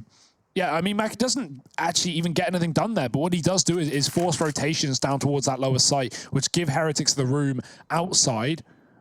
They convert it through the secret, and NIP have to save a couple of guns here as Heretics run away 4-1 on this T side. There's weapons saved in CT spawn, no one chasing them down. NIP will at least get away with guns, but that was their first rifle round going their way, and straight reset coming from Heretics a second later. And as Harry once said, we get up to get down. Of course, in this matchup, it's Ninja Pyjamas that find themselves now at a little bit of a deficit after having lost that last round. Just as Hugo had sort of summarized and outlined, now we're looking at some financial hardships over there for NIP. But they're still going to have guns, it seems. So everything I've said is actually a lie. No, yeah, but you still make a good point, right? Like, the financial side of it is definitely something that's very much on the horizon. Now, Maka, not the nade of the century there, and that has led to a big pile-up of utility over towards the door. It's traffic. Maybe crosstown traffic here. Maka set up over on the other side of the squeaky door. Of course, unbroken. Oh, actually, it is broken. Now the traffic's done. It's weather with Harry at 9. Yes, we had rain earlier on, but now the skies are clear. Thank you, Harry. In the studio. Thank you very much, gentlemen. Knock here from the side of Secret. We're going to keep our eyes here on the Ninjas of Pyjamas, a full focal point of one of these matchups this evening, and being the last one. Heretics also on the other side of that focus. Now you can see they threw a lot of utility outside. That's a little bit of a diversionary tactic. Some deception is on the cards, ladies and gentlemen. The Heretics have thrown a ruse. They are in the lobby. It's all a lie, Nip. And since that squeaky door is blown off now, well, now things can start to get freaky. Oh, no. Bad flash there won't make a difference. Mac is going to be able to find Rez inside of the hut. XMS is out into the site, but they are going to be here to respond. Plopsky drops down from heaven. He has a lineup of ages, but it's lucky to get him quickly traded out. Just twist and knock, and they don't look to be knocking on heaven's door anytime soon. No, more like stuck in purgatory. They can't see a thing. They don't know if they're right or wrong. They don't know if they're up or down. And right now, it's Heretics who are in a commanding lead in this game. Boot, scoot, boogie. Yes. Sometimes Trace, I'm glad Harry's here with me, because sometimes Trace will throw in these like American like pop culture references that I would definitely get if I was born in the States, but I wasn't, so I don't. And me and Harry just sit there. I totally get it. Yeah, no, a lot of the time I do. A lot of the time I also don't. That's from that one thing, you know, like it's really popular and everybody knows it. All the kids were doing it at that time. Like now they're flossing and stuff. It's like Soldier Boy and then that. I so get it's it. like Boot Scoot Boogie, Soldier Boy, you, and then it's dun, dun, dun. No copyright strikes here. True. Yeah, I mean, I love that play from Heretics, right? They throw the fake outside smokes. They try and bait NIP. It does a good job. Naught goes down vents. We have players in the wrong place, and NIP are relying on 2 top-side players. And when you go for those kind of rushes and you get the first kill, as Heretics, it just kind of steamrolls out of control. And NIP, they get smoked out of main. They can't come up with the vents because of Molotovs, and they just have to forego the round. Heretics continuing on this lead, continuing on this streak, and they're looking for more. Even spam through the door, doesn't connect to too much. Rez is going to be pushed back outside, and we do have the AWP in this round at least. It's Twist once again on the AWP, as he often is on Nuke over Nork. The only map in the pool we really see him taking that primary AWP role so consistently, at least.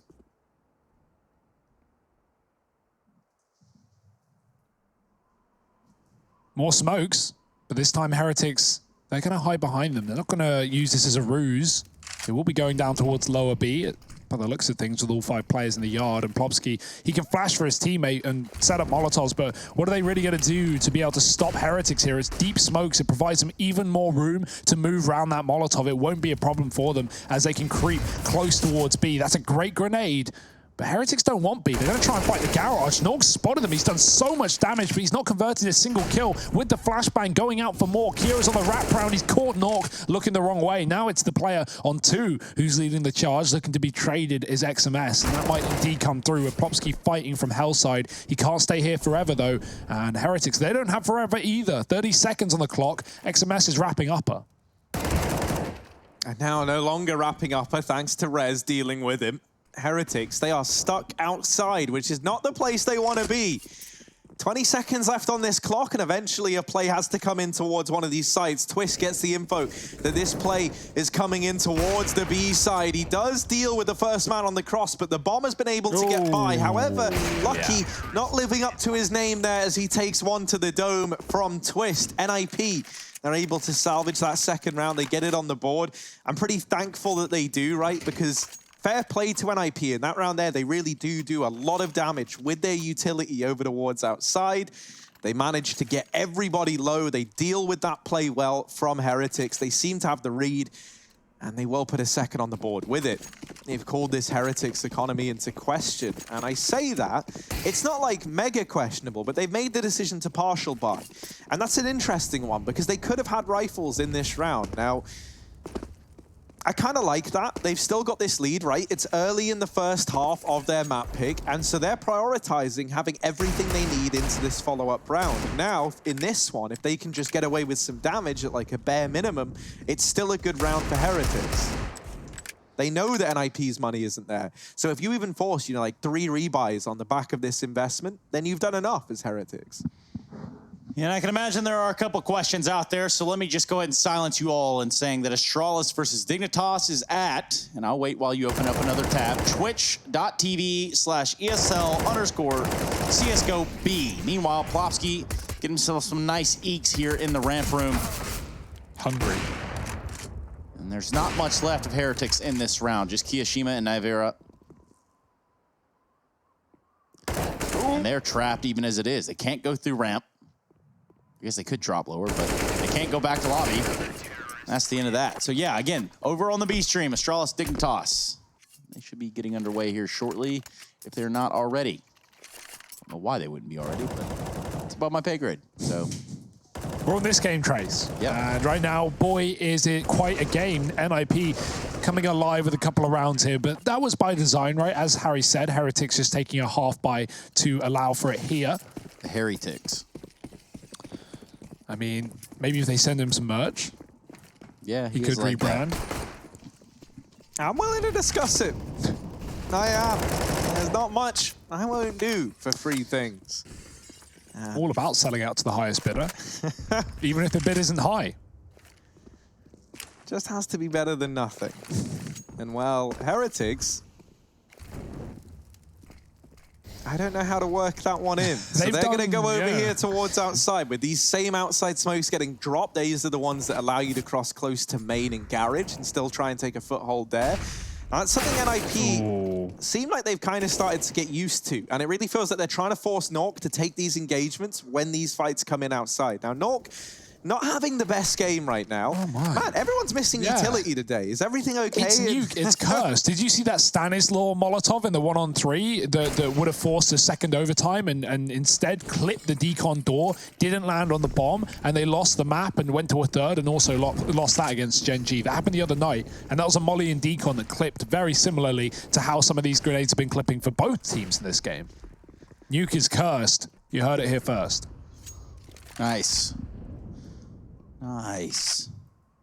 Is this just a 4-on-5 save for NIP? I imagine they realize this one. Yeah, Twist has already run away. He wants nothing to do with this. NIP are hoping for lurkers, but Heretics have 5 players on that bottom bomb site, and NIP have no way to stop them. I like the idea, right? NIP kind of relied on you know, an advantage in that round when they flashed Nork through the smoke to fight Heretics, but you know, all Nork gets is the information, and at least he knows, okay guys, there's 5 dudes outside going B, and NIP just go, all right, let's gamble stack. If they go B, we save. If they go A, well, we have a chance.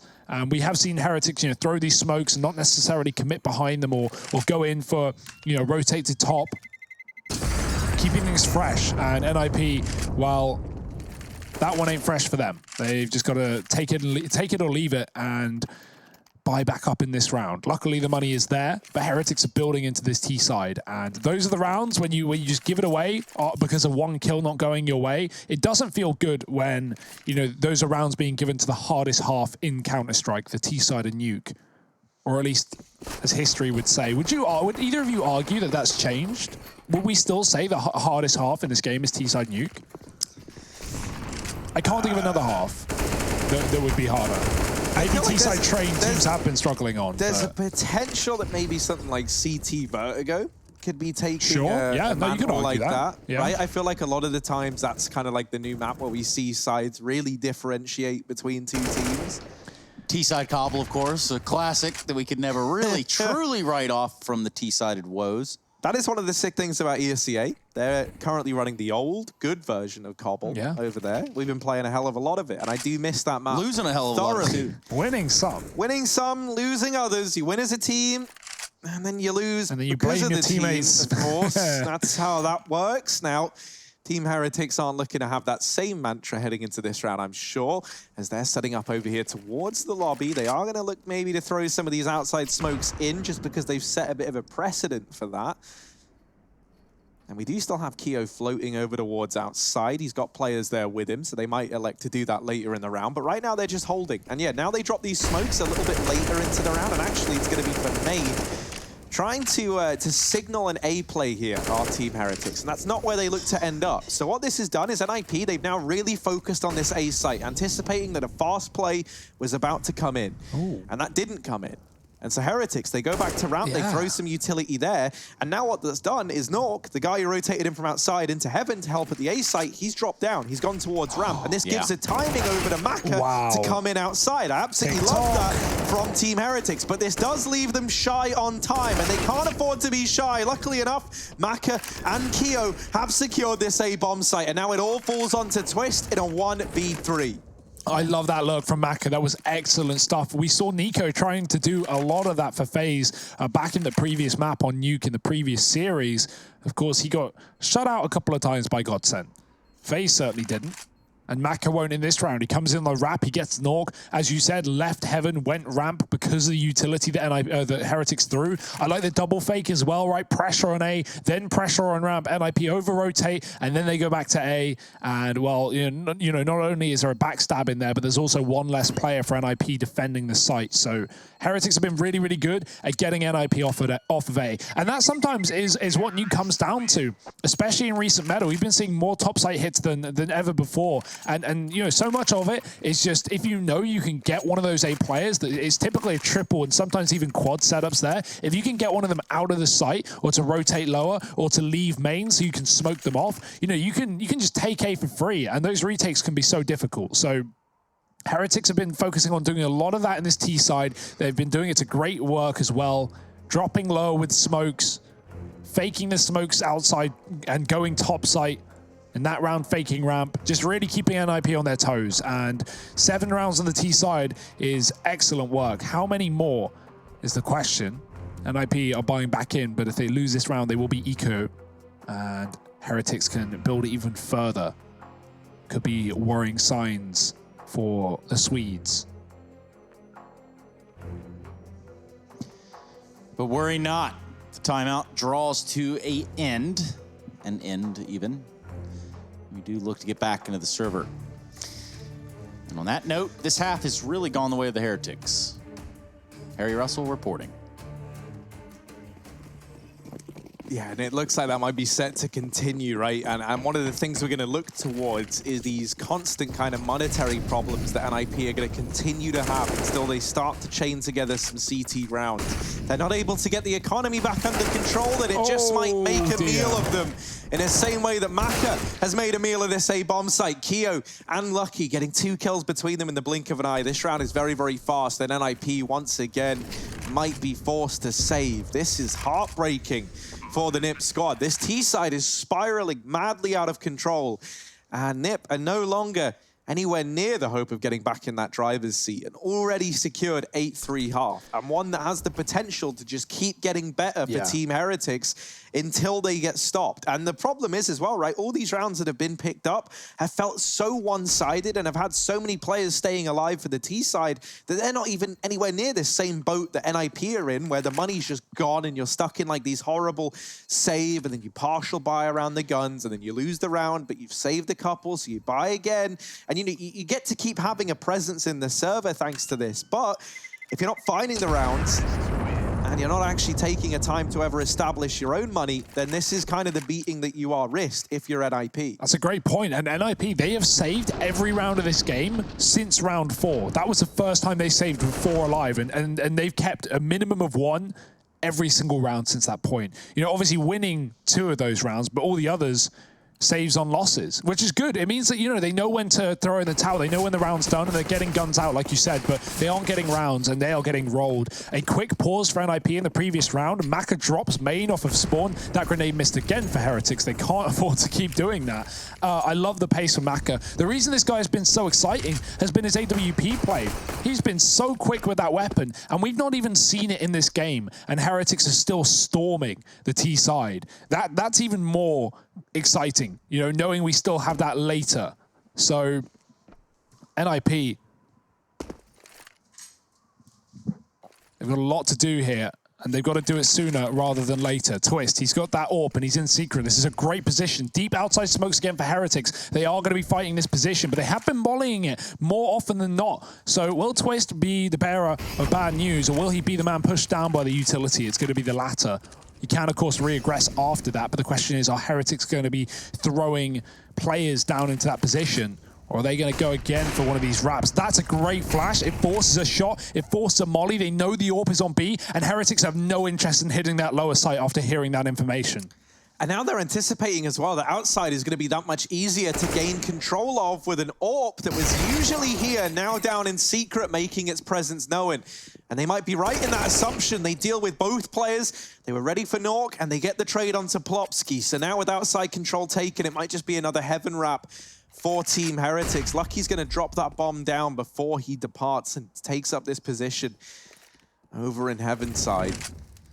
But Heretics, no. They just molly off the hut. They're aware that NIP could and do have the lobby, and they're fine with them having it. Maka is just going to take fight. And Heretics, 10 seconds, buddies. You might want to get that bomb planted. They will. Nivera goes for it. Lekro can't stop that plant, but he can get the kill as Nivera comes off the bomb. He spotted a player in heaven as well. Good info. Lekro's got the spray, but he can't get the second. That could have been around for NIP, and instead it might just slip through their fingers. Twist in a 1-on-2, shot in the legs, and Maka will close it. 2 from him as well, and 9 for Heretics. This is a stunning T-side of Nuke right now.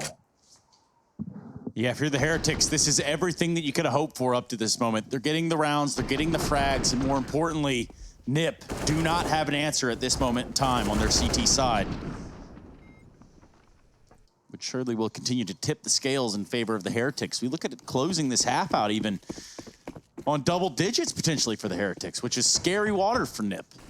Yeah, I mean, Heretics, they've got some scalps on this map, right? They've taken down Fnatic, they've been Cole, they've been Ent, Dig, all here on the road to Rio alone on Nuke. So, you know, NIP, they may be okay, they may be, you know, open to the idea of this map, but right now it is getting closed right in front of them.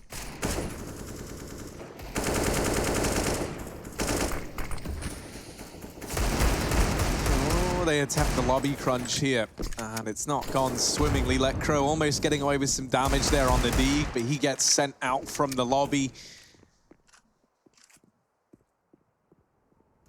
Ramparram, a possibility here for Heretics, but they're pretty content with just holding right now, right? NIP have kind of already showed their hand in this round, right? You know that they don't have a buy. You know they were hoping to find some timings with the aggression to turn this in their favor, and that hasn't worked. So now if you're Heretics, you know that like this defense is going to be all jumbled up, all out of position.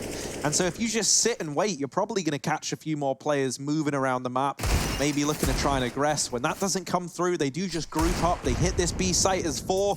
Perfect solution to this problem, right? The last thing you want is to be getting separated from one another, giving these weapons into the hands of the opposition. Now, Nivera does get caught there, and that will be an AK thrown over to Plopsky, but the immediate trade found from Maka. Sure, there is an equalizer from Lekro, and now another one. So at first, wasn't that exciting, but now it certainly is. Lucky is throwing into this clutch and swinging on out. It's Nork to deal with him.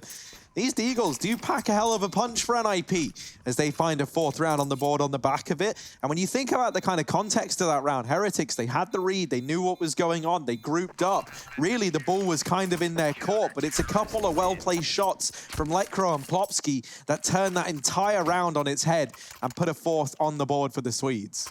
Yeah, a big round as well, right? When you win an eco like that, you get so much money, not just the cash that you saved, but you're expecting loss bonus and you get win bonus. So it's even more money. And NIP are rolling in it for the last couple of rounds of the half. At the very least, it's still going to be a fantastic T-side for Heretics, but double digits is now being brought into question.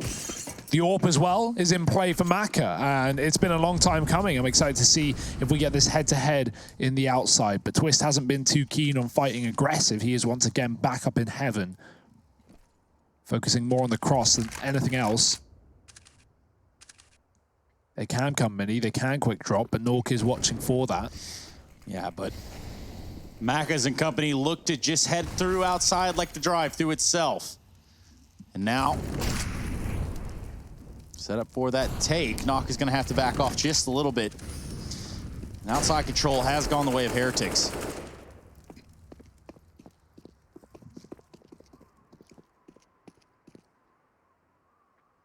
Yeah, Garage taken by Keo, and he, or not Garage, rather, Secret taken by Keo. He's just going to sit here and look to cut off the rotations. I was kind of wondering, like, when and how did he get across to Garage? But no, this one makes a lot more sense. And him and Plopsky. Plopsky's holding a pixel angle right now. If you think about a map like Inferno, right, where you can sit on the coffins and you can angle yourself so you get a pixel's worth of vision at Banana, this is a spot that's just for the information.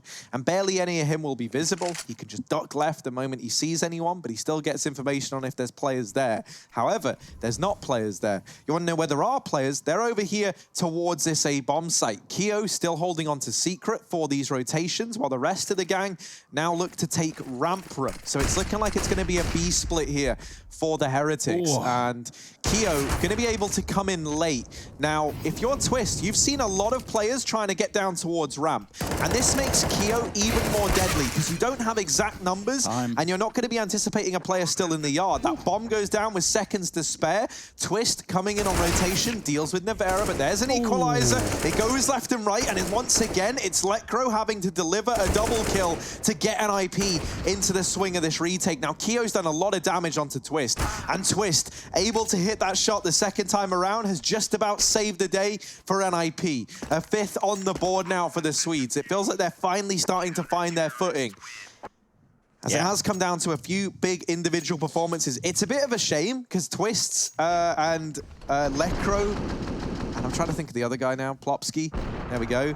They're all fragging. This 3-man little unit looking really good in Lekro, Plopsky, and Twist. But Rez and Nork having a pretty rough game. Now, Rez, he's someone who we sometimes see drop off a bit, right? And you can kind of afford that to him. But Nork, I want him to be firing on all cylinders because this double AWP potential between him and Twist, especially with Vertigo as a 3rd map, I feel like it's something that's going to be instrumental to their success. Yeah, XMS in the last round, well, he dies here, but he has really good prioritization of that bomb plant. There were 5 seconds left. He runs into B with his smoke down and bomb in hand, goes straight for the plant. So good work there. He's going to die in this one, but so will the rest of NIP. Maka finding entries down on lower. Nevera's coming in late from Silo, and Nork's pushed outside, so it's a free kill that he was ready for. He hears the footsteps, and Silo, well, pays off for him. 3-on-2.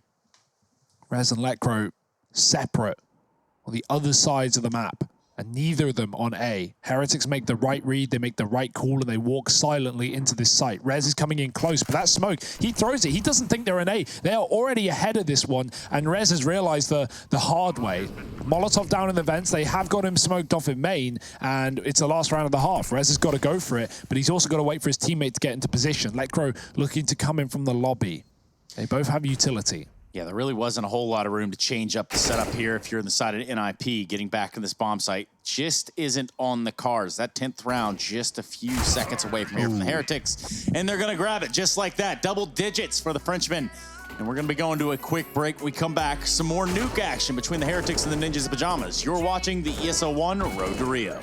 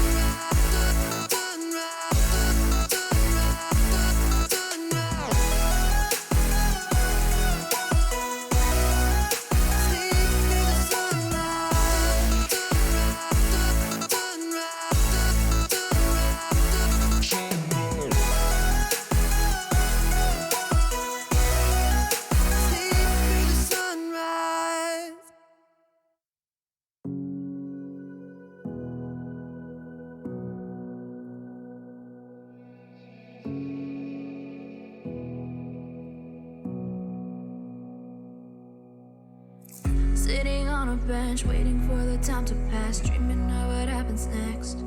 I see what I wanna be, questioning my destiny, only knowing what I see. I don't even realize I've already made a path, and I can change it anytime again, can't take it back. I know what I want, but it seems so damn far away. I know I sound crazy to the ones who said oh. I know I empower those who dream like me. I know I sound crazy to the ones who said oh. I know I empower those who dream like me. And you say you wanna be somebody.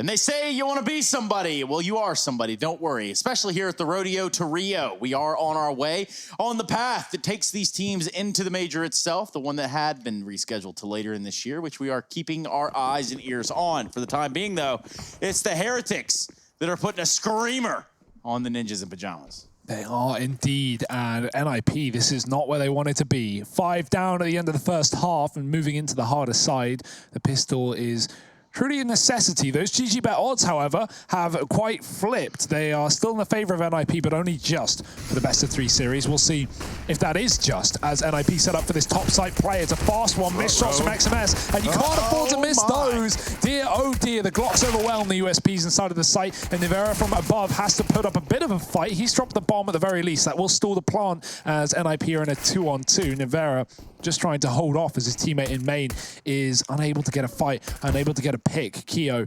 falling off as well. They should know both players are inside of A. No kit currently, but one is dropped to the back of the bomb site, and that's exactly where the plant is coming through. Yeah, with this bomb down, it creates a little bit of an interesting dilemma. Perhaps Kiyoshima can figure out the problem. Navera there to help as well. And towards the back of the site, Lekro on 1 HP, sneeze on him and he's out. The main problem now is Twist on 70. Lekro's out of the picture, and just Twist left to defend this bomb. 1-on-2, they're gonna get a smoke out there somehow, some way. He's got a wrap all the way back around, knowing that he's coming through the squeaky door. There's simply no way that he was gonna stop that one. They did go off the defuse, but they should have it. Kit's right there. The kit is right there. I was going to say they got on it without the kit, but there it is. Yeah, Kyo's going to steal it from the feet of Nivera. I'll be taking that. Yeah, I was worried, man, because they got on the defuse in a 2-on-1 without the kit. And I was thinking, like, you know, this lobby wrap is a waste of time initially, but when I saw it was 10 seconds or there was a chance for Twist, it won't go his way. XMS stays alive inside of that site for so long, it's kind of unbelievable. That happens to me, I get first bulleted, it's done. I never even shot. He's basically on his second magazine trying to shoot at the opponent. It's just like, okay, I guess. Nip calling a tactical timeout after losing a pistol round. Obviously so. We're going to go ahead and take a look at the B stream in the meantime. You also note that Contact taking on North. And of course, North with 1 map up and Contact with 1 map up there on the board. So a series that is also a nuke. But of course, welcome back here to what is Ninjas Pyjamas taking on Heretics. Yeah. Yep. You've nailed it, Trace. 11-5, Team Heretics able to find that pistol and get it under their belts pretty swiftly. Now, this is where things get interesting. And IP, they've thrown caution to the wind as they go for a force buy here. 3 AKs in play.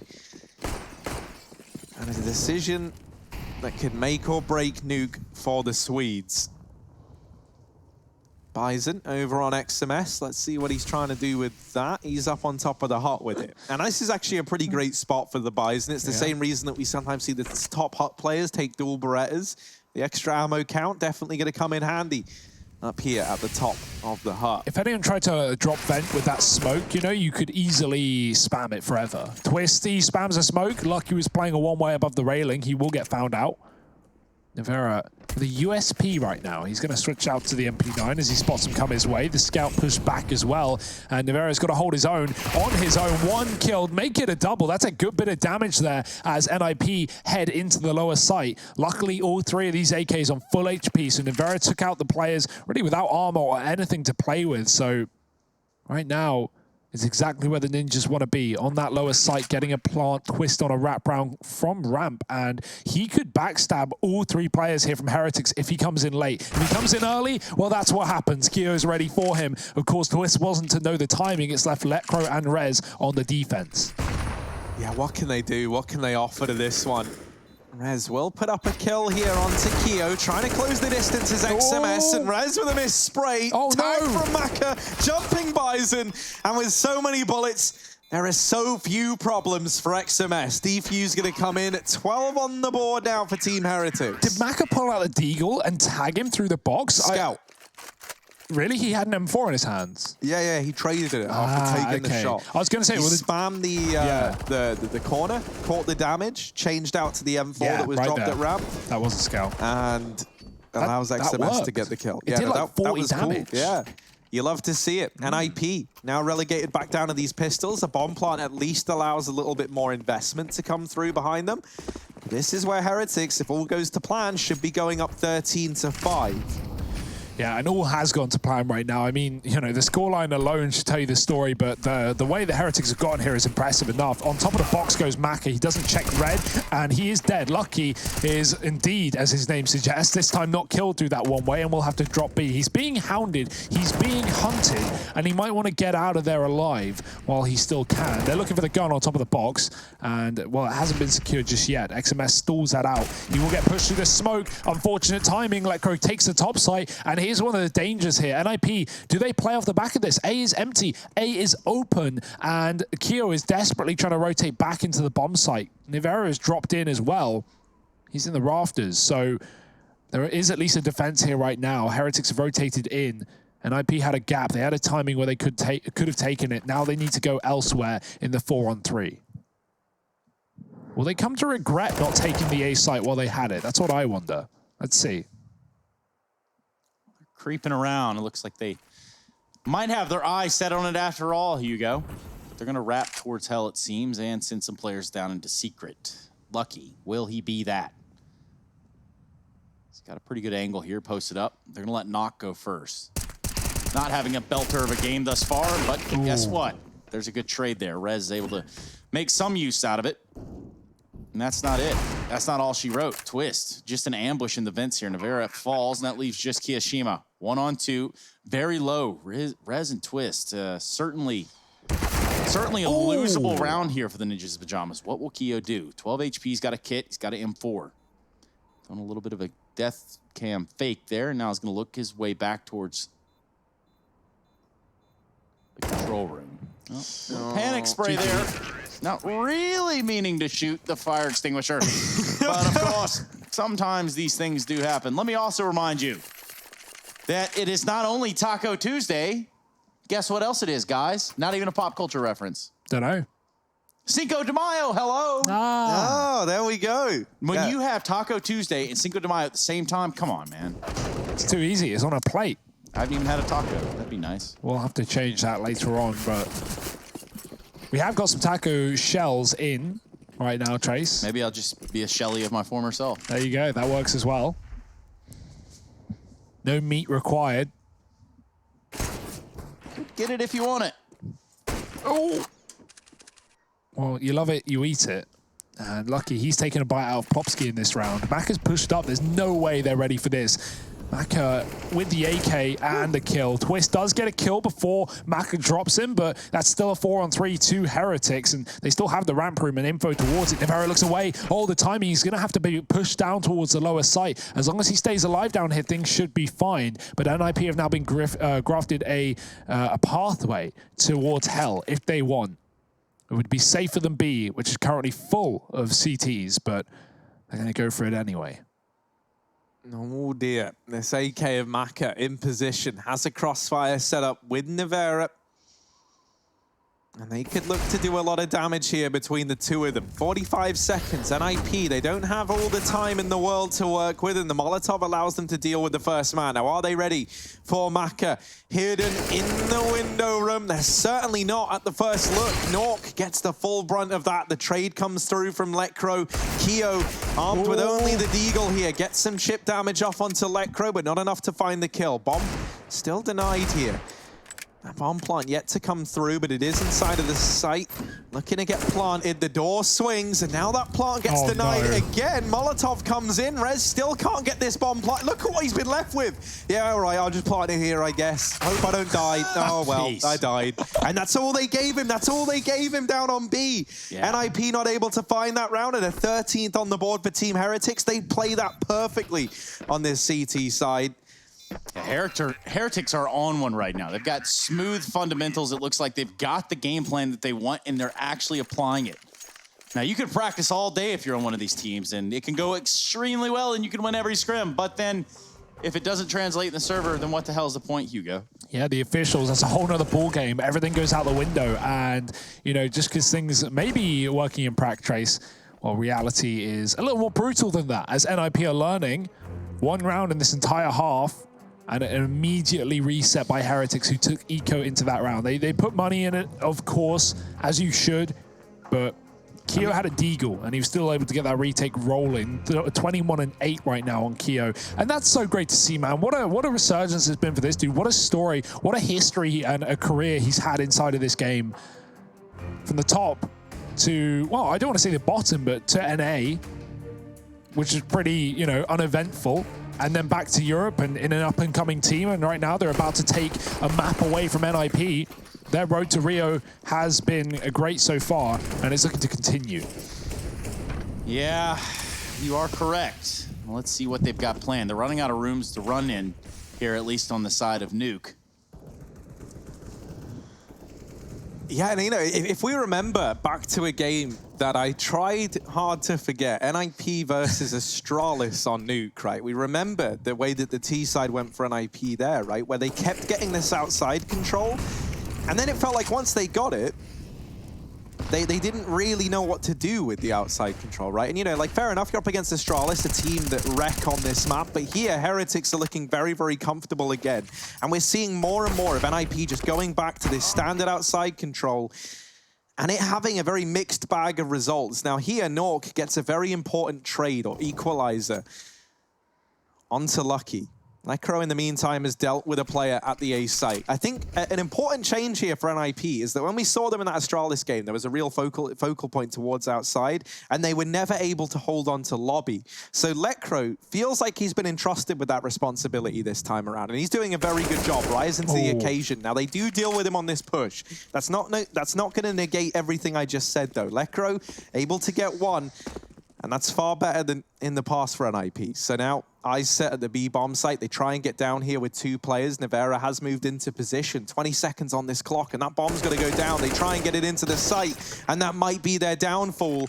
Nork is a long way away, having to rotate down, and now this has given time to Nevera to get set up. 14 on the board for Team Heretics. Yeah, and you know, we talked about that NIP Astralis game, and you know, the sad part is this. We're looking at Nock's stats right now. They're not the prettiest. He's 2-15. Against Astralis, he goes 24-19.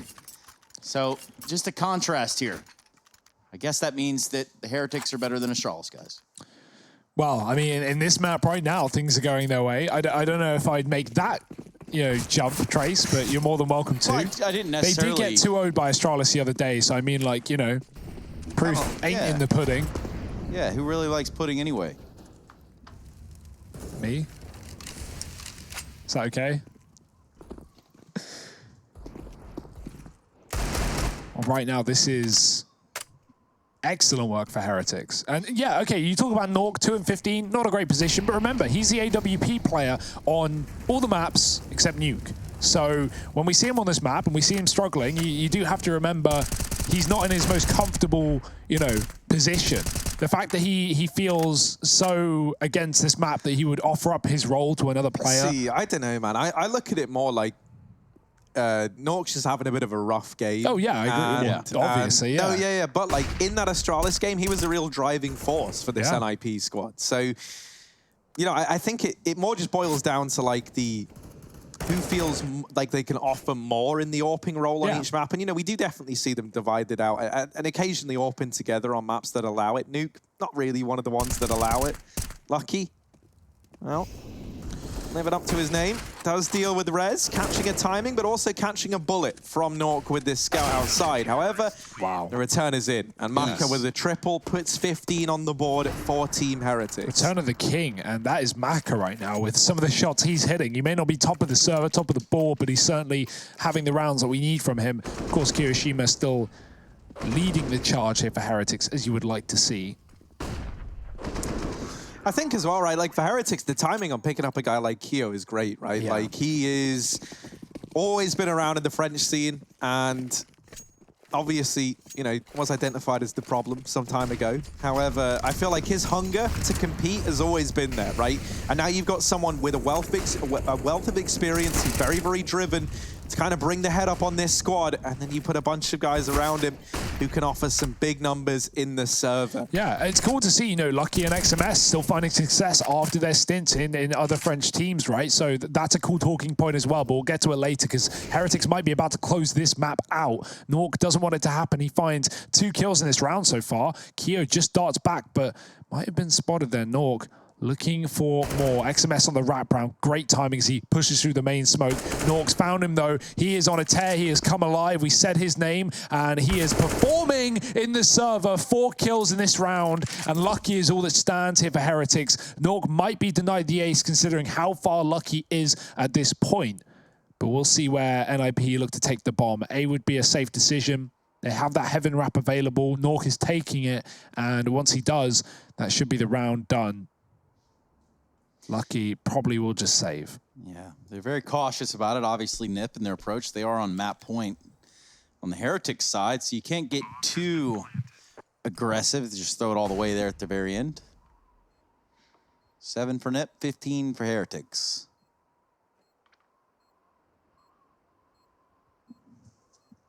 Could go in the last 10 seconds. Really dig deep there. Yeah, I like, you know, I'd be all for that, right? You got kit smoke, yeah, you got everything. You got time, and you got the round lead to throw away your gun and not have to worry about it. You won't. No balls. Come on, Lucky. Show us why you called it. Let's go. No, called it. Rip. We tried. Yeah. We tried to talk him into it, guys. We really did, but just wasn't having any of it. It probably wouldn't have worked. It makes a lot of sense, really. Money's not great for Team Heretics, and the last thing you want is, you know, even if you still pick up this game, right, the last thing you want is to let this NIP squad feel like they've come into this series, at least on a few key players, namely looking at Nork, right, feeling a little bit quiet. And in that round there, Nork steps up massively, takes down 4. You don't want to be in this position where you let NIP grind this game out, get it close, and all start to feel like the momentum was going back into their favor, moving into this second map. That is the last thing you want if you're Heretics. You want NIP to remember this game as a real beatdown.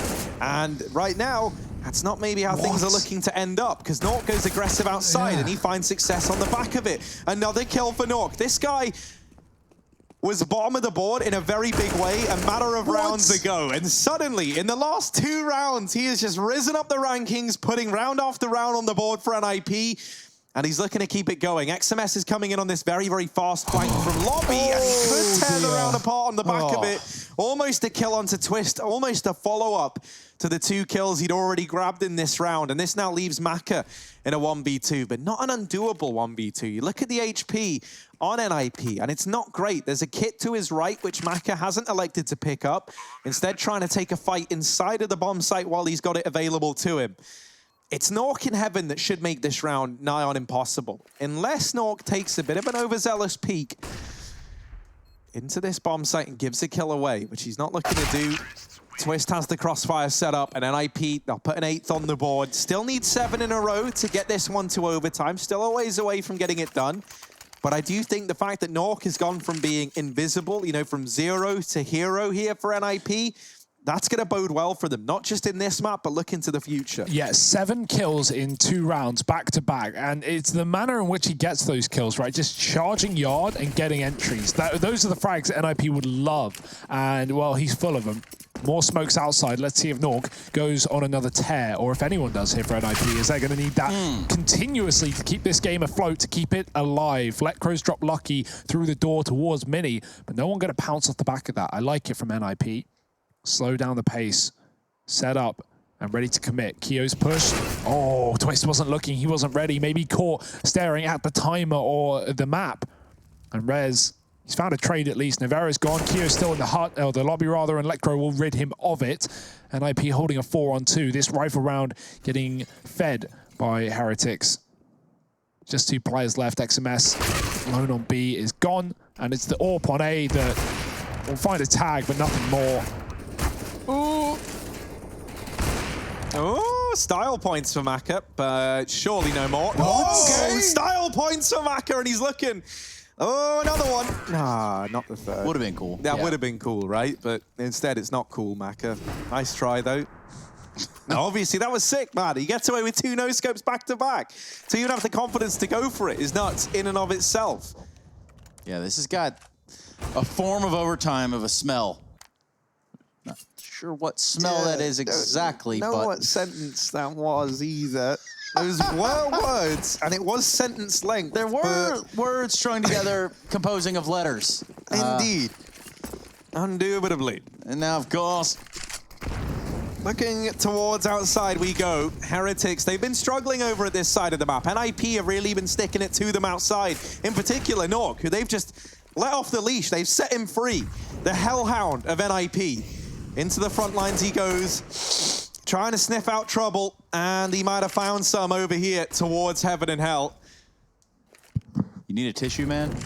That was just me sniffing, but oh, okay. I really went for it. Yeah. Well, speaking of going for it, Nip have absolutely no choice but to go for it here. But it's just pistols on the other side that are trying to stop them and slow them down. So, again, we find ourselves wearing tracksuits at 11 p.m. in one room together. Would you be more comfortable if we were not wearing tracksuits in the room together? It's his preference. No, well, the A-bomb I site said anything about that. Taken for NIP. Now, Team Heretics, I'm not saying that they're going to come in on this lobby flank, but that's certainly what it's looking like right now. All 5 of these boys grouped on up, ready to go in. Letcrow is looking for his highlight clip. That's not highlight worthy, but Twist maybe.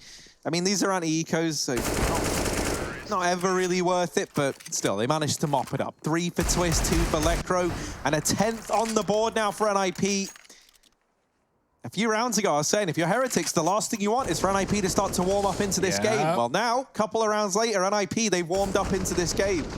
It's a bit of a worry, isn't it? 4 in a row for NIP. Heretics still holding this lead, but just looking to take it over the line. Well, the double AWP is out and about. Maka and Nevera going for him. Let's see what we've got from these AWPs here. As I imagine one will go straight towards the yard. That will be Maka. Nevera takes his ramp side as well. No early picks going the way of NIP for a change. Lucky trying to avoid death. Will drop down the vents very loud. He stalls it out to at least NIP stop spamming the smoke, but Kyo actually does right back, and they try and hit the top site to no avail. Rez in a fight with Kiyoshima, who can't get out of the corner, and Rez will find that frag. Lucky comes right back up the vents, and he almost doubles down. Rez on the 7, Twist holding the line. The fake plant is in. Maka trying to force a kill. This would be massive. Twist is low as well, but he gets away out and about in the 1-on-2. Nevera has to do it all. They're both within 1 bullet of death, but he's got no armor. Yeah, this is... Oh, no! That's still recoverable, I guess. Nevera looking for it, flashed, and now can't see anything. Still trying to... Oh, nearly, and he gets it the second time around. Don't need the AWP, mate. Don't even need to GG. save that, Nevera, mate, because the game is over. The defuse comes on in, and Team Heretics, they get Nuke in the bag. They're going to go 1-0 up in this series after they take their map pick away from the side of NIP. But we've still got more Counter-Strike yet to come. You're going to have to join us after a quick break to see the remainder of this series.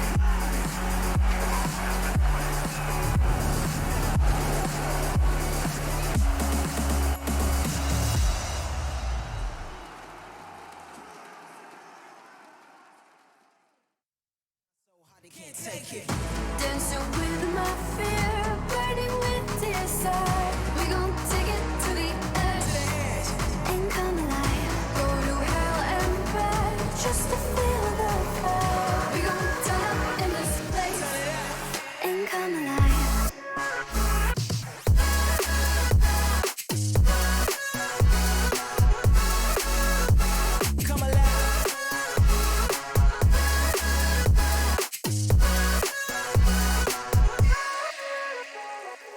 I walk a different path, nothing can hold me back. I passed the point of no return, something is calling me. It's in the air that I breathe. Bring me back to life again.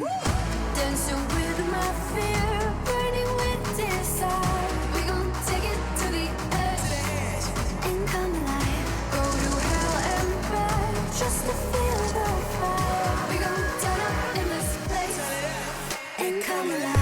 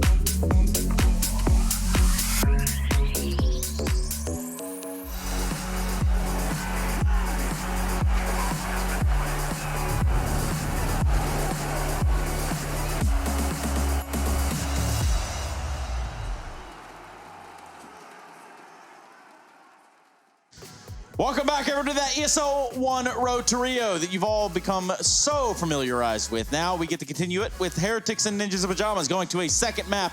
Me, I'm just a little blinged out. My name's Trace Saranthus. You might know me as Stunna, or maybe some of this ice might catch you up to speed with just who I am. Now, on the other side of me, I've got an alien and his friend in Harry. And we're going to talk a little bit about the things that we just saw on the server of Nuke going on between Nip and Heretics. Yeah, you know, what we just got to see there was a really good-looking Heretics squad, right? But I do think one thing to draw attention to is that NIP certainly warmed up there towards the end of Nuke. And I think, you know, that's something that's like a silver lining for us to look towards, I think, for this series to still remain competitive. Because just then, Heretics, man, they really did take it by storm, right? We had some huge performances in the server. Maka had a great game, right? Especially in the latter stages. Keo was just stellar all game long. It felt like Nevera coming in with some important clutch rounds and big moments, and all the stars aligning for Heretics, it felt like, right? There wasn't like an identifiable weak man in the server. And for NIP, sadly, you know, Nork did have a very, very slow start to that game, but I'm hoping that's not indicative of his performance across this entire best of three, and that's just going to be like a little sour note to have begun the day on. Yeah, and you talk about that slow performance. It was at the very, very end. We saw him string together a couple 2-3 Ks, but either way, it did not matter that late into the game. And with the game ending 16-10, it was Heretics that were in the driver's seat, Hugo, Byron. Yeah, I was actually really impressed with their T-side, right? Like, they get 10 rounds and a half. That's impressive enough on its own without even looking at how they do it. But the way that how they do it is even more exciting. They really force NIP's hands with a lot of fakes. We had smokes outside with lower hits. We had smokes outside with upper hits. We had, you know, players wrapping outside to flank ramp, to go up heaven, to hit top. Like, there were loads and loads of opportunity, or loads of options rather, for Heretics. They didn't run the same style. You see a lot of teams just falling into doing the same thing, right? Throwing these outside smokes, lurking outside, getting a kill, going back to lobby, hitting ramp, you know, doing the same thing every round. Heretics didn't. They constantly kept it fresh. They constantly threw the smokes, and they only, you know, pushed behind them half the time. And when you're a CT and you're having that lack of information, even Twist tried to change up his positioning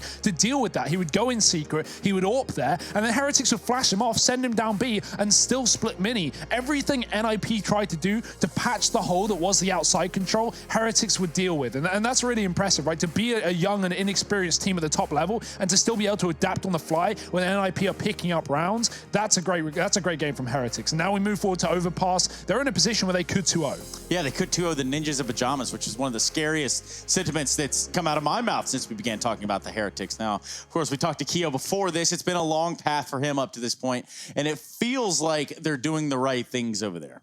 Yeah, 100%, right? You've got like a nice experienced kind of three-man core here in this squad, and then you've got some, I don't want to say like younger or less experienced, but well, no, less experienced definitely, right? But like, you guys are all just stroking your hair. It's really throwing me off here. But yeah, you know, like I'm a big fan of this Heretics project, and the results are there, right? The results are tangible. We can see them. We can see that they're finding success, and that's just continuing here in this matchup versus NIP.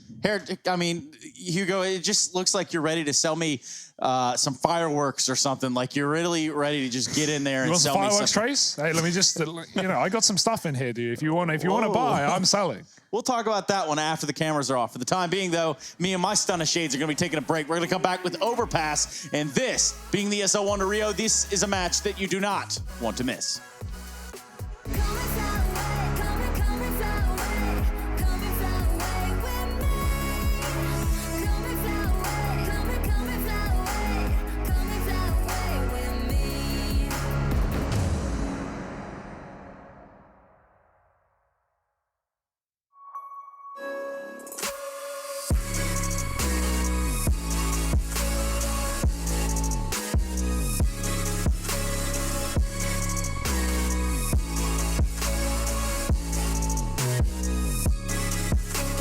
You love it, you wear it.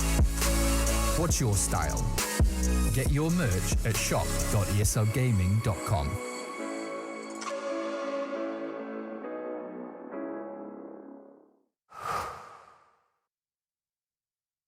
To be brilliant is to defy convention and challenge expectations. So Intel will bring the processing power for when it's time to go brilliant. Frame rates that keep up with your reflexes. Brilliant. Fast clock speeds for when you're on the clock. Brilliant. It's what we do at Intel, powering you to master your potential. Will you rise? Intel. Unleash your brilliance. Last year, we took 2 lucky winners on a trip to Berlin and gave them the experience of a lifetime. This year, we can take you for a trip to Rio. Take part in a series of GG.bet contests for a chance to win awesome prizes and a trip to Rio. See details on the website. Got in an accident and still made it for them to go nuts. You know what? I'm so what? I'm so That means I can't describe the way I vibe, the way I slide. And with the rhymes that make the dimes, I'll close their eyes and fantasize. Young Divine calling their phone number. No, you know I love you. What's up, babe? And you know me, I can't sleep without blazing beats on stages for their ones gracefully. And I got a smile that they hate to see. Young black successful, though life gets stressful. Though life gets stressful, go and vibe out with whoever you next to. Vibe until the morning, sleep until the noon. You said that you want it, so I got it for you. Let's all get together and show them how we move. We move, we move. 3, 2, bringing summer to you. Oh, ready, let's go. 'Cause you know how we roll. Let's take it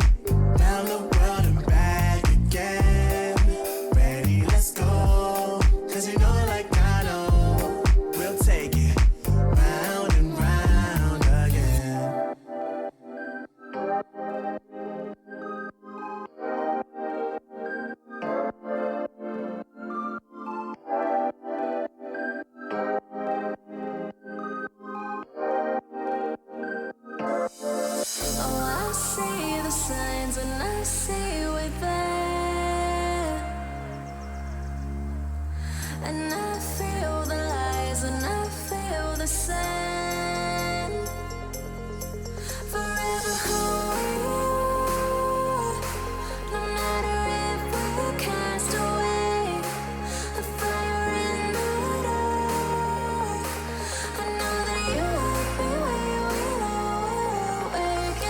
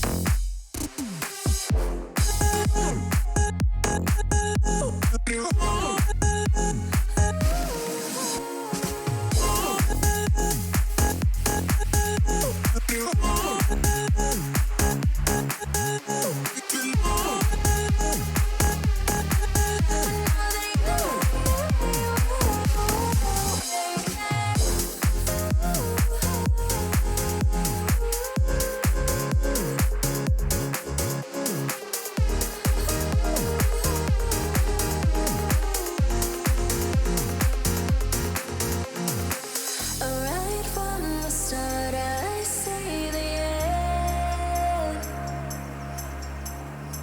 A world torn apart, but I know we're meant. Forever who we are, no matter if we're cast away. A fire in the dark. I know that you love me when we know we're awake.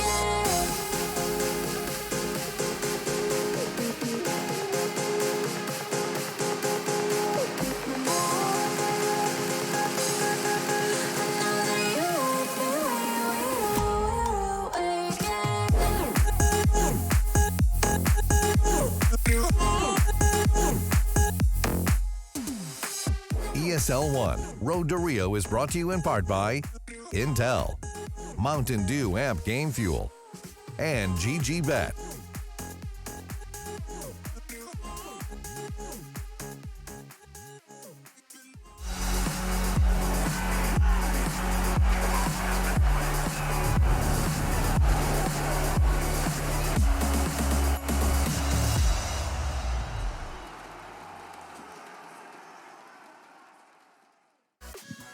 Welcome back, everybody, to the ESL1 Road to Rio. We're on map number 2 here, and it's going to be Overpass. This, however, is the pick of the Ninjas in Pyjamas, and perhaps they can put up a little bit more fight than we saw over there on Nuke. And this boombox, this is what I listen to Sarah to all day. She's talking in my ear, she's in my heart, she's in my soul, and she's mine, and you can't have her. And on that note, big hairdos still in style over here. We've got both Annabelle and, well, his friend Harry.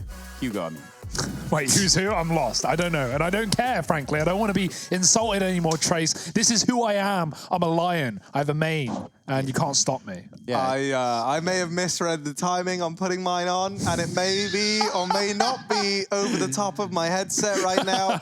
I am not prepared to make any comment any further on the matter, but that is where we'll leave it. Yes, it is. And where we'll take it up is with the GG.bet odds, of course, showing Heretic now as potentially the winners of this series. So ultimately, how the tables turn, guys. Yeah, I think that's interesting, right? Like putting him as a favorite. I understand they're a map up. It makes sense. There's only 16 rounds away from them, 2-0ing this one. But it's on Overpass. This is their least played map, with the exception of Train that is their insta-ban. They've only played this map 4 times, and not really against top-tier opposition. The only time they have was here on the Road to Rio against Fnatic. They got blown out of the water 16-8. NIP have had quite the run on this map as of late, even beating Astralis on it back at the Pro League. So I think they're in a very good position to bounce back. The question is, are their heads in it? Maybe those few warm-up rounds at the end of T-side Nuke will have done that to NIP, will have reinvigorated them as we suggested coming into this one, because if they aren't ready, they might get swept. Yeah, or they might get sweaty if they're not ready. But one thing that is for sure is we are here, and we're ready to unleash your brilliance. Of course, the Intel processor is what's powering this here ESL1 Road to Rio. We are ready to jump into it. The pistol round is live, and Harry is excited to take it away. Yes, I am. NIP starting off over on the T side. This utility and the positioning of these fellas over towards B means this is probably the B play. You've got 2 smokes, you got some nades, you got some flashes, you can do something a little bit fancy, a little bit, try and get something going here in this pistol round. And now these smokes go in. One of those going to be for Heaven, the other... We'll have to wait and... What? Well, that's not fair, is it? That's not how that was meant to go down. Nevera taking 4, and that pistol round was so fast that we didn't even get to see what those smokes were for. Of course, one go in the way of Heaven, and I imagine the other was going to be for Bridge or perhaps Pillar, right? Those are the kind of 2 areas that you sometimes see that go into. One to block off the line of sight of barrels, one for the cross. But Nevera, yeah, with some serious shots like this. This is certainly the start the Heretics would be, after on a map that certainly doesn't favor them. Scream's little brother, and he's just one tapping these ninjas out of the B bomb site. Nork, see the way you do this? No, doing it. Oh, he's got his own way. See, if you crouch, you look at the middle of the light, and then you press space, you're gonna go right in there. That's at least my lineup. That's how I get in that position to hide, as what else can it really provide for you? Right now, NIP aren't going to be providing much for us because it's a full eco with Glocks and P250s. I pluralized that one. It's only a single P250 on Lekro. And so Heretics, their chance and their likelihood to go 2-0 up. They've got a couple of Bisons in play as well, which I'm a fan of. Really making these guns a bit of a mainstay of CS, apparently. It may not be the sweet one-taps that we know his brother for, but Nevera lines up 2 in the toilets, and Maka is waiting in the A site with support as well in the form of Kiyoshima. NIP, not really a lot to do here, not really a lot to get done. Nork has an MP9 picked up, but they are just going to be backing up, making sure there's no flanking going on, no players pushing from behind. Lucky is trying to do so in the connector. He's found a good timing there, catching 2 players and the bomb off guard. Now it's down to Nork. He tries to commit towards A with a solo SMG, but he might just be made quick work of here by Heretics. Not a whole lot of places you can go with this one. So far, the only one on the board for Nip, it seems. Took him a while on Nuke, but he's here to stay. Now, Nevera, interesting guy for many reasons. But why, Harry? I mean, as you guys said, right, Scream's brother. You love to see that. And as on top of that, in the server, he's been a real treat to watch. I always like, when we see like siblings and family members, rising up in CS and finding success, like there's a few examples that we have. Another one at like the top level, right, would be Hunter and Nico being cousins, obviously. That's one that we've heard a couple of times. They're cousins, really? Yeah, and now we've got Nevera and Scream. Not on the same team. Oh. They won't expect 2 players here now, surely. Lucky having this forward position is something that might go unchecked. And if they don't check it, then he might be able to tear this whole round apart from this forward position. They're still looking at long, and they're thinking like, we've really secured this, guys. Like, we've really done a great job. Okay, Nevera's going to get 1, but we know where he is. We've got him trapped right where we want him. And this is looking good now for us as NIP. But that might not be the case, because Lucky, still here, still a threat, still in his little hidey hole, ready to do damage. This is such a weird round. There's 4 players about to go fighting, and now they back away. Oh, the timing not quite there for Team Heretics. However, it is here for Lucky, and he's going to keep going with the trigger discipline. Why not? You've already committed for this long. You've already held your ground for this long. Now looking away, sprays. The turnaround comes in for Lekro just in the nick of time. 3-on-3 as NIP have somehow navigated this top mid area to their favor. No. It feels like Heretics just got caught by every bad timing they could in that situation there. Yeah, if they didn't look away, if they waited 2 more seconds, they would have seen NIP coming up con. As a result, they've rotated lower, and Maka is the only man here. He has to give up A if he wants to win this round, that is, because if he commits and dies here, he's going to leave his 2 underarm teammates in a retake. He at least gets a tag, follows up, finishes the kill. There's a spam potential. Lekro's hit down to 3 on the boxes. Boost up in CT. Popsky's ready for it. He knows where everyone is now. 3 players surrounding, now made 2. Popsky, it's all on you. So what you gonna do? Plopsky holding out on the truck. Timer's starting to tick away on this bomb. He's gonna get 1 kill there on the X-Mess. Makes his life considerably easier. And Maka, well, he looked for that second fight. Look how low they are at the end of that round. 8 HP, 3 HP, but the round in their hand secured nonetheless. Yeah, so let's just think about how those timings affected the gameplay in top mid, right? Hugo, you're bang on. If Heretics had decided to hang around for, 2 more seconds at the top of Connector, obviously, not that they were to know this, but this is just how much timing's influenced this round. If they hang around and they make contact with the Connector players, well then the response from NIP is most likely that they try and quickly aggro in through mid and party. And I think that would have made the long position from Lucky even more effective, right? I think he would have gotten away with both kills there as opposed to just the one, because he has to take that long kill. He doesn't see anyone else in mid, and that's because Lekro's playing it very, very slowly as a result of NIP getting out through Connector and having that mid control. So very unfortunate there for Heretics, and a round that could have been very, very different were a few more seconds aligning. Now, Plopsky doing the damage, continuing in this great form from the last round, puts up a double down here in Connector, and this might be the round dead to rights on the back of it. These scouts have got to deliver a hell of a lot here for Team Heretics. I said a lot, I meant a lot. And Lucky, his name on my brain, and his brain's on the wall as he goes toe-to-toe with Rez. Doesn't come out on top. Yeah, that's a paint job that I wouldn't recommend. It's going to be hard to get the stains out of that one. XMS pushed up. Rez is here with a bomb. Timing is everything. And Rez is holding for it. XMS moves into the kill, and Keo's been seen up on A. Now, NIP, they could drop B. They could also just fight Keo because he's got a scout in a 1-on-5, and Twist will get rid of him nice and quickly. Good round for Plopsky as well. He has been, coming alive. He has been such a key player for NIP across all of their success, and right now just walking through a smoke on his own, killing 2 in con, and dealing with what is usually a very dangerous position. Rez even one-tapping Lucky. Insult to injury.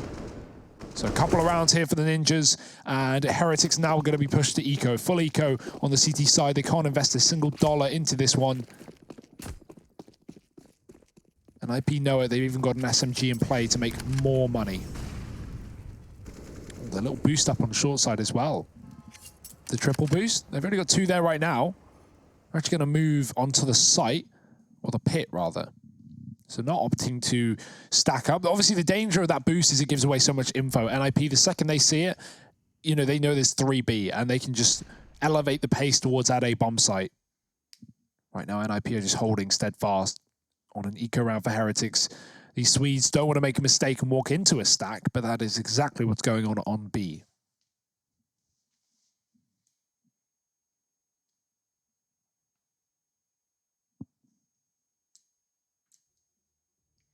An eerie silence falls. That's all about to be broken apart here by the Ninjas in Pyjamas, who have grenades at their disposal and a little bit of room to work with towards this B site. So, what will the response be? When you have 5 USPs, you can't imagine it to be a very loud one.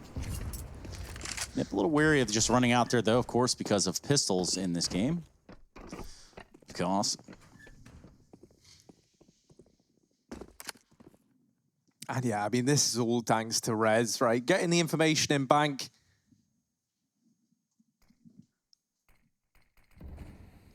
And now they know they've got the A site.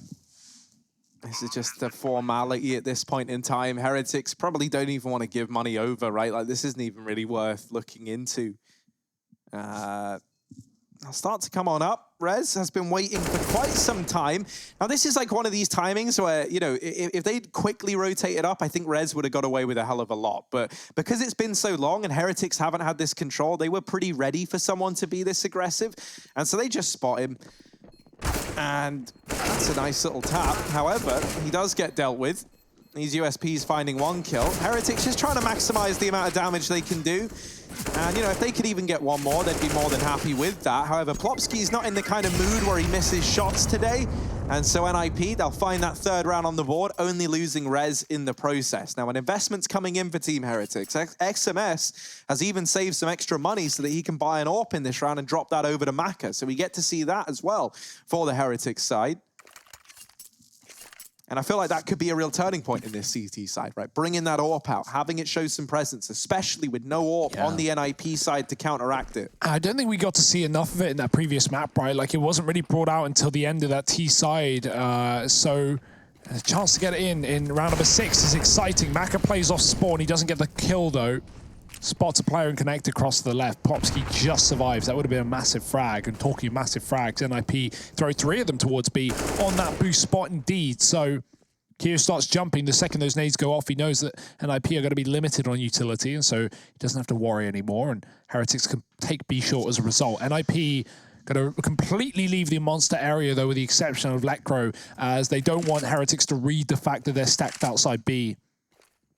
So Heretics, they may have a good setup right now, but they've got to worry about that top side. That's where NIP is setting their sights on. Keo's gone rotating up, luckily enough.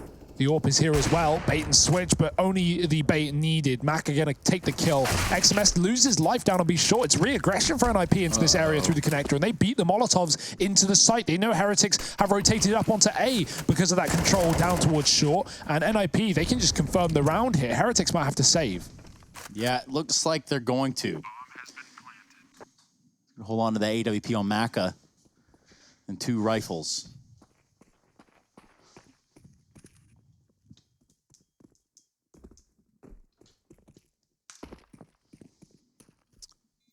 Well, there are a lot of questions trickling in right now over on my Twitter, @Stunna, and a lot of them are regarding the Dignitas Astralis game, which is just about ready to get underway. That's twitch.tv/ESL_CSGOB. But of course, we want you to stick around with us.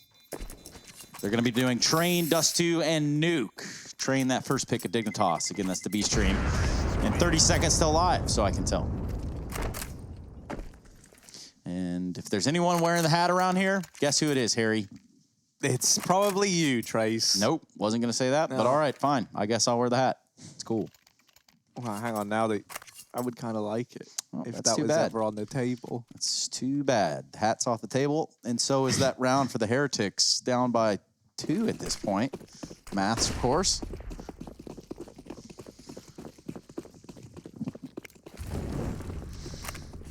Oh, bit of a faster one for NIP. A B rush potentially as they set up in the monster.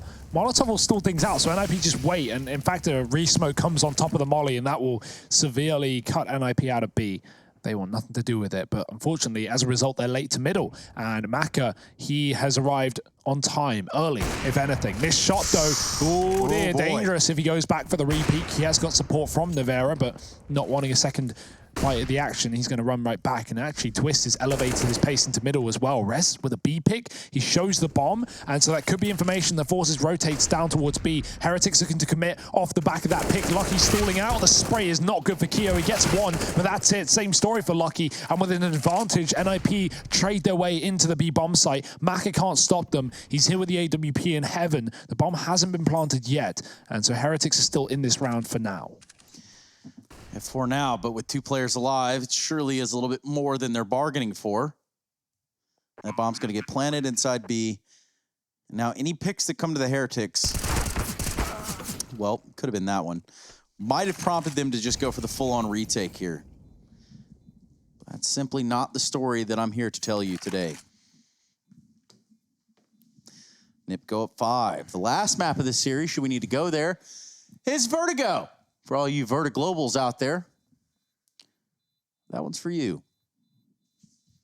Yeah, I'm really hoping we can see Team Heretics pick things up a bit now. And, I mean, probably not going to be in this follow-up round, right? The money's pretty much gone. Maka, maybe he's able to get away with the AWP. Maybe he isn't. Lecro is here, and this time the no-scope does not connect for Maka. They have the decision on whether or not they want the AWP, and NIP, courtesy of Lecro, really do send us a message that they do not want the big green gun.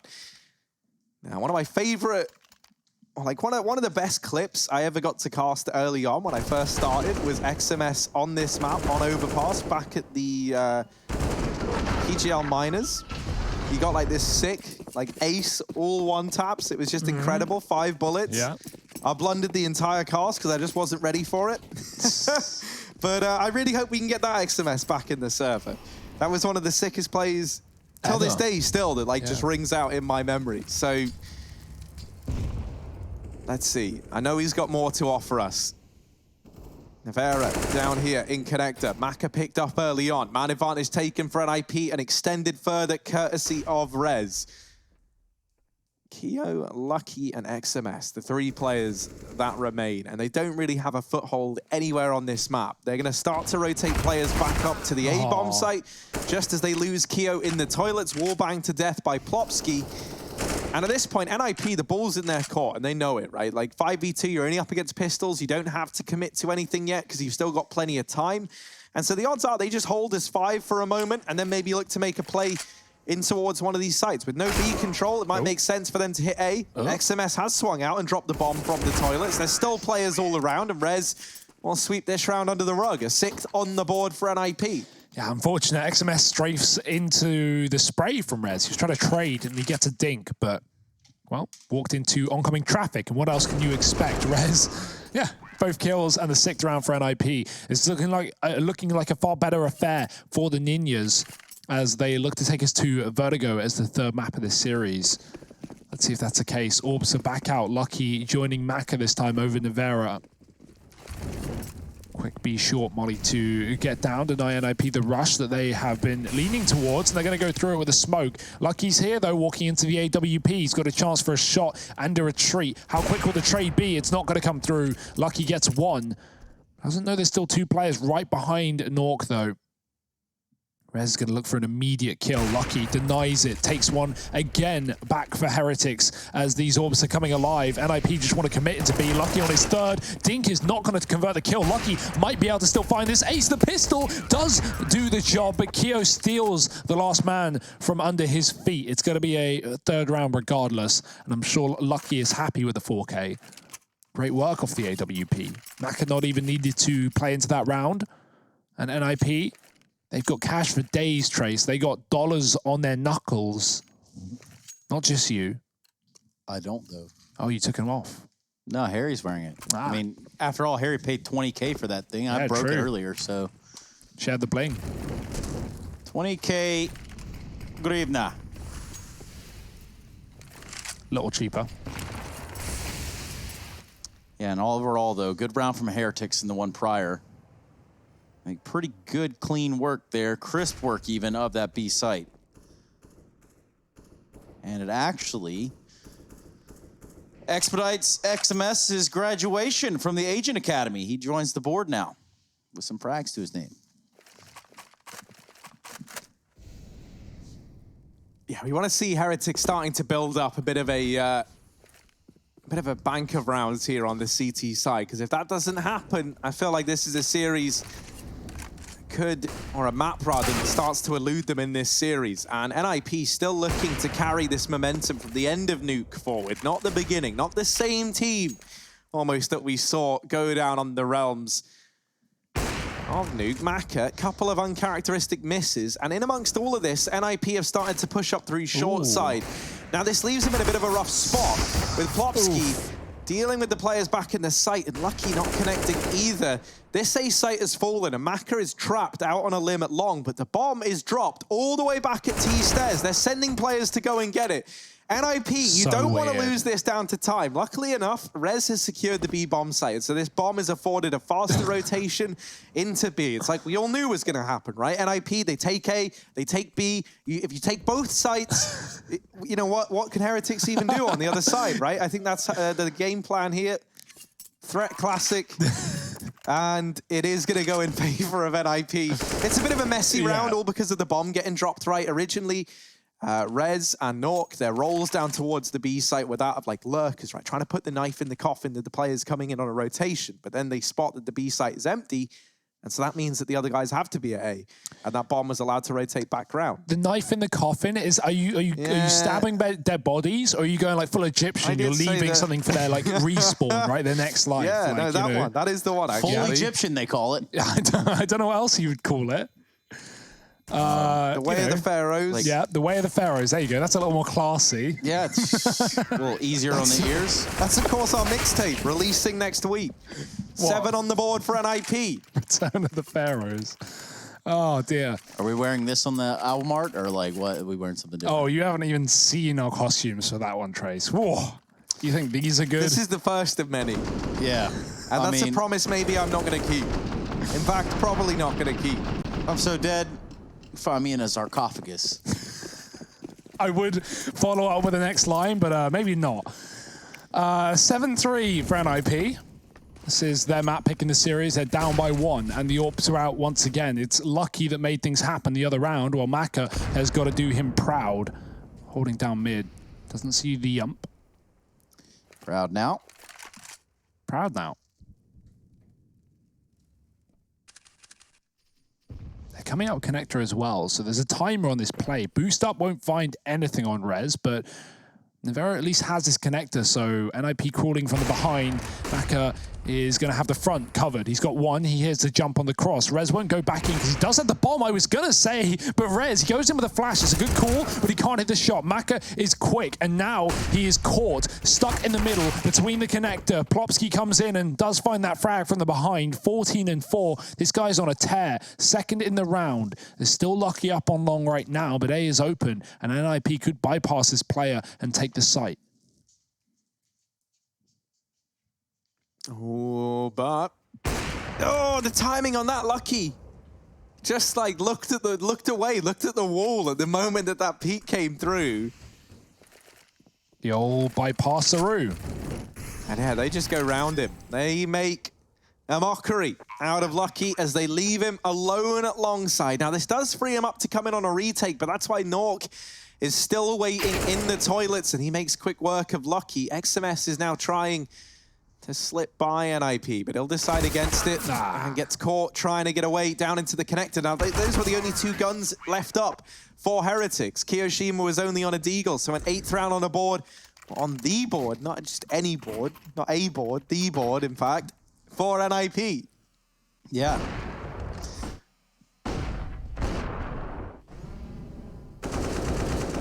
Yeah, I mean, Popsky's on such a tear right now. I really don't envision how Heretics are going to be able to deal with this dude. I like the bait and switch setup, or not even the bait and switch, sorry, the double setup towards Party and Connector. But as soon as you lose that comp player, the Party player is basically dead and has to go out, you know, with a bang. They have to get aggressive. They have to get a kill, because if they hold the Connector, they're going to get pinched from Party. So, bit of a rough spot for Maka to be in, but he finds a couple. Still not enough for the round. NIP up to 8, building and building on this game. And Connector has just been a focal part of that, right? We've not seen NIP really focus on quick control. They're more about, you know, bleeding out the Connector control and just mixing it with either, you know, players coming through the B short tunnels or walking out mid, and just crunching onto Heretics, who is so keen to play this rotate position.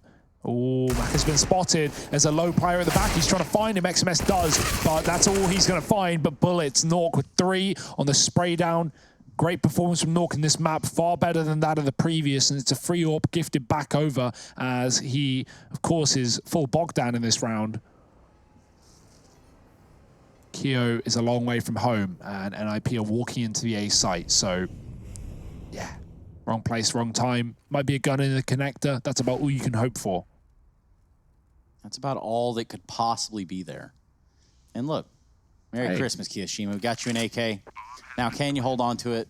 Let's find out. It's got a whole new set of problems here with 4 players of NIP alive. Twist, having pushed down the connector, could find him if he continues to investigate. Kiyoshima just rerouting, relocating himself. This round is all but over.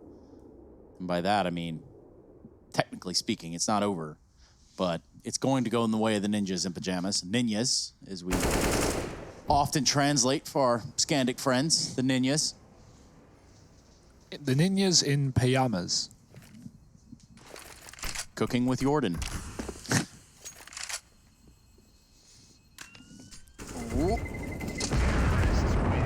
Gets out of there just in time, you would say. Ooh, dangerous spray, but not a worry. It's the round for NIP anyway, and, you know, that's what Keo had signed up for. He knew where it was going. No, great spray down in con. Look at this one. Finds 3. and deals with the eco. I'd like to see Heretics move away from Connector, go elsewhere. That has not been treating you well. Plopsky is extremely potent in that position, and NIP have been really painfully slow with the mid plays just to, you know, crunch the Connector and the party players, and that's been really effective. So Heretics, do they move away from that? It's going to be Maka in middle fighting with the AWP, but he gets flashed out, and he has to commit here. He knows if he runs, they'll hear him, and they'll chase him down. Maka falling to the Connector, and this one's a little bit better. They're using it to escape. They're using it as, you know, a bit of safety in the hands of Heretics, but unfortunately they have no one on A, and those B players need to go up right now, or at least these guys need to get out of con and rotate up. Someone needs to do something, because Heretics are 5 players on B right now, and NIP again, as they often do, walking up A short. They know it's clear. They've seen the rotate, and all they need to care about is long, and even in this round, that is not a problem. The nades for the plant. Oh, this could get spicy. They're going to wait to hear that little doop, and then they go in. The bomb's getting planted. There are the nades. Wrong side Bastion! Wrong side Bastion! Ah, the panic! He's almost nailed it, but almost doesn't count in this instance. Ah, there it is. A little late, but... There we go, man. So imagine if there were like 3 nades going off there, right? Like that was kind of what we were trying to show. Did they kill anyone with it? No, they didn't. No, they didn't even actually do any damage. We would have known exactly how or why, but of course we don't know. And now Lecro looking to hold down the bomb site. He's very much pinned in. Lecro, he gets them both, and is now still fighting, still a problem. 2 points of health. Nevera finds him, but there's no time left in the round. Yeah, the big problem there is when you go for that play, they actually let NIP plant before they threw the grenades. I think the player got off the site in time. You know, it can be hard. Maybe they don't hear the plant noise from CT, right? But then you need someone closer. You need someone in the bank or at the truck to communicate that information, to tell you when to do it. Otherwise, you're just gambling with luck and time or timings. And they don't play in the hand of Heretics. I like the setup. If the round was crafted around that idea, it's a cool round, but it doesn't play out. The grenades need to get a kill for that to work. Yeah. When I say T, you say Tours. T. Tours. There you go. Thank you. All right, we got that out of the way. It happens from time to time. We're only humans. We make mistakes. Oh, Twist doesn't. Yeah, well. He's a bit of a robot. Oh. They are just delivering themselves to his very doorstep. Go on, Twist. Give us another. Get the 4th or don't. And the answer is don't. He'll run away and look to stay alive. It's a smart play. Yeah, don't want to give away the AWP, right? Yeah. It's almost like we had the same thought on that one there, Hugo. Yeah, that's crazy. 1v5. And I hate to break it to you, but the odds are this isn't a clutch he wins. He's not even looking to leave party.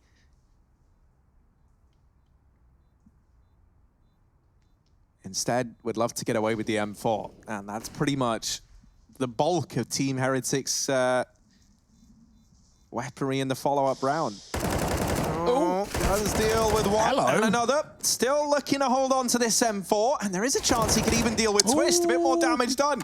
Let's not get too overzealous here. Mac has done a stellar job of holding on to this thus far, and he'll continue to put them down. Oh dear. No. He does get found in the very end. It is a valiant final stand from Maka. Do you want to know the worst part about all of that? If he got none of those kills and survived, that would be better for Heretics, because NIP have max money going into the last round of the half. So yeah, okay, it's going to look pretty. The kills are on the scoreboard. Your HLTV rating's a little bit nicer, but those kills were meaningless in the grand scheme of things. They don't make a damn difference to the investment from NIP, and that's why they have no problem throwing caution to the wind and running at him like a madman. Maka is going to buy in this round anyway, but it means XMS didn't get a drop, and that's the problem here for Heretics. Last round of the half, Rez pushes a Molotov. NIP are feeling it right now, and that's showing in the server. Yeah, Twist is on a plan of his own in that last round. And with this last round of the half, we're going to see if there's an answer from Heretics. They didn't check, and it's not so lucky for Rez. However, for Knock, it's a different story altogether. He finds 2 in quick succession, and this is just going to be a cleanup on aisle B for the side of the Ninjas and Pyjamas. 11-3. We're going to end this one out 12-3, provided Scream's brother doesn't do anything outrageous in this moment in time. But of course, that might be just a little bit more than he bargained for. Yes, indeed, Nevera Yep, not gonna go his way. Plopsky gets him through the smoke and puts that 12th round on the board for NIP. The Swedish boys are looking dominant here on Overpass as they try and get this one ended fast. We'll be back after a quick break with the second half, so don't go anywhere.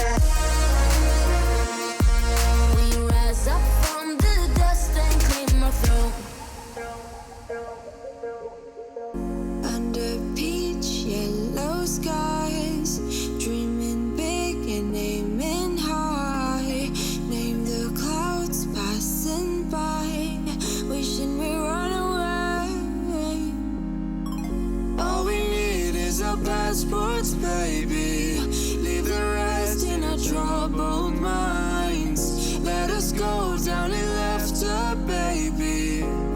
Trying to figure out what we're after.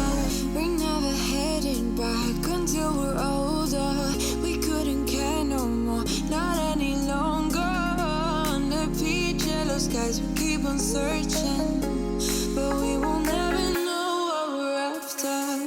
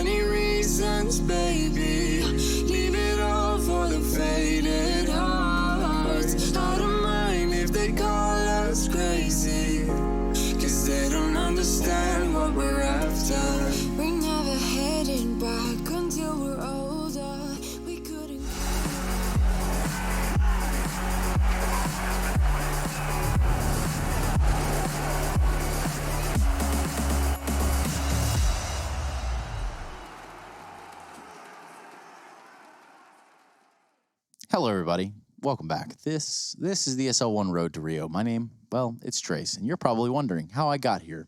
And we are wondering just as much as it is the Heretics that find themselves on the back foot here in the first half of play. Ninjas in Pyjamas, Plopsky and team really taking the fight to them. But now we're going to get the action back underway, and as always, with me is Harry and Hugo. And boy, what do they have to say?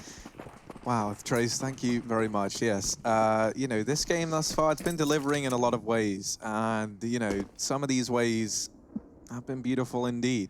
Maybe that's something that can continue here as we head to the second half of Overpass. Now, a quick reminder for all of our listeners out there, this is the second map in this series. Heretics are already taking the first, and now they've also taken some long control in this round. If you want to look at things that they might look to take as well, maybe toilets as they move into here. Trying to flush the incumbent forces of NIP out of this position. Toilets now taken, but Plopsky really knowing to give up this kind of foothold so easily is still hanging around and just might make this a difficult round for Team Heretics. Yes, and they've done just enough. Now, if I look at Hugo, I expect something of the sort to come out of his mouth, but with the time given and the frags that have already been exchanged, it's Twist versus Kiyashima. And now we look at this situation in a different glass, a different perspective altogether. This is bonkers, Trace. Can you believe it? It's a one-on-one. It's a one-and-done. Twist on the site, and he's waiting. He's waiting for a fight. Lots of time. Oh, but not lots of health. He's down to 20, and Kyo, he's going for a bit of a run. He's going for the old rotator route. And Twist ain't buying it. Maybe he should. Maybe it's on discount. Maybe it's on offer.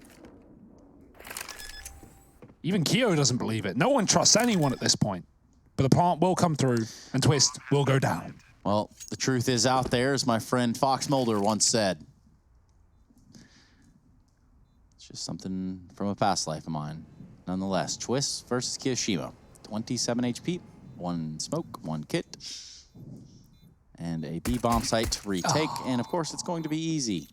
Twist is going to find an unsuspecting victim in Kiyashima, and that's going to put a 13th up on the board for the Ninjas of Pyjamas. Ladies and gentlemen, if you are tuning in, please make sure your tray tables and seat back pockets are in the upright and locked position. Prepare for takeoff here on ESL 1 Road to Rio flight 1337. Our next stop, of course, will be the International Tray Station. He'll be taking you through and from and away from all the action after this game. But that might be in some time here if Heretics can pull a comeback. Heretics. Yeah. I think if we don't get out of this mode, we might never leave it. And we might get stuck in this forever. So let's just keep it calm, okay? Let's just keep it cool, guys. I'm not in the business I'm cool. of staying calm. I'm instead in the business of seeing NIP's business in this round. They're going to set up over here down in the connector with a pretty heavy hold. It's Twist and Rez lighting up the board, lighting up Team Heretics, and Maka's not able to run away.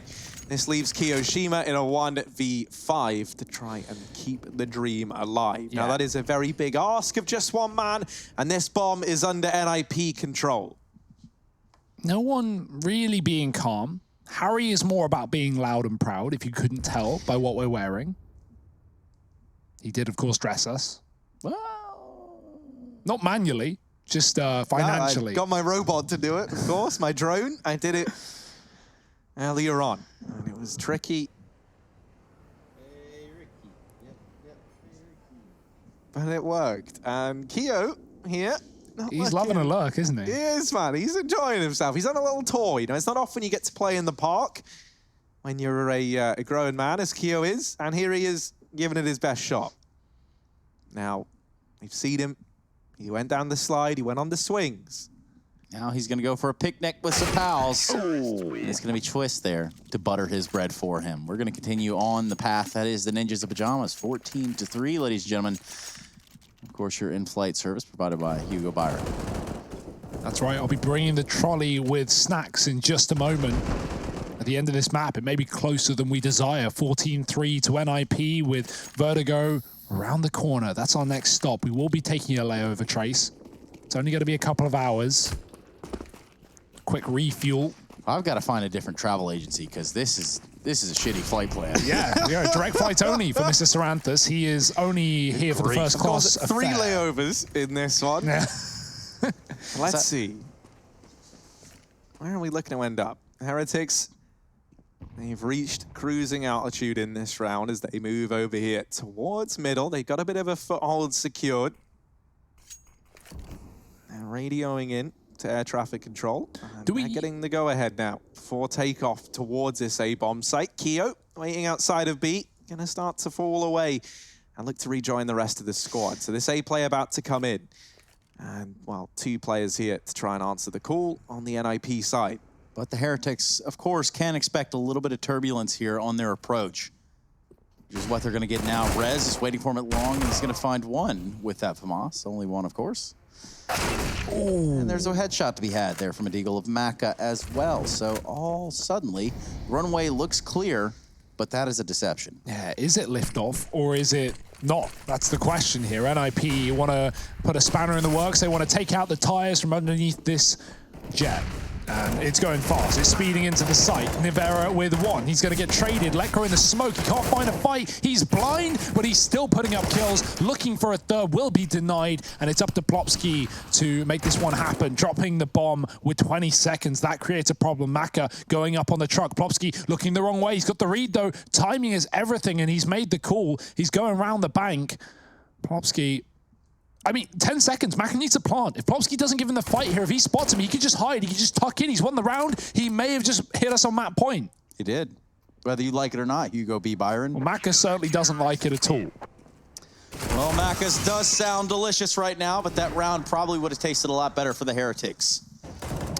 Yeah, this is one where you kind of just sweep it under the rug and pretend it never happened.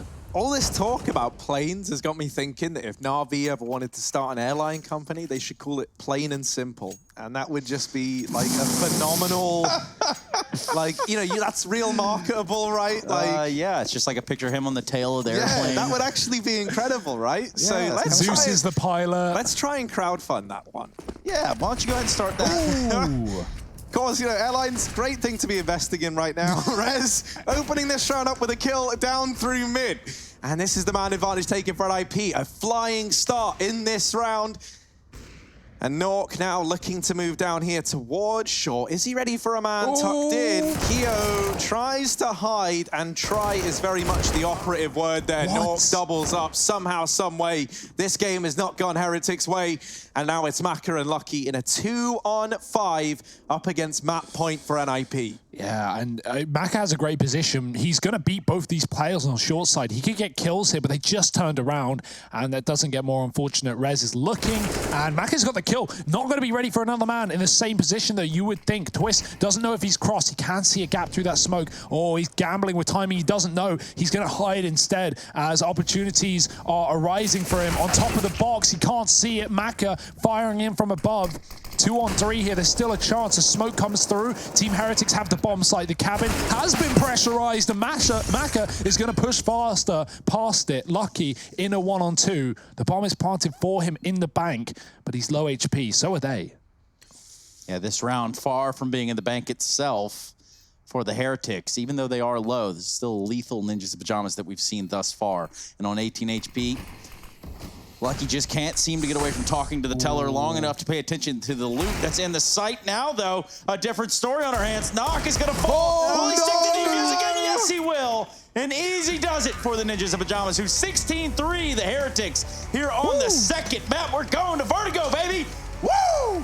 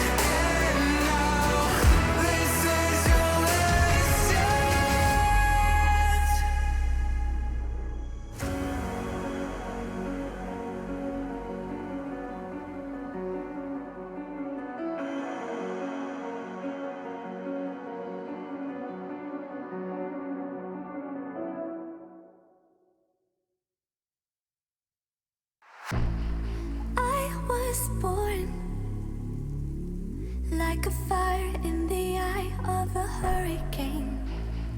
Always told, stay in line, be alright, better play it safe. I walk a different path, nothing can hold me back. I've passed the point of no return, something is calling me, it's in the air that I breathe.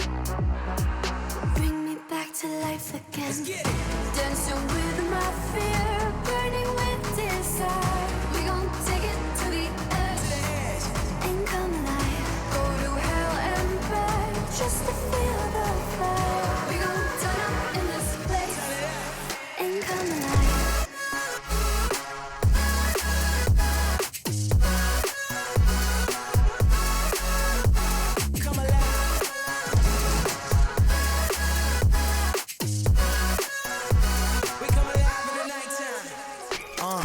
Fly so high they can't touch us. So top notch, none above us. We done came so far, now we up now. Had a vision, stuck to it, never back down. Never had much, now we own the whole thing. Spread it all around the world, watch it all change. Came alive, now they all see the greatness. Light shine so hard they can't take it. Dancing with my fear, burning with desire. We gon' take it to the edge, and come alive. Go to hell and back, just to feel the fire. We gon' turn up in this place, and come alive.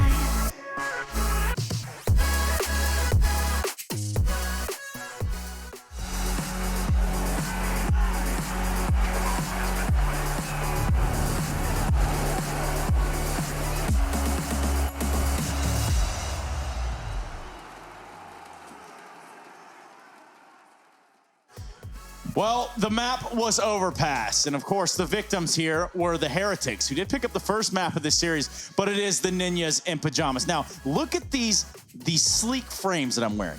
Now, even more so than that would be some of the options that they had, to include this one that causes flashing, a little bit more of a high-sped flash, but also voice activated. Now, of course, if we can bring the lights back up, we're going to begin to talk about what happened on Overpass here and why NIP looked like a completely different team than what we just saw, Harry Russell.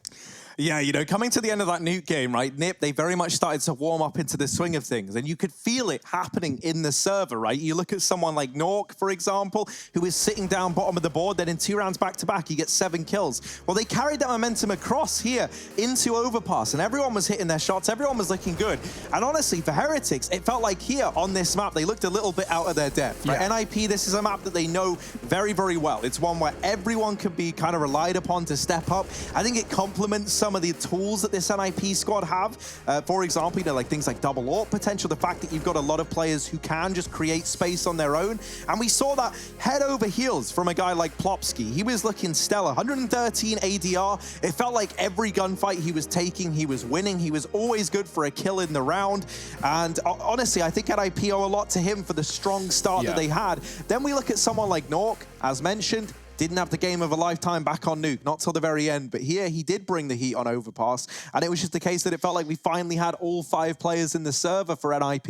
And then we look at a guy like Hugo and we think, what does he have to say about the game at hand? I look at someone like Hugo and I think, I don't want to know what this guy has to say about anything. Not that I'm like in a better place. Hold on, Harry. Let the man speak for himself. Let's Come go. on now, Hugo. Thanks for tuning in. We'll be back with the third map in just... No, of course not. Yeah, no, that was a great game. Plopsky, I wanted to talk about him because he was just running through connector, right? I think you said it right when you said Heretics are out of their depth, right? When we see them on this map, they've got a couple of wins in the bag, but the second they take on anyone in the top 20, top 30, they kind of get steamrolled. And we saw that against Fnatic the other day here on the road to Rio. So that shouldn't be a huge surprise. Even thinking back a couple of months ago when NIP took this map off of Astralis, they wrecked them in the opening day of EPL. So, you know, they've got some serious scouts, and they continue to add names to the list for NIP. Now moving to Vertigo, and we talk about beating Astralis, where NIP again did that on this map the other day. It was the only map they won in the best of 3 series, but, you know, the proof is in the pudding. Again, we go back to the saying, Trace, NIP are really good at Vertigo, and even though it's a 100% win rate for the likes of Heretics, it's again the same situation of Overpass where they haven't got wins versus top 20 teams. You said the key word that I was looking for right there, and that key word, I can't even really see anything, but to be completely honest with you, was Astralis. I'm flying this whole thing by the seat of my pants and blind, just like every single day in the office. Now, with Astralis taking on Dignitas over on the B stream, we can take a quick update, very quick look as to how this is all unfolding, and it's going to be Astralis up 8-5 currently on Train. Now, overall, people are, why don't we have this match? Why aren't we watching this match? Why aren't we watching this match, Hugo, Byron? I can break it down for you, Trace. Of course, Astralis sitting in the group in a very good position. They are, I'm going to get the facts. I'm going to get the knowledge. They're second. They're sitting one behind NIP. Now, for D, they're bottom of the board. They are 1-4. So they physically cannot make it to the next stage. Astralis can, and they're fighting for that. But you know who else also can make it to the next stage? Both NIP and Heretics. NIP sitting top of Group A. Heretics in number 3, right below Astralis. This game, in terms of standings, in terms of how this affects everything else inside of the group, is the most important one, and that is why it gets the coverage on the mainstream. This supersedes everything that you're thinking of, but not to include the mullet, which is party in the front and business in the back, like always. We're going to go into a quick break, and when we come back, we have that third and final map of Vertigo for all you Vertiglobals out there. Be sure to be with us when we come back.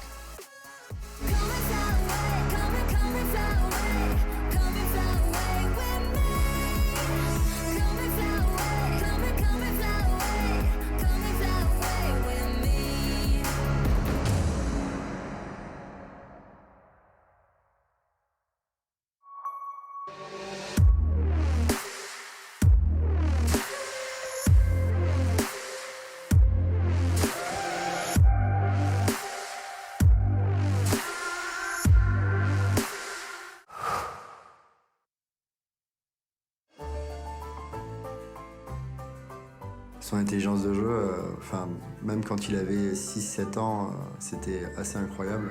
Donc au début, on était meilleur que lui. Je pense c'est à partir de ses 14 ou 15 ans qu'il a commencé à être meilleur. Au début, quand il perdait, c'était un très mauvais perdant. Hein. Oui, je me souviens très bien qu'il cassait beaucoup de souris.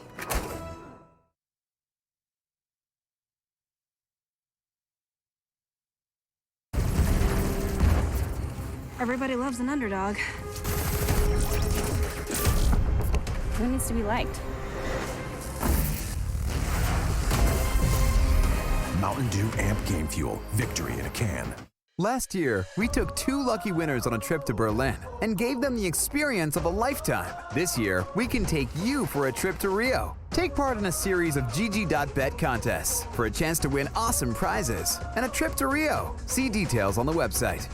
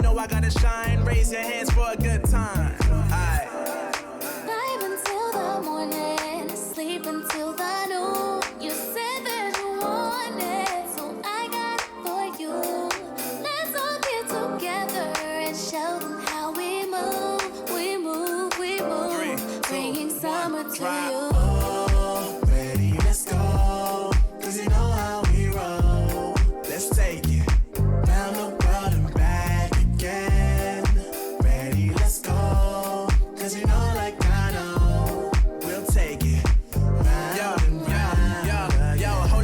me switch my flow up. Back in high school, they were telling me I'll blow up. Doing talent shows and man, everyone would show up. Got in an accident and still made it for them to go nuts. You know what? I'm so so what? I'm so That means I can't describe the way I vibe, the way I slide in with the rhymes that make the dimes. I'll close their eyes and fantasize. Young Divine calling their phone number. No, you know I love it. What's up, babe? And you know me, I can't sleep without blazing beats on stages for their ones gracefully. And I got a smile that they hate to see. Young, black, successful, though life gets stressful. Though life gets stressful, go and vibe out with whoever you next to. Live until the morning, sleep until the noon. You said that you want it, so I got it for you. Let's all get together and show them how we move. We move, we move. Bringing summer to you. Oh, ready, let's go. 'Cause you know how we roll. Let's take it down the road and back again. Ready, let's go. 'Cause you know like I know. We'll take it round and round again.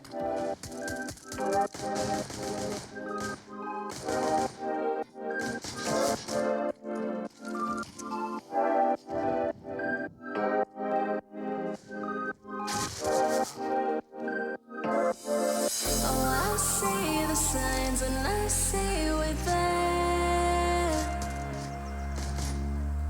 And I feel the lies and I feel the same. Forever whole, no matter if we're cast away. A fire in the dark. I know that you won't be where we are again.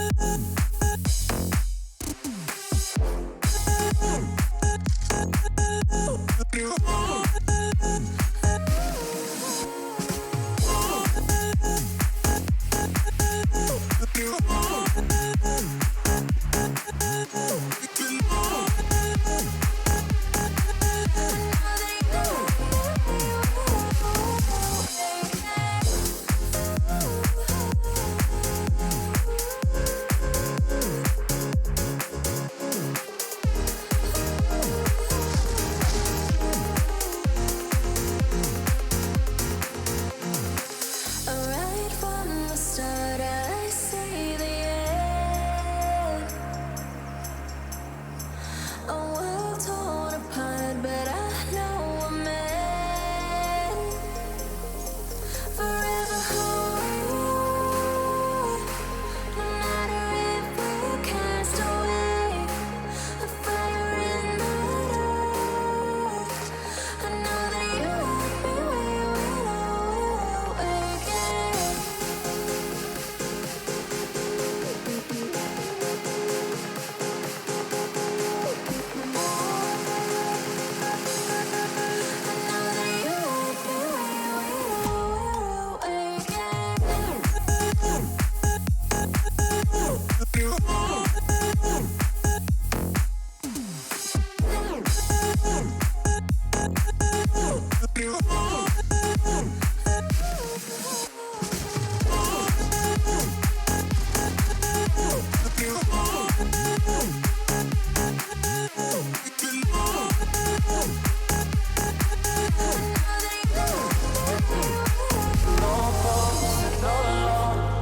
Time's not kind and it won't let go.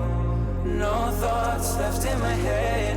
My mind's not mine and it won't forget. But you bring me back from my darkness black. 'Cause the soul in me and the heart I have for you. It bleeds for you, it beats again. Oh, you bring me to life. Oh, you bring me to life. Oh, you bring me to life.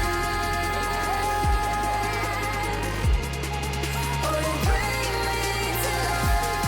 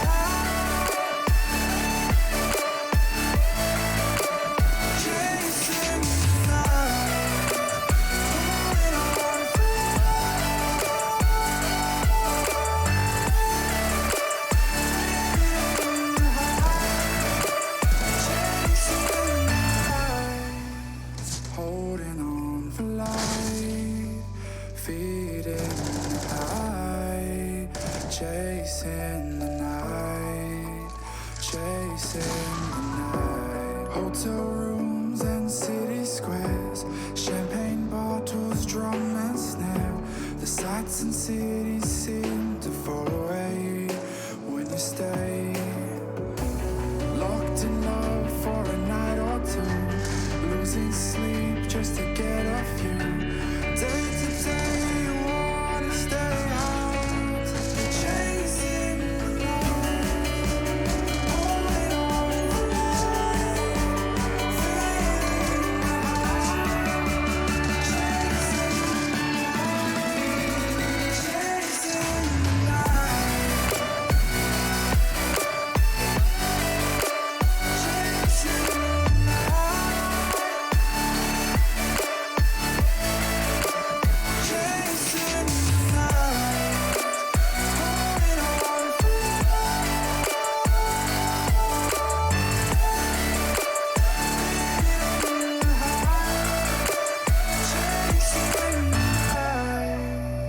holding on for life, feeling the high, chasing the night, chasing the night, chasing the Let's take our time right now, it's just a vibe with you. I feel alive, now I'm feeling like her to the fine, will it stand the test of time right now? I need a sign.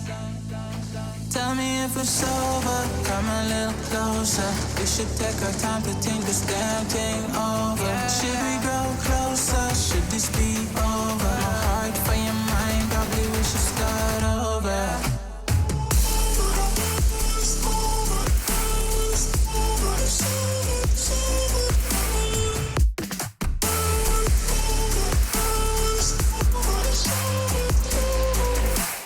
Tell me if it's over, am I your lover? Are we going solo? Or is it polo? Her face is saying don't go. I'm acting like I don't know. Whisper my name, say what you want, show me your thoughts. I do the same, my breath on your neck while I slowly caress. Feelings in gray, it's still the same. Tell me if it's over, come a little closer. We should take our time to think this damn thing over. Should we grow closer? Should this be over? My heart for your mind, probably we should start over.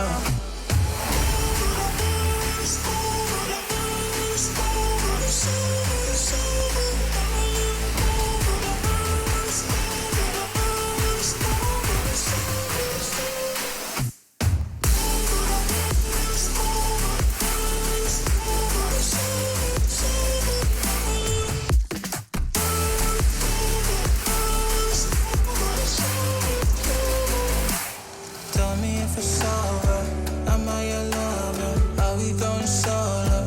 Or is it polo? Her face is saying don't go. I'm acting like I don't know. Tell me if it's over, come a little closer. We should take our time to think this damn thing over. Should we grow closer? Should this be over? My heart for your mind, probably we should start over.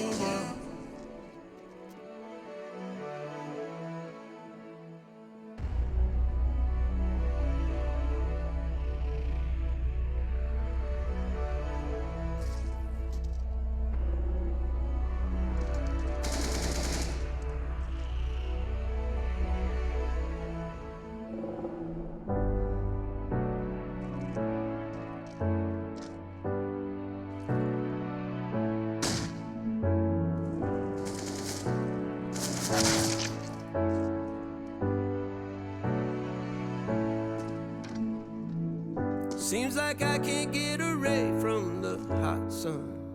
Always night and never day. Even when I wash the floor, the dust still comes. Keep on hunting for the bread. No matter how low, need no light, no spark. I'm a light mode. With my eyes closed, I can see in the dark. I'm a quiet storm. Far from calm, I know you feel me, brother.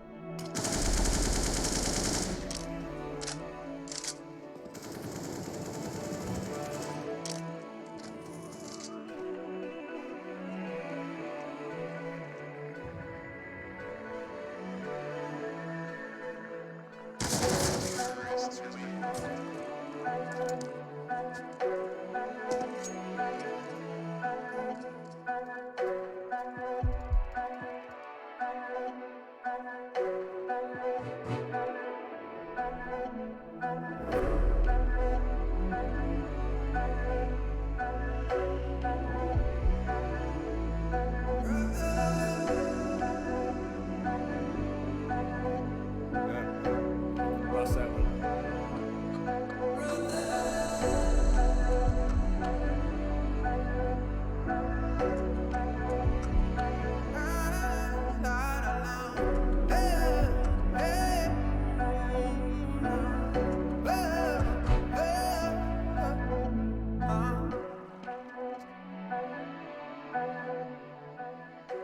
I was running road so many nations. Even when it's so sweet, I end up seeing red. Is it such a ghostly revelation? I may have fucked up all my chances. And we ain't sleeping on the floor again. We never sleeping on the floor again. For the ones who didn't make it out, for the ones that didn't see the light, for the ones that never cared, never gave a thought, found no happiness in that brand new car or the house you bought. I see you talking about the love you lost, and it was gone like way before you ever thought it was. Yeah, I took my time, no quick ones, quick run, quick gas to get back there. Hot roads, I didn't think I'd come back fierce, cause I was running roads so many nations. Even when it's so sweet, I end up seeing red. Is it such a ghostly revelation? I may have fucked up all my chances. Fucked up all my chances.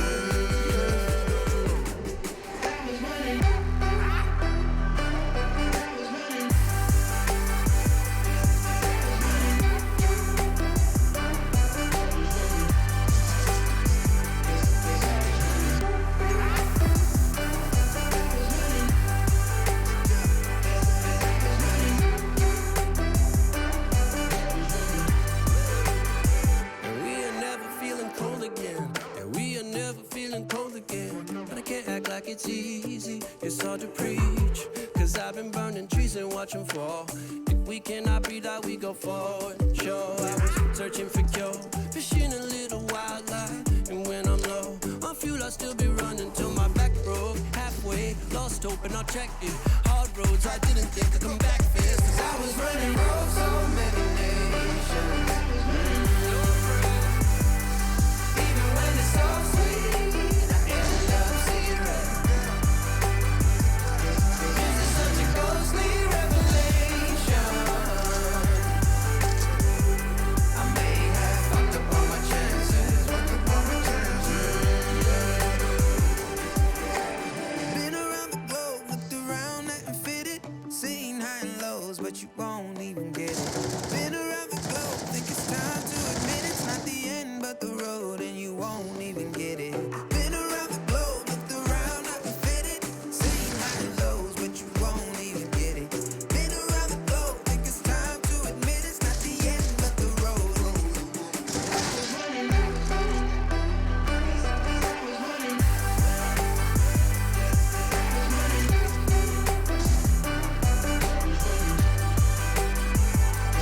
I was running roads so many nations.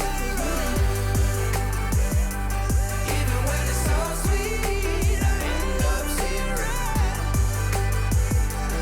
Is it such a ghostly revelation? I may have fucked up all my chances. Fucked up all my chances. Yes, I was running. I know. I know.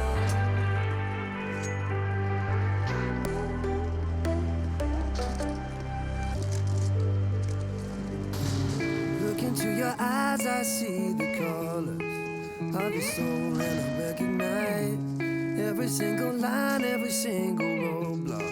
We got two hearts that beat in time, and the towers looking down on us, blocking out the sun beneath. Maybe we can change our stripes and colors. You're the only one I see. I take it all or nothing at all. Driving through the night till I'm at your door. Go outside, stay up all night. And I take it all or nothing at all. Driving through the night till I'm at your door. Go outside, stay up all night. Sleep through the sunrise.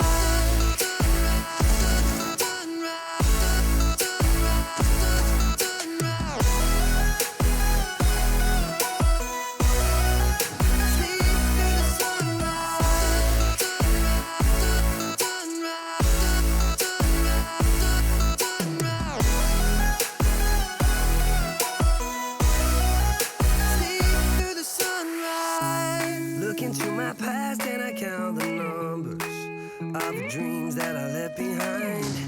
I don't even care now that I've discovered a new kind of peace of mind. Up above us, looking down on us, there's an angel I know.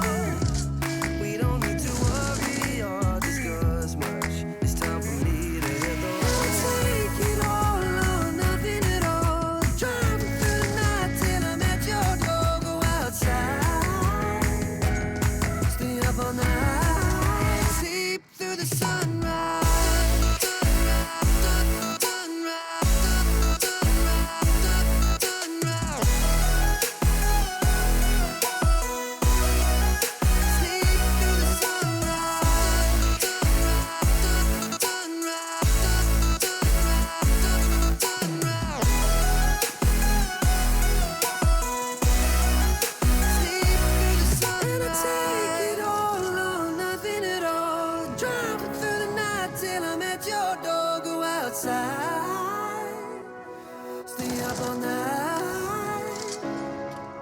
Take it all or nothing at all. Driving through the night till I'm at your door. Go outside, stay up all night, sleep through the sunrise.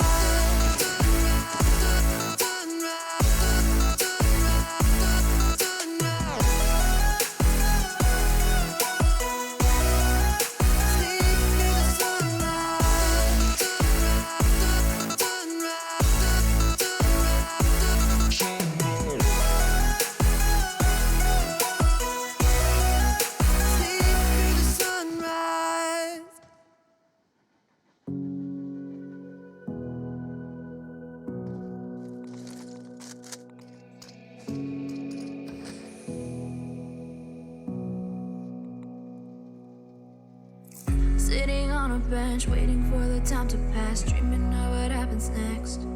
I see what I wanna be, questioning my destiny, only knowing what I see. I don't even realize I've already made a path, and I can change it anytime. I can't take it back. I know what I want, but it seems so damn far away. I know I sound crazy to the ones who said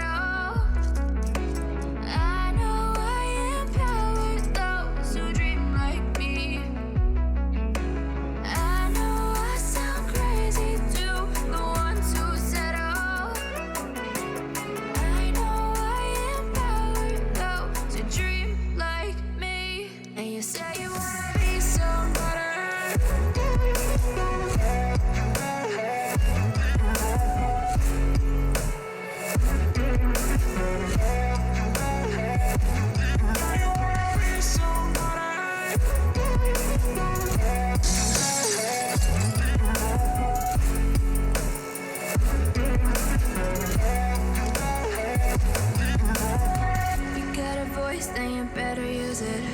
Tell yourself day after day it's time to prove it. No days off, keep the hustle moving. Wanna see you be what you wanted to be, prove it. I know I sound crazy to the ones who said oh. I know I empower those who dream like me. I know I sound crazy to the ones who said oh.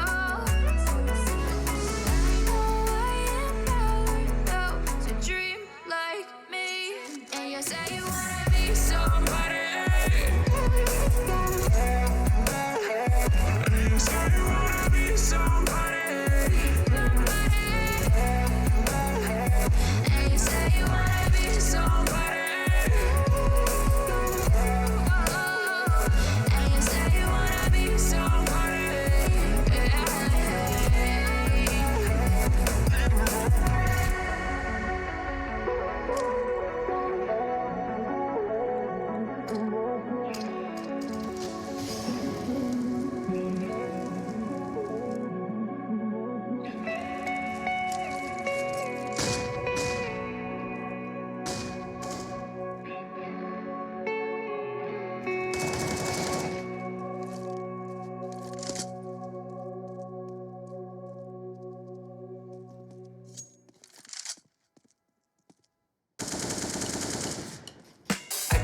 pretend to like you.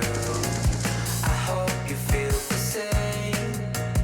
I take a chance and not lose. I can't pretend to like you. It's just I never thought you were sitting next to me. I don't understand. It's just I never seen you smile. You wanna make out, give me a second. It's just you never talk, I never listen. When do we fall in love? Make up your mind, honey, 'cause I can't pretend to like you. I hope you feel the same. I take a chance and not lose. I can't pretend to like you. I can't pretend to like you. I hope you feel the same. I take a chance and not lose. I can't pretend to like you.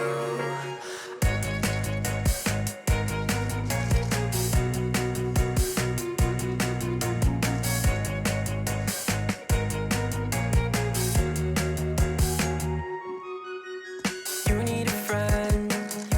I can't help this time. I'm in trouble. It's your eyes, I can't seem to focus. It doesn't matter 'cause you live a lie. You want attention from every guy in the park. But when you call, I give you my heart.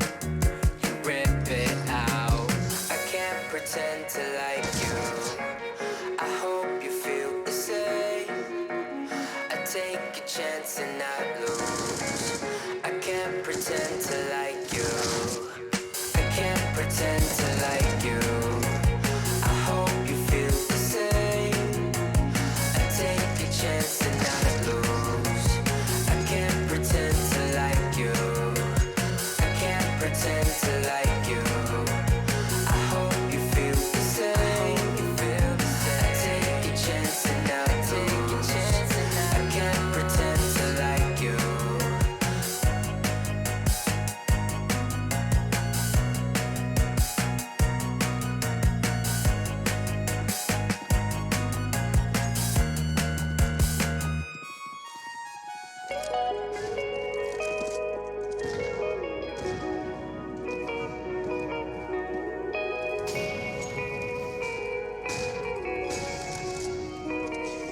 No, I can't remember the last time that I really felt fine. Now I'm trying to be fine. 'Cause lately I've been feeling kinda hazy. Like I'm stuck in a daydream, and you're not here to save me. Down and out, I hit the floor. All is fair in love and war, but I can't do this anymore. No, no. Don't take me to a place I know, somewhere where I can feel my soul. Lately I'm skin and bone, so hollow. I've never felt so alone. I need you more than you know, 'cause baby you feel like home.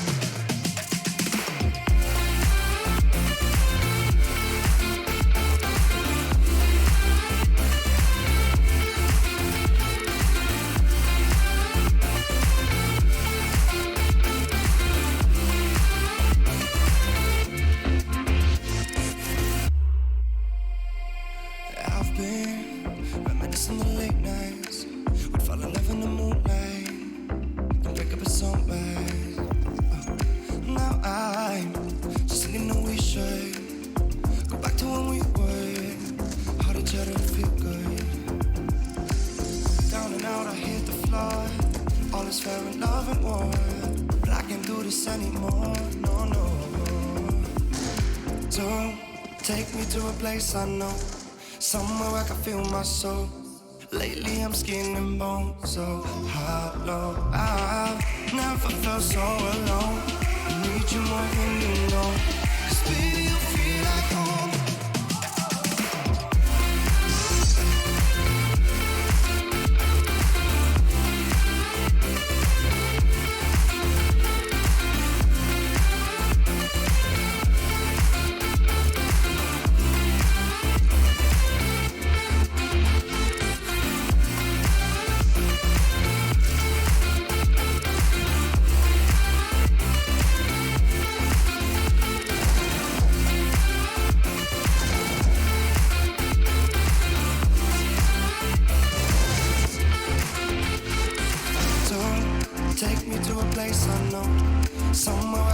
my soul. Lately I'm scheming more, so hollow. I've never felt so alone. I need you more than you know, 'cause baby you feel like home. Feel it's hopeless when you think that you lost. Oh, I will take your hand and we'll rise up from the dust. Oh, here we go, go, go. Let us heal and grow. You won't be alone. We're unstoppable. Don't be afraid to show what we're going for. This is what we know. Here we come back to life. We're still breathing. Standing up, everybody's gonna see it. Oh, all you need to know is that we're holding on. Even if we fall, we will rise up and we follow the path that we believe in. No, we're not gonna stop until we reach it. Oh, all you need to know is that we're holding on. We rise up from the dust and clean my throat.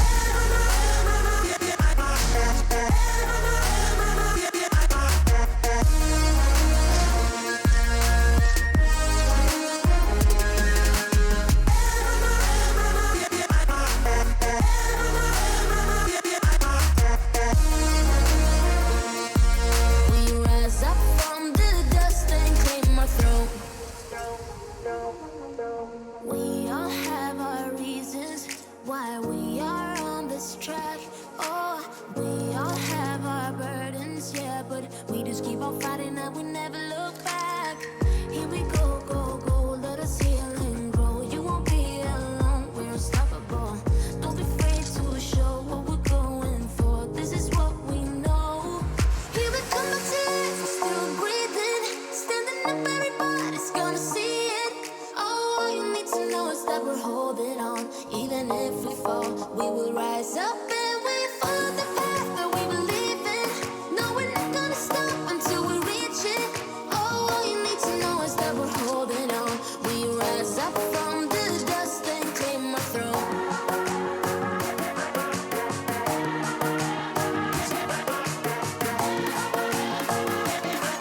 We rise up from the dust and clear my throat.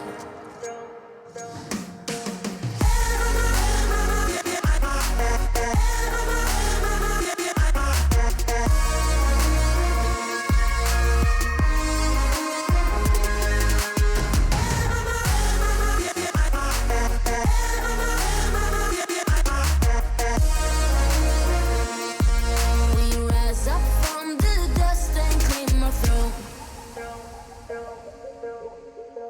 Under peach yellow skies, dreaming. ESL 1 Road to Rio is brought to you in part by Intel, Mountain Dew Amp Game Fuel, and GG Bet. All we need is our passports, baby.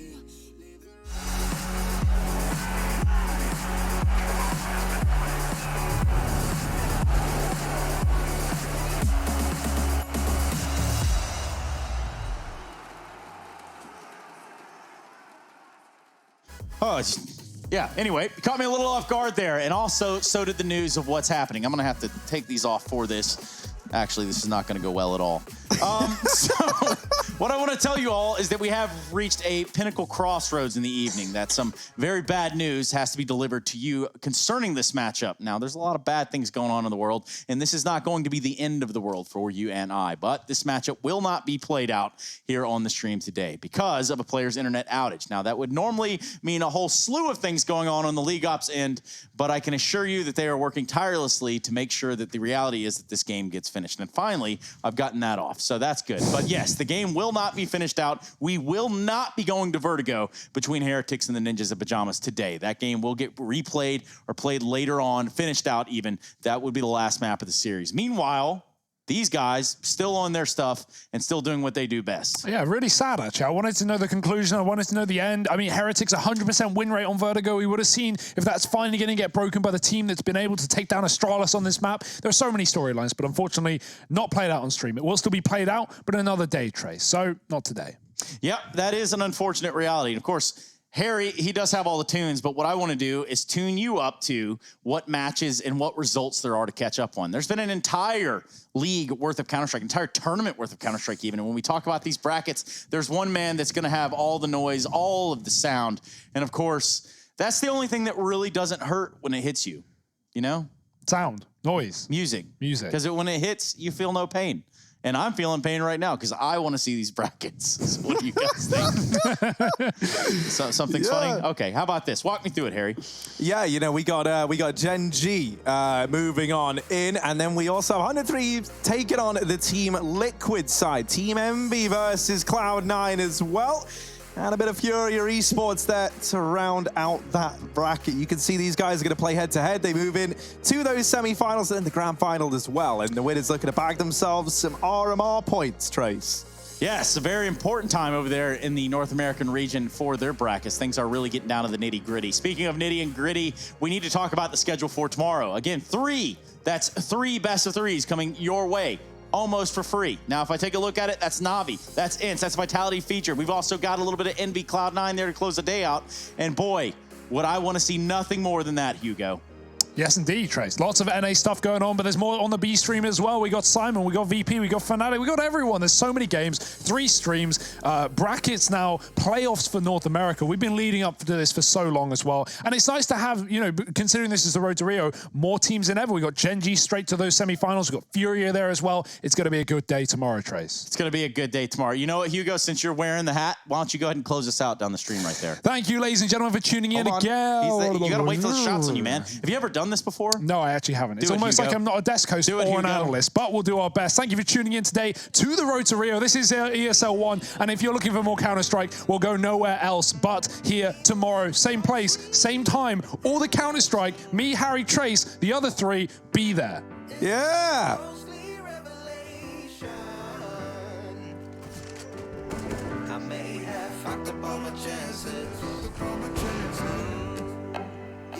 And we ain't sleeping on the floor again. We never sleeping on the floor again. For the ones who didn't make it out, for the ones that didn't see the light, for the ones that never cared, never gave a thought, found no happiness in that brand new car, or the house you bought. I see you talking about the love you lost, and it was gone like way before you ever thought it was. Yeah, I took my time, no quick ones, quick run, quick gas to get back there. All the roads I didn't think I come back fast, cause I was running roads so many nations. So sweet, I end up seeing red. This is such a ghostly revelation. I may have fucked up all my chances. Fucked up all my chances.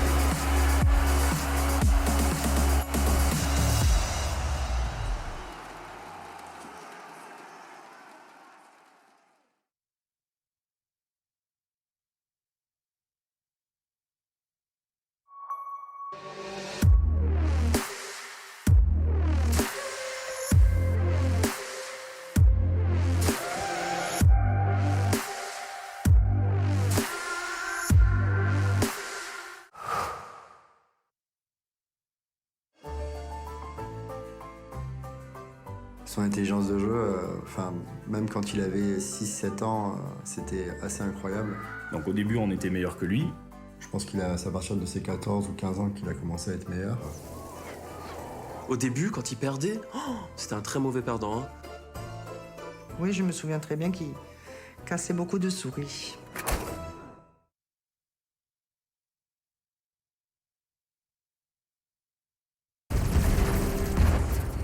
Everybody loves an underdog. Who needs to be liked? Mountain Dew Amp Game Fuel. Victory in a can. Last year, we took 2 lucky winners on a trip to Berlin and gave them the experience of a lifetime. This year, we can take you for a trip to Rio. Take part in a series of GG.bet contests for a chance to win awesome prizes and a trip to Rio. See details on the website.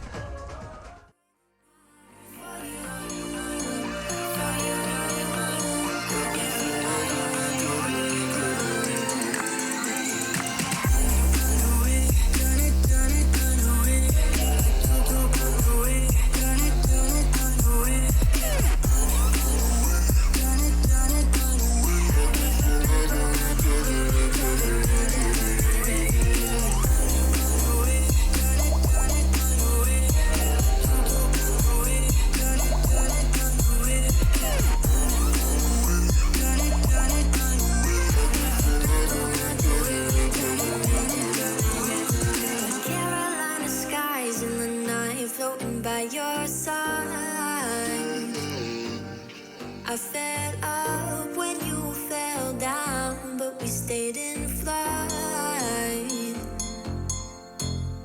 I'm laughing to myself, cause I know that I can't deny.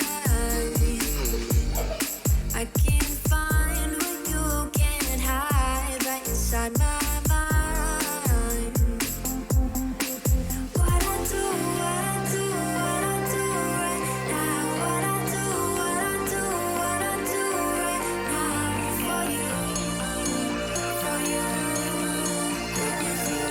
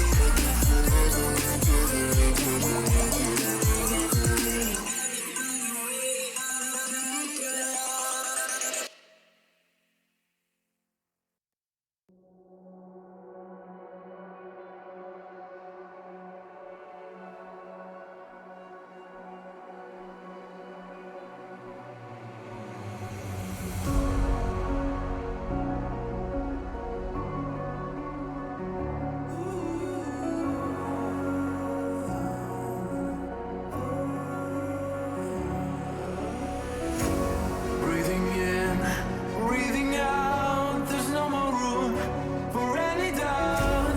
Empty mind, steady hands. Just stay close, stick to the plan. I hear them coming, I hear them coming, and I'm ready as I'll ever be. I hear them coming, I hear them coming down. Ready as I'll ever be. Don't give up, don't give in. Don't let me down. Be the one to wipe their grin when they hear this sound. Don't give up, don't give in before they catch a glimpse. I know you'll find the strength within. This is your last chance.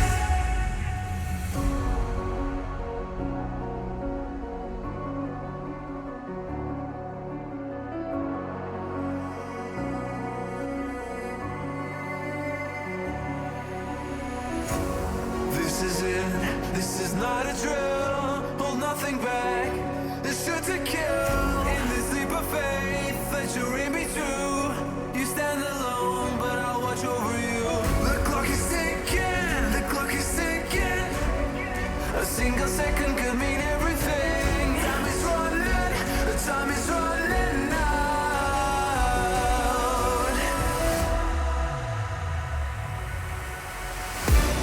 Don't give up, don't give in. Don't let me down. Be the one to wipe their grin when they hear this sound. Don't give up, don't give in before they catch a glimpse. I know you'll find the strength within. This is your last chance. Now's your time to shine. Make it count.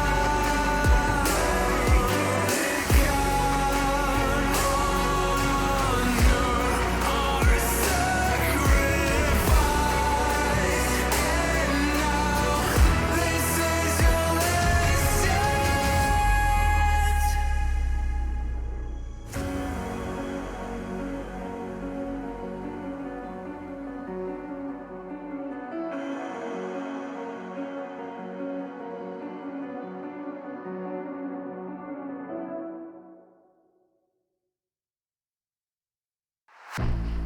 I was born like a fire.